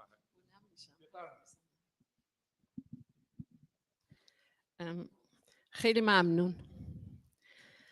روز 6 فوریه 2025 در یک هوای سرد زمستانی هواپیمایی در برلین بر زمین نشست با پیکر یک فعال سیاسی ایرانی آلمانی. نه کسی به استقبال او رفت و نه خبرنگاری و سیاستمداری در آنجا بود. همه چیز مخفیانه انجام شد. یک روز بعد دختر جمشید شارمهد با غمی به اندازه همه غمهای دنیا در گوشم زمزمه کرد: مینا، به ما گفتند چشمهای پدرم را درآورده و سینه‌اش را دریده بودند.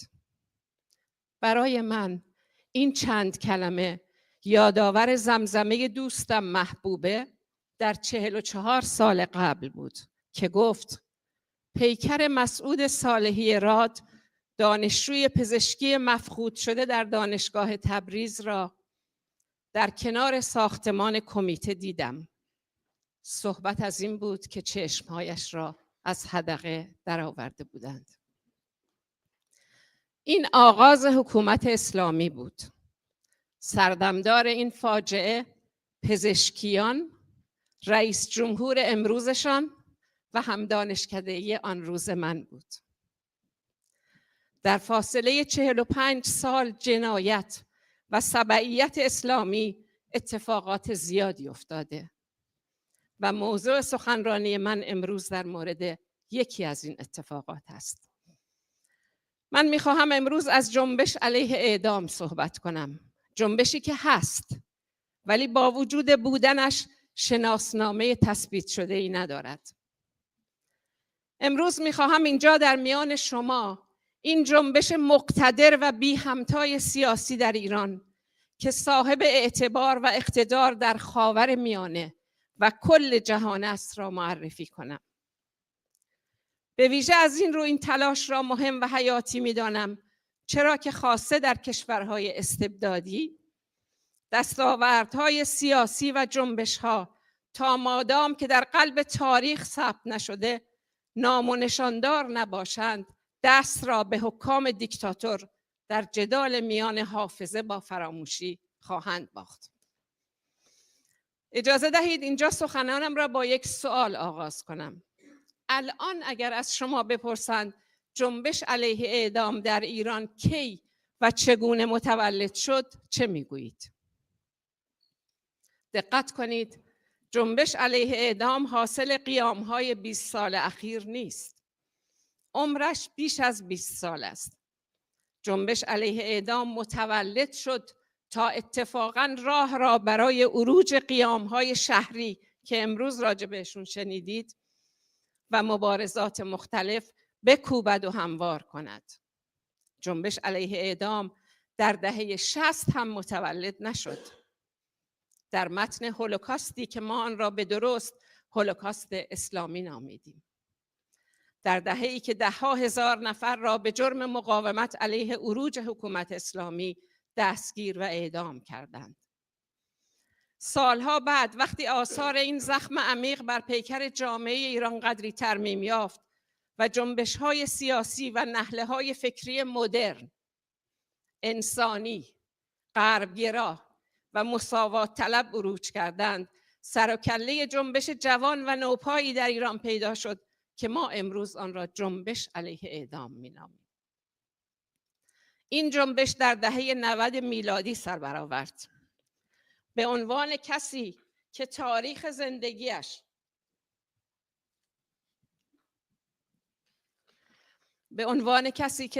زندگیش با تولد این جنبش عجین شده، باید بگویم که تاریخ جنبش علیه اعدام در ایران به گونه‌ای آشکار و جذاب، هم زنانه، هم مساوات طلبانه و هم عمیقاً انسانی است.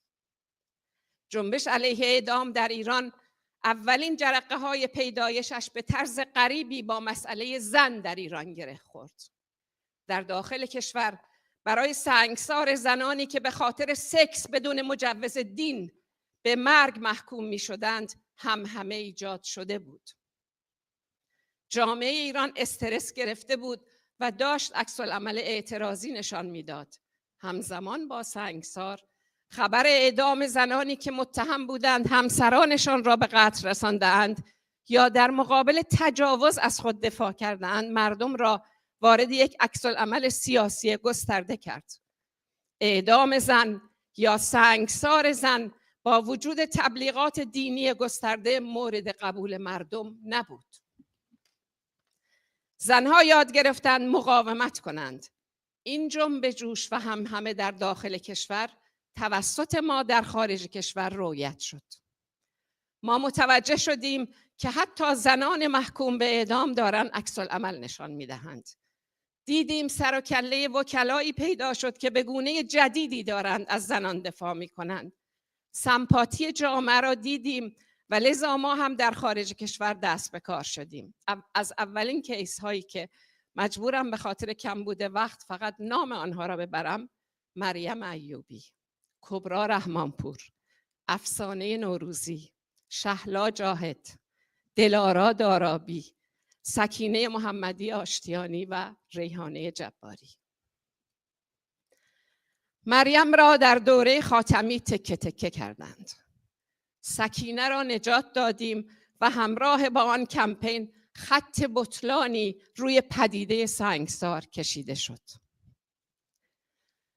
در خارج کشور ما متوجه شدیم که برای بالو پر دادن به جنبش علیه اعدام و سنگسار 2 نرخ متفاوت از کار لازم است. یکم، فعالیت عملی جهت توقف اعدام و سنگسار.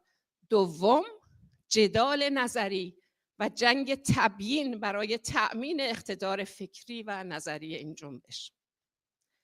چون جنبش ها نمیبرند، متولد نمیشوند اگر فکر و نظر محیط را نبرده باشند. برای شما که الان در این سالن نشسته اید خیلی بدیهی است که حکم اعدام فلان زن یا مرد در زندان حتی اگر دست به جنایت زده باشد باید ممنوع شود. مجازات اعدام باید به طور کلی لغو شود. الان جامعه ایران کشتن هر انسانی را به خاطر هر ادله‌ای رد می‌کند، چرا که حق حیات انسان ارجحیت یافته و چرا که بر همگان مسجل شده که مجازات اعدام خود توحش است. اعدام برای تنبیه و مسئولیت جامعه از مجرم و متجاوز نیست. اعدام خود قتل عمد دولتی است. 28 سال پیش آنقدر مسجل نبود. برای تثبیت فکری شرایط حضور این جنبش جنگ ها شد، جدال ها در گرفت، به خصوص با اصلاح طلبان و جهاد تبیین به راه افتاد. یک فکری، یک اندیشه مدرن انسانی، آن هم در کشوری در ته خاورمیانه که نه فقط حکام مستبد امروزش که حکام قبلی و شاهانش هم اعدام می‌کردند. یک کشوری در ته خاورمیانه که دور تا دور همسایگانش از شیخ و شاه تا رئیس دولت و رئیس جمهور انسانها را به اسم اعدام می‌کشند. در منطقه‌ای که کشتن انسان به عنوان مجازات بدیهی و مسلم محسوب می‌شود، این جنبش بلند شد و نگفت.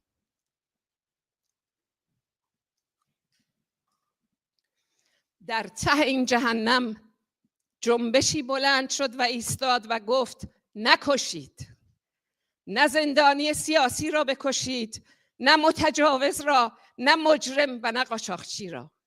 نکشید تا این مملکت بتواند به جای خون و جنایت به حرمت انسان، به حق حیات انسان باور کند و راهی دیگر را به عنوان مسیر سیاسی بپیماید. من نمیدانم اگر تلاش ما در خارج کشور نبود، آن چشمه‌های انسانی تازه تولد یافته علیه اعدام چگونه مقتدر میشد. من نمیدانم اگر تسخیر محیط سیاسی اپوزیسیون با فکر و عقیده مترقی ضد اعدام نبود، آن تلاش ها چه میشد. اما یک چیز را میدانم و با یادآوری آن بحثم را به پایان میبرم. یک لحظه تصور کنید که ما هم مثل پاکستان، مثل عربستان، مثل افغانستان یا بسیاری از ممالک استبداد زده جنبش علیه اعدام نداشتیم. چه میشد؟ من به شما با قاطعیت میگویم این جنبش نه فقط در ایران جان بسیاری را نجات داد، نه فقط باعث شد قانون سنگسار عملاً لغو شود، بلکه الان اینجا نبودیم که هستیم. جنبش علیه اعدام نوری بر تاریکخانه هولوکاست اسلامی انداخت. جنبش علیه اعدام باعث شد خاوران زنده شود.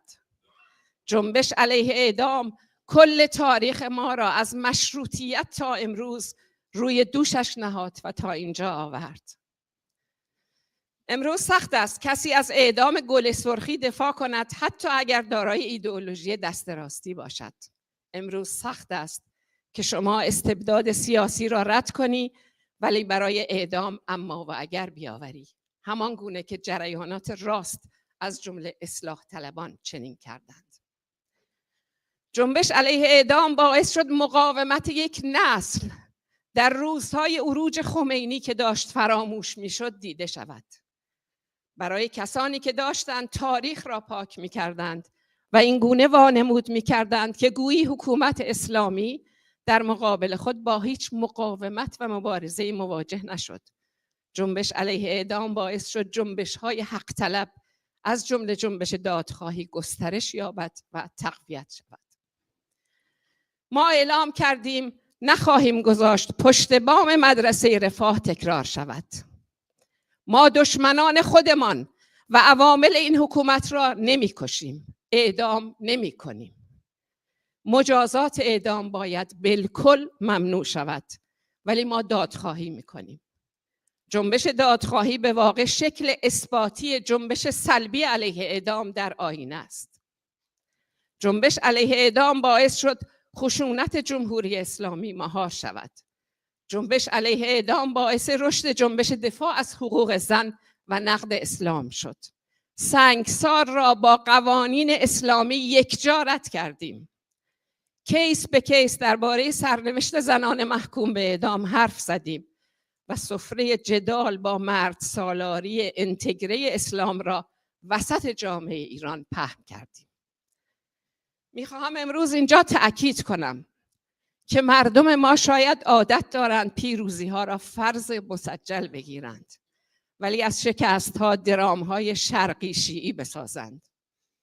جنبش علیه اعدام علامت مدرنیزه کردن یک کشور به گروگان گرفته شده و ویران شده از لحاظ سیاسی است. ته این ویرانی نوری است به سوی امید و آینده.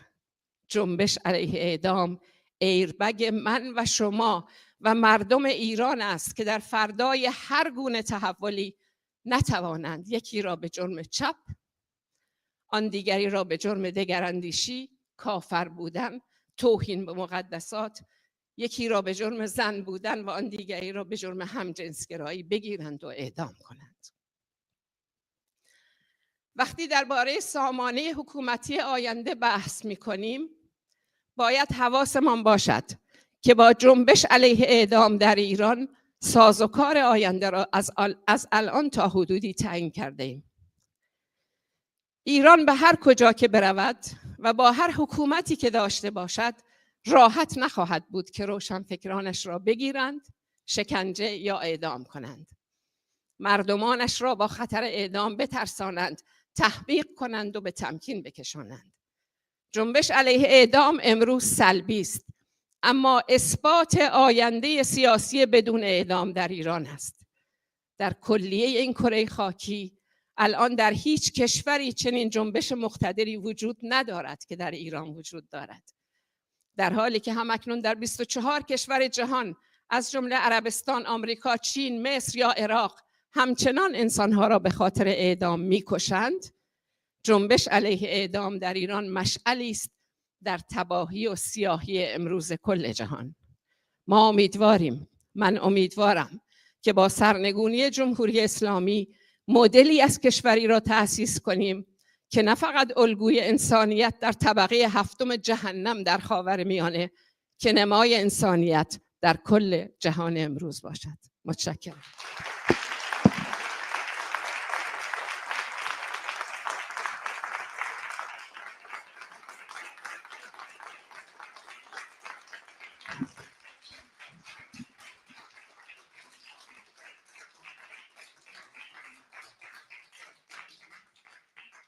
خیلی سپاسگزار هستم. من مطمئن هستم مینا جان این جنبش به نهایت به نتیجه خواهد رسید. من تردید ندارم برای اینکه یک جامعه به دنبالشه، ولی از طرف دیگه یادمون باشه که تنفر این جامعه رو به نسبت این حکومت در بر گرفته.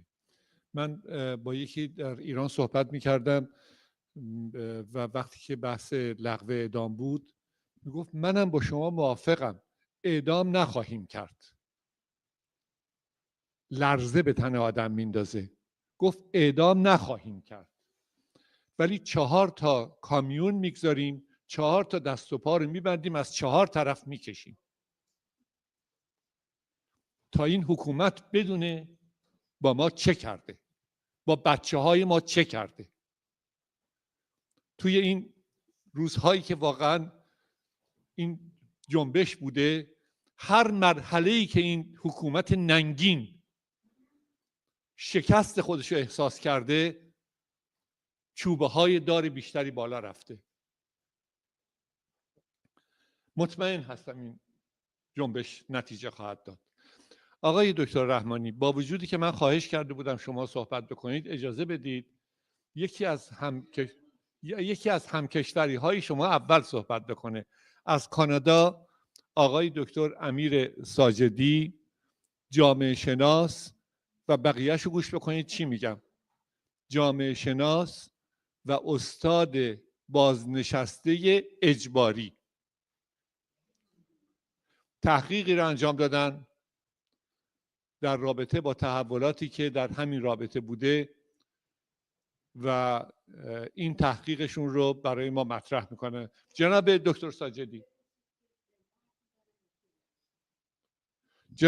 ساجدی، حضور دارید؟ بله. میخواید که ما فیلم رو نشون بدیم یا میخواید صحبت خودتون رو در همون 10-12 دقیقه انجام بدید؟ اگر زحمت بکشید فیلم رو نشون بدید که فکر می‌کنم بهتره. خواهش میکنم. و بعد در جلسه حضور داشته باشید که در بحث‌های بعدی حضور پیدا بکنید و پاسخگو باشید. حتما. نتایج تحقیق ایشون بفرمایید. خواهش میکنم.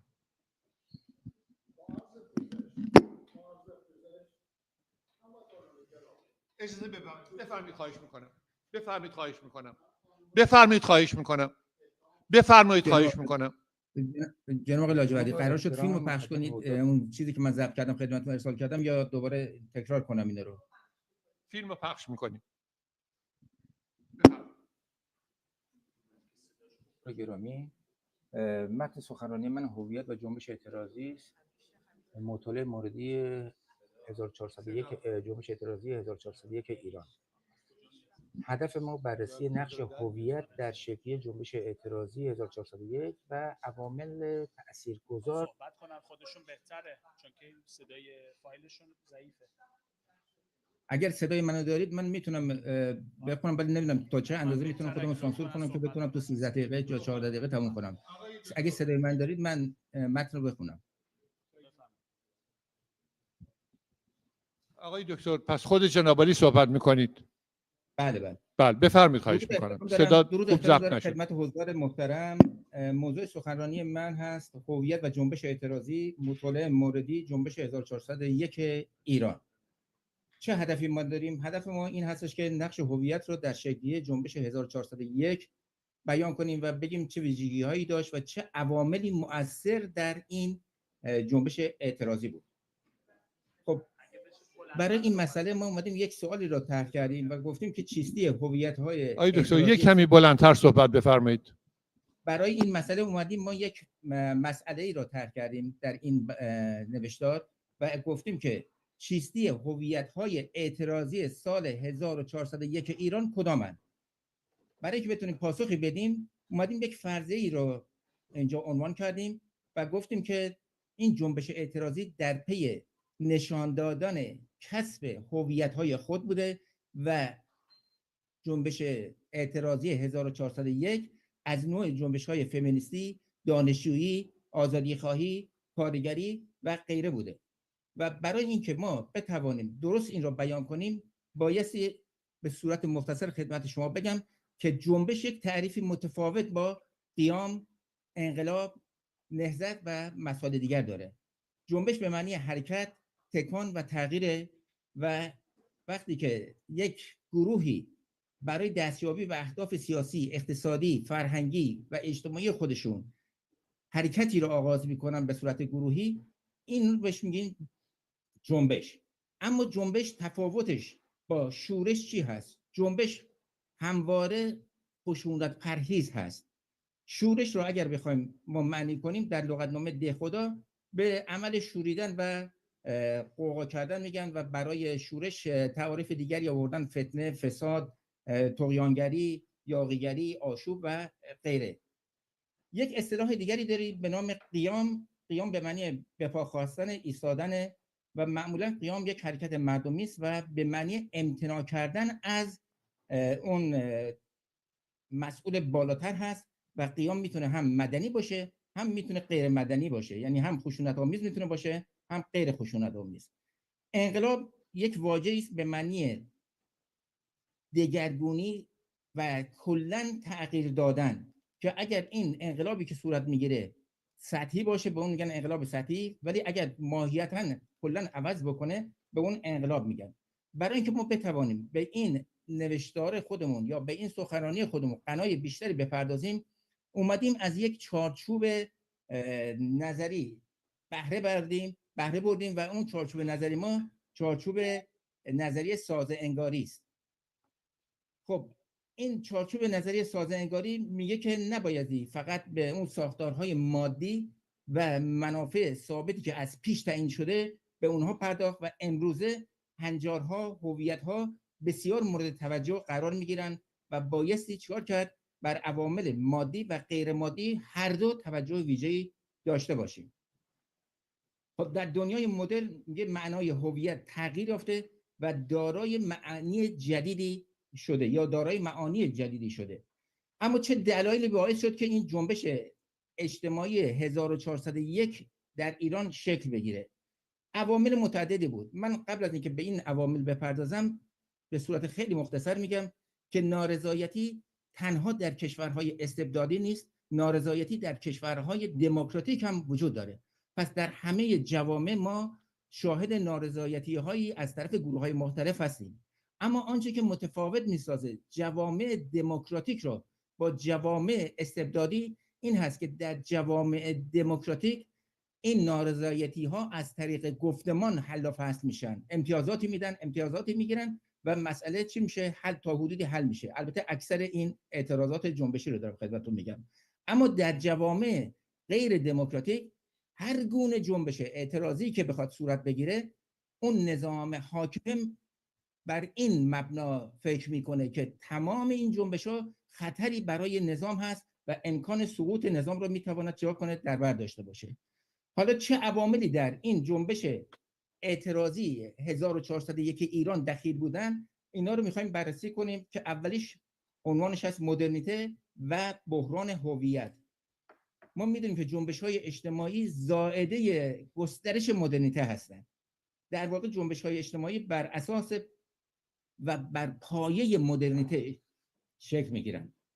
بحران هویت زمانی پدیدار میشه، زمانی به وجود میاد که یک نظام سیاسی خاص با افکار ایستا درهای ورود مدرنیته رو بر روی مردم خودش ببنده.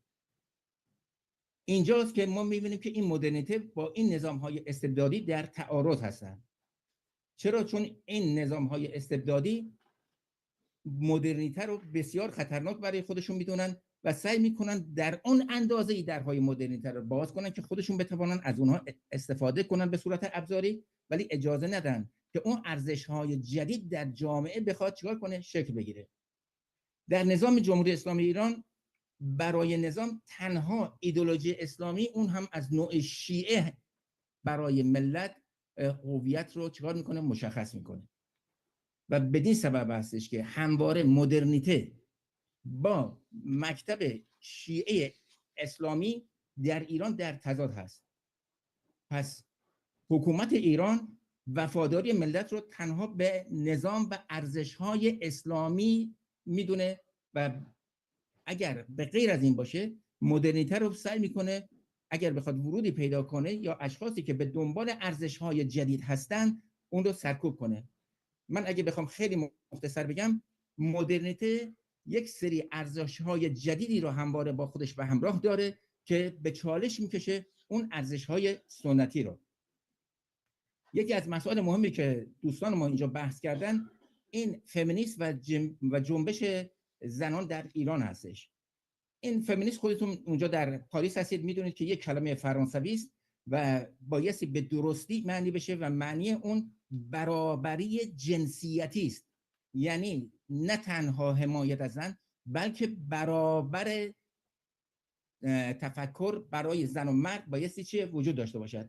یعنی برابری زن و مرد در مسائل اقتصادی، اجتماعی، فرهنگی، اینها بایستی چیکار کنیم در نظر بگیریم. متاسفانه در ایران که از سالیان بسیار دور تا به امروز شاهد یک نظام تقریبا مردسالاری هستیم، این حقوق زنان همواره پایمال شده و جنبشی که در ایران به راه افتاد برای چی بود؟ برای اینکه بتواند اون برابری که مورد نظرش هست با مردان در جامعه به وجود بیاره، هرچند که کاری سخت و راهی دراز هست. خب باز من اینجا اگر بخوام با شما در مورد نظام جمهوری اسلامی ایران و این جنبش فمینیستی صحبت کنم، میتونم به درستی یا به صراحت بگم که حقوق زنان با مردان در نظام جمهوری اسلامی ایران در مکتب اسلام مساوی نیست. و این ریشه در چی داره؟ این ریشه در این داره که ما بررسی کنیم ببینیم این حقوق زن در اسلام از جانب چه کسی از کجا تعیین شده. همونجور که شما مستحضر هستید و آگاه هستید و میدونید که حقوق زن در جامعه اسلامی از طرف دستورات الهی است، قرآن، شریعت و امثال هم هست. در نظام جدید حقوق زن رو خود این افراد زن و مرد هستند که تعیین میکنن و براشون چیکار میکنن؟ اون حقوقی که لازم هست تعیین میکنه. پس اینجا مجددا میخوام خدمت شما عرض کنم که یک تقابلی بین جنبش فمینیستی و اون مقدار آزادی که در اسلام برای زنان به وجود اومده یا اعلام شده این وجود داره و به خاطر همینه که در شعار زن، زندگی، آزادی ما شاهد هستیم که محور این جنبش جدید زنان هستن که و نقش اول رو بازی میکنن و میخوان چیکار کنن؟ به اون ارزش‌های جدیدی که تقاضا دارن یا مطالباتشون دسترسی داشته باشن. یکی از دیگر جنبش هایی که تأثیر بسزایی داره در این انقلاب در جنبش 1401 این جنبش کارگری است. فقر و جنبش کارگری همواره با هم هستند و ما میدونیم که این جنبش کارگری در ایران یک ریشه دیرینه‌ای داره و مربوط به امروز و دیروز نیست، از گذشته های دور است و همواره کارگران ایران یا جنبش کارگری متأثر از نفوذ غرب بوده یا از انقلاب اکتبر یا از پیروزی انقلاب مشروطه. خب این جنبش کارگری که همواره قشر فقیر در این جنبش بیشتر حضور دارن، از گذشته‌های دور مورد توجه تمام دولت مردان بوده، چه در نظام گذشته چه در نظام جدید. اما ما شاهد هستیم که هیچ گونه توجه ویژه‌ای در عمل به اینها یا به این جنبش یا به این طبقه صورت نگرفته. یعنی هر از انقلاب 57 تا به امروز شما هر یک از دولت‌ها رو که بررسی کنید صحبت از حمایت از کارگران، از مستضعفین و اقشار ضعیف جامعه میکنن و از طبقه کارگر میخوان حمایت کنن. تا الان که شما اینجا نشستید متوجه هستید که وضعیت کارگران بسیار بدتر و جامعه کارگر بسیار فقیرتر شده و نتوانسته چیکار کنه اون جنبش کارگری که تقاضا و مطالباتی را داره به مطالباتشون پاسخ بده. اما این تشکل‌های کارگری به صورت پراکنده در ایران یک سری جنب جوش هایی داشتن اما نتوانستن اون اتحاد را بین خودشون ایجاد بکنن تا بتوانن به اون مطالبات و خواسته‌های خودشون برسن. یک جنبش دیگری هست به نام جنبش دانشجویی که این واقعا یک جنبشی روشنفکری و وقتی که یک گروهی از دانشجویان، وقتی که جامعه دانشجویی در خصوص مسائل سیاسی اجتماعی جامعه حرکت‌هایی را میکنن، این جنبش دانشجویی را به وجود میارن. هویت جنبش دانشجویی به سبب اینکه از گروه‌های اجتماعی تشکیل میشه جزء مؤلفه‌های جنبش اجتماعی محسوب میگردن و این جنبش دانشجویی همواره در کنار جنبش فمینیستی و در کنار جنبش کارگری قرار داشته. ما اگر بخوام جنبش دانشجویی رو در ایران مشخصا مورد بررسی قرار بدیم، بایستی از 16 آذر 1332 این جنبش رو بررسی بکنیم که تا به امروز این جنبش ادامه داشته و بسیار هم چی هستش گسترده شده. خیلی ها جنبش دانشجویی رو در طبقه جنبش روشنفکری قرار میدن و این جنبش دانشجویی مطالباتی داره و چون برای آینده خودش نامطمئن هست از آینده شغلی و غیره، به همین خاطر چیزی برای از دست دادن نداره و همواره پیشرو بوده در این جنبش هایی که خدمت شما عرض کردم. یه جنبش دیگری در ایران وجود داره به نام جنبش دموکراسی که خیلی مؤثر بود در سال 1401. این جنبش دموکراسی میتونیم بهتون بگیم که از انقلاب مشروطه بسیار گسترده‌تر شد. در نهضت ملی شدن صنعت نفت، در انقلاب 57 این آزادی خواهان، جنبش دموکراسی خواهان همواره چیکار بود؟ مطالبات خودش رو مطرح میکرد و این جنبش دموکراسی در ایران بدین صورت بوده که بعضی وقتا چند قدم به جلو حرکت میکرده و بر اثر فشار و سرکوب مجبور بوده بعضی مواقع هم یک یا دو قدمی به عقب برگرده.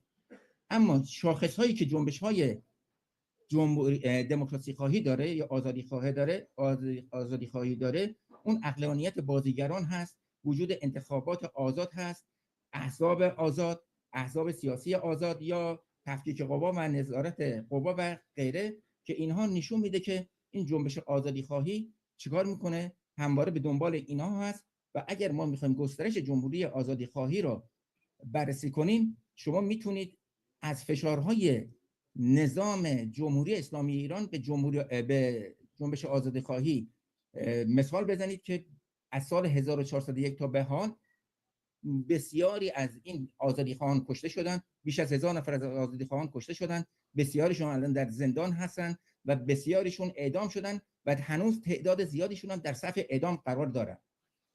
اما اون چیز دیگری که تاثیر گذاشت، عوامل دیگری که تاثیر گذاشت، اون جنبش اعتراضی ایرانیان خارج از کشور بود که به درستی ایرانیان خارج از کشور مسائل را درک کردن و چون در کشورهای دموکراتیک و نیمه دموکراتیک اینا زندگی میکنن، این فرصت را یافتن که با اعتراضات خودشون، با تظاهرات خودشون حمایت از داخل ایران را انجام بدن و انعکاس بدن اون مطالبات و خواسته های به حق ایرانیان در داخل را به تمام جهان. اما یک مسئله که ما داریم اون نقش رهبری هستش. این نقش رهبری امروزه که خیلی هم در مورد صدا میشه، سر صدا زیادی به پا میکنه، من خدمت شما میخوام بگم که این نقش رهبری امروزه متفاوت هست با نقش رهبری که در قرن 20 بود. در قرن 20 رهبری به وجود میاد، رهبران بودن و ملت‌ها به دنبال این رهبران حرکت میکردن. رهبران دارای نیروی کاریزماتیک بودن یا مسائل دیگر و یک رهبری بود که ملت چیکار میکردن؟ به دنبال اون رهبر میرفتن و این انقلاب رو به سرانجام میرسوندن. مثل انقلاب میتونه بگیم هند که با رهبری مهاتما گاندی بود، یا آفریقای جنوبی ماندانا، یا در ایران به توسط روح الله خمینی که بعضی از اینا به پیروزی و برای پیشرفت و توسعه کشور بسیار مهم بودند و به سرانجام رسیدن، ولی بعضی اینها نتوانستن به سرانجام برسن. ولی امروزه در قرن 21 نقش رهبری کاملا تغییر کرده. دیگه کسی نیست که بخواد به دنبال یک نفر، پشت سر یک نفر راه بره تا بتواند چیکار کنه؟ به اون خواسته های خودشون برسن، تا بتوانن اون جنبش رو به انقلاب تبدیل کنن و به پیروزی برسن. یعنی ما میبینیم با ابزارهایی که این روزها ملت‌های مختلف در اختیار دارن، مانند اینترنت، مانند ماهواره، شبکه‌های دیجیتالی و غیره، ما می‌بینیم که جنبش‌ها به صورت پراکنده و گسترده در تمامی نقاط ایران و خارج از ایران صورت می‌گیره و اینها رهبران رو در افق به ما نشان میدن. یعنی چی؟ یعنی جنبشی است که در سطح به وجود میاد و به دنبال یک نفر کسی حرکت نکرده. در نقاط مختلف این جنبش‌ها هستن و از دل این جنبش‌هایی که به صورت افقی در کل کشور به وجود میاد، رهبر و رهبرانی به وجود میاد که در رقابت‌های درست و صحیح در بین اونها میتوانن در آینده چیکار کنن؟ این هدایت کشور رو به دست بگیرن. پس شبکه‌های اجتماعی، فضای مجازی شکل دهی میکنن هویت‌ها رو و به همین خاطر رهبری جنبش‌هایی که به وجود میان از دل این میتونیم بگیم ابزار تکنولوژی مدرن قرن 21 به وجود میاد. یک مسئله دیگری که ما داریم مشارکت توده و اون قشر خاکستری است. در کتاب مارک لیچباک یک کتابی داره که میگه وضعیت دشوار شورشگران رو در اونجا صحبت میکنه. میگه یک قاعده 5% وجود داره. اگر در یک کشوری فقط 5% از جمعیت اون کشور در خیابانها حاضر بشن، حضور پیدا کنن به صورت مستمر، هیچ قدرتی در مقابل اونها نمیتواند چیکار کنه؟ مقاومت کنه. بعضی از این اندیشمندان سیاسی دیگر گفتن که فقط کافیه 3.5% از کل جمعیت در کف خیابان‌ها به صورت مستمر چیکار کنن؟ در کنار معترضین حضور پیدا کنن تا بتواند اون تغییر صورت بگیره. البته خیلی از اینها بیان کردن که این جنبش‌ها بایستی خشونت پرهیز باشه تا بتواند به موفقیت بیانجامد. اگر خشونت پرهیز نباشه 50% شانس موفقیت رو کاهش میده. خب در پایان من نتیجه گیری که میکنم، یافته هایی که از این نوشتار من در آوردم این هستش که هرگاه ملت ایران فرصتی بیابن برای رسیدن به خواستهای خودشون، هرگاه مجالی به اونها دست بده، مطمئناً دست به کنش‌های هویتی برای تغییر وضع موجود میزنن و این اعتراضات متعدد توسط جنبش‌های اعتراضی زنان، دانشجویان، کارگران، آزادی خواهان، هنرمندان، ورزشکاران و غیره و غیره هستش و ما نبایستی ناامید بشیم اگر بعضی مواقع این جنبش‌ها چی میشن؟ کمرنگ میشن. چرا؟ چون فشار سرکوب، ابزارهای سرکوب بسیار شدید هست و این نظام جمهوری اسلامی ایران هم با این روشی که به دست گرفته، یعنی با اون آزموده‌های خطای خودش، اگر بخواد همچنان راه به همین منوال بگذرونه، مطمئناً در آینده بسیار نزدیک مجبور به چی هستش؟ یک تغییر وضعیت کلی خواهد شد. یعنی در آینده وقتی که این قشر خاکستری که هنوز جرأت بیرون اومدن در خیابان‌ها رو نداره آگاه بشن، آگاهی کسب کنن، اینها هم با ملت هماهنگ بشن، با معترضین هماهنگ بشن و اون 5% رو در کف خیابان‌ها به وجود بیارن، مطمئناً وضعیت تغییر میکنه و مشروعیت نظام در بین اون اندک کسانی که حتی امروزه به صورت اصلاح طلب در کنار این نظام هستن یا در بین اون نیروهای انتظامی و امنیتی نظام قرار گرفتن، این ریزش شدید خواهند داشت و اون زمانی که این 5% در کنار معترضین و با این ریزش ها یک وضعیت جدیدی رو در ایران رقم خواهد زد. سپاس و تشکر از اینکه به صبر کردید و به سخن من گوش فرمودید. آقای دکتر ساجدی خواهش میکنم که در زوم تشریف داشته باشید، چون ما بعدش به برخورد در سالن سوال و جواب ها خواهیم رسید و نظریات شما رو باز نیاز داریم. فقط در جهت اشاره ای که کردید در آخر صحبتتون که 5% یا 3.5% جامعه میتونه نیازهای خودش رو پوشش بده و در حال حکومت رو برگردونه، میخوام یه نکته‌ای رو خدمتتون عرض بکنم که اگر ما در خارج از کشور در این 8 میلیون نفر جمعیتی که وجود داره از هر 1 میلیون نفر 1 نفر، از هر 1 میلیون نفر 1 نفر فقط با همدیگه بنشینند، میتونه امید ایجاد بکنه برای حمایت در داخل کشور، به شرطی که با ایدئولوژی ننشینند، با یک هدف مشترک برای آینده جامعهشون بنشینند. من باور به این دارم که حتی نیاز به اون 3.5% و 5% هم نخواهد بود و این ظرفیت برای جامعه ایرانی وجود داره. آقای دکتر رحمانی، استاد دانشگاه یورک در کانادا، صحبتی رو که اینجا خواهند کرد در 2 بخشه و من بحثی رو که ایشون دارن مطرح میکنن فکر میکنم که در مرحله اول نظرشون رو جنبش‌های اجتماعی و گذار به دموکراسی است، درسته؟ و در داخل این در داخل اون 10 تا 12 دقیقه‌ای که دارید میخواید به سوی دموکراسی و فدرالیسم و پسا استبداد برید. از کجاش میرید؟ بفرمایید، خواهش میکنم.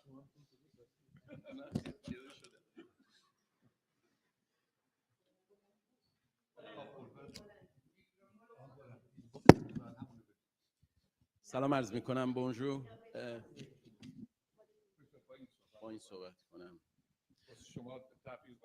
بونجور مسیو دم، ایواره بش، گوتن ابند، روز بخیر، خوشحالم در خدمتتونم. من اگه خراب کردم 2 نفر اینجا مقصر هستن. یکی بانو مینا احدی که بغض در گلوی من واقعا ایجاد کرد با صحبت‌های قشنگشون. دوم دوست عزیزم دکتر مهداد درویشپور، تقریبا فکر کنم بیشتر حرفای منو زدم. من برم خونه بهتره.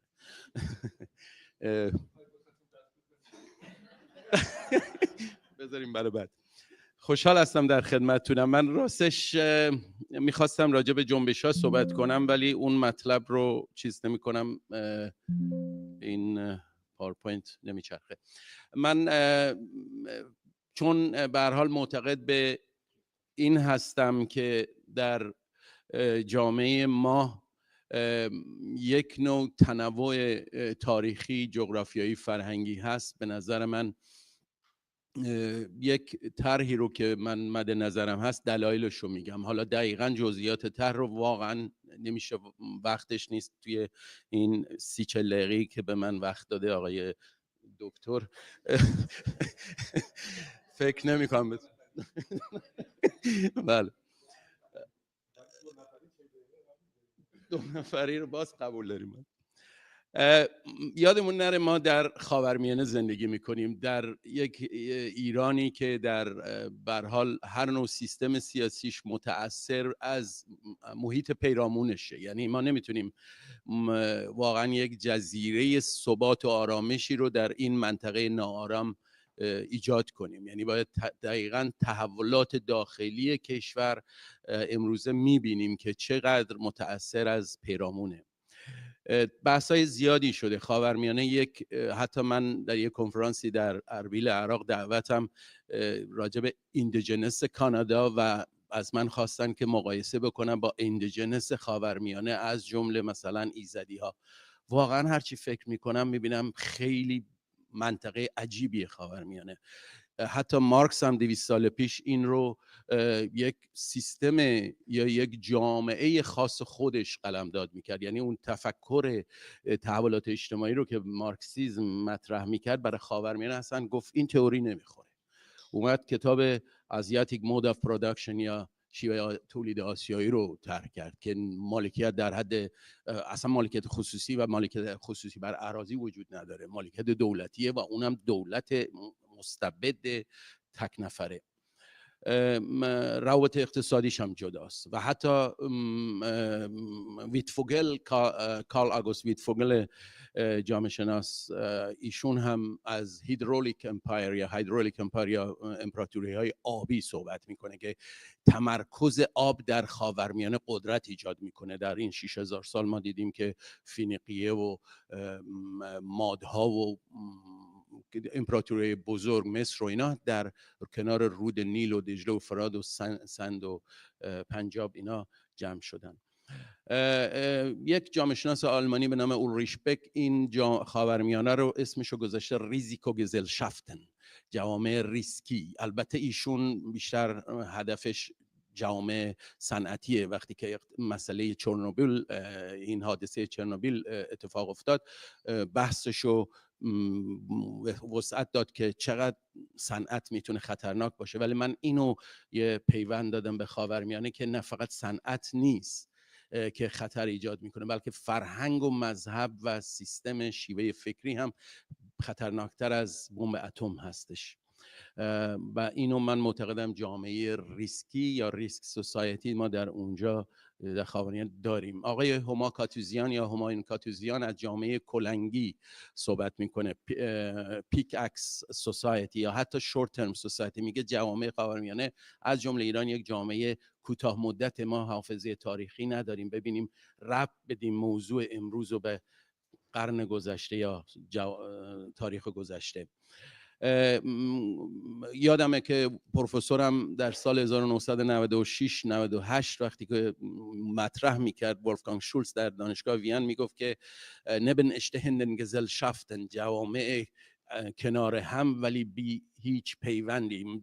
شهر وین رو میگفت که در محله های مختلف اقوام و گروه های مختلف هستن و هیچ ارتباط مکانیکی یا ارگانیکی ندارن اینها، ولی این من در خاورمیانه میبینید که بروجرد و مثلا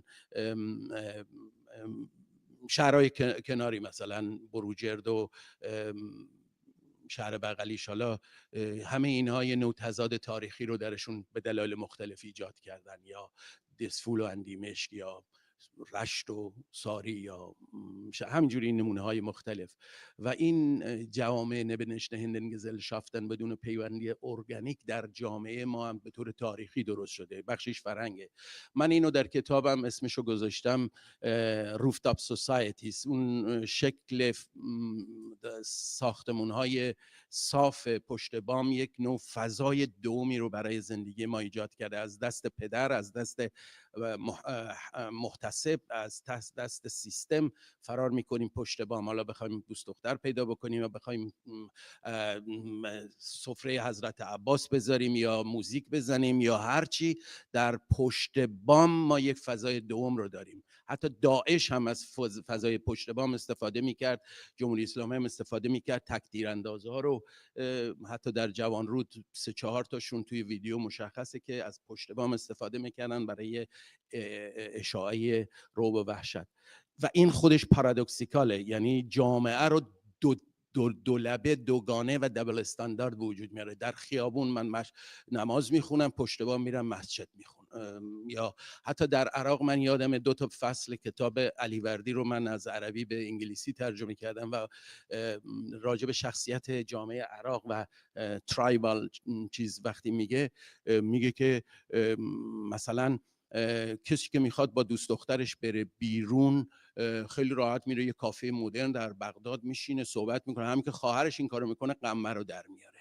حتی در زمان صدام پشت بام این تانک‌های آب رو، تانکرهای آب رو خالی میکردن، یه ستلایت توش میذاشتن، یک کیبل میرفت اتاق جلو اتاق، کانالای به قول خودشون رئیسی رو میذاشتن، اصلی صدام حسین شیخ الرئیس، ولی پشت اتاق کانالای سکسی و کانالای اسرائیل و همه چی بود. یعنی یه نوع دبل استاندارد در این جامعه خاورمیانه متاسفانه حاکم شده. بعضی از جامعه شناسان گهواره تمدن مینامن، از جمله استف بورکی. من اسمشو گذاشتم مهد جنگ و گریز و کشتار و ترس و وحشت. از زمان حمله آشور بنیپال تا به امروز ما این حملات و کشتارها رو داریم. من شاید بگم 5 روز از سوریه برگشتم، از کردستان سوریه، و دیدم که چقدر وحشت و فجایع انسانی اونجا هر لحظه و هر دقیقه ممکنه باشه و این در تمام خاورمیانه هست. مارک لوین یک جامعه شناس معروف هست که اسم این منطقه خاورمیانه بخشیش رو البته اسمشو گذاشته زون آف جنوساید، و واقعا من فکر میکردم تا حالا زون آف جنوساید در جهان اون 60 میلیون اندیجنسیه که در کانادا و آمریکا کشته شدن، ولی اون تموم شد، یک چند سالی بود و رفت. ولی این زون آف جنوساید در قرن 21 هنوز در خاورمیانه متاسفانه هست و احتمال باز تولیدش هنوز همچنان هست. 120 سال از جنبش مشروطه میگذره، جمعیت 10 میلیونی ما به بالای 100 میلیون یا نزدیک به 100 میلیون داره میرسه، ولی هنوز در خم یک کوچه ایم و بعضی از دوستان هنوز فکر میکنن که مشروطه میتونه ما رو نجات بده. در واقع مشروطه کپی خیلی ساده انگارانه مگناکارتای انگلیس بود 700 و خورده سال پیش برای کنترل قدرت شاه و قداربندان شاه این رو درست کردن و ما هنوز در قرن 21 داریم برمیگردیم به 700 سال دوران فئودالیسم انگلیس و میخوایم این شاه مقتدر رو برگردونیم و افساری به گردنش بندازیم و یه موقعی ما رو گاز نگیره. مشروطیت متاسفانه الیت مدار بود، شاید خیلی از دوستان موافق نباشن. من گراس روت کامیونیتی رو در مشروطیت من ندیدم. یعنی هرچی نگاه میکنم سران و شیوخ و قبایل و طایف از 4-5 تا شهر اومدن و همه سفارت مدار بودن، قرمه سبزی رو در سفارت میخوردن، دستور میگرفتن، پلتفرم میگرفتن، میومدن بیرون. این شیوه تفکر نمیتونه متاسفانه ما رو به جایی ببره. ما باید یاد بگیریم. من عاشق این فکر جمله کنراد آدناور، اولین بوندسکانسلر آلمان واقعا هستم، میگفت که we leben alle unter dem gleichen Himmel aber wir haben nicht alle den gleichen Horizont. ما همه در زیر یک سقف مشترک زندگی میکنیم ولی هیچ افقی مشترکی رو نداریم. و این منظورش این بود که ما با تلاشامون میتونیم نتایج خوبی رو بگیریم، ولی من از این درک میکنم و مطمئنم منظور اصلیشون این بود که ما در شرایط اجتماعی، سیاسی، ساختارها، فرهنگ و امکانات و اکسس و دسترسی ما رو سرنوشت‌های مختلف میده. شما که قدرتمندتر هستید، پول دارید، میدیا در اختیارتونه، از طبقه بالا هستید و روابط عمومی بهتری رو دارید، شما میتونید به جایی برسید. منی که هیچ صدایی ندارم، voice of the voiceless، همچنان voiceless میمونه، بی صدا میمونه. و متاسفانه من فکر میکنم بایستی از یک دید متقاطع یا اینترسکشنالی که خانم کیمبرلی کرنشاو در یک سیاه‌پوست جامعه شناس سیاه‌پوست آمریکایی مطرح میکرد و من همیشه استفاده میکنم، این یک تکنیک خاصی به ما میده که بتونیم درد مشترک جامعه و دردهای خاص رو و layers of discrimination and abuse رو که هست، لایه‌های متعدد تبعیض و ظلم و ستم رو در لابلای این مناطق مختلف کشور، در بلوچستان و کردستان و زنان اونها و فقیرترین مناطق اونجا، بایستی این رو ببینیم. مواد اولیش رو ما داریم و الان داریم استفاده میکنیم. از سال 1948 النور روزولت این رو مطرح کرد. 30 تا ماده اولیه که اولین اصلش همون توی ژنجیان آزادی اصل زندگیه، اصل آزادیه، اصل اختیار پارتنر مشخصته، هر کی رو دوست داری، دین تو اصلا بیدینی، اینها رو داریم. ما باید از این استفاده بکنیم برای آینده دموکراتیک، برابری، تنوع و شمولیت، اون چیزی که در انگلیسی بهش میگن EDI Equity Diversity Inclusion، AA Affirmative Action، یک برنامه تبعیض مثبت که ما حتی در متدولوژی آف ریسرچمون در دانشگاه وین آنتی اپرسیو اپروچ رو داریم. یه سیاه‌پوست رو یا یه مهاجر رو در اونجا میبینید به خودش داره میپیچه بین 50 تا دانشجو. وظیفه استاد هستش که بره ببینه مشکل چیه. این وظیفه انسانی شماست، نه اینکه سوا اینکه قانونا وظیفه اون است. این باعثی در به نظر من در بحث‌ها و گفتگوها بگنجه. دیالوجی اون یه چیز جدیدیه که الان در اکادمیا طرح میشه به نام نه فقط دیالوگ بلکه تحلیل گفتمانی یا گفتمان تحلیلی، دیالوجی. ما باید اینو استفاده بکنیم. متاسفانه ما هنوز اون چیزی رو که فروید میگفت که انسان نئاندرتال با سنگ پرانی به فحاشی روی آورد، ما یک قدم به سوی مدرنیزه بردیم، هنوز خیلی از ما در اون دوران نئاندرتال هستیم، با فحاشی این عقده‌های سده رو بر ما حاکم بوده، میخوایم اینو چیز بکنیم. به نظر من یک فیل در اتاق هست در ایران و این رو ما وظیفه داریم طرح بکنیم.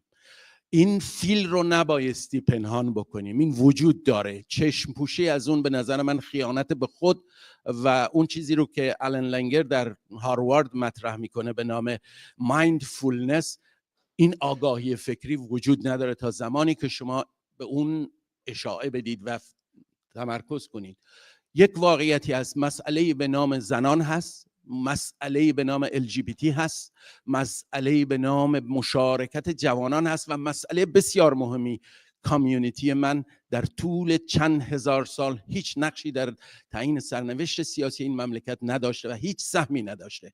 از فقر و کشتار و زندان و نابسامانی ها ما سهم بسیار داشتیم، چه در بلوچستان و چه در کردستان. تأکید میکنم یا ما میایم روی این کار میکنیم با هم و مسئله رو حل میکنیم، یا اینکه ما بحران بزرگی رو بدتر از سوریه و عراق خواهیم داشت.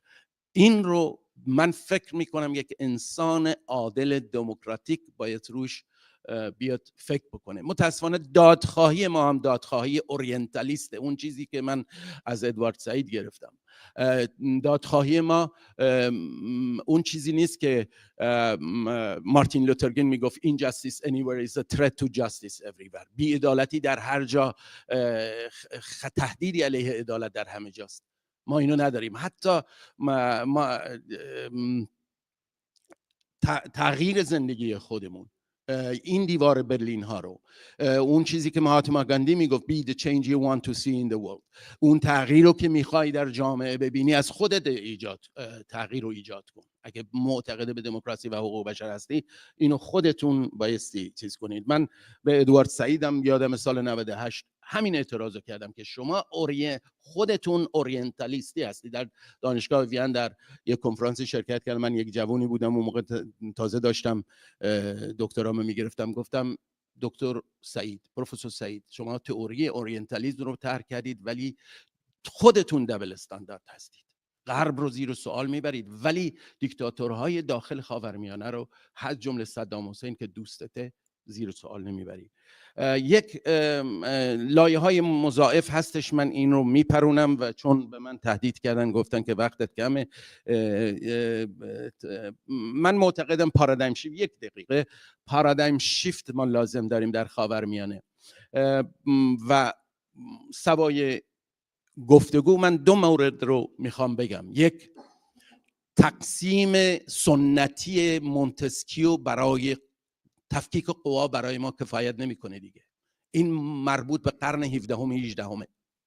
استقلال قوا خیلی مهمه، تفکیک خیلی مهمه ولی مهمتر از اون استقلال این قواست. دو، مسئله اون چیزی که در اتریش و آلمان مطمئن هستم مطرح میشه، special division of power یا regionale und politische Machtverteilung.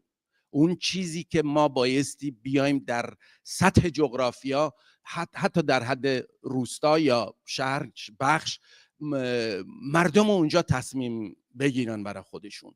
در سطح استانها ما بایستی بیایم واقف بشیم به این موضوع که آقال بالا سر در مرکز نمیتونه برنامه ریزی 50 ساله 20 ساله طولانی مدت میان مدت برای یک منطقه در بلوچستان و کردستان بکنه. اینها بایستی حاکمیت بر سرنوشت خودشون و دخالت در برنامه‌ریزی‌هاشون رو خودشون داشته باشن. ببخشید من دیگه وقت گرفتم. مرسی.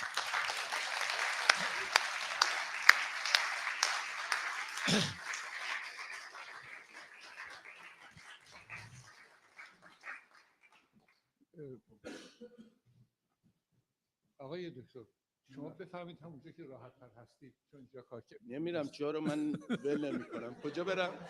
هم اینجا که من ببینمتون. مهرداد بیشتر از من اینجا عیبی نداره. حالا مهرداد بشینید تا من. کاک عبدالله مهتدی خواهش می‌کنم تشریف بیارید. آقای دکتر رحمانی، عرب‌های ایرانی که بزرگترین منطقه ثروتمند ایران رو در اختیار دارن و امروز در فاجعه زندگی میکنن، چون سخنگوی سخنی مثل شما ندارن، چی کار میکنن که فقط شما بلوچستان و کردستان میگید؟ بفرمایید. آقای شهدایی بفرمایید اینجا.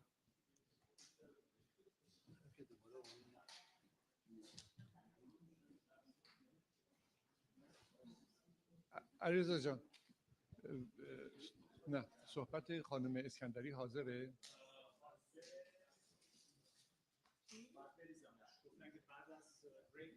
نه بریک نداریم. بعد از آقای دکتر پیوندی صحبت ایشون.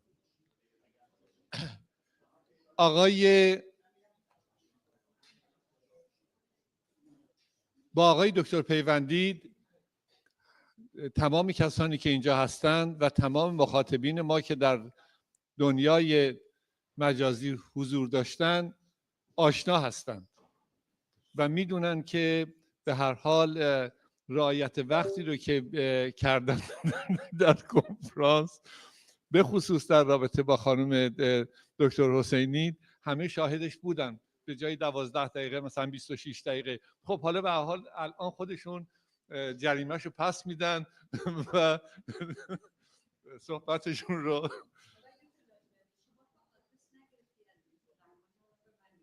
اختیار دارید خانم. ما استفاده کردیم. منظورم به آقای دکتر پیوندی بودش که با محبتشون نسبت به شما زمان رو آقای دکتر بفرمایید. خیلی ممنون از اینکه به من وقت دادین برای صحبت. در حقیقت من واقعیتش اینه که فکر کنم حدود 20 دقیقه وقت داریم، ولی اومدم اینجا دیدم کم فروشی خیلی چیزی میشه، آشکاری میشه. ولی خب برای من 2 سوال مطرح، یعنی به 2 سوال میخواستم جواب بدم تو صحبت‌های خودم. اول اینکه چرا جنبش‌های اجتماعی اعتراضی تو ایران بعد از جنبش سبز اکثرا ناتمام و ناکام میمونن، و دوم اینکه آیا ما میتونیم یه ارزیابی از یه جنبش اجتماعی بدیم، یعنی وقتی تموم شد جنبش 1 سال 2 سال بعدش یه سنجشی بکنیم و بگیم چرا این جنبش به نتیجه نرسید یا چه دستاوردهایی داشت.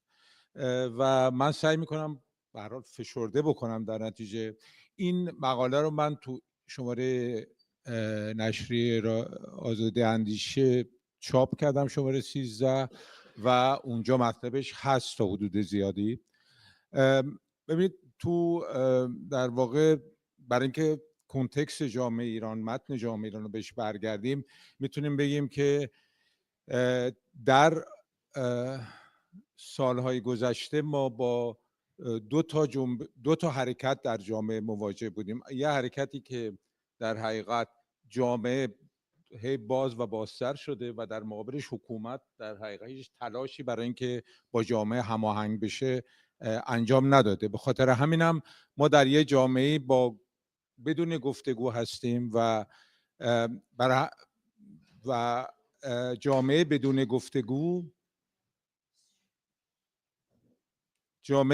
گفتگو، جامعه‌ای که توش قرارداد اجتماعی در حقیقت وجود نداره، چون بالاخره هر جامعه تو دنیای مدرن، هر جامعه‌ای بر اساس یه قرارداد اجتماعی شکل میگیره و تو جامعه ما چنین قرارداد اجتماعی صورت نمیگیره و در مقایسه با کشورهای دیگه یک در واقع سویه‌ای که در ایران داره اهمیت شده، سویه فرهنگی. شاید ما در کمتر کشوری در دنیا این حد شکاف فرهنگی بین فرهنگ حکومت و فرهنگ جامعه و به خصوص جوونا داریم و در حقیقت این یه بودیه که باعث میشه که فرهنگ کاملا یک معنای سیاسی به خودش بگیره و تو جنبش گذشته هم ما کاملا شاهدش بودیم.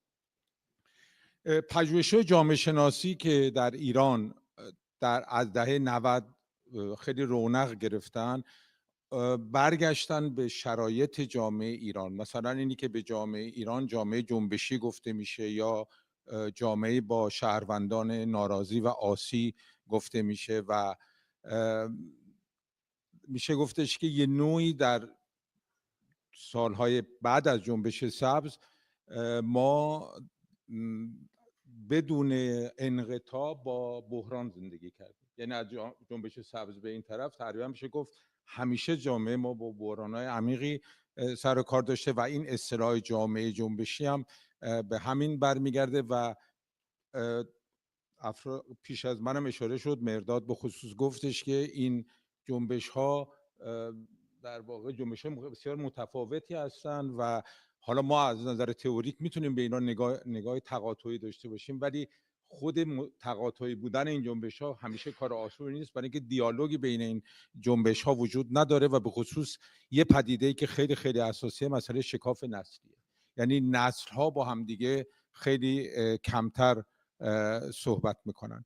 یعنی ما در جامعه هستیم با شکاف‌های مختلف، جنسی، جنسیتی، اتنیکی، دینی، در کنار اون بحران‌های اقتصادی و زیست محیطی که من دیگه به خاطر کم بوده وقت اشاره نمی کنم، و همینطور جامعه‌ای که به سرعت داره سکولار میشه و یه سری انقلاب‌های خاموش ذهنیتی هم تو جامعه داره اتفاق میفته. یعنی شما به ساختار خانواده به عنوان یکی از مهمترین در حقیقت بخش‌های جامعه نگاه بکنید، می‌بینید که امروز برای مثال جامعه حدود 13 میلیون مجرد داره. این اصلا در تاریخ ایران این نسبت تجرد سابقه نداشته. یا اینکه رواج مثلا همباشی که کاملا در یه جامعه‌ای که نرم‌های ازدواج و نهاد ازدواج و نهاد خانواده و این حد قدرتمنده، این همه در حقیقت وجود در واقع یه شکلی از هنجار شکنی و زیر پا گذاشتن نرم‌های جامعه کاملا حیرت انگیزه. همینجور رشد طلاق، من طلاق نه به عنوان یک آسیب اجتماعی بلکه به عنوان یک پدیده نگاه میکنم که نشون میده که در حقیقت چون خیلی از طلاق از طرف زنها به خصوص درخواست میشه، اینه که یه رشد جامعه برای اینکه وقتی یه قراردادی کار نمیکنه بتونه از اون در واقع اون قرارداد فسخ بشه. و ما در کنار در حقیقت میشه گفتش که این مشکلاتی که من ازش صحبت کردم، یک مسئله که پیشتر هم بهش اشاره کرده بودم، این در واقع جنگ فرهنگیه که تو ایران الان هست و شاید بسیار بسیار بیشتر از همونجوری گفتم جاهای دیگه دنیا. این موضوع به رسمیت شناختن با سویه‌های هویتی مختلفی که در ایران وجود داره، داشتن حق انتخاب برای بدن، برای پوشش، برای سبک زندگی، برای رابطه با دین، برای زبان مادری، یعنی همه اینها درخواست‌های جامعه است برای اینکه در واقع اینا باید به رسمیت شناخته بشه و جامعه باید به اینها توجه بکنه. بخشی از این توقعات جهانی هستند، یعنی در واقع در همه جای دنیا کم و بیش هست، ایران هم به شدت تحت تاثیر این شرایط هست. دو تا موضوعی که به خصوص در سالهای آخر خیلی برجسته شده که حق شادی در هست، در حقیقت حق زیستن شاد هست در برابر حکومتی که همیشه سوگواره و مرگ پرسته. یعنی حکومتی که در واقع بدن انسان را برای زندگی به عنوان لنگرگاه زندگی نمیخواد، بلکه برای شهادت فقط میخواد و به خاطر همین هم میخواد این بدن در اختیار او باشه و در عرصه عمومی فردیت در ارتباط با بدن وجود نداشته باشه.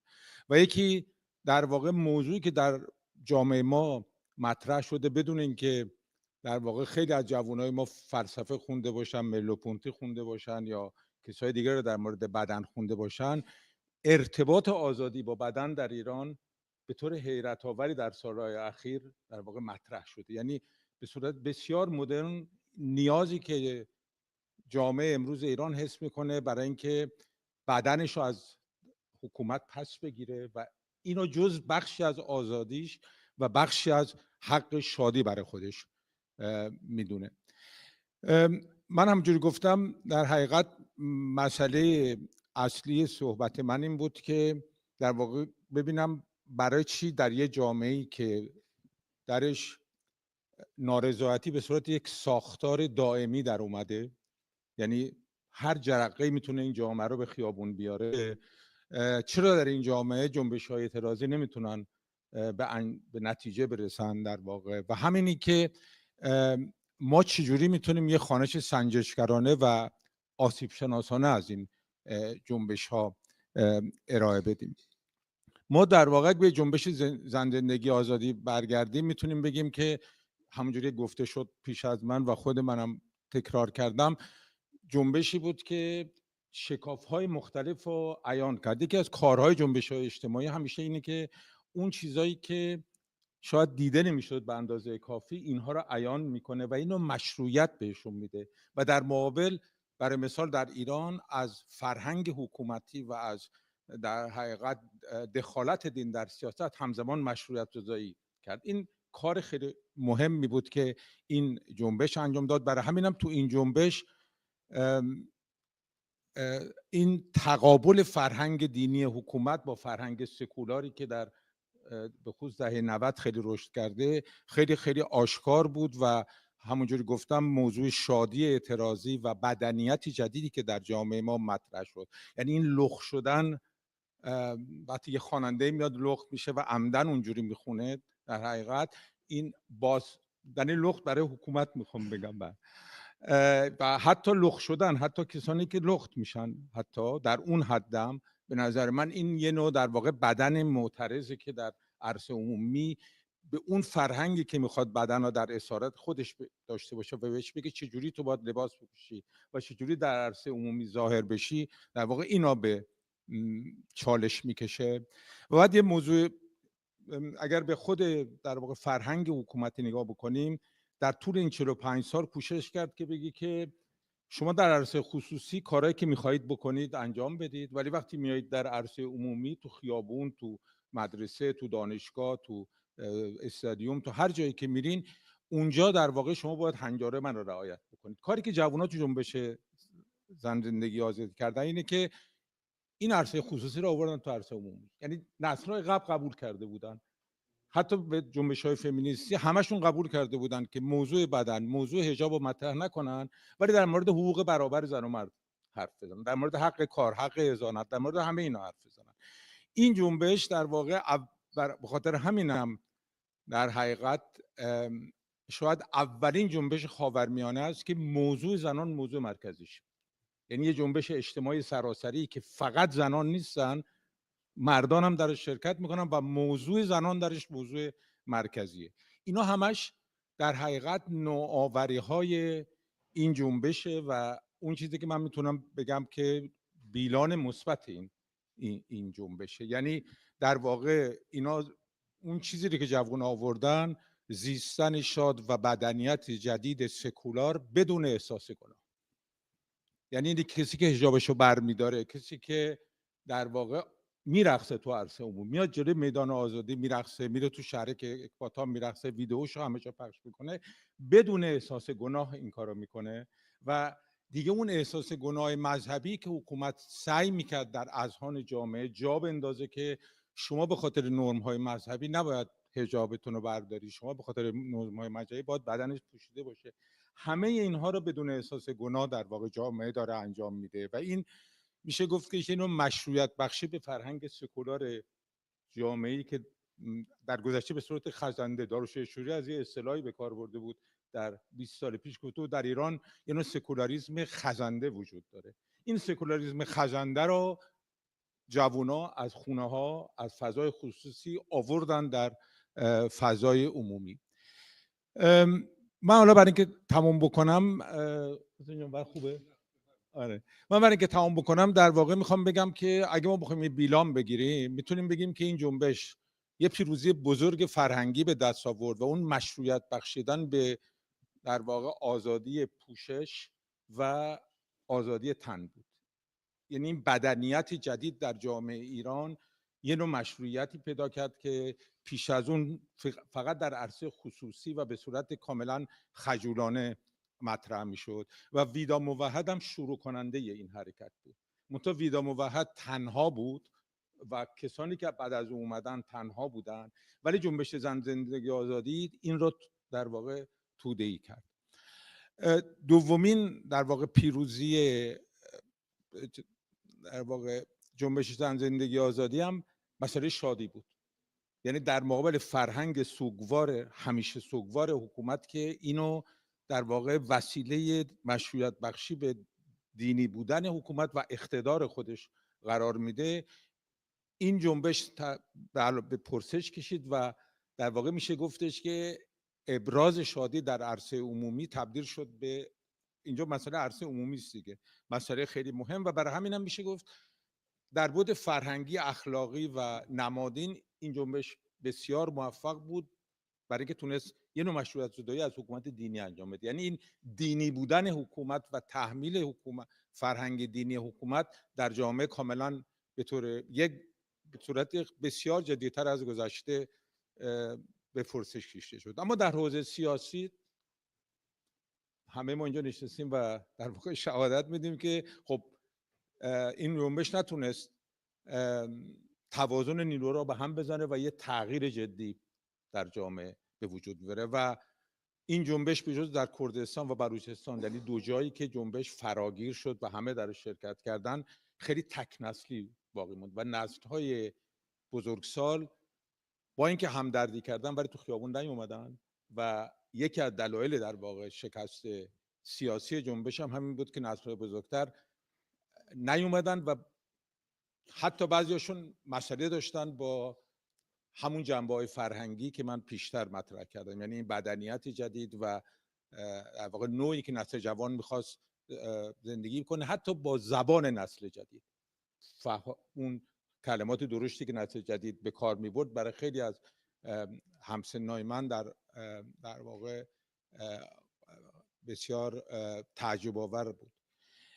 آیا ما میتونیم بگیم که سرکوب سیاسی و خشونت حکومتی تنها عامل این شکست بوده؟ به نظر من خب اگه مقایسه کنیم با جای دیگه سرکوب خیلی بالا بود، ولی جایی بودن که جنبش‌ها موفق شدن با سرکوب شدیدتر.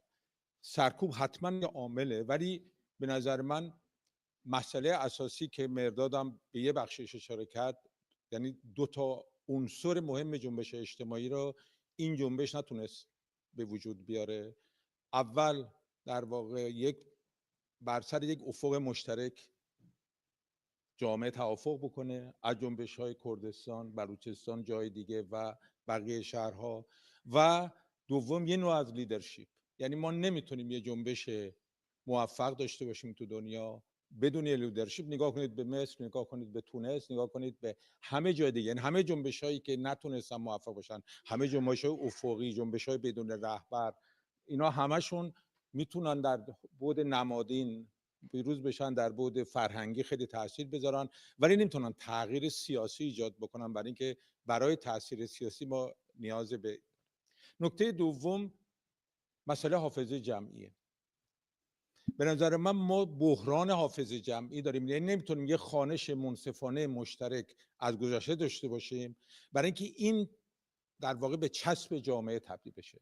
وقتی ما راجع به سال 57 10 جور مختلف فکر کنیم و هیچ جوری به حرف هم دیگه گوش نکنیم و نتونیم یه همگرایی حداقلی پیدا بکنیم، در واقع به این دلیلی که ما در آینده هم نمیخوایم با هم دیگه باشیم. یعنی گذشته چراغ راه آینده نیست، این آینده است که در واقع رو گذشته تاثیر میذاره داره، به جهت اینکه اون نوع حکومت و پروژه سیاسی که ما برای آینده داریم به ما میگه که به گذشته، در مورد گذشته چی بگیم. یعنی اونی که امروز حاضر نیست از سال 57 انتقاد بکنه به این خاطر که میخواد بازتولید بکنه در واقع یک بار دیگه سال 57، و برعکس کسی که نمیخواد بپذیره که سال 57 مخالفین اشتباه کردن، اونا هم اشتباه کردن، اون هم در حقیقت با هر قیمتی هست نمیخواد بذاره که گذشته تکرار بشه، حتی به صورت اصلاح شده است. و این برای یه جامعه بسیار دردناکه، برای اینکه ما بدون یک حافظه جمعی مشترک نمیتونیم در واقع یک آینده داشته باشیم، برای اینکه باید بدونیم چه بر سر ما اومد و هممون تا حدود توافق داشته باشیم، برای اینکه این اون وقت به ما بتونه کمک بکنه برای اینکه آینده دیگه اشتباهات گذشته رو تکرار نکنیم.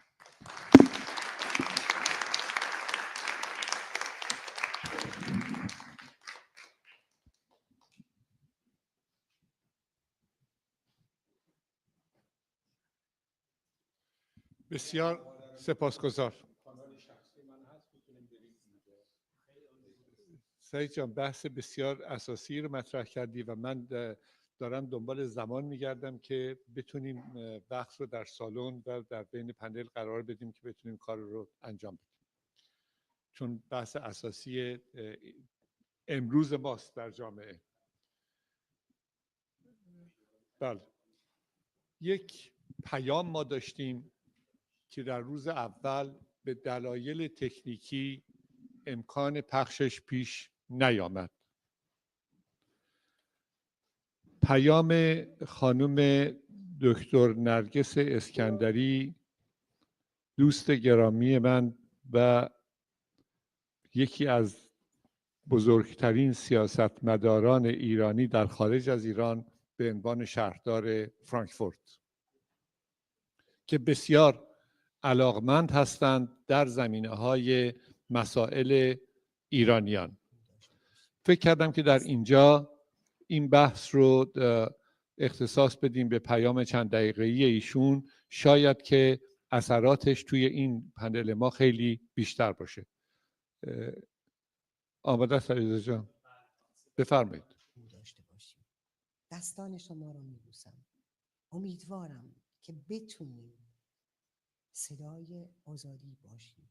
امیدوارم که بتونیم دستانتون رو میفشارم برای اینکه به همدیگه این انرژی رو بتونیم در امروز و در آینده بدیم.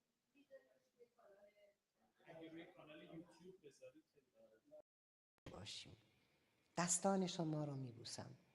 امیدوارم که بتونیم صدای او داشته باشیم. دستان شما رو میبوسم. امیدوارم که بتونیم صدای آزادی باشیم. امیدوارم که بتونیم دستانتون رو میفشارم برای اینکه به همدیگه این انرژی رو بتونیم در امروز و در آینده بدیم، برای اینکه صدای ما صدای مردم ایران خواهد بود و هست. صدای ما صدای آزادی خواهد بود و هست و ما در کنار هم قدرتمون رو بیشتر و بیشتر بکنیم برای سرنگونی جمهوری اسلامی، برای آزادی تمامی زندانهایی که پر از مبارزان ما هستند. برای همین درخواست ما آزادی تمامی زندانی‌های سیاسی است. برای من قابل تحمل نیست بچه‌های ما، جوان‌های ما، زنان ما، مردان ما در زندان جمهوری اسلامی روز به روز اعدام بشن.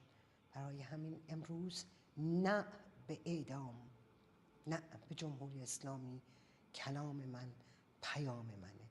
و مطمئن باشین به عنوان شهردار فرانکفورت، به عنوان یک شهروند اروپایی، به عنوان یک ایرانی و زنی که همیشه برای آزادی جنگیده، هیچ گونه دست بر نخواهم داشت بر ضد جمهوری اسلامی، برای آزادی، برای دموکراسی و برای انسانیت بجنگم.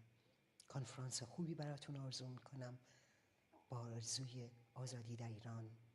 زن زندگی، آزادی، ژین، ژیان، آزادی.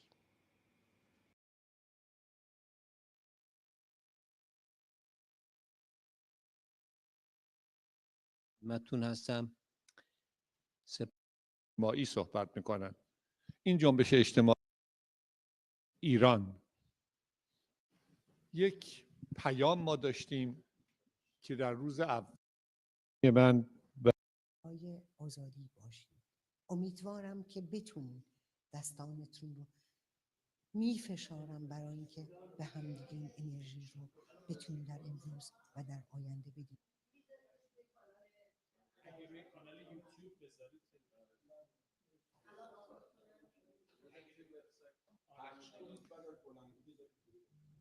میخواید بذارم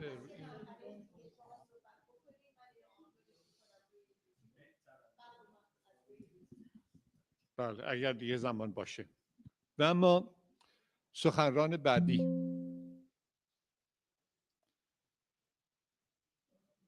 کاک عبدالله مهتدی، رهبر کمله کردستان ایران، ولی در اینجا نه به عنوان رهبری که جنگنده بوده برای آزادی و برابری در طی سالهای دراز 70-80 ساله اخیر. خودشون سنشون خیلی بیشتر از این هاست و تجربهشون، ولی به هر حال در این قسمتش من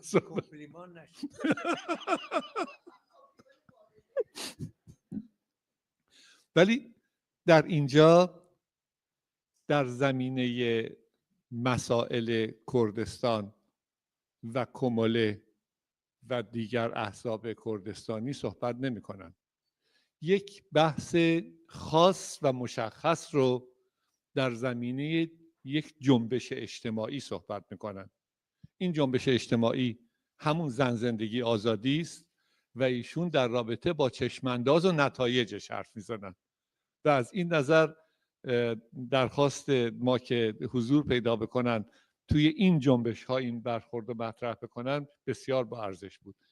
شما چون خیلی دوست عزیز و گرامی من هستید میتونید همون 9 دقیقه 10 دقیقه رو حرف بزنید.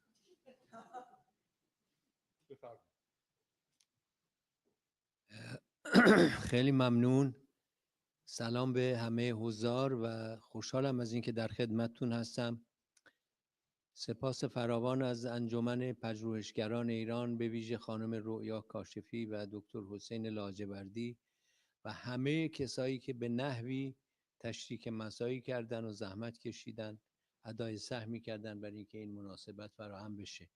و به خصوص تشکر برای اینکه از خود من دعوت کردید اینجا حضور پیدا کنم. جنبش زن زندگی آزادی رو مثل همه جنبش‌های دیگه با خصوصیات و ویژگی‌های مختلفی میشه تعریف کرد و توصیف کرد. از روی ابعادش، از روی محتواش، از روی شعاراش، از روی روش‌هاش، از روی اثرات و نتایجی که میتونه داشته باشه یا تا به حال داشته، از همه این لحاظا میشه بررسی کرد. ولی فکر میکنم همه توافق داریم. من چند تا از اینا رو یادآوری میکنم، ولی به خصوص روی یک جنبش در آخر تاکید میکنم. فکر کنم همه توافق داریم و با خیال راحت و با اطمینان میتونیم بگیم که جنبش زن زندگی آزادی بزرگترین چالشی بود که جمهوری اسلامی در تمام طول حیاتش باهاش روبرو شد و مجبور شد دست و پنجه نرم کنه. جمهوری اسلامی البته جمهوری اسلامی نظامی بوده که همیشه با چالش‌های مختلفی از ابتدای حیاتش روبرو بوده و تقریبا میتونم بگم از پس همه اونها هم به نحوی برآمده. خود کردها جزو اولین چالش‌های جمهوری اسلامی بودن. ما این رو من بگم، خیلی ها این روزا و این ماهای اخیر، این دوره اخیر از به 57 ها بد گفتن و ایران رو، نسل 57 ها رو مسبب همه بدبختی های فعلی 40-50 سال اخیر ایران دونستن. من نمیخوام قضاوتی بکنم در این مورد، نظر دارم ولی الان موقع صحبت در اون مورد نیست. میخوام بگم که انقلاب اسلامی هیچ وقت در کردستان صورت نگرفت. اصلا انقلاب اسلامی به کردستان تحمیل شد. ما برای آزادی، برای دموکراسی و برای حقوق کردها هم مبارزه کردیم، ولی هیچ وقت انقلاب اسلامی نکردیم. بنابراین تاوان اشتباه دیگران رو نباید کردها بدن. ما جزو قربانیان انقلاب اسلامی هستیم و از روز اول جزو مخالفانش بودیم و بایکوت رفراندومی که در فروردین 1358 صورت گرفت فقط یکی از نمونه هاشه و بعدم با اون فرمان حمله به کردستان و بقیه قضایا. اما چالش‌های خیلی دیگه هم داشته. کارگرها، دانشجوها، زنها هم مثل کردها تنها موندن. من بعداً اشاره میکنم که این دو وجه تصادفی نیست که زنها و کردها، ژینا و کردستان، آزادی زن و بعدم شعار زندگی که از کردستان سر برآورد، این ترکیب تصادفی نیست. تشکل‌های صنفی، مطبوعات، ترکمنها، آزادی‌های سیاسی، وکلای دادگستری، روزنامه آیندگان، خیلی چیزهای دیگه بود، خیلی چالش‌های دیگه هم باش روبرو شده، ولی چالش زن زندگی آزادی از همه سنگین‌تر بود، از همه برای جمهوری اسلامی خطرناکتر بود و مهارش براش از همه مشکلتر و دشوارتر بود. جنبش سبز هم داشتیم که جنبشی دورگه بود، جنبشی هیبرید بود. از یک طرف بند نافش قطع نشده بود از اصلاح طلبی، ولی از طرف دیگه مرگ بر دیکتاتور میگفت و میخواست فراتر بره و به سوی ساختار شکنی و تغییر نظام سیاسی در ایران بره. و این جنبش با همه محدودیتاش ولی بزرگترین ضربه رو به مشروعیت جمهوری اسلامی در مقیاس بزرگ، در مقیاس کلان زد.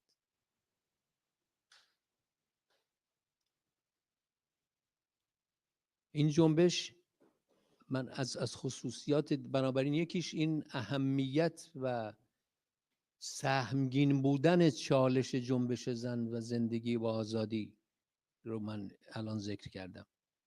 یکی دیگه از خصوصیاتش اینه که جنبش زن زندگی آزادی شاید از همه مترقی تر بود، شاید مترقی ترین جنبشی بود که از مشروطیت به این طرف داشتیم، پروگرسیو تر از همه از لحاظ محتوا، و شاید مترقی ترین جنبشی بوده که تا به حال خاورمیانه به خودش دیده.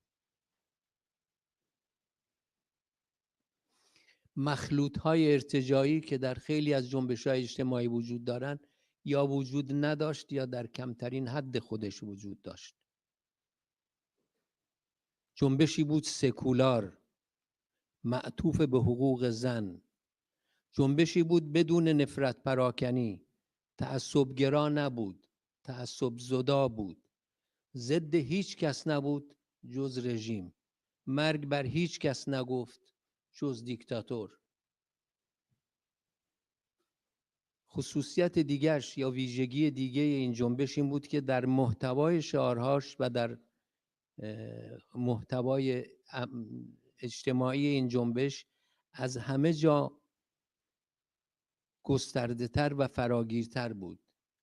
در محتوا هم زن داشت که به عنوان یکی از عرصه های اصلی مصاف مردم و حاکمیت، و اینجا من بگم خیلی ها به خصوص هموطنان کرد خود من میگن مسئله اصلی، و خیلی ها دیگه هم همینو میگن، مسئله اصلی روسری نیست. نه، مسئله اصلی روسری نیست، ولی از نظر جمهوری اسلامی به عنوان یک حکومت مستبد توتالیتر به انقیاد در آوردن زنا ابزاری و وسیله‌ای و مرحله مهمی در به انقیاد کشاندن کل جامعه ایران بود. بنابراین این مصاف به طور طبیعی با حاکمیت، با مسئله قدرت سیاسی و با نفی این قدرت سیاسی توأم بود. بنابراین مسئله زن به عنوان یکی از محورهای اساسی این انقلاب خود و در خود نشانه به چالش کشیدن حاکمیت سیاسی است و نه فقط برای یک حقوق روزمره و بدیهی که البته اون به جای خودش مهمه. از آزادی که معضل اصلی جامعه ایرانه در این حال صحبت میکنه. آزادی سیاسی، آزادی احزاب، آزادی انتخاب و آزادی انتخابات، آزادی عقیده و بیان، آزادی تشکل و تجمع. بنابراین روی آزادی هم به اندازه کافی این با یک کلمه همه اینا رو در خودش جا داده بود. برخلاف چیزی که معمولاً فراموش میشه، جنبش زن زندگی آزادی به معیشت هم توجه داشت. به مسئله برای اینکه از 3 واژه تشکیل شده: زن، آزادی، زندگی و آزادی. بنابراین به معیشت، به اقتصاد مردم، به زندگی مردم، حالا با اون شادی هایی باشه که استاد پیوندی گفتند یا بدن باشه یا هر چیز دیگری باشه، به همه اینا در واقع پرداخته بود.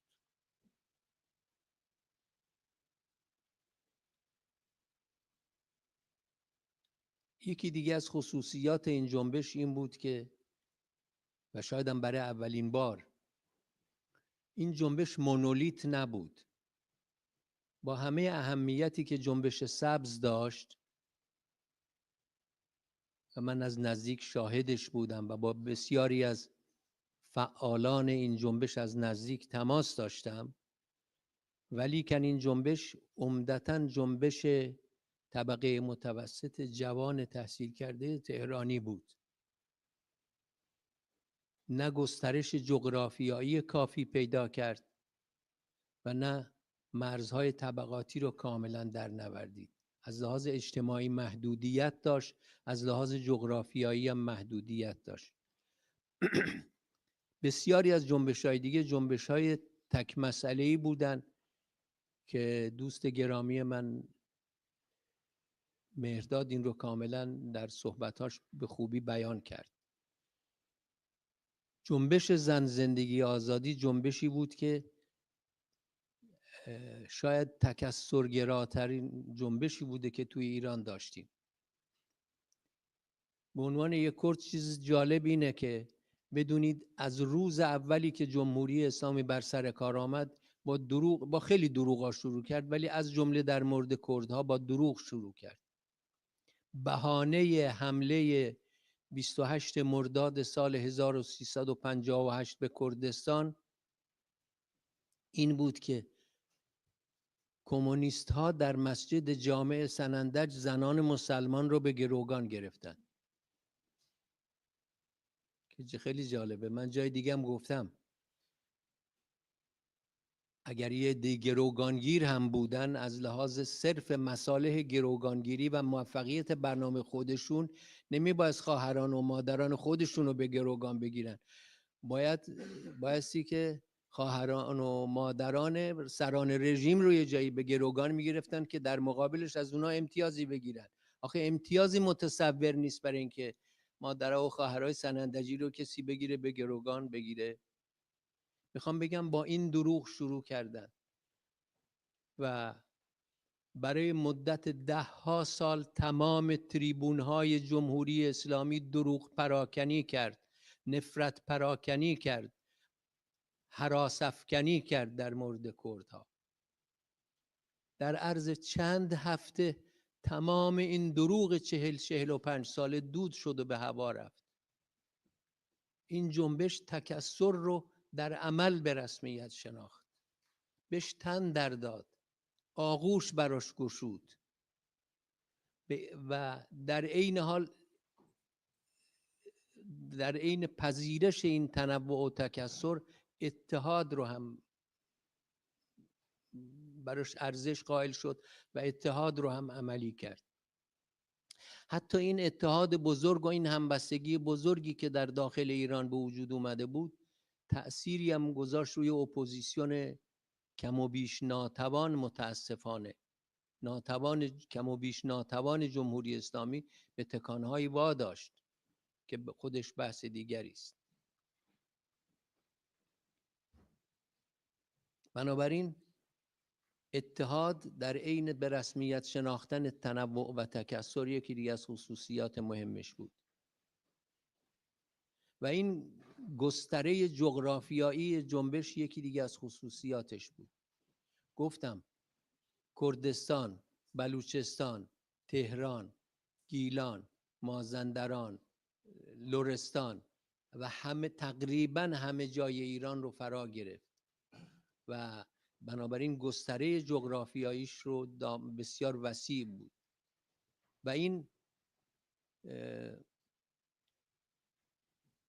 نقطه ضعف جنبش نبود. اینکه شعارش مثل همه انقلاب‌های بزرگ، مثل همه جنبش‌های اجتماعی بزرگ، خارج از مرزهای خودش تأثیر گذاری کرد، خارج از مرزهای اولیه خودش تأثیر گذاری کرد. هیچ لطفی نداشت و هیچ مایه امتیازی برای ما کردها نمیشد اگر در محدوده کردستان باقی میموند. و وقتی هم جنبشی، انقلابی، اثراتش، نامش، شهرتش، ارزشهاش، شعارهاش، روشهاش به خارج از مرزهای اولیه خودش سرایت میکنه، حتما به زبانهای مختلف ازش صحبت میکنن و ترجمه میکنن. ما امروز کسایی که از انقلاب فرانسه مثل من کمی مطالعه کردن، اون رو به زبان فرانسه ما مطالعه نکردیم، به فارسی مطالعه کردیم. بنابراین به زبانهای مختلف این مفهوم ترجمه شد و چه بهتر. اما من میخوام نکته آخرم رو در مورد همبستگی بگم. همبستگی رو گسترش داد، شکاف‌هایی رو که تا اون موقع بود تا حدودی پر کرد. من نمیگم برای از ازل هر شکافی بوده و تا ابد خواهد بود همه رو پر کرد، ولی تلاشی بود در جهت همبستگی و پر کردن شکاف‌ها و گسل‌ها. ببینید یکیش در درون خود کردها بود. اگر سیاسیون کرد یا روشنفکران کرد 10,000 بار قسم و قرآن می‌خوردن که کرمانشاه و ایلام هم کرد هستند و با جزو کردستان حساب کرد، کسی نمیپذیرفت.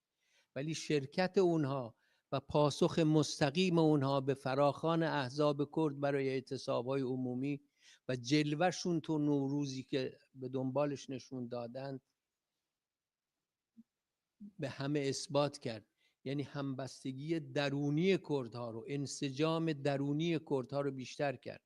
این کردها با لهجه‌های متفاوتی صحبت می‌کنند ولی حس هویت مشترک رو در همشون به شدت تقویت کرد. همبستگی کردها با بقیه ایران رو من اشاره کردم. تمام اون وحشت پراکنیایی که جمهوری اسلامی در مورد کردها پخش کرده بود به سرعت دود شد و هوا رفت و کردستان چشم و چراغ ایران شد و این موفقیت کمی نیست. سرمایه گذاری 40-45 ساله جمهوری اسلامی برای ایجاد این شکاف ها همش دود شد و به هوا رفت. همبستگی مرد با زن، ستمکشی زن و اون زن ستیزی جمهوری اسلامی با توجه به قوانینی که بر جامعه تحمیل کرده بود، قوانین تبعیض‌گرایانش، مردها رو شریک و سهیم در این ستم کرده بود.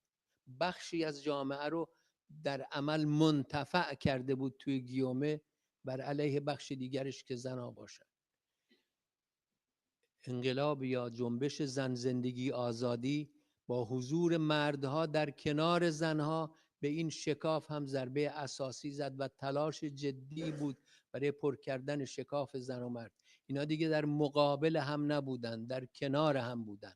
مردها به شکل مدافع زنان، نه سود برندگان و منتفعان از ستمکشی زنان ظاهر شدند و بالاخره همبستگی جهانی ایجاد کرد. هیچ جنبشی رو من سراغ ندارم در ایران تا این حد مورد استقبال و مورد استفاده و اقتباس جامعه جهانی و روشنفکران و رسانه ها قرار گرفته باشه. من حرفم رو تمام می کنم با یک اشاره که به پیوند زن و کرد کردم. کردها و زنها دو بخشی از جامعه بودند که از همه بیشتر تحت ستم بودند. قربانیان اصلی 45 سال حاکمیت جمهوری اسلامی بودند. پیوند این دو در جنبش زن زندگی آزادی انتقامی بود که این دو از جمهوری اسلامی گرفتند. خیلی ممنون.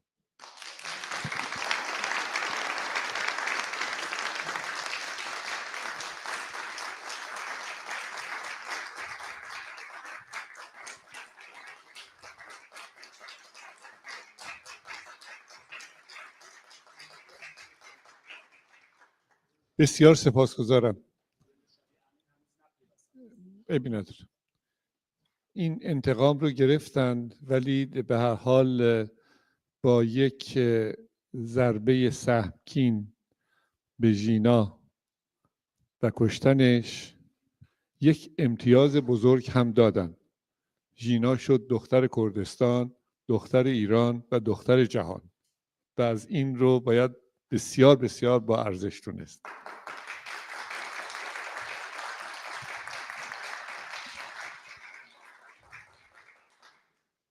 ما منتظر خانم شادی امین هستیم و مدتی است و امیدوارم که از آلمان با زوم باید بیان و امیدوارم که خبر بهشون داده بشه یا خودشون اگر مشکلی دارن اعلام بکنن.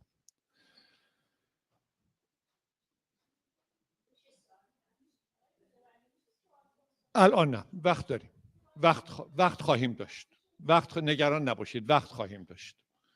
آقای شهدایی، نه وقت بیشتر خواهیم داشت.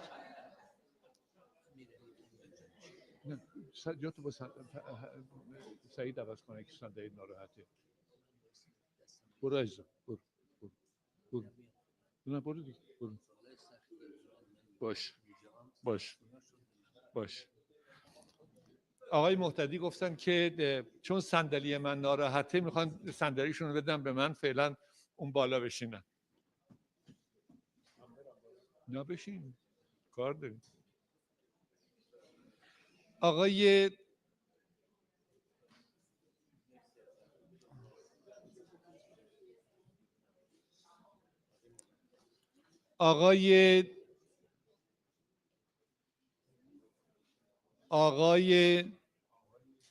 یزدان شهدایی، تحلیلگر و سیاستمدار، امروز در رابطه با مسائل سیاسی خودشون صحبت نمی کنند. امروز بحثی رو که مطرح می کنند گذار به دموکراسی است از سوی جنبش‌های اجتماعی. همون 5-6 دقیقه 7-8 دقیقه رو داریم. بفرمایید.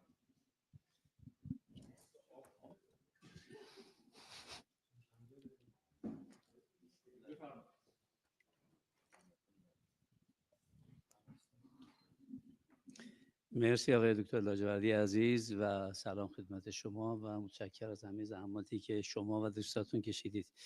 من راستش بخواید خیلی دیر به این پانل ملحق شدم و به همین خاطر موضوعات بسیار جالبی که بود آرزو داشتم که با همه دوستان در مورد این پانل و مسائلی که مطرح می‌کنیم در حقیقت تقسیم کاری میشد. هر کدوم از دوستان تلاش کردن تصویری بدن از جنبش‌های اجتماعی و به اصطلاح زندگی آزادی. بسیار جالبه. امیدوارم این تصویر زمانی در حقیقت البته مسائل اجتماعی جز تکمیل بشه. ابتدا به سکن اینو بگم، من نمیدونم دوستان حوصله دارن یا نه صحبت منم بشنون.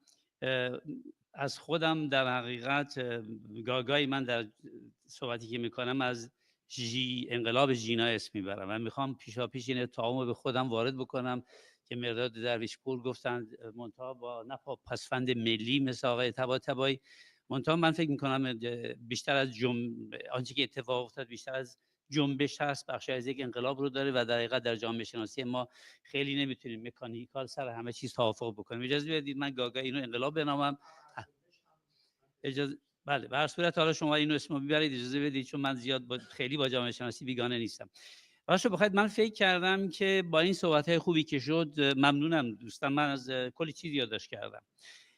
اگه میتونستم الان میگفتم که در حقیقت یه جنبشی از صحبت‌های دوستان میدادم، در حقیقت خیلی خوب میتونستم اینو جمع‌بندی بکنم که ما چه تصویرهای مشخصی گرفتیم، ولی میرم سر اصل صحبت خودم. امیدوارم بتونه اینجا هم حاوی نکاتی برای شما باشه. ببینید یک کالبد شکافی از طرف خودم انجام میدم در مورد جنبش‌های اعتراضی اجتماعی و بعد گزاره‌هایی هم در مورد زندگی آزادی مطرح خواهم کرد. جنبش‌های اجتماعی اعتراضی همونجوری که آقای درویشپور گفتن نوین هستن. مفهوم این پدیده جدید در اروپا از اوایل دهه 70 شروع میشه و در جامعه ما هم از دهه 80 شمسی شکل میگیره. این جنبش‌ها در دو خانواده بزرگ جنبش‌های صنفی و جنبش‌های مدنی از هم تفکیک میشوند که از نظر من با هم متفاوت هستند. خیلی کوتاه جنبش‌های صنفی از خانواده جنبش‌های کارگری هستند. مسئله حقوق و شرایط کار و وضعیت کار رو بررسی می‌کنند. به زبان ساده‌تر در حوزه معیشت هستند و همان ادامه میراث سنت مارکسی. در ایران امروز مناسبات اجتماعی و مناسبات کار بسیار پیچیده شده است. بدون اطلاع از این پیچیدگی امر سازماندهی جنبش‌های صنفی و درک مطالبات آنها و هماهنگ شدن آنها غیر ممکن خواهد بود. بنابراین عرصه سیاست برای حرکت درست باید از اینجا عبور کند. به علت عدم شناخت از این شرایط پیچیده جامعه ایران بود که اپوزیسیون انتظار داشت، انتظار انقلاب مثل ژینا را نداشت، منتظر انقلاب نان و یا شورش تهیدستان بود. آنچه که در جنبش زندگی آزادی اتفاق افتاد محصول این تحولات اجتماعی است، یا بهتر بگویم من اون رو با کمال میل یک گذار اجتماعی میدانم که حداقل در جمهوری اسلامی اگه برنگردم به قبل از انقلاب تاریخ 25 ساله‌ای رو پشت سر خودش داره. به علت دخالت گسترده دولت در همه عرصه‌های اقتصادی و اجتماعی این جنبش‌ها مستقیما با دولت به عنوان کارفرمای عمده درگیر هستند و خصلت ضد دولتی دارند. در کشورهای دموکراتیک اینطور نیست. دخالت در دولت جمهوری اسلامی در امر بازاری‌ها را در کنار جنبش‌های صنفی قرار میداد. اعتصاب طلافروشان. البته موضوع خیلی بسیار پیچیده است و اینجا فرصت نمیشه که به همه اینا پرداخت. جنبش‌های مدنی برخلاف جنبش‌های صنفی اعتراضی موضوعشون کار و حقوق کار نیست. این جماعت مدافع ارزش‌ها هستند، در حوزه دفاع از آزادی‌ها و برابری حقوقی می‌جنگند. اقلیت‌های دینی، قومی، زنان، دانشجویان، جوانان، دانش آموزان، وکلا، روزنامه‌نگاران همه مدافع مطالبات ارزشی هستند و نه معیشت در وهله اول. کسانی هم مثل گاندی و ماندلا و لوترکینگ رهبران جنبش‌های مدنی بودند و برابری حقوقی قبل از اینکه رهبران سیاسی بشوند. جنبش‌های اجتماعی در هر دو شاخه در یک جامعه بالغ به وقوع می‌پیوندند. با جامعه‌ای که مستقل از حکومت مطالباتش را مطرح می‌کند، حول مطالباتش جمع می‌شود و قابلیت تشکلیابی پیدا می‌کند. جامعه‌ای که تلاش می‌کند حوزه عمومی را از طرف حکومت، از تصرف حکومت خارج کند و آن را به تصرف شهروند به عنوان مدافع حقوق بنیادی و انسانی خودش در بیاورد. چنین جامعه دیگر جامعه توده‌ای نیست، مکانیکال نیست، جامعه ارگانیک شده، فردیت در آن شکل گرفته، انسان به معنای سوژه و زن به معنای سوژه پدیدار می شود و در یک کلام به قول آن جامعه شناس بزرگ آمریکایی، شهروند تلاش می کند دولت سیاسی خودش را در عرصه عمومی تشکیل بدهد. تمام این متحولات رو من در عرصه مدرنیسم اجتماعی در حقیقت بررسی می کنم. جامعه یاد می گیرد. ما در جامعه ایران در حقیقت غیر از این دوره که من اسم برم هیچ وقت حتی قبل از انقلاب صاحب یا شاهد دچار مدرنیسم اجتماعی نداشتیم. جامعه یاد میگیرد در قدرت مشارکت کند و روی آن تاثیر خودش را بگذارد. جامعه از حق حیات، آزادی و برابری خودش دفاع می کند. ما در سال 57 یک جامعه توده‌ای داشتیم، جامعه مدرنیسم اجتماعی اتفاق نیفتاده بود در ایران و این جامعه مدرنیسم اجتماعی تازه به تولد شده، تازه پا گرفته توسط انقلاب 57 از پا درآمد. بر سر این جنبش‌های اجتماعی رو من اگر بخوام اشاره بکنم، توسعه سیاسی اساساً از دوره خاتمی شروع میشه که چرخه خشونت دهه 60 رو زیر ضرب میبره.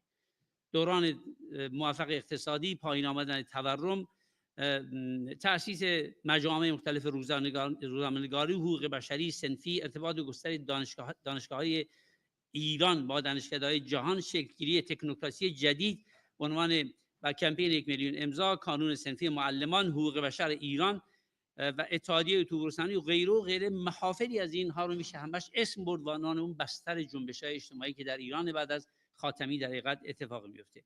اتفاقا از دوره خاتمی توسعه اجتماعی شروع میشه، توسعه و ضد توسعه از دوره خاتمی به بعد تا همین امروز در کنار هم وجود دارند. جنبش‌های اجتماعی بخشی مهم از توسعه بودند و در عرصه اجتماعی به خاطر حضور و گسترش این جنبش موازنه قوا روز به روز تا امروز که رسیدیم به نفع نیروهای توسعه تغییر کرده. در این نبرد نابرابر در این 2 دهه اخیر به ویژه جامعه پایگاه مقاومت خودش رو پیدا کرده و رهبران مقاومت خودش هم اینجا نشسته آقای عبدی در کنار خودش داره. قانون مهسا در کنگره آمریکا اگر در حقیقت تصویب میشه بازتاب این مبارزه اجتماعی است، نه مبارزه اپوزیسیون، نه مبارزه سیاسی. به هر حال جنبش اجتماعی همونجوری که دوستان اشاره کردن حاصل یک فرایند است و در لحظه هم حادث نمیشه. نگاه حزبی و گروهی به جنبش‌های مدنی و اجتماعی اشتباس. گروه‌های مدنی مشارکت در قدرت را مد نظر دارند ولی سهمی از قدرت نمیخواهند. جامعه شناسی کلاسیک جنبش‌های مدنی رو نمیشناخت و به آن نپرداخته. جنبش‌های اجتماعی عمدتاً خشونت پریز هستند و در یک نگاه کوتاه اگر بخوام بگویم این جنبش‌ها معمولاً میتونن مطالبات رو خودشون رو تنظیم کنن، میتونن قابلیت تشکل یابی دارن و همچنین قابلیت ائتلاف با گروه‌های دیگر. من سعی می‌کنم خیلی سریع بگذرم از این مسائل چون فکر می‌کنم آقای لاجوردی خیلی خوشحال خواهند شد که من زودتر تمام بکنم و به بستر اینها نمی‌پردازم. ببینید من از دهه 90 ما بیشترین زندانیانی رو که در ایران داشتیم زندانیان جنبش‌های صنفی اجتماعی هستند. کارگری، زنان، محیط زیست، روزنامه‌نگاران، نسل‌های جدیدی از روزنامه‌نگاران در ایران پدیدار شدند که اتفاقاً روی همین جنبش‌های اجتماعی متمرکز شدند و صدای جامعه‌ای شدند که موجودیت خودش رو داشت از حکومت جدا می‌کرد. به هر حال من میخوام بگم جنبش‌های اجتماعی و همین جامعه‌ای که اسم بردن اپوزیسیون واقعی جمهوری اسلامی بوده در ظرف این 2 دهه. امروز میتوانیم به صراحت بگوییم که گروه‌های مرجعی اجتماعی ما داریم که رهبران خودشون هم کم و بیش پیدا کردن. خب حکومت یک نکته مهم که میخوام اشاره کنم تلاش میکنه که جنبش‌های صنفی رو با تزریق پول از جنبش‌های صنفی رو و جنبش‌های معیشتی رو با تزریق پول مهار بکنه و اونها رو جدا بکنه از پیوستن به جنبش‌های مدنی. ما در این مدرنیسم اجتماعی که اسم بردم از تغییر مناسبات تولید به تغییر مناسبات اجتماعی در ایران و از تغییر مناسبات اجتماعی به تغییر مناسبات سیاسی خواهیم رسید. جامعه شناسان کارکردگرا 4 نوع جنبش رو به طور کلی اسم بردن. جنبش‌های دگرگونساز که در حقیقت هدفشون تغییر ارزش‌های اجتماعی و ساختارهاست. جنبش زنان در این دسته جا میگیره. جنبش‌های در حقیقت اصلاحگر یا اصلاحات که دنبال تغییرات محدود در نظم موجود هستند. جنبش اصلاحات در دوره خاتمی که مسئلهش تبدیل اسلام بنیادگرا به اسلام رحمانی بود در این دسته جا میگیرن و جنبش‌های تغییر دهنده که رفتارهای اجتماعی رو مد نظر دارن. جنبش تغییر دهنده هنجارا هستن.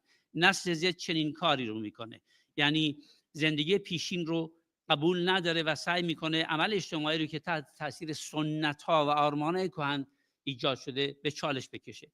و در پایان جنبش 4م جنبش رستگاری، جنبش‌های ضد فساد و ناکارآمدی حکومت‌ها رو به چالش میکشن و دنبال پالایش جامعه هستن. در جامعه ایران هر 4 نوع این جنبش‌ها رو ما در کنار همدیگه داریم و این نشون میده که جامعه ما چه جامعه پیچیده و بالنده‌ای شده. برآمد جنبش‌های اجتماعی رو به این شکلی رو که ما مطرح می‌کنیم جنبش دیمای 96 که در حقیقت ما شاهد اولین برآمد یک جنبش اجتماعی مستقل از حکومت هستیم. جنبش 88 آقای متدی گفتن هنوز بند نافش به حکومت وصل بود. از آغاز دهه 80 این جنبش‌ها در طول 2 دهه اخیر مدام تکثیر شدند. جنبش کودکان کار، محیط زیست، دفاع از حقوق زنان، علیه خشونت زنان، لگام، علیه کودک همسری، حق طلاق و انجمن سورا. من آماری رو داشتم در حدود 10-11 سال پیش، اخیراً نمیدونم که ما چیزی حدود 80,000 انجمن ثبت شده و غیر ثبت شده دولتی پیدا کرده بودیم در آغاز دهه 90 در ایران. خود از این میشه حدیث مفصل خواند. بنابراین دفاع از منافع عمومی در مقابل حکومت و تقویت ساختارهای حقوقی و آزادی‌های بنیادی در حقیقت ویژگی بارز اینها بوده که اگرچه جمهوری اسلامی با تمام وجود سرکوب کرده ولی همچنان نفس میکشند و در کار بسیج عمومی فعالند هنوز. اینم بگم که حکومت ناتوان در حقیقت از کنترل این جنبش‌ها، گام با گام جامعه با حکومت گام به گام در مبارزه هستند و گام به گام پوان میگیره و در حال چانه زنی است. ما از مصلحان اجتماعی مثل مصطفی ملکیان گرفته تا جنبش ضد حصر آقای موسوی و تا جنبش حجاب در جامعه ایران داریم. یعنی جامعه به شدت در حال مذاکره است با حکومت، هم در کف خیابون، هم در رسانه‌های غیر دولتی و به اصطلاح در جهان مزاجی. کارکرد این جنبش‌های اجتماعی رو من اگر بخوام به کوتاه اشاره بکنم، این جنبش‌های اجتماعی جامعه رو از رادیکالیسم کور برحذر می‌دارن و از قطبی شدن جامعه در حقیقت مانع اون میشن. این جنبش‌ها وحدت عین کثرت را در درون خود دارند. فراجناحی هستند، فراسیاسی هستند و فراطبقاتی. من به یک نکته اشاره میکنم، اپوزیسیون و جنبش‌های اجتماعی. اتفاقا بد نیست به عنوان یک آدمی که در سیاست، حوزه سیاست خیلی از دوستان دیگرم هستن اشاره بشه به این موضوع. مشکل اپوزیسیون کلاسیک ایران اینه که با این جامعه بلوغ یافته که مدرنیسم اجتماعی در اون شکل گرفته، هنوز به خاطر عدم درک این تحولات اجتماعی از بالا با جامعه ایران برخورد میکنه، یعنی مکانیکال برخورد میکنه. با این و به همین خاطر فکر میکنه با برخورد از بالا میتونه با این جامعه ارتباط بگیره. این جامعه همونطور که گفتم به همون جوری که با حکومت حرف میزنه به اپوزیسیون هم میگه من شریک تو هستم، تابع تو نیستم، من را ببین، مطالبات من رو در برنامه سیاست مد نظر داشته باش، اگر نه من دنبال تو هم نخواهم. پاشناشیل جنبش که همه اشاره کردند همون فقدان یک عدم شگیری، عدم یک آلترناتیو سیاسی است برای اینکه این گذار اجتماعی به گذار سیاسی در حقیقت تاثیر پیدا بکنه. آخرین صحبت من در گذار به دموکراسی است که این جنبش‌های اجتماعی چه نقشی دارند در گذار به دموکراسی. در گذار به دموکراسی بعد از دهه 70 خیلی شاخص‌های زیادی رو مد نظر داشتند جامعه شناسانی که در این عرصه کار کردند، ولی من به اونها اصلا نمیپردازم.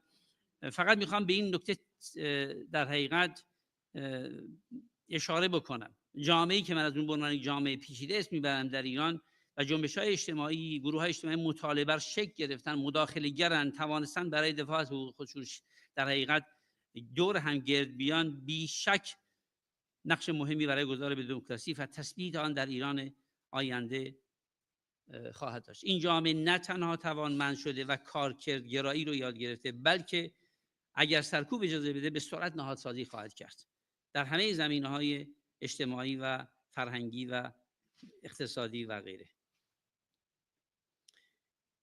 اگر تمایل مردم رو در ایران به حفظ زیست بوم و یا نگهداری حیوانات در ایران شما نگاه کنید، اگر به انجمن چیای مریوان در کردستان که یکی از قوی‌ترین انجمن‌های محیط زیست ایران نگاه کنید، میدونید که حق حیات امروز فقط مسئله شامل اعدام نمیشه، شامل حق محیط زیست و حیوانات هم در ایران میشه. این بحث بسیار مهمیه. با اونایی که از حق حیات دفاع میکنن مسئلهشون فقط اعدام انسان دیگه نیست. مهمترین ضعف جنبش‌های داخل کشور عدم تشکل و تبدیل شدن آنها به قدرت میلیونی است، همون عاملی که قرار بیاد خیابان چند درصد جامعه ایران. ولی غیر از این باید گفت این جنبش‌ها تدوین مطالبات و در تدوین مطالبات و مانیفست‌های همکاری باید بیشتر کار کنند. هنوز ناتوان ایجاد سوژه جمعی هستند که مهمترین مسئله جامعه ماست. من اگه بخوام جمله خودم رو پایان بدم در این ارتباط اضافه می‌کنم که این جنبش‌های اجتماعی مهمترین فاکتور از بازسازی استبداد هستند و در حقیقت بیشترین عامل رو در رفع تبعیض و ساختن ایرانی خواهند داشت که از آن همه شهروندان باشد. امیدوارم سیاست‌ورزان هم بتونن قد قامت خودشون رو به اندازه این جنبش‌ها بلند کنند. خیلی ممنون.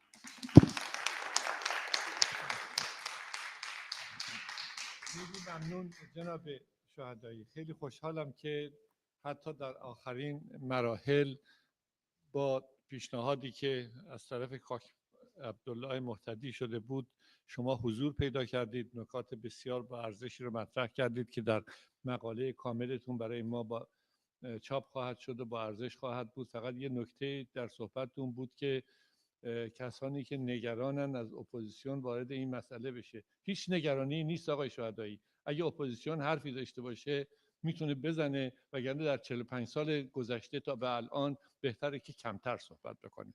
بفرمایید. خانم شادی امین، اگر زودتر آمده بودن وقت بیشتری داشتن، ولی حالا من فکر می‌کنم که ماکسیموم 10 دقیقه است. شادی امین عزیز من از کسانی است که تلاش‌های بسیار بسیار بسیار در زمینه‌های مختلف در جامعه ایران در خارج از ایران داشته. نویسنده است، پژوهشگر و به تازگی‌ها زمان بندیشو خودت بگو، مدیر شبکه 6 رنگ در رابطه با حق برابری و آزادی صحبتشون رو ارائه میکنن و هممون منتظر هستیم، به خصوص خود من بیشتر از همه. بفرمایید.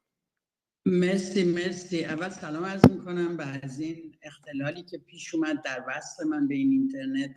حتما میبینید صدای منم خواهد پیچید، دلیلش اینه که جایی هستم که کمی صدای شادی جان یه کمی بلندتر.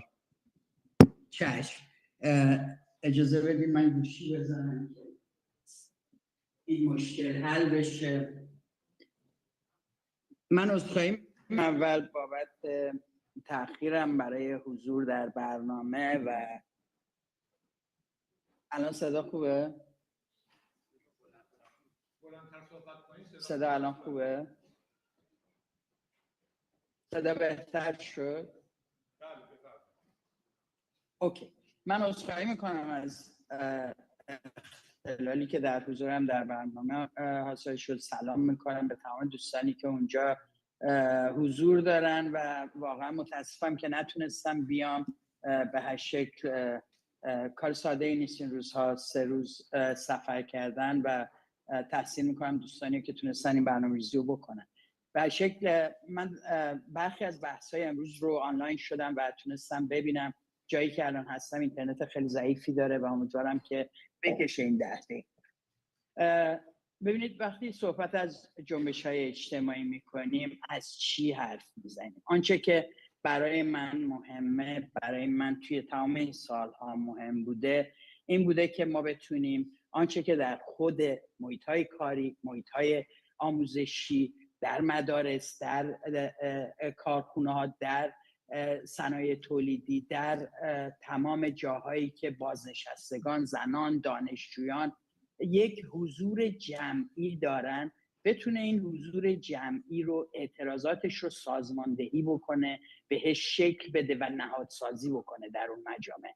این اتفاقیه که میبینیم که به ویژه در سالهای اخیر، وقتی از سالهای اخیرم حرف میزنم صحبتم به ویژه بعد از 88 هست، به طور قطع در بسیاری از جاها به شکل روشنتری یا به شکل با صراحت بیشتری و علنیتری رخ داده، نه اینکه قبلش نبوده. در رابطه با جنبش زنان از سال 84 شاهد هستیم که دور جدیدی از اعتراضات و حضور خیابونی خودشون رو رقم میزنن، مطالباتی رو در گروه‌های گوناگون، یک گروه یک فرد هم نیست، مطرح میکنن، علیرغم اختلاف نظرها اینجا و اونجا با هم همکاری میکنن و امروز در سال 1403 ما شاهدیم و من میخوام روی این تاکید بکنم که بخش اصلی اعتراضات درون جامعه ایران بر دوش گروه‌های اتنیکی، گروه‌های جنسیتی مشخصاً زنان و همچنین جنبش کارگری دانشجویی هست. اما آنچه که ما انعکاسش رو در خارج از کشور به ویژه می‌بینیم بخش میانی شهری هست، طبقه متوسط شهری هست و لومپن پرولتاریا ایران. اینا رو داریم در فضای خارج از کشور انعکاسش رو می‌بینیم.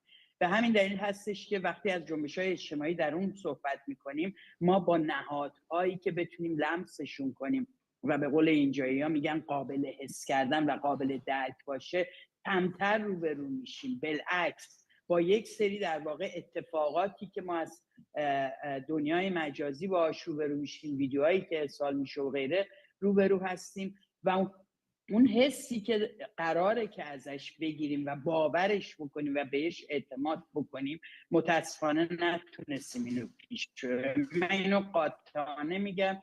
قطعا دوستانی اونجا هستن که خودشون رو نماینده برخی از این جنبش ها میدونن، قطعا به دلیل ارتباط دقیق‌تر و قوی‌ترشون با جامعه ایران میتونن ادعا بکنن که نه این اتفاقها خیلی ملموس، خیلی روشنه، ولی اگه ببینیم که پروپاگاندا در سطح فضای مجازی و در خارج از کشور به چه سمت و سوی میره متوجه میشیم که ما در این زمینه خیلی کار داریم. از اونجایی که من راستش خیلی خسته‌ام از این که بخوام در مورد حقوق جامعه LGBT مجددا حرف بزنم و تایید بسیاری از دوستان رو بشنوم، ولی در عمل اجتماعیشون، در اقدامات عملیشون و در فردای امروز باز سکوت خیلی دردناکی و در رابطه با اتفاقاتی که در عرصه سیاست ایران میفته علیه جامعه LGBT و نفرت پراکنی هایی که علیهش میشه، باز این سکوت رو مشاهده بکنم. اجازه بدین این بخش بحثم رو با چند جمله فقط پایان بدم در رابطه با جامعه LGBT و اون این که اگه یادتون باشه در تظاهرات بزرگ 20 اکتبر در برلین یک نفر از نمایندگان شش رنگ که دوست عزیز آقای حسین لاجوردی عزیز خواستن که بگم حدود 15 سال هستش که شش رنگ تشکیل شده و بله من از مؤسسینش هستم.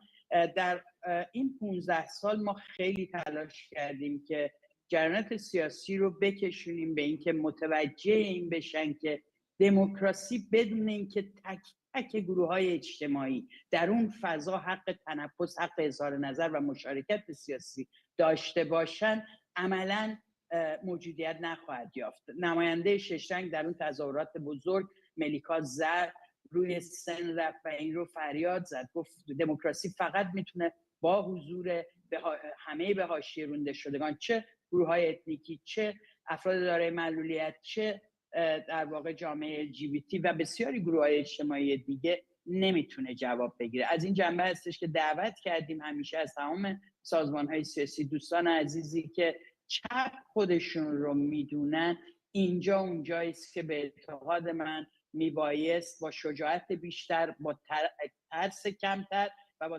تابوشکنی بیشتر حرکت بکنن. و اما در تو زنان جامعه ایران، همونطور که همتون دارین میبینید توی این روزها در کف خیابون، اونجایی که آشکارا حرکات فردی در نبود سازماندهی‌های جمعی در مورد جنبش زنان داره عمل میکنه، بار بردن این در واقع مبارزه همچنان به دوش زنان هست. دستگیری‌های تکی رو می‌بینیم، مدت‌ها زندان موندن به دلیل فقط لغو عدم پذیرش حجاب اجباری رو می‌بینیم. و به نظر من اتفاقی که باید بیفته، اگه اجازه داشته باشم با این جملات بیان بکنم، این هستش که ما میبایست بتونیم واقعا اون حرکات که در جامعه ایران میشه رو اینجا انعکاس بدیم و ازش دفاع بکنیم و اون رو از آن خودمون و خودمون رو از آن اون جنبش بدونیم.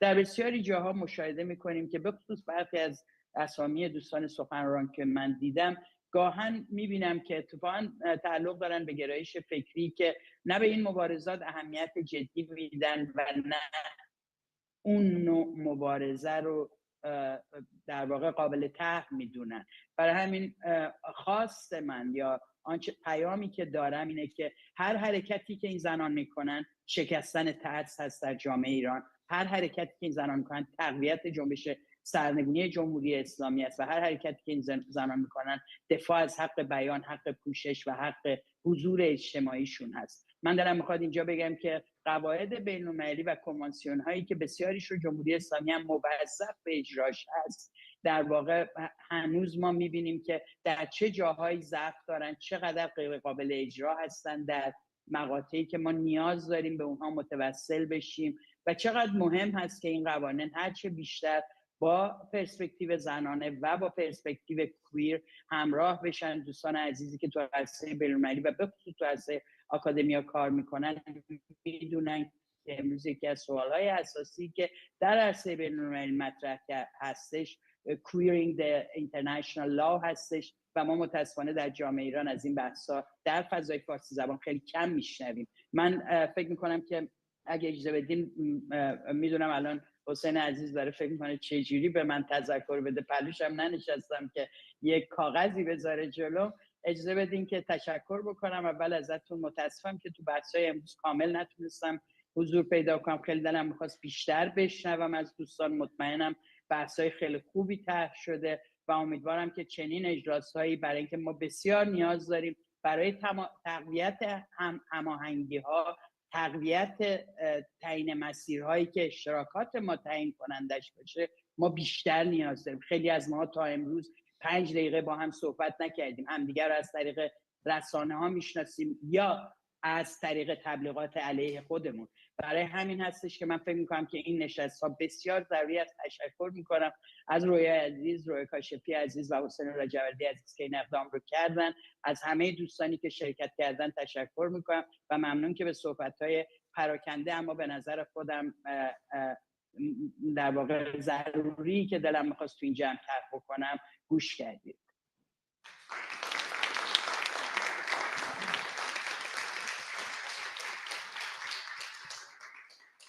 شادی عزیزم، رفیق سالهای دور، خیلی ممنونم که آمدی صحبت کردی و توی همین جمعی که ما نشستیم مطمئن هستم که بسیارانی فکر دارن میکنن در این زمینه و بحث دموکراسی و بحث حضور تفاوت عقیده ها همیشه مطرح بوده و بسیار با ارزش بوده این بحثایی که الان تو مطرح میکنی و سالهای درازی است که داری مطرح میکنی.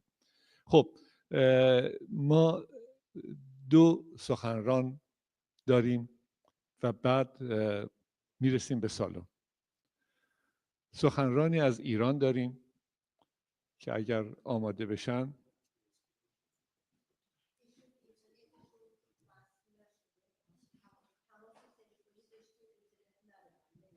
بله خوشبختانه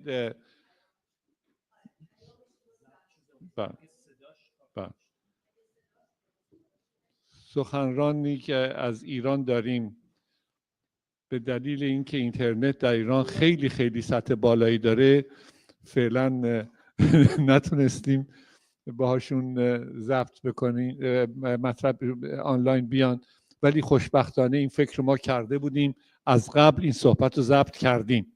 دوستان عزیز سلام عرض می‌کنم. آقای حالا دیگه اسمشون نمیتونیم مطرح بکنیم، آقای جعفر عظیمزاده دبیر هیئت مدیره اتحادیه آزاد کارگران ایران از ایران با ما صحبت میکنن. الان با جناب عبدی وقتی صحبت ایشون رو کردم گفتن که چقدر خوبه که ایشون هم آمدن تو این کنفرانس و این بحث رو دنبال میکنن. خواهش میکنم مطرح بفرمایید. دوستان عزیز سلام عرض میکنم خدمت همه شرکت کنندگان در کنفرانس و همه دوستان و عزیزانی که این کنفرانس رو دنبال میکنن. خب طبق روال هر کنفرانسی با من هم در رابطه با بحثایی که امروز در این کنفرانس مطرح خواهم کرد قبلا هماهنگ شده و امروز من قراره در رابطه با حداقل دستمزد کارگران در ایران، تورم گرانی افزار گسیخته، تأثیر اون بر زندگی و معیشت کارگران، قراردادهای کار، نبود امنیت شغلی و تأثیر همه اینها بر زندگی خانواده‌های کارگری و همچنین در رابطه با آینده جنبش کارگری و این نکته که اگر مطالبات کارگران محقق نشود چه بسا که شورش‌های کور بزرگ اجتماعی رخ بده و اوضاع از کنترل خارج بشه. خب من در این کنفرانس قرار در مورد همه این مسائل بسیار مهم و کلان صحبت کنم و خب زیغ وقت زیادی وجود داره و فرصت یک رو بیشتر نیست و خب طبیعیه که ممکنه ناگفته‌های زیادی باقی بمونه و خب طبیعتاً صحبت به صورت خلاصی انجام خواهد شد. ببینید دوستان، صحبت از وضعیت کارگران ایران در رابطه با همه جوانب شرایط زیست کارشون صحبت از قعر جهنم دوستان، صحبت از جامعه‌ای که در اونجا بالاترین درجه از سازماندهی سیستماتیک و حکومتی بردگی کارگران انجام شده. امروز کارگران ایران دوستان با 100% کارگران ایران، 99%، 98% کارگران ایران طبق آمارهایی که این ور اون ور درج کرده از مقامات حکومتی با قراردادهای موقت کار میکنن و بیش از 80%، شاید نزدیک 90% این کارگران این نوع قراردادهای 6 ماهه و زیر 6 ماهه، 2 ماهه، 1 ماهه، 3 ماهه و سفید امضاست. فقط بخش کوچیکش ممکنه 1 ساله باشه، 10%، 7-8% نمیدونم، در همین حدش قرارداد 1 سالن، وگرنه ما بقیه قراردادها نزدیک 90%ش دیگه حتی زیر 1 سال و 6 ماه و 2 ماه و 3 ماه هست. همونطور که گفتم در واقع جمهوری اسلامی موفق شده در ظرف 46 سال چنان تعرضی به طبقه کارگر ایران، به نیروی کار زحمتکش در ایران انجام بده که امروز ذره‌ای امروز نش از ماه، 1 ماه، 3 ماه و حالا حتی 1 ساله کار میکنه، وقتی فرق نمیکنه در کارهایی با ماهیت دائم و مستمر، در کارهایی که ماهیتش حتی موقتی هیچ فرقی نمیکنه. خب قراردادش که تموم شد، کارفرما به هر دلیلی که خودش تشخیص میدهد میتونه این قرارداد رو تمدید نکنه و کارگر اخراج بشه و کارگرم از اون طرف دستش به لحاظ قانونی به هیچ جا بند نیست، برای اینکه این قرارداد قانونیه. طبق قانون کارفرما با این قرارداد 1 ماه 3 ماه بسته و موعد قرارداد کارگرم به همین سادگی تموم شده و کارگر قراردادش رو تمدید نمیکنه و این باعث شده کارگر در محیط کار به ناچار به بردگی تن بده. یعنی کارفرما ناچاره که نتونه در مقابل تشدید استثماری که کارفرما انجام میده، سرعت کار، ساعت طولانی کار و هر چیزی که در محیط کار به کارگر مربوطه، ایمنی کار، نتونه حرفی بزنه چون کارفرما با پایان قرارداد ببینه کارگر زعم خودش بهره‌وری کارش کمه یا اصلا ازش خوشش نمیاد، حتی خب از گفتارش از لحن صحبتش خوشش نمیاد، به راحتی میتونه قراردادش رو تمدید نکنه. و این اون جهنمیه که به هر حال امروز برای کارگران ظرف 46 سال گذشته رقم زده شده در همه شرایط زیست کارشون و من جمله دستمزدها هم به همین منواله.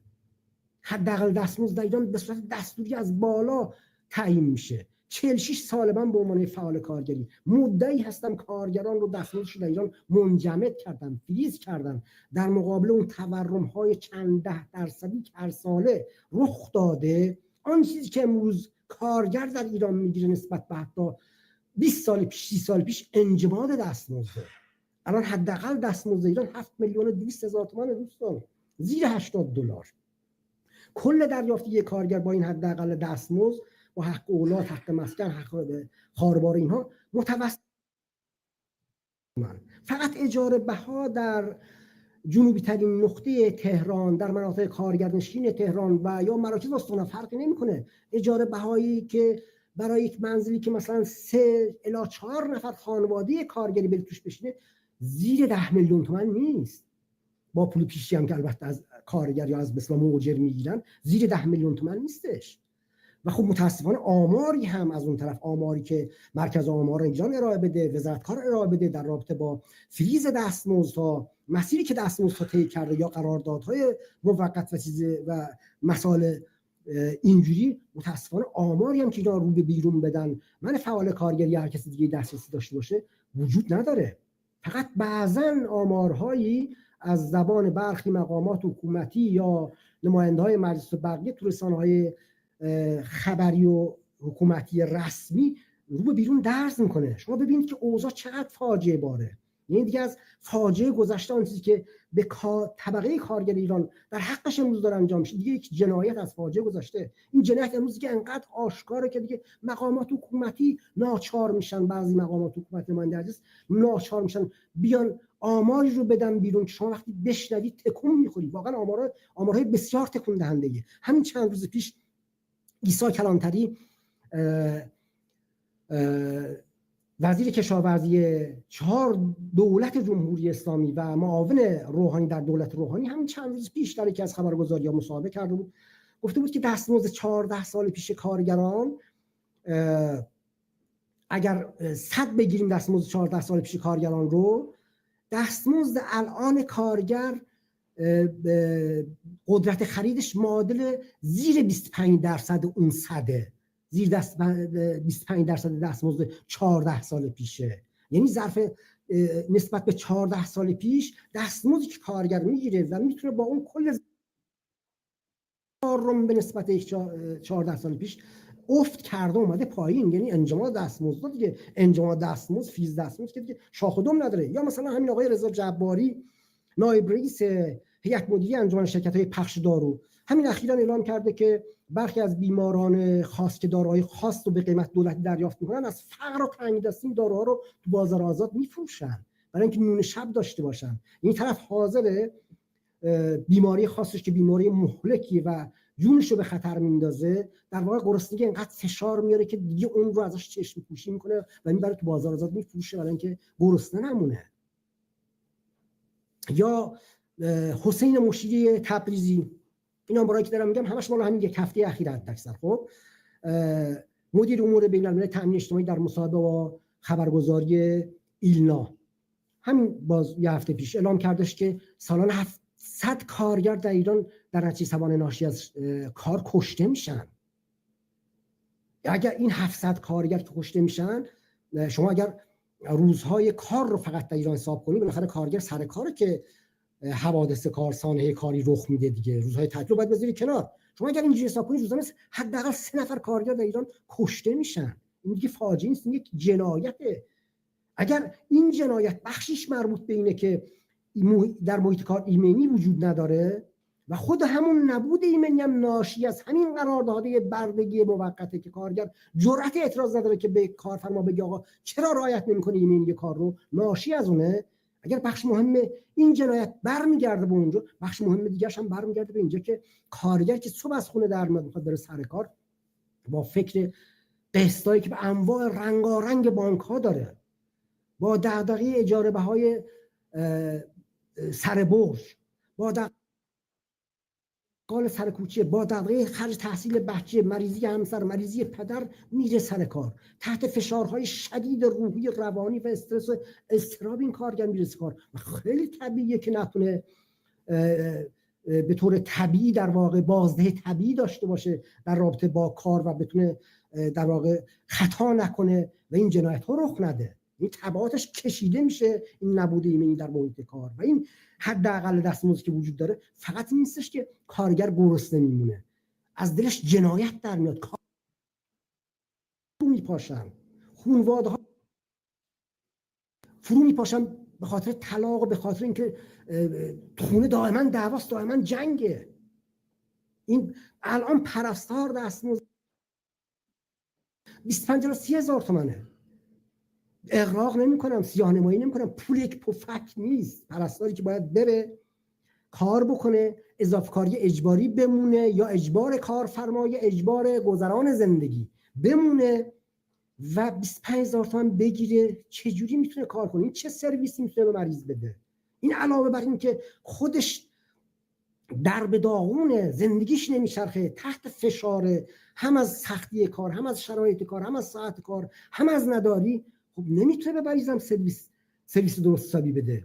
و این چرخه لطمه این وضعیت همینجوری میره کل جامعه. و همین دلیله که امروز واقعا بسیار از کارشناسان میگن آقا جامعه در آستانه، نه در آستانه، اصلا در حال فروپاشی به لحاظ تمام ساختارهای زیست انسانی، ساختارهای اقتصادی، اجتماعی، سیاسی، فرهنگی، در همه جوانبش در حال فروپاشیه. راستش بخوایم این بحث رو من بخوام ادامه بدم، واقعا میشه باور کن آدم میتونه ساعتها روزها صحبت کنه و گریه بکنه راجع به شرایطی که امروز جهنمی که برای طبقه کارگر ایران و نیروی کار زحمت کشیده ایران جمهوری اسلامی ایجاد کرده و ده‌ها کتاب قطور در این مورد میشه نوشت. ولی خب فرصت محدوده و من ناچارم برم روی بحث آینده جنبش کارگری و اون نکته‌ای که عرض کردم خدمتتون. ببینید دوستان، همین بحث آینده جنبش کارگری واقعیتش اینه که به نظر من از یه دغدغه‌ای میاد بیرون. این که آقا ممکنه شورش‌های کور اجتماعی رخ بده، از یه دغدغه‌ای میاد بیرون، از یک نگرانی میاد بیرون، از یک احساس مسئولیتی میاد بیرون.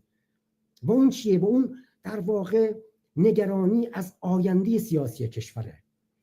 در واقع تبدیل شدن این که ساختار آینده چه باشد به یک محوریت اساسی و حیاتی در مبارزات مردم، نیروهای سیاسی و جنبش‌های اجتماعی در ایرانه. یعنی در این حال که جامعه، نیروهای سیاسی، روشنفکران، کارگران، زنان دست اندر کار تغییر هستند، بر بطن این دست اندر کار در تغییر بودن مسئله آینده به یک مسئله کلیدی و محوری تبدیل شده. و این فکر می‌کنم که یکی از خودویژگی‌های دوستان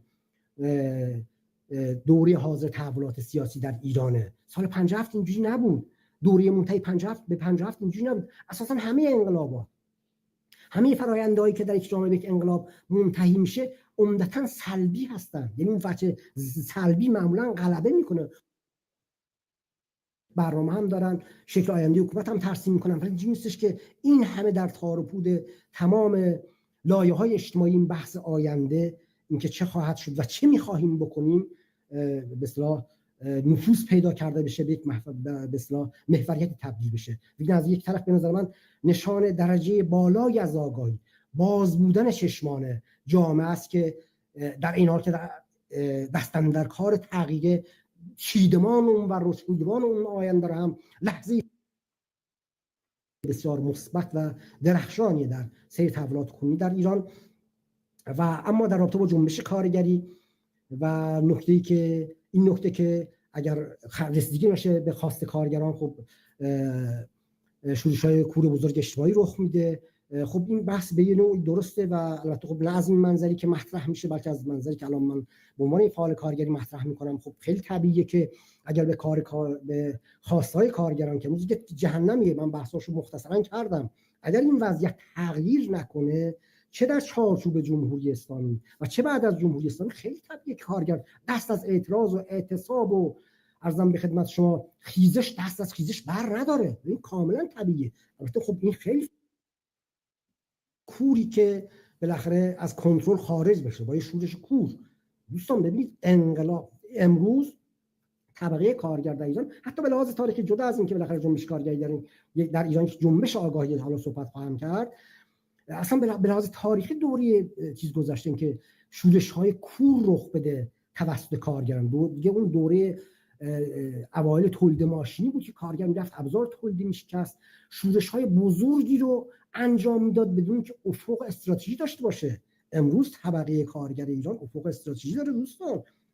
جنبش معلمان، جنبش زنان در ایران افق استراتژی داره. منشور مطالبات حداقلی تشکل صنفی و مدنی در ایران برآمد همین در واقع افق استراتژیه که در جنبش در خیزش زن زندگی آزادی به فاصله 4-5 ماه بعدش در واقع این منتشر شد و مورد استقبال اغلب نیروهای سیاسی، جنبش‌های اجتماعی، روشنفکران و الیت و محافل سیاسی داخل خارج کشور در واقع مورد استقبال همین اونها قرار گرفت. و تازه به نظر من آن چیزی که از آگاهی طبقه کارگر ایران، جنبش معلمان، جنبش زنان و احساس مسئولیت اونها در قبال آینده در این منشور دیده میشه، تازه به نظر من دوست داریم نوک کوه یخی که از دل یک اقیانوس بزرگ زده بالا. اینجوری نیستش که امروز در خیابان‌های ایران یا وقتی ما این منشور رو می‌نوشتیم همه حرفمون رو تونسته باشیم زده باشیم، یا کارگر که امروز اعتصاب می‌کنه در شرکت نفت، در ذوب‌آهن، در همه بخش‌ها، در بیمارستان قادر باشه همه حرفش رو بزنه. من فکر می‌کنم با کمترین دوستان تغییر توازن قوای سیاسی در ایران به نفع آزادی بیان، به نفع ابراز وجود سیاسی و صنفی، به نظرم اون وقت خواهید دید که کارگر که بتونه، زن، معلم که بتونه همه حرفش رو بزنه، و خواهید دید که چه بسا اون منشور حتی به نسبت اون آگاهی و چیدمانی که برای آینده سیاسی ایران داره حتی ممکنه یک قدم عقب‌تر باشه. هرچند که حالا به هر حال روندهای سیاسی همینجوری هم نیست که همینجوری پیش بره، ولی خب با توجه به این که من به اصطلاح نگاه اینجوریه که امروز دوره در ایران دوره جنبش‌های اجتماعیه و این هم یکی از خود ویژگی‌های دوره حاضره. اینجوری نیستش که مثلا دوره‌های قبل، دوره منتهی به انقلاب 57 مثلا جنبش‌های اجتماعی عظیمی در صحنه تحولات وجود داشتن از سال 50 تا 57 و خب کشمکش بین اینها و این جنبش‌ها و این مطالبه‌گری‌ها با بین اینها و حکومت در واقع زیر پای حکومت رو داغ کرد و از متن این کشمکش و استکاکی که ایجاد شده بود مثلا انقلاب 57 سر برآورد. نه، واقعیت این که اونجوری نبود، ولی این دوره به نظر من نقطه قوت تحولات سیاسی و اجتماعی حاضر در ایران وجود جنبش‌های اجتماعی و در پیشاپیش اونها به نظر من جنبش کارگری یک خودویژگی دوره حاضر، نه در انقلاب 57 در انقلاب مشروطه پیشاپیش اینجوری جنبش‌های اجتماعی رو از کف خیابون، از پایین جامعه، اونم در سطح بسیار آگاهانه که دیگه منشور مطالبات تشکل صنفی و مدنی ازش میاد بیرون، چنین چیزی وجود نداشت. و من فکر می‌کنم تحولات حاضر و این نقطه و اینکه این جنبش‌ها، وجود این جنبش‌ها در دوره حاضر به نظر من نقطه درخشان و تابناک تحولات سیاسی پیش‌روی روی ایرانه. هرچند که راست افراطی و دولت‌های خارجی که در شکل‌دهی به یک ایران دموکراتیک و آزاد و مرفه و پیشرفته خب منفعتی ندارن، چه بسا که سنگ‌اندازی‌هایی بکنن، ایستگاهی براش بتراشن، این دور از انصار نیست و خب جای بحث هم اینجا نیست، ولی تا اونجا که به عینیت وجودی جنبش‌های اجتماعی و جنبش کارگری در ایران برمیگرده، من فکر می‌کنم که از این تابناک‌ترین و درخشان‌ترین نقطه سیر تحولات تاریخی در ایران قرار داریم. ممنون از فرصتی که دعوت که از من کردید برای این کنفرانس و فرصتی که بهم دادید.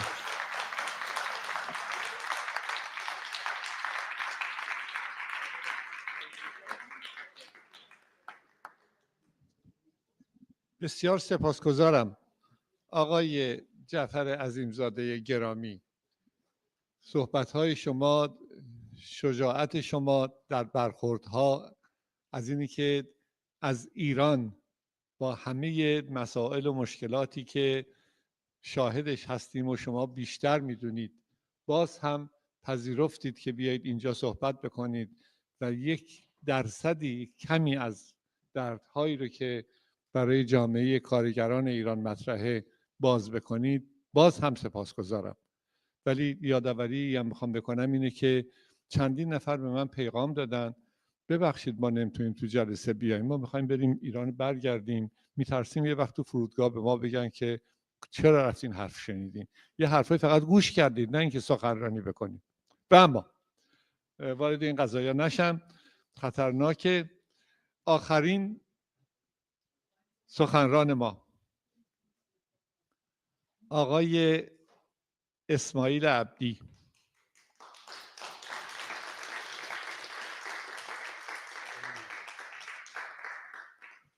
من هم همین کاری میخواستم بکنم. میخواستم بگم که معلم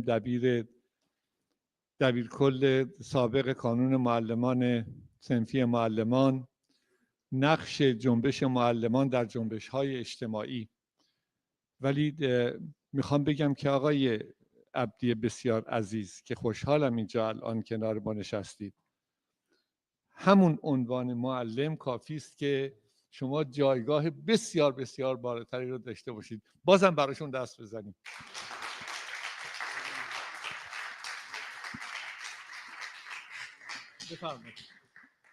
بسیار سپاسگزارم.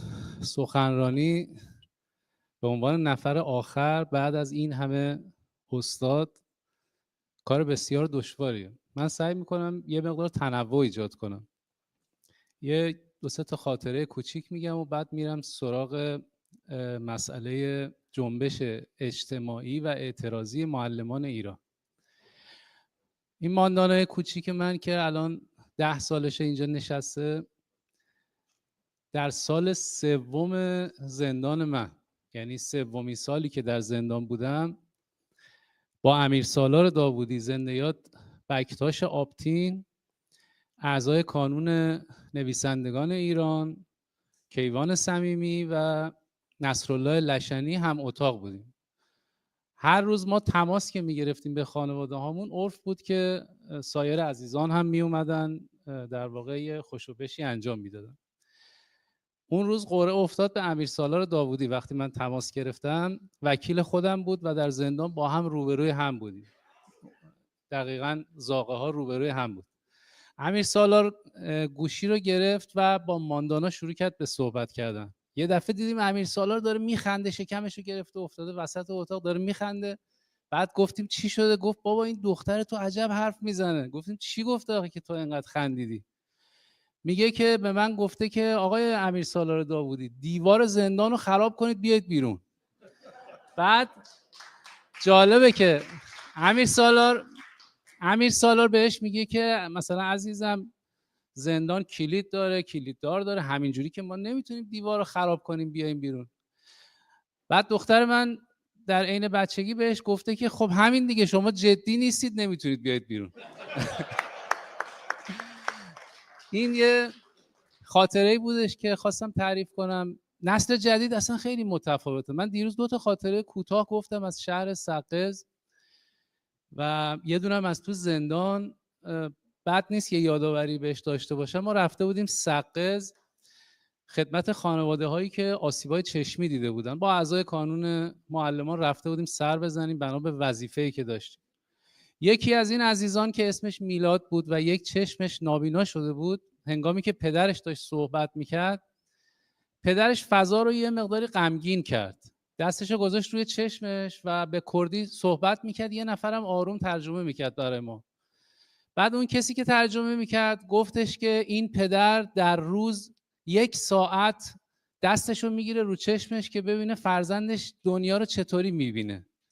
بعد همه ناراحت شدن، گریه کردن، قصه خوردن. یه دفعه اون پسر که اسمش میلاد بود بلند شد، گفت چرا اینطوری میکنید؟ من میرم حقمو از جمهوری اسلامی میگیرم، قرار نیست فضا رو اینجوری کنید. یعنی نسل جدید اینجوریان. یا اون سربازی که تو زندان مرخصی گرفت رفت که به کارش برسه، وقتی برگشت با دستبند اومد. ازش پرسیدیم چی شد؟ گفت من رفتم تو صف زندگی آزادی شعار دادم، بعد دوباره منو گرفتن، من سرباز زندان بودم ولی الان زندانی زندان هستم. یعنی نسل جدید کلا پارامتراش متفاوته که از خاطره‌ای که من از ماندانا مثلا تعریف کردم خودم میمونم که این بچه‌ها، این نسل جدید به نظر من اینا کارو در میارن و به هر حال خواستم یه تنوع کوچیکی ایجاد شده باشه. یه خانواده‌ای هم در شهر سقز ما با در واقع مادرشون صحبت میکردیم. فرزندش کشته شده بود توسط شلیک مستقیمی که بهش شده بود، کشته شده بود و گفت اینا اومدن خون فرزند منو معامله کنن. بهم گفتن ما به پول میدیم فقط صداشو در نیار. میگه من یاد روزایی افتادم که پدر این بچه با موتور سه‌چرخ میرفت ضایعات جمع میکرد، میآورد کار میکرد که سیر کنه خانواده رو. چطور حالا باید خون بچه‌مو معامله کنم؟ من رفتم خونه مهدی ببرنژاد در قوچان. یه خونه محقری داشتن، رفتم با مادرش صحبت کردم. گفت که یه بخشی از خانواده ما پشت کردن بهمون، به ما فشار می آوردن، میگفتن ولش کن، اینقدر مصاحبه نکن. میخواستن خون بچه منو پایمال کنن ولی ما نذاشتیم خونش پایمال بشه، دفاع کردیم. یعنی توی ایران کلا شرایط تغییر کرده.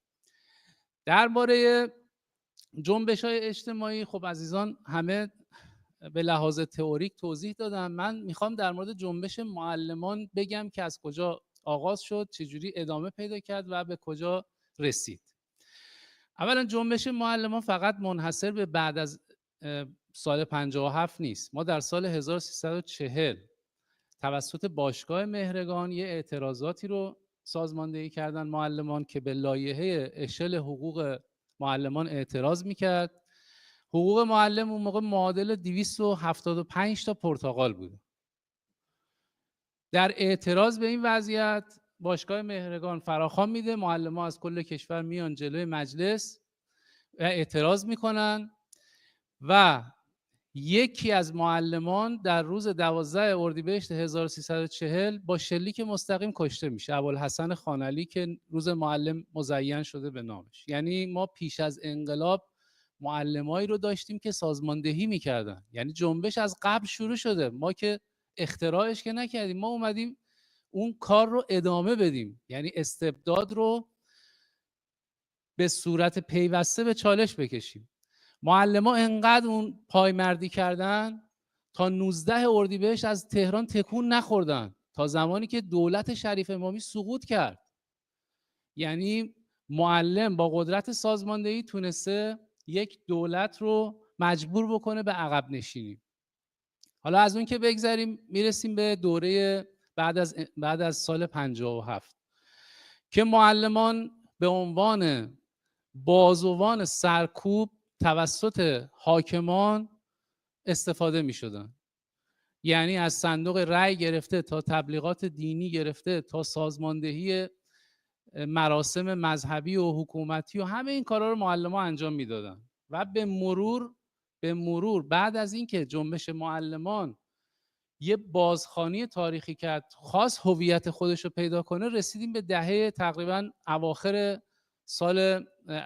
دهه 70. ما سال 78 تازه تونستیم مجوز بگیریم برای اینکه تشکلیابی پیدا کنیم. یعنی وضعیت بعد از انقلاب طوری بوده که تا سال 78 فرصت تشکلیابی برای معلمان پیدا نشده، اگرم شده فقط انجمن اسلامی معلمان بوده. در سال 78 کانون صنفی معلمان مجوز میگیره و به مرور تعداد تشکل‌هایی که میپیوندن در واقع از فرمانداری شهر و استانداری خودشون مجوز میگیرن و مجامع عمومی برگزار میکنن، آرام آرام زیاد میشه. در سال 81 5-6 تا از تشکل‌ها با هم یک ائتلافی رو تشکیل میدن به نام شورای هماهنگی تشکل‌های صنفی معلمان ایران. این شورا به مرور در بستر مبارزه هی تعدادش اضافه میشه. ما سال 85 40 تشکل صنفی از سراسر کشور داشتیم.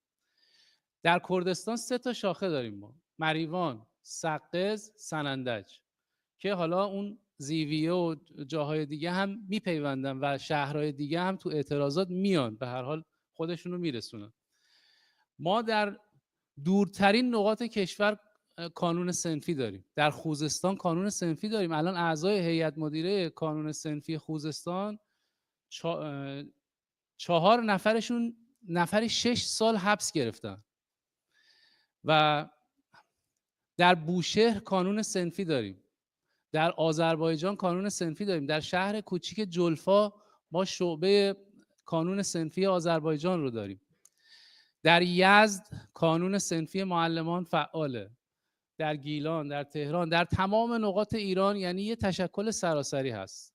حاکمیت سال 85 موقعی که فراخوان شورای هماهنگی با استقبال معلمان مواجه شد باهاش برخورد کرد. ما سال 85 در اون اعتراضی که به اجرا نشدن قانون نظام هماهنگ پرداخت حقوق داشتیم، بیش از 30,000 معلم از سراسر کشور اومدن با لباس کردی بلوچی، اومدن جلوی مجلس اعتراض کردن، از جاهای مختلف اومدن و به فراخوان توجه شد. دولت احمدی نژاد عقب نشینی نمی کرد. معلمان از بهمن ماه تا 23 اسفند سال 85 تو خیابان موندن. اینا افسانه نیست، تاریخیه که وجود داره. 23 اسفند کتک زدن معلما رو، سرکوب کردن. از معلمی که چادر به سر داشت چادرش کشیدن انداختنش، کتکش زدن، تا کسی که بازنشسته بود با پیرمرد و پیرزن برخورد کردن. 1000 تا پرونده اون روز تشکیل شد. من همون روز بازداشت شدم. سال 86 جلسه شورای هماهنگی تشکل‌های صنفی رو کردن عرصه برخورد. تو مترو علم و صنعت معلمان رو بازداشت کردن. معلم سنندجی سیلی خورد ولی از حقش کوتاه نیومد، گفت تو حق نداری موبایل من از من بگیری. معلم از حقش کوتاه نمیاد. سال 86 در سال 87 در دیداری که نمایندگان تشکل‌های صنفی با فراکسیون اقلیت مجلس داشتن، پلیس امنیت ورود کرد، معلم‌ها رو بازداشت کرد. من در اون بازداشت بودم. در سال 88 در وقایع سیاسی کشور، معلمان آرام آرام آرام سطح مطالباتشون رو آوردن بالاتر. اول در صندوق رأی نشون دادن. در سال 88 خیلی از معلمان اومدن گفتن که حالا که حاکمیت میخواد یه سویه‌ای رو داشته باشه، ما باهاش همراهی نمی‌کنیم. بعد از وقایع سیاسی در سال 89 اعدام فرزاد کمانگر بود. معلم کردستانی که ما از سال 87 ازش دفاع کردیم در مصاحبه و تشکیل کمپین، امضا، با وکیلش مرتب جلسه داشتیم. رسول بداقی مسئول مستقیم پیگیری این مسئله بودش. با خانواده فرزاد کمانگر در ارتباط بود، با تشکل صنفی کردستان هم در ارتباط بود. سال 89 فرزاد کمانگر رو اعدام کردن. ما نعب اعدام رو از اون موقع شروع کردیم. بازجو اومد توی سلول گفت امروز فرزاد کمانگر رو اعدام کردیم، فردا نوبت شما هاست. همینو به علی اکبر باقانی توی زندان اوین گفته بود بازجو. یعنی معلمان موقعی که تشکلیابی پیدا کردن، حرکتشون جدی شد، جنبش اجتماعی مسیر خودش رو پیدا کرد، حاکمیت باهاش برخورد کرد. سرکوب شروع شد. رسول بداقی از سال 88 7 سال پیوسته حبس کشید. محمود بهشتی لنگرودی و سید محمود باقری، مختار اسدی از کردستان تبعید شده بود، اومده بود تهران، پیوست به تشکل صنفی معلمان تهران و بازداشتش کردن، 1 سال زندانیش کردن. یعنی طوری شد که اینها دامنه سرکوب معلمان رو تا توی کلاس درس بردن. ما معلمی داشتیم که توی مدرسه باهاش برخورد کردن. در سال 89 بعد از اینکه اعدام فرزاد کمانگر متاسفانه انجام شد توسط جمهوری اسلامی، به مرور اجازه برگزاری مجامع و اعتراضات ما رو ندادن. رسیدیم به سال 92 که تونستیم تو تهران با حضور بیش از 20 تشکل صنفی شورای هماهنگی رو در تهران برگزار کنیم که تشکل‌های جدی حضور داشتن. رفتیم تو دفتر صندوق ذخیره فرهنگیان، همین آقای قندالی مسئول در واقع صندوق ذخیره فرهنگیان بود. معلمان متوجه شدن این صندوق شفاف نیست. 800,000 معلم عضو یه صندوقن که ماهانه از اونها یه مبلغی به شکل نقدی کم میشه. برآورد شده که 200 میلیارد تومان در ماه پول واریز میشده به صندوق تو همین 1-2 سال اخیر. الان دلار قیمتش تغییر کرده. 200 میلیارد تومان 2 سال پیش خیلی پول بوده. معادل اون هم دولت با مصوبه مجلس مجبوره که واریز بکنه که دولت ها عموماً خلف وعده کردن. این پول تبدیل میشه به 100 تا شرکت. یعنی ما ماشین سازی عراق رو داریم، یه بخشی از پتروشیمی خراسان برای صندوق ذخیره فرنگیان، یه تعدادی از پتروشیمیای سراسر کشور برای صندوق ذخیره فرنگیانه، یعنی یکی از بزرگترین هلدینگ‌های اقتصادی کشوره. متوجه شدیم که عملکرد بانک سرمایه که زیر نظر صندوق ذخیره است شفاف نیست، بیمه معلم شفاف نیست، شرکت سرمایه گذاری فرهنگیان غیر شفاف عمل میکنه و غیر دموکراتیک عمل میکنن. بزرگترین هلدینگ اقتصادی کشور رو 7 نفر اداره میکنن، هیئت امنا، یعنی یه ساختار فشل. وزیر آموزش پرورش نفر اولشه و این 7 نفر برای اندک اندوخته‌ای که معلم واریز میکنه میخواد موقع بازنشستگی بهره‌ش رو ببره تصمیم میگیرن، خودشون مدیر عامل تعیین میکنن، خودشون از رو نصب میکنن. بگذاریم که تو دبی پشت پرده مسئول صندوق ذخیره فرهنگیان با ابربدهکار بانکی میشینن با هم دیگه، میگن فلانی باشه مدیر عامل بانک سرمایه. چرا؟ میخواد وام بگیره پس نده. بگذاریم که نماینده مشهد با حمایت علم الهدی میاد مدیر امور شعب بانکی که برای خودش بوده رو میفرسته میکنه مدیر عامل بانک سرمایه، یعنی با نفوذ. 600 میلیارد تومان وام میگیره، یه بانک دیگه تأسیس میکنه و پس نمیده. اینها رو ما به مرور تونستیم بهش دست پیدا کنیم. مجلس شورای اسلامی با تحقیق و تفحص متوجه شد که 13,000 میلیارد تومان در سال 94-95 اختلاس شده توی این مجموعه.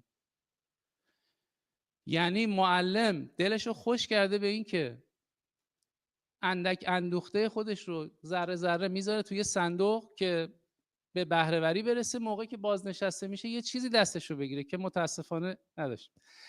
من سعی میکنم تو 2-3 دقیقه جمعش بکنم اگه اجازه بفرمایید. بعد از سالهای حالا 93-94 آروم آروم داشتیم به قیام ژینا که نزدیک میشدیم و به خیزش سال 96 که جناب شهیدی بهش اشاره کردن و سال 98 و بعد جنبش ژینا که فراگیر شد. در بستر مبارزات دانش آموزان معلمان رو نگاه میکنن. معلم از یک تدارکاتچی که صندوق رأی رو زیر بغلش میگرفته میآورده میذاشته روی میز به مردم میگفته بیایید رأی بدید، تبدیل شده به کسی که نه به اعدام میگه، میره با خانواده ژینا امینی دیدار میکنه. تو دیدار با خانواده ژینا امینی پدر ژینا کاک امجد به ما گفت معلمان سقز در این فرایند نقش اساسی داشتن، اونها پایمردی کردن، کمک کردن به خانواده ما و مرتب با ما در ارتباطن. یعنی معلم از یک معامله‌گر تبدیل شده به یک مطالبه‌گر. این یک جنبشه.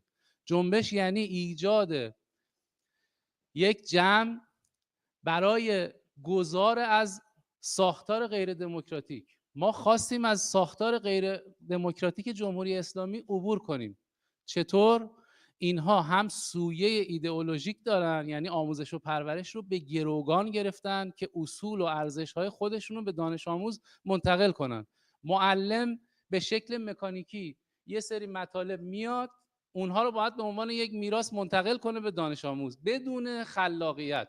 چون سیستم یک سیستم متسلب متمرکز و از بالا دیکته شده است، نقشی معلم تو این فرایند نداره. من معلم ریاضی بودم، 1 دقیقه وقت اضافه نمی آوردم با دانش آموزم صحبت کنم، فقط باید امتحان میگرفتم که این بچه بتونه تو کنکور یه کاری انجام بده. و من فرصت ارتباط عاطفی با دانش آموز رو نداشتم، چون سیستم اینطوری میخواد. و دانش آموزانی که پولدار هستن میتونن میرسن، اونایی که پولدار نیستن گرفتارن. 95% دانش آموزان ما از آموزش استاندارد محرومن. ما رفتیم بلوچستان، یه مادری گریه میکرد، میگفت که آقای عبدی فرزند من 11 سالش بوده با بنزین فروشی یعنی کنار خیابون بچه 11 ساله باید بنزین بفروشه، با بنزین فروشی برای ما یه مقدار اندوخته‌ای رو جمع می‌کرد. بنا به دلایلی حالا مثلا مجبور شده که یه مقداری مواد مخدر هم بفروشه. بچه منو بردن کانون اصلاح و تربیت، الان 15 سالشه 16 سالشه تو کانون اصلاح تربیت. من باید چیکار بکنم؟ ببینید ساختار جمهوری اسلامی فقط به لحاظ سیاسی و اقتصادی ایراد نداره، این ساختار باید کلا زیر و رو بشه. یعنی باید از رو این ساختار عبور کرد و ما این کارو میکنیم. ببین نوجوانا همه تغییر کردن، نسل جدید اومدن با تئوری کار ندارن. من خیلی سعی کردم بنویسم جنبش اینجوری اونجوری، اینا همه ارزشمنده. آقای پیوندی که توضیح میدادن من داشتم اینجا کیف میکردم، چون سطح آگاهی، سطح توضیحات آقای مهتدی موقعی که توضیح میدادن آدم لذت میبره. استادمون آقای دکتر رحمانی، من توان اجرایی دارم، کار اجرایی کردم، من سازماندهی میکردم، رفتم مثلا استانهای مختلف مجموعه های کانون صنفی رو سعی کردم اضافه 5 دقیقه دیگه اینترنت چش. خب من زنده باش، فقط خواستم یک جمله بگم، جمله آخرم باشه یا عبارت آخرم باشه. گذار از جمهوری اسلامی با حد اکثر همبستگی به وجود میاد. کاری که تو لهستان انجام شد، یعنی وقتی که تو اون بندر کوچیک اعتراضاتی شکل گرفت، حتی کلیسای کاتولیک اومد پیوست. ما با اتحاد و همبستگی از جمهوری اسلامی عبور میکنیم. نظر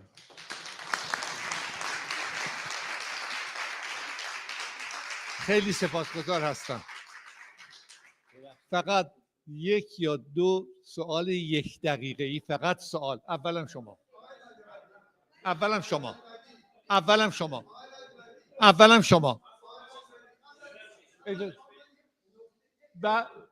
اجازه بدید یک نکته بفرمایید.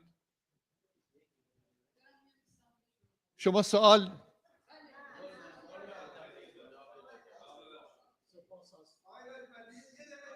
اجازه بفرمایید.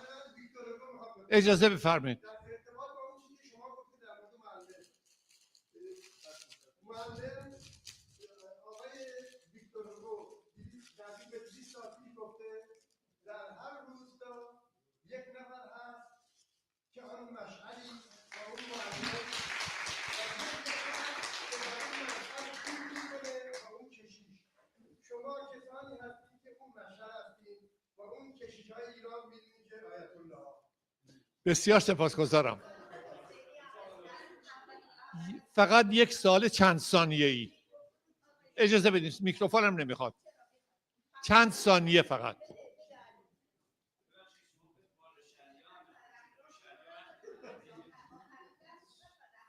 نه اینترنتمون قطع میشه. هر کی دستش زودتر بلند اینترنت کرد. قطع میشه. آخه من فقط یه مقدار صحبت داشتم، چون رشته خودم هم در زمینه همه جنبش‌های اجتماعی هست، ولی از اون میگذرم. آقای عبدی عزیز، شما حرف اساسی رو زدی. من میخوام برگردم به حرف دختر شما که ما چقدر جدی هستیم یا نیستیم. با توجه به اینکه الان آقای دکتر لاجوردی در این سالن نمایندگان جنبش‌های مختلف حضور دارند، آیا ما واقعا اینقدر جدی هستیم اینجا به هم قول بدیم برای دفعه بعد یک فرصت دیگه در ایران پیش میاد همه در کنار هم قرار بگیریم؟ امیدوار هستم.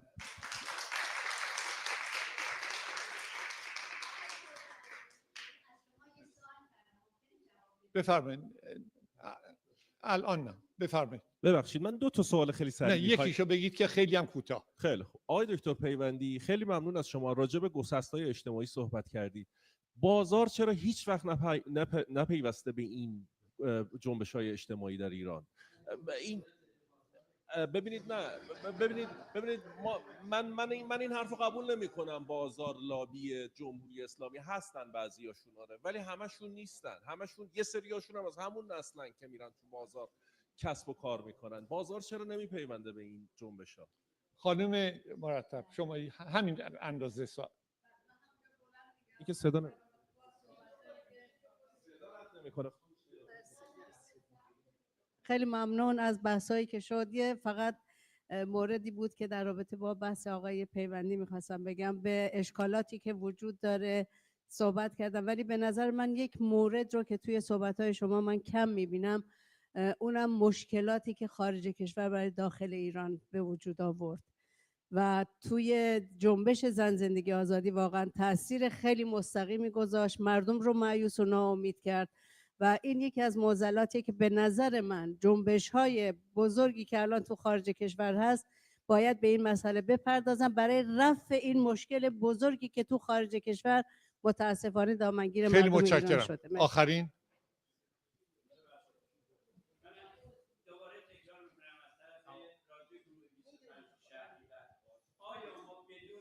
تشکل‌ها و احزاب و سازماندهی دموکراتیک و هماهنگی آنها با هم و پیوند مردم با اونها توان گذر از جمهوری اسلامی و رسیدن به جامعه مدرن‌تر داریم یا نه؟ به هیچ وجه من الوجود. خیلی سپاسگزارم که باز تذکر دادید و ممنون هستم. در آخرین لحظه میخوام که سپاسگزاری بکنم از همه کسانی که حضور پیدا کردند، از همه کسانی که مخاطبین ما بودند در این 3 روز شاید خسته کننده، این همه فشرده ما رو دنبال کردند و ممنونشون هستم. از دکتر فرهاد عاملی، معاون دانشکده حقوق دانشگاه سوربون در اینجا سپاسگزاری میکنم.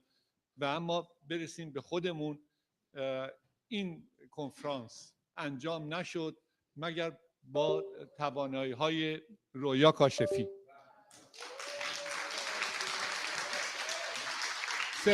سپاسگزاری میکنم از آزاد فارسانی، اونایی که همینطوری میبینم، مریم عزیزم، نوشین عزیزم، علیرضای عزیزم، آرش و بیتا، همین تعداد افرادی که حضور دارن و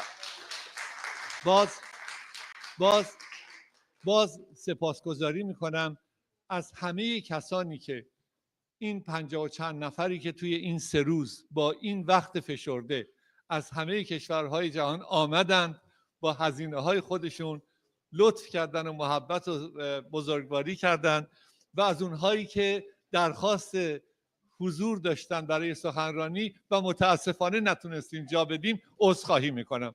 خیلی ممنونم. باز هم همه برای خودمون دست بزنیم و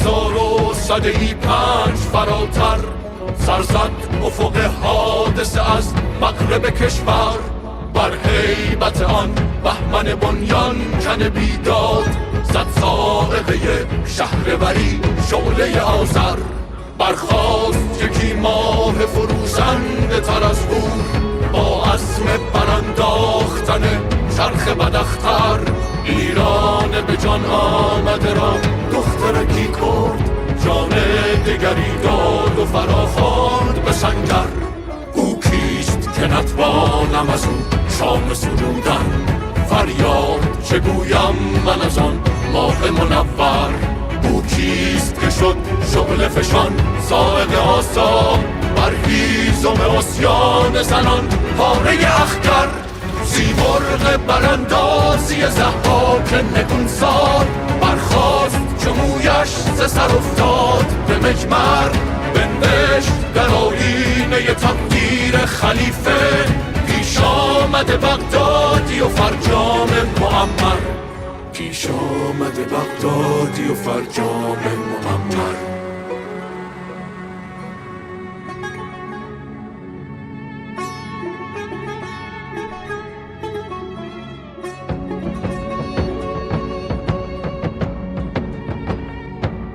تا جان شریفش به دل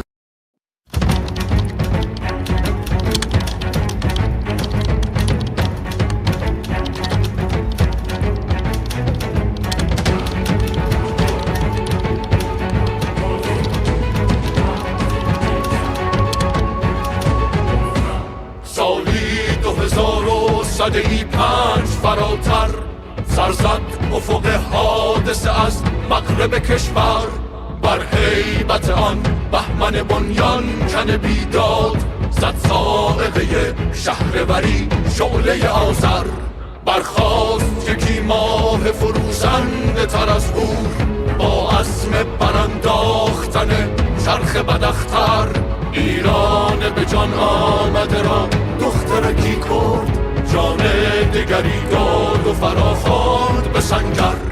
او کیست که نتوانم از او شام سرودن، فریاد چه گویم من از آن ماه منور. او کیست که شد شعله فشان صاعقه آسا، بر هیزم اسیان زنان پاره اخگر، زیبرق براندازی ضحاک نگونسار، برخاست چو مویش ز سر افتاد به مجمر، بنوشت در آیینه تقدیر خلیفه، پیش آمد بغدادی و فرجام معمر، پیش آمد بغدادی و فرجام معمر.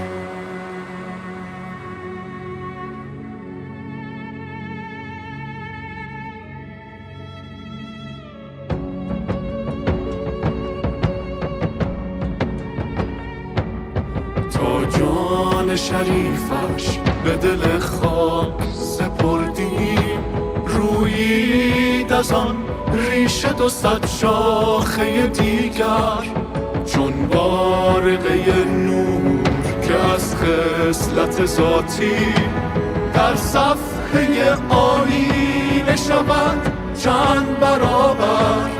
یلدا و حدیث و صدف و مائده گشتن، در آینه واقع مأسای مکرر، تابید ز نور قمرش نور خدا نور، رویید ز اندیشه آن خاک صنوبر، پویای دگر زاده شد از دامن ناهید، انگار که شد زنده جگر گوشه گوهر.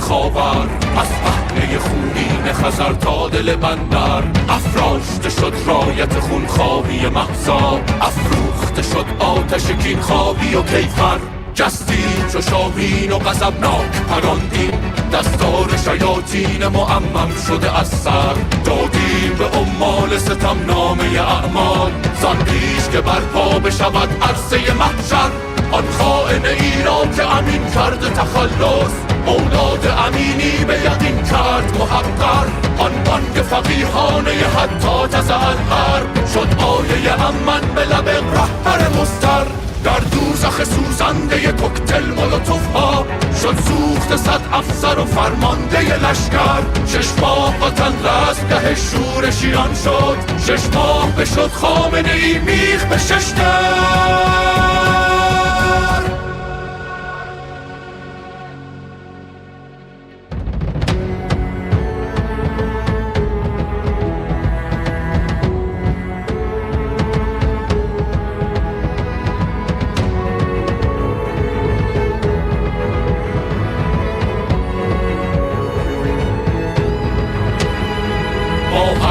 طوفانی طغیان و تمرد، او نقطه کانونی این دور مدور.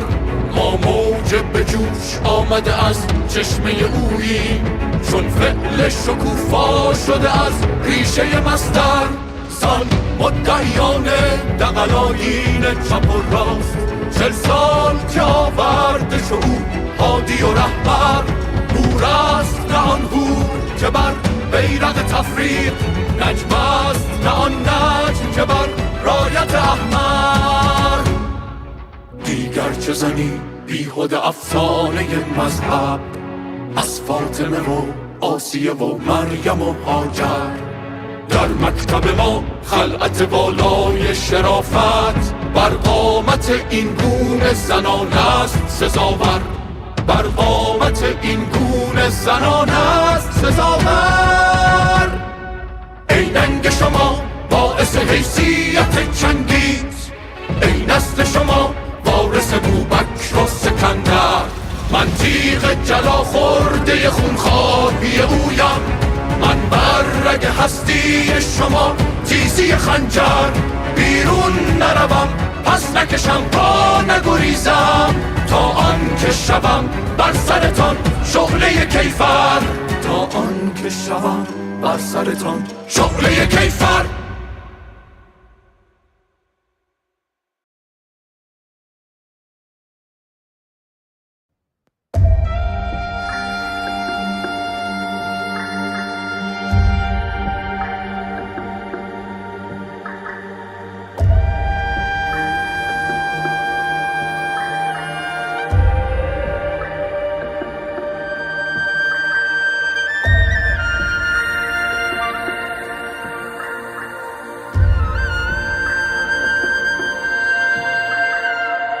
بر طرح اندام ظریف من داغی نشسته همچو یک خنجر. باید بترسی از من و صبرم، من آتشم در زیر خاکستر. من انقلاب با سرانجامم که بیگمان تعبیر خواهم شد. من پادزهر جهل انسانم، هر ثانیه تکثیر خواهم شد.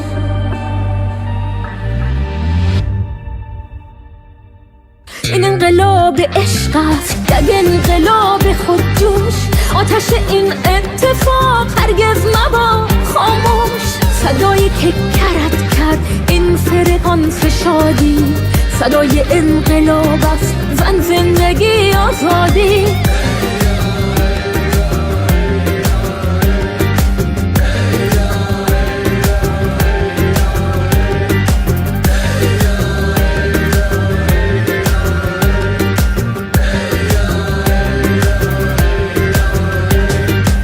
من شرح حال مرگ و اعدامم، پیش از اذان صبح در سرما. تصویر پیچ و تاب یک کودک با زجه های مادر تنها. هرگز نفهمیده چه بی باکم، رودا برا من زنده خواهم کرد. شلیک کردی بر دو چشمانم، با چشم قلبم خنده خواهم کرد. این انقلاب عشق است، یک انقلاب خودجوش. آتش این اتفاق هرگز مبا خاموش. صدایی که کرد این فرقانس شادی، صدای انقلاب است، زن زندگی آزادی.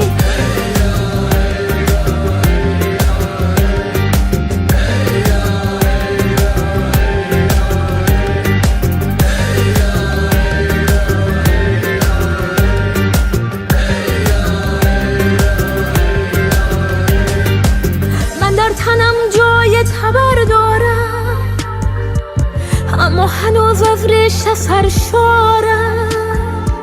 باید به ترسی از من و خشمم، با سیل و طوفان نسبتی دارم. خواهم به جنگم با تو ای شیطان، برای من این راه نسل تو که نابود خواهد شد، مخروبه ها محکوم به آبادی. این انقلاب عشق است، یک انقلاب خودجوش. آتش این اتفاق هرگز مباد خاموش. صدایی که کرد کرد این فرانسه شادی، صدای انقلاب است، زن زندگی آزادی. این انقلاب عشق است، یک انقلاب خودجوش. آتش این اتفاق هرگز مباد خاموش. صدایی که کرد این فرانسه شادی، صدای انقلاب است، زن زندگی آزادی.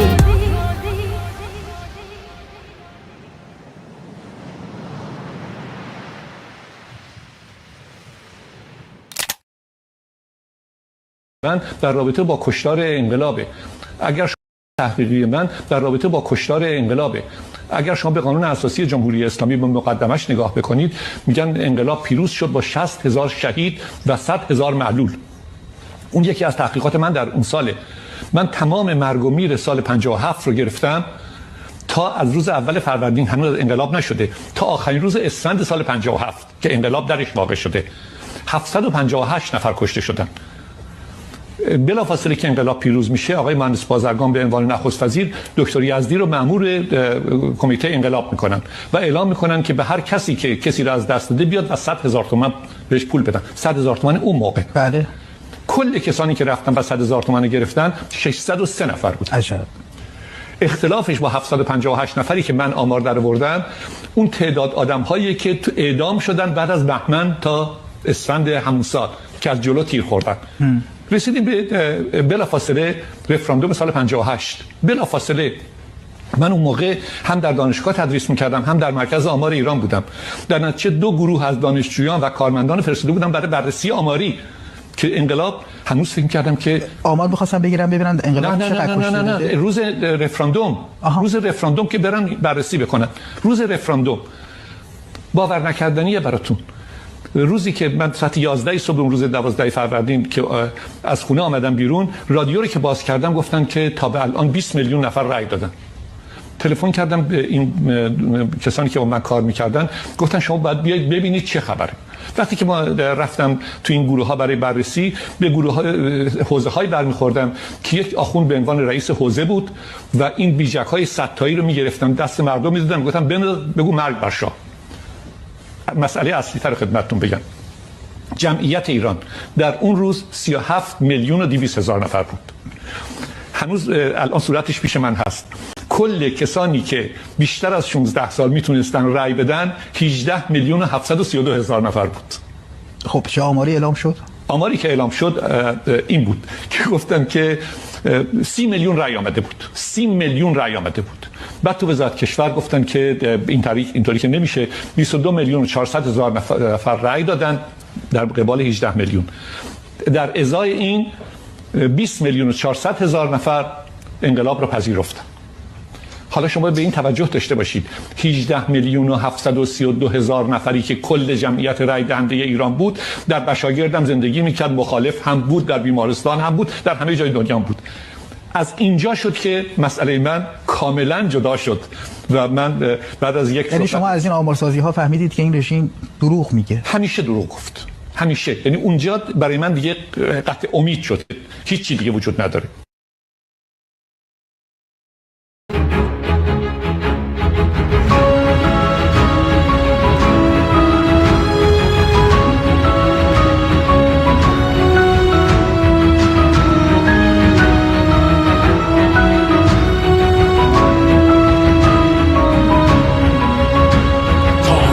مرگ سرخ نظام امام ها، روزه به گه کشیدن والا مقام ها. ما نبخشش است نه از یاد میبریم، دل میکشند توی سرم انتقام ها. جان کنده ایم کل مسیر و نمرده ایم، ثبت است در تمام جراید دوام ها. در عشق زنده ایم که روزی بغل شویم، با رقص روی لاشه تخم حرام ها. یک جام شکران کمی بیشتر بریم، ما را کم از قامت این اتهام ها. یک روز میرسد که شما امتحان کنید تلخی زب نبوت علیه السلام. اما و عبای شما مثل تشت تن روزی میافتد از همه پشت بابا.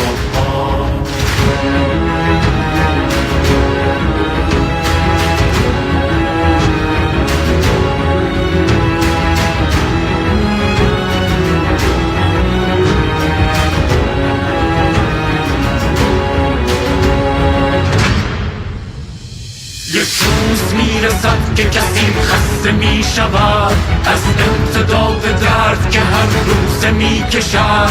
این آخرین زمان فرار شغال هاست از پیشه ای که گرگ در آن سوزه میکشد. مرگ است این که زل زده توی نگاهتان با خشم که خاک وطن پوزه میکشد.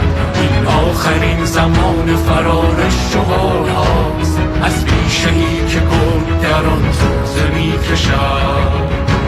وقت نبرد تن به تن شعر و صوت هاست. شاعر خشاب قافیه ها را تمام کن.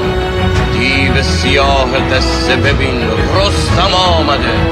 این خوان آخر است به پایان سلام کن. کی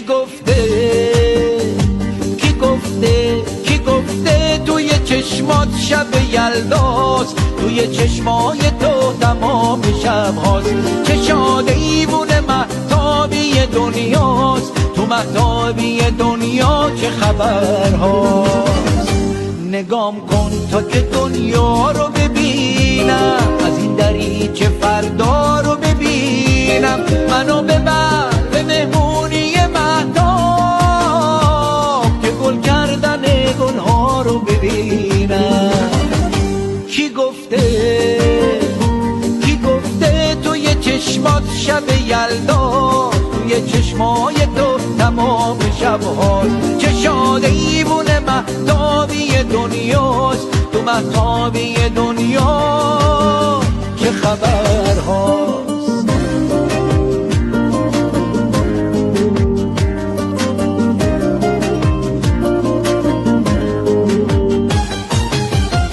تو مهتابی چشمات شب من کلید صبح فرداست. سپیده است و اینجاست، همینجاست، ته چشم تو پیداست. چه باشم چه نباشم تو مهتابی دنیا، از تو نفس میگیرم همیشه با تو تنها. چه باشم چه نباشم تو مهتابی دنیا، نفس از تو میگیرم از این همیشه یلدا. کی گفته توی چشمات شب یلداست، توی چشمای تو تمام شب هاست. چه شاده ایمون مهتابی دنیاست، تو مهتابی دنیا چه خبر.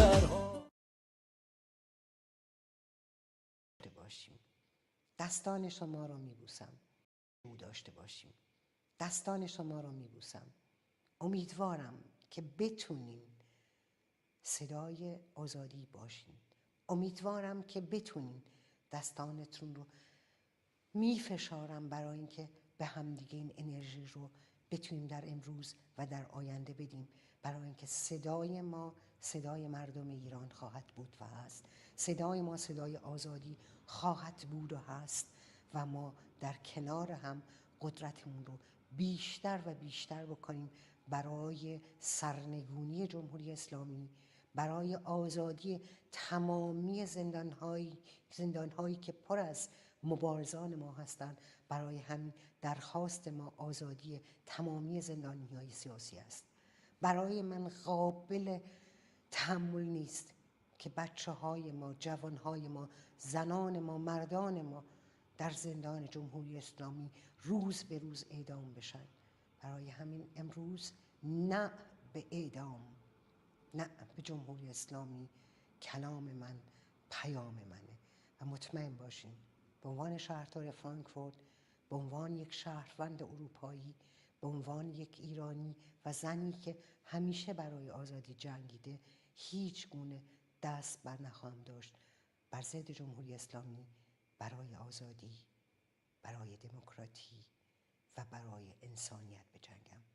کنفرانس خوبی براتون آرزو میکنم با آرزوی آزادی در ایران، زندگی، آزادی، ژیان آزادی.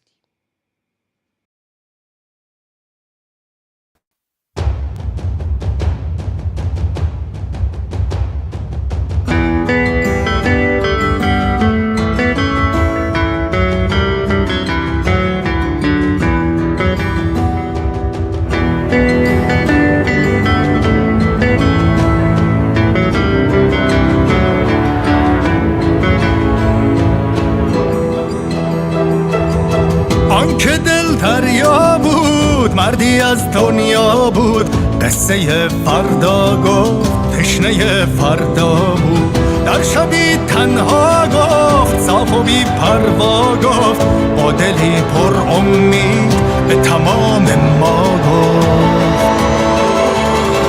تو اگر برخیزی، من اگر برخیزم، همه برمیخیزن، همه برمیخیزن. تو اگر برخیزی، من اگر برخیزم، همه برمیخیزن، همه برمیخیزن.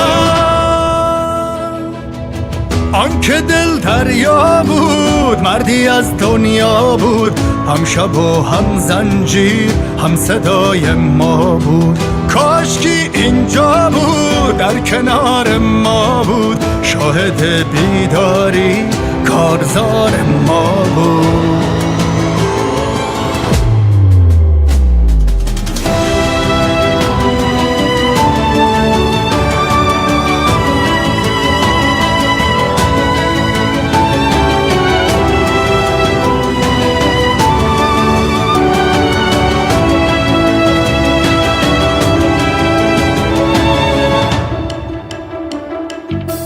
ما که خود سوخته جان باخته ایم، شعله بر جان شب انداخته ایم. از ته دره خون با تن خیش تا به معراج پلی ساخته ایم. رقص بردار به شوق دیدار، این بهاییست که پرداخته ایم. وحشت از مرگ در این میدان نیست، ما که آن را به دعا خواسته ایم. ما که دیریست به پا خواسته ایم، کت خدا نه که خدا خواسته ایم. رو به روی لشکر جهل و جنون، صفی از ترانه آراسته ایم. من برای تو به پا خواستم، کی تو برمیخیزی، کی تو برمیخیزی. تو اگر برخیزی، من اگر برخیزم، همه برمیخیزند، همه برمیخیزند. تو اگر برخیزی، من اگر برخیزم، همه برمیخیزند، همه برمیخیزند.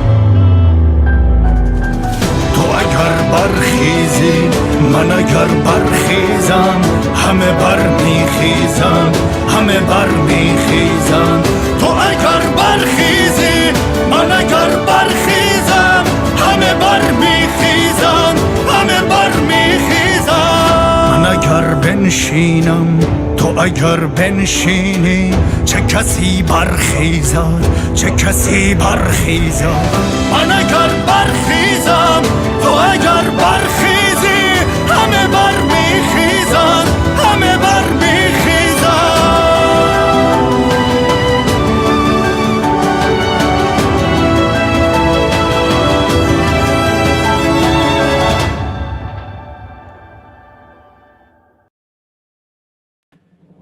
شد وطن برباد ای مردم، خدا را بس کنید.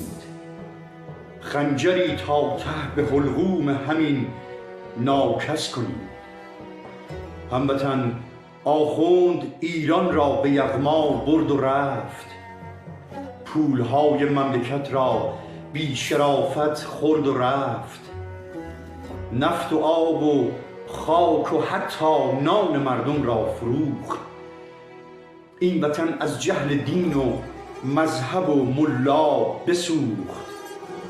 دیگر از این خواب خرگوشی به پا خیز و ببین که چه آوردند شیخان بر سر این سرزمین.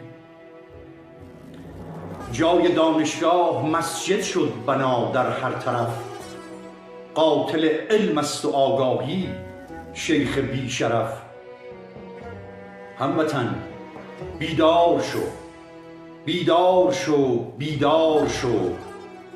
سوخت ایران و نمی بینی چرا؟ هوشیار شو. تا به کی به ذلت و این بندگی تن می دهی؟ خاک و ناموس وطن را دست دشمن می دهی. این سکوت تلختان مهری به رأی بندگی است.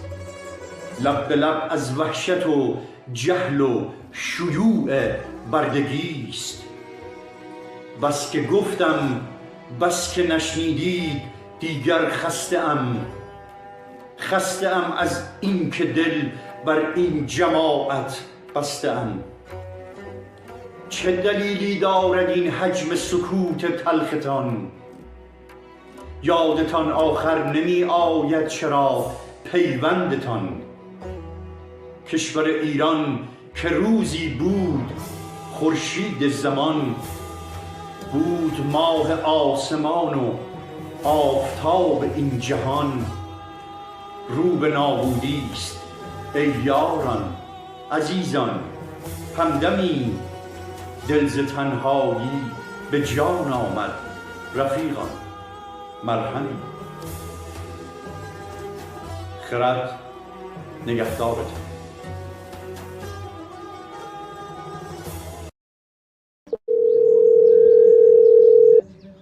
الو، سلام، درست گرفتم؟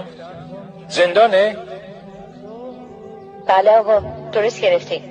بفرمایید. میخواستم با زندانی صحبت کنم. اینجا فقط یه زندانی داریم، اونم اسمش ایرانه و ممنوع ملاقات و ممنوع مکالمه است. یعنی نمیتونم باهاش حرف بزنم؟ من فرزندشم. نه، گفتم که نمیشه، اصرار نکن. میشه بهش یه پیغامی بدین؟ بفرمایید. بگیم بهش که تنها نیست. من و بقیه فرزنداش داریم تمام تلاشمون رو میکنیم که آزادش کنیم. بگید ناامید نشه، چیزی نمونده. بگم کی این پیغامو داده؟ کدوم فرزندش؟ بگین اونی که زندانی در تبعیده و بقیه فرزندان داخل و خارجش. تماس شما قطع شده است، اما امیدتان پایدار.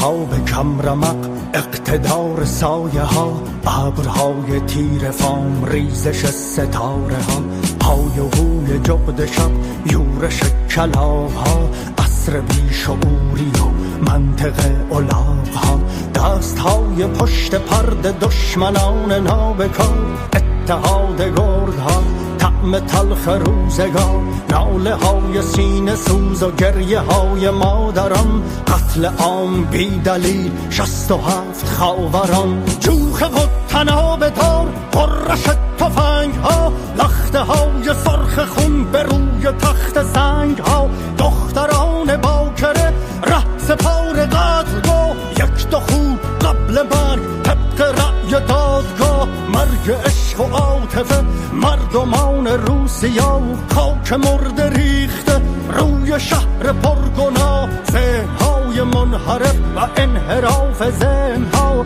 اقتدا به قعر چاه، انجماد فکرها.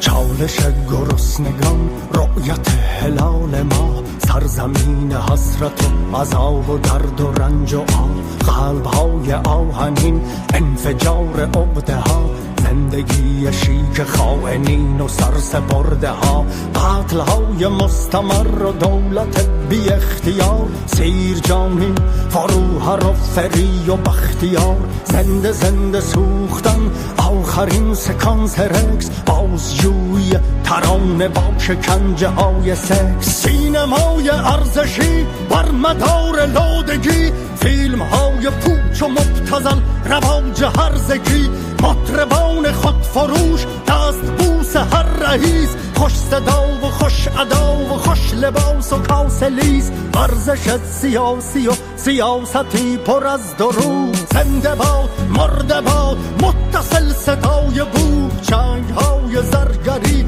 خوک سبز یا بنفش، رای گیری به زور داس و چک و شد درفش.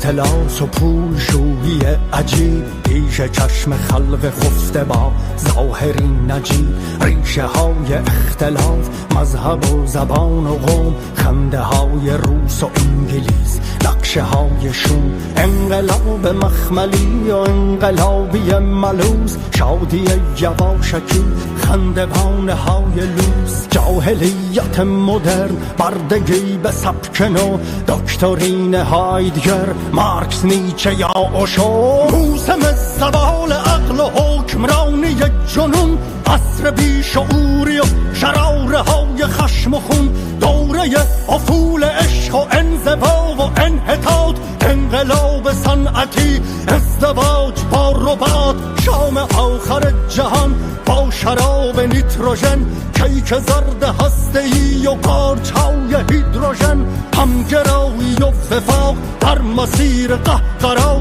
یک سقوط ناگزیر از ورا به ماورا.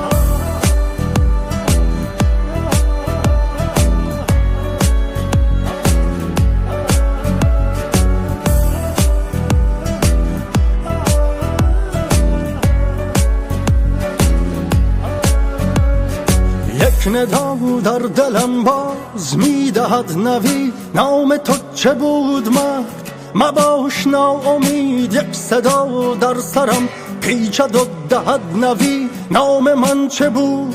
امید امید امید امید.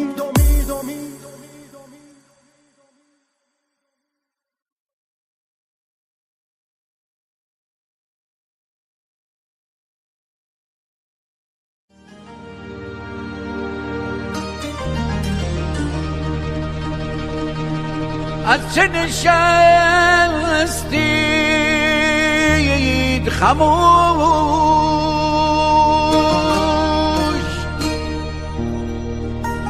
از چه نشستید خموش، ملت پن به گوش،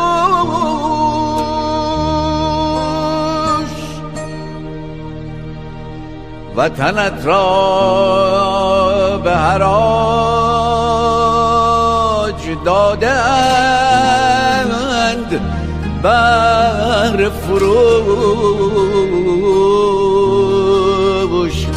آی ملت پن به گوش، از چه نشستید خموش، ملت پن به گوش.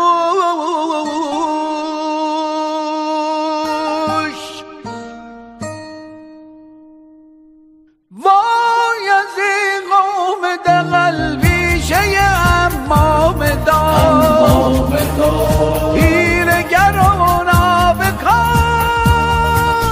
هیلگر و نابکار، بایدشان زد رگ و ریشه و ایل و تبار، هیلگر و نابکار، هیلگر و نابکار، هیلگر و نابکار. مسجد و علمی بنا میکنم، سر در آن نام خدا میکنم، چنبر بر ثروت ما میزنم، گنبد و گلدست طلا میکنم، چنبر بر ثروت ما میزنم، گنبد و گلدست طلا میکنم.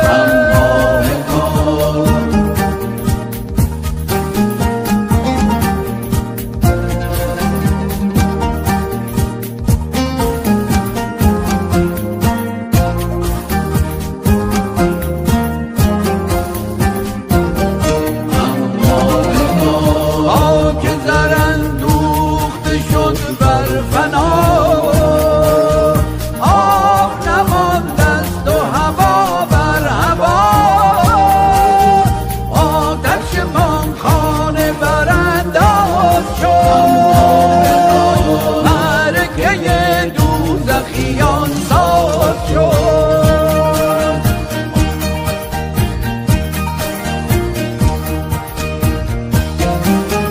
وای که این قوم دغل پیشه امام دار، هیلگر و نابکار، هیچ نخورده است به جز مور و مار، وحشی و خونخوار و هار، بی برگ و بار، آمده بیرون ز غار.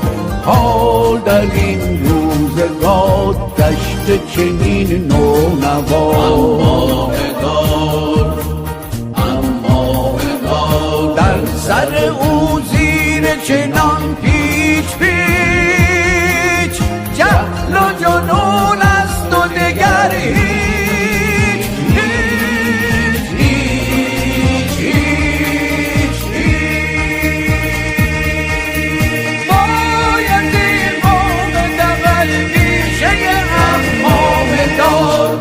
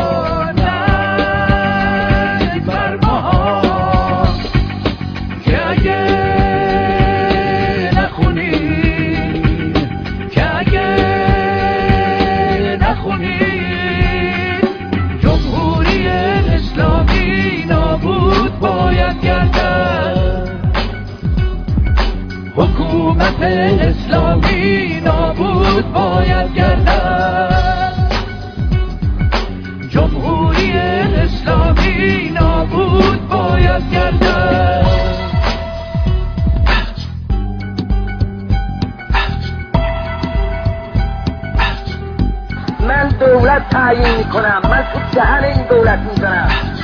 دولت از خفته با دهریمن، خارت را شفته با دهریمن، به لبانت که گریه می طلبد، خنده نشکفته با دهریمن. اهریمن اهریمن، از کف کوچه ها خیابان ها نفست رفته با اهریمن. اهریمن اهریمن اهریمن، باشه عشق در کتاب تو نیست، از تو نشنفته با اهریمن. اهریمن اهریمن، تیر باران و تیر بارانگاه همه بنهفته با اهریمن، همه بنهفته با اهریمن. اهریمن اهریمن اهریمن، دولتی که ما میگیم دولتی که متکل آرای ملت است. زین همه تیر آه و خنجر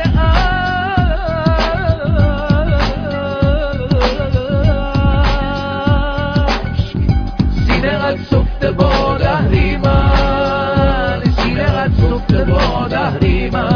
اهریمن اهریمن اهریمن، تا برارد سروده ای ایران، ای مرز پرگوهر، همه جا گفته با اهریمن، همه جا گفته با اهریمن، همه جا گفته با همه جا گفته با اهریمن، سینه از گفته با اهریمن.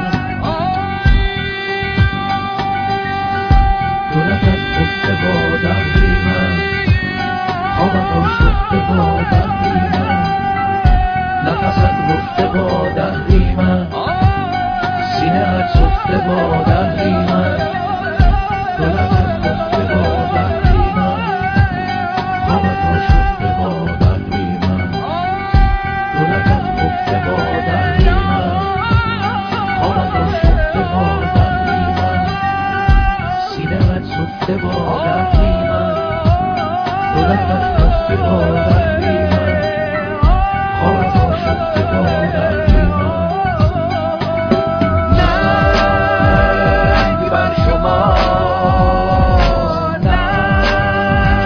ننگ بر ما، که اگه نخونی جمهوری اسلامی، من دولت تعیین میکنم، من تو دهن این دولت میزنم. دولتت خفته با اهریمن، خواهد را شفته با اهریمن، سینه‌ات سفته با اهریمن. حکومت اسلامی نابود باید گردد، دولتت خفته با اهریمن.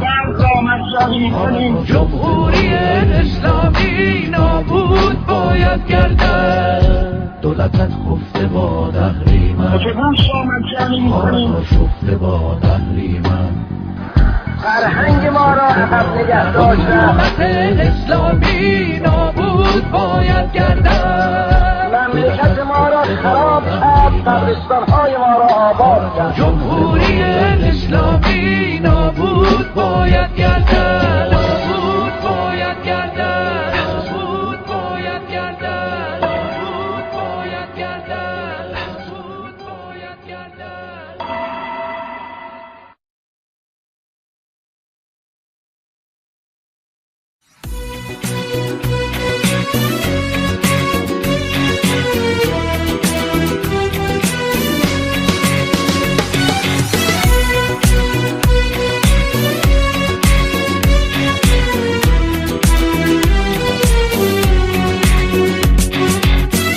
شب سرابی دیدم، آشفته خوابی دیدم، ملک خرابی دیدم، رنج و عذابی دیدم، وهم و خیالی دیدم، امر محالی دیدم، من قیل و قولی دیدم، مکر شغالی دیدم، روز سیاهی دیدم،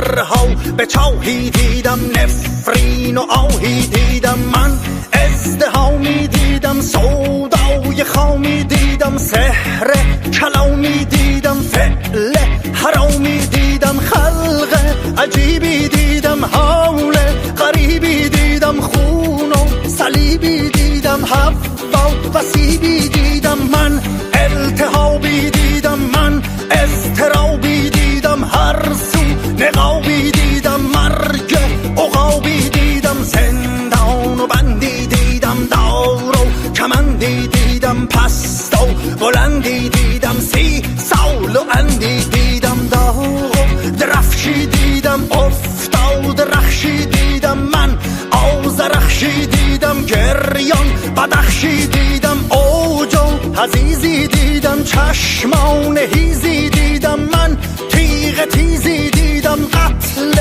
عزیزی دیدم، از نو حبوطی دیدم، از نو سقوطی دیدم، دام و بلوطی دیدم، من قوم لوطی دیدم، خشکیده باغی دیدم، خاموش چراغی دیدم، دست چلاغی دیدم، شیخ الاغی دیدم، مهنت سرایی دیدم، جور و جفایی دیدم، زشت اجتماعی دیدم، حرص جماعی دیدم، فصل خزانی دیدم، ظلم ایامی دیدم، آه و فغانی دیدم، من شوکرانی دیدم، فقر زیادی دیدم، طوفان و بادی دیدم، ابلیس شادی دیدم، فریاد و دادی دیدم، من نیش ماری دیدم، سگهای هاری دیدم، قوم تتاری دیدم، ابله تباری دیدم، خون دیدگانی دیدم، دیوانگانی دیدم، دل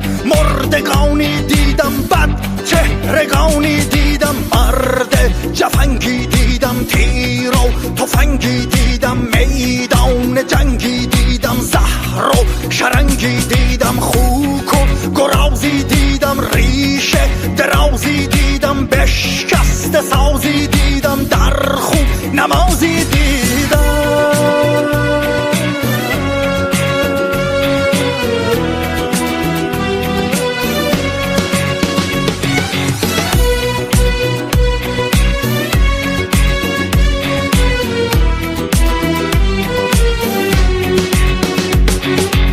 یاری اندر کس نمی بینم، یاران را چشم، دوستی که آخر آمد، دوستی که آخر آمد، دوست داران را چشم، شهریاران بود و خاک مهربانم این دیار، مهربانی که سرام، مهربانی که سرام، شهریاران را چشم، 100,000 گل شکفتم، بانگ مرغی بر نخواست،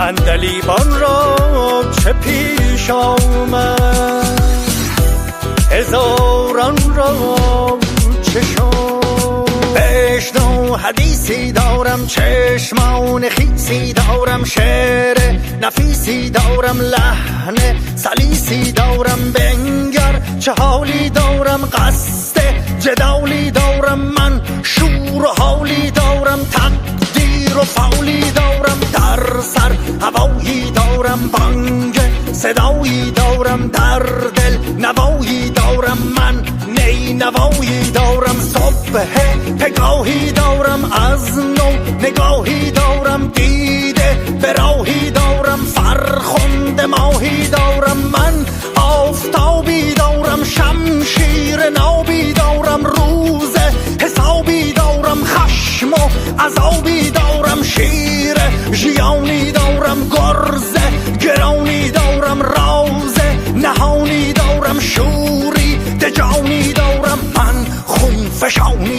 دارم آتش، فشانی دارم رستم، نشانی دارم دشمن، کشانی دارم من، انقلابی دارم من، پیچ و تابی دارم با خود، کتابی دارم فصل خطابی دارم من، کارزاری دارم، فکر شکاری دارم، از نو بهاری دارم، از خود گذاری دارم، اینک قیامی دارم، روشن پیامی دارم، شیرین کلامی دارم، شیوا سلامی دارم.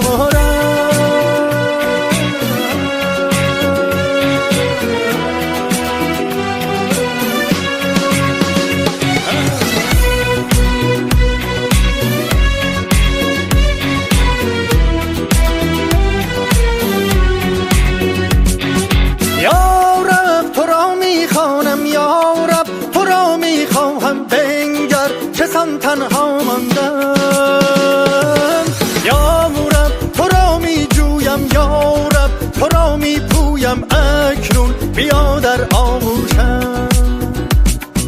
من بذر پاکی خواهم، پاکیز خاکی خواهم، انگور و تاکی می خواهم، جام شرابی خواهم، جوی پرابی خواهم، عطر گلابی می خواهم، میل کمالی خواهم، شوق وصالی خواهم، زیبا جمالی می خواهم، بخت سعیدی خواهم، عشق و نویدی خواهم، نور امیدی می خواهم، من فتح بابی خواهم، چنگ و ربابی خواهم، عهد شبابی می خواهم، رقص و سماعی خواهم، مهر و وفایی خواهم، من دل ربایی می خواهم، شرب مدامی خواهم، عیش تمامی خواهم، جانان کامی می خواهم، زلف نگاری خواهم، چشم خماری خواهم، خوش روزگاری می خواهم، خوش روزگاری می خواهم، خوش روزگاری می خواهم.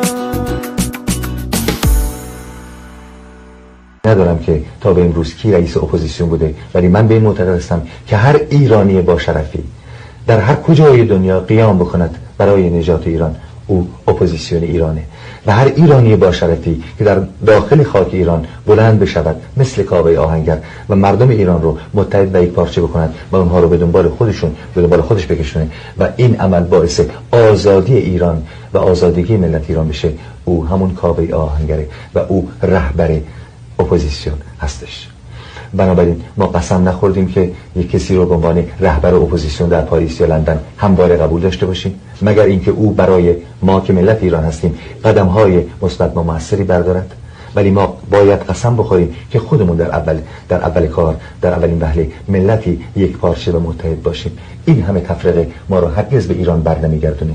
شما ببینید روس‌های سفید 50 سال پیش از روسیه تزاری آمدن بیرون و گفتن هفته دیگه به روسیه برمیگردیم. 50 سال در غربت دارند میپوسند. نگذارید در غربت بپوسید و تاریخ کشورتون رو به دست کسانی که دارن تاریخ ایران رو لگدمال میکنن نسپارید. با وجود تمام مسائل، چون به این معتقد هستم که ما بلند خواهیم شد، ما برخواهیم خواست و موفقیت با ما خواهد بود، چون به این معتقدم و میدانم که ما به زودی به کشورمون باز خواهیم گشت، به شما از زبان حافظ میگویم نفس باد صبا مشک فشان خواهد شد، عالم پیر دگر باره جوان خواهد شد. امیدوارم که برخیزید، با ما برخیزید، برای آزادی ایران مبارزه کنید و بدانید که حق با کسی است که میرود و حق رو میگیرد. حق رو هرگز به شما نمیدهند. به خاطر حق باید بلند شید و بجنگید. خدا نگهدارتون باشه.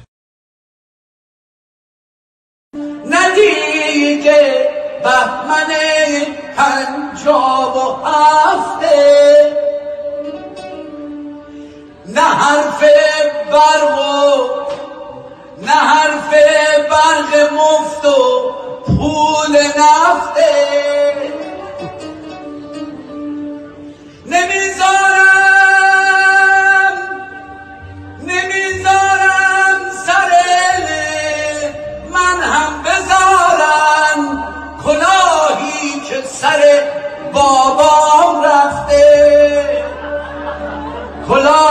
سر بابا رفته، نه دیگه بهمن 57 حرف برق مفت و پول نفته،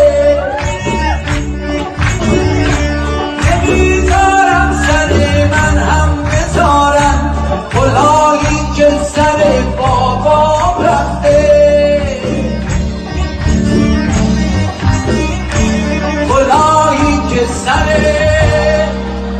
بابام رفته.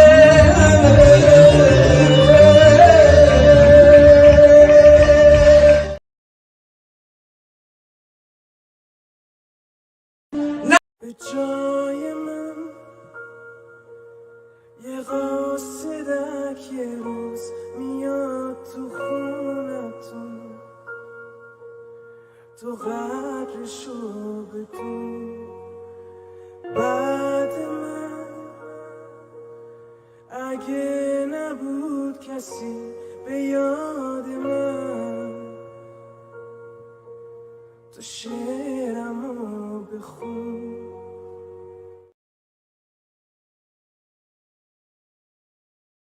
درود به مردم شریف ایران. نوید افکاری هستم.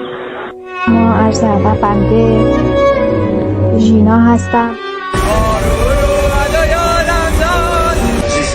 اینا برای ورزشه. بله برای ورزش اینا. تا آخرین لحظه اعزام پشیمونی نکردم. تو پرونده‌ام نوشته مجرم اعزام پشیمونی نکردم. حکم من اعدامه. حکم اعدامو بهم دادم ولی به مامانم چیزی نگفتم. دوست ندارم گریه کنن سر مزار، شادی کنم.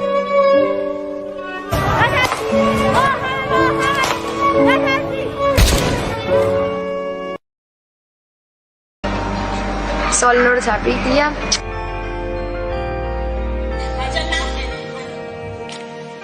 صفه نمیچینی مینه، سال جدید و ما بیمه، جا بچه ها خالیه، صداشون میکنم شوالیه. دمقیم هممون، چقدر و بلدیم هممون، یادتونم پای دیک سمنو، مثل شما آزاد نیستم منو. خوب مثال ایران خانم و بکسی میشیم تا میاد بارونو، شده همه جیوام دارو. خوب حالا کسی تو کوچه خوب نی تیر زدن چون تو خونه موندیم، پس ایران تو خونه مون چی شد؟ سلام به فراموشکارا.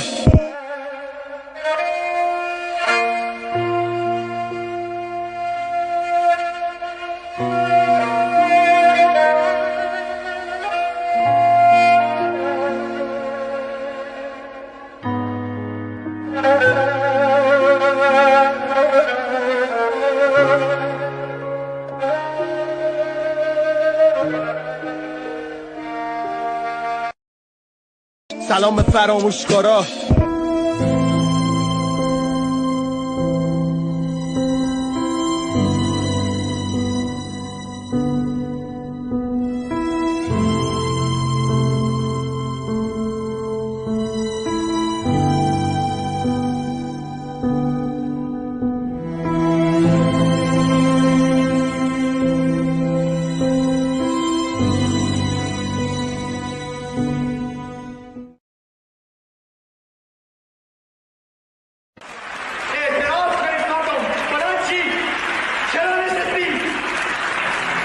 میخواید بشینید تا حتما پدر و مادر خودتون رو اعدام بکنن بعد اعتراض بکنید؟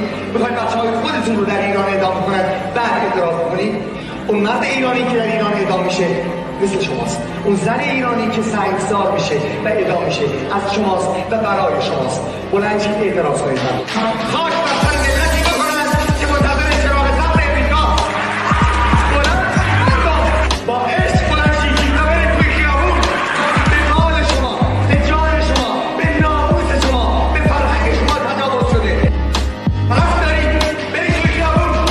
یک روزی ملت ما آزاد میشه و این روز زیاد دور نیست. فرهنگ همیشه غالب میشه بر زور و ستم و قلدری. فرهنگ ایران هزاران سال غالب شده، بر چنگیز مغول غالب شده. اینها کی هستن که فرهنگ ایران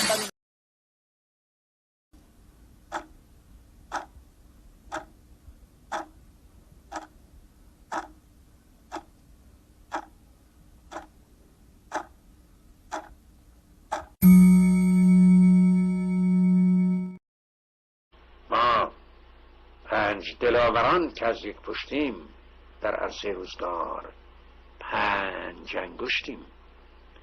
گر فرد شویم در نظرها علمیم، یعنی ضعیف و شکست شدنی خواهیم بود، اما بر جمع شویم بردهانها مشتیم. پاینده بیرون. ما 5 مبارزان که از یک پشتیم در عرصه روزگار 5 انگشتیم. گر فرد شویم در نظرها علمیم، گر فرد شویم در نظرها علمیم، ور جمع شویم بر دهانها مشتیم. پاینده ایران. بدرود.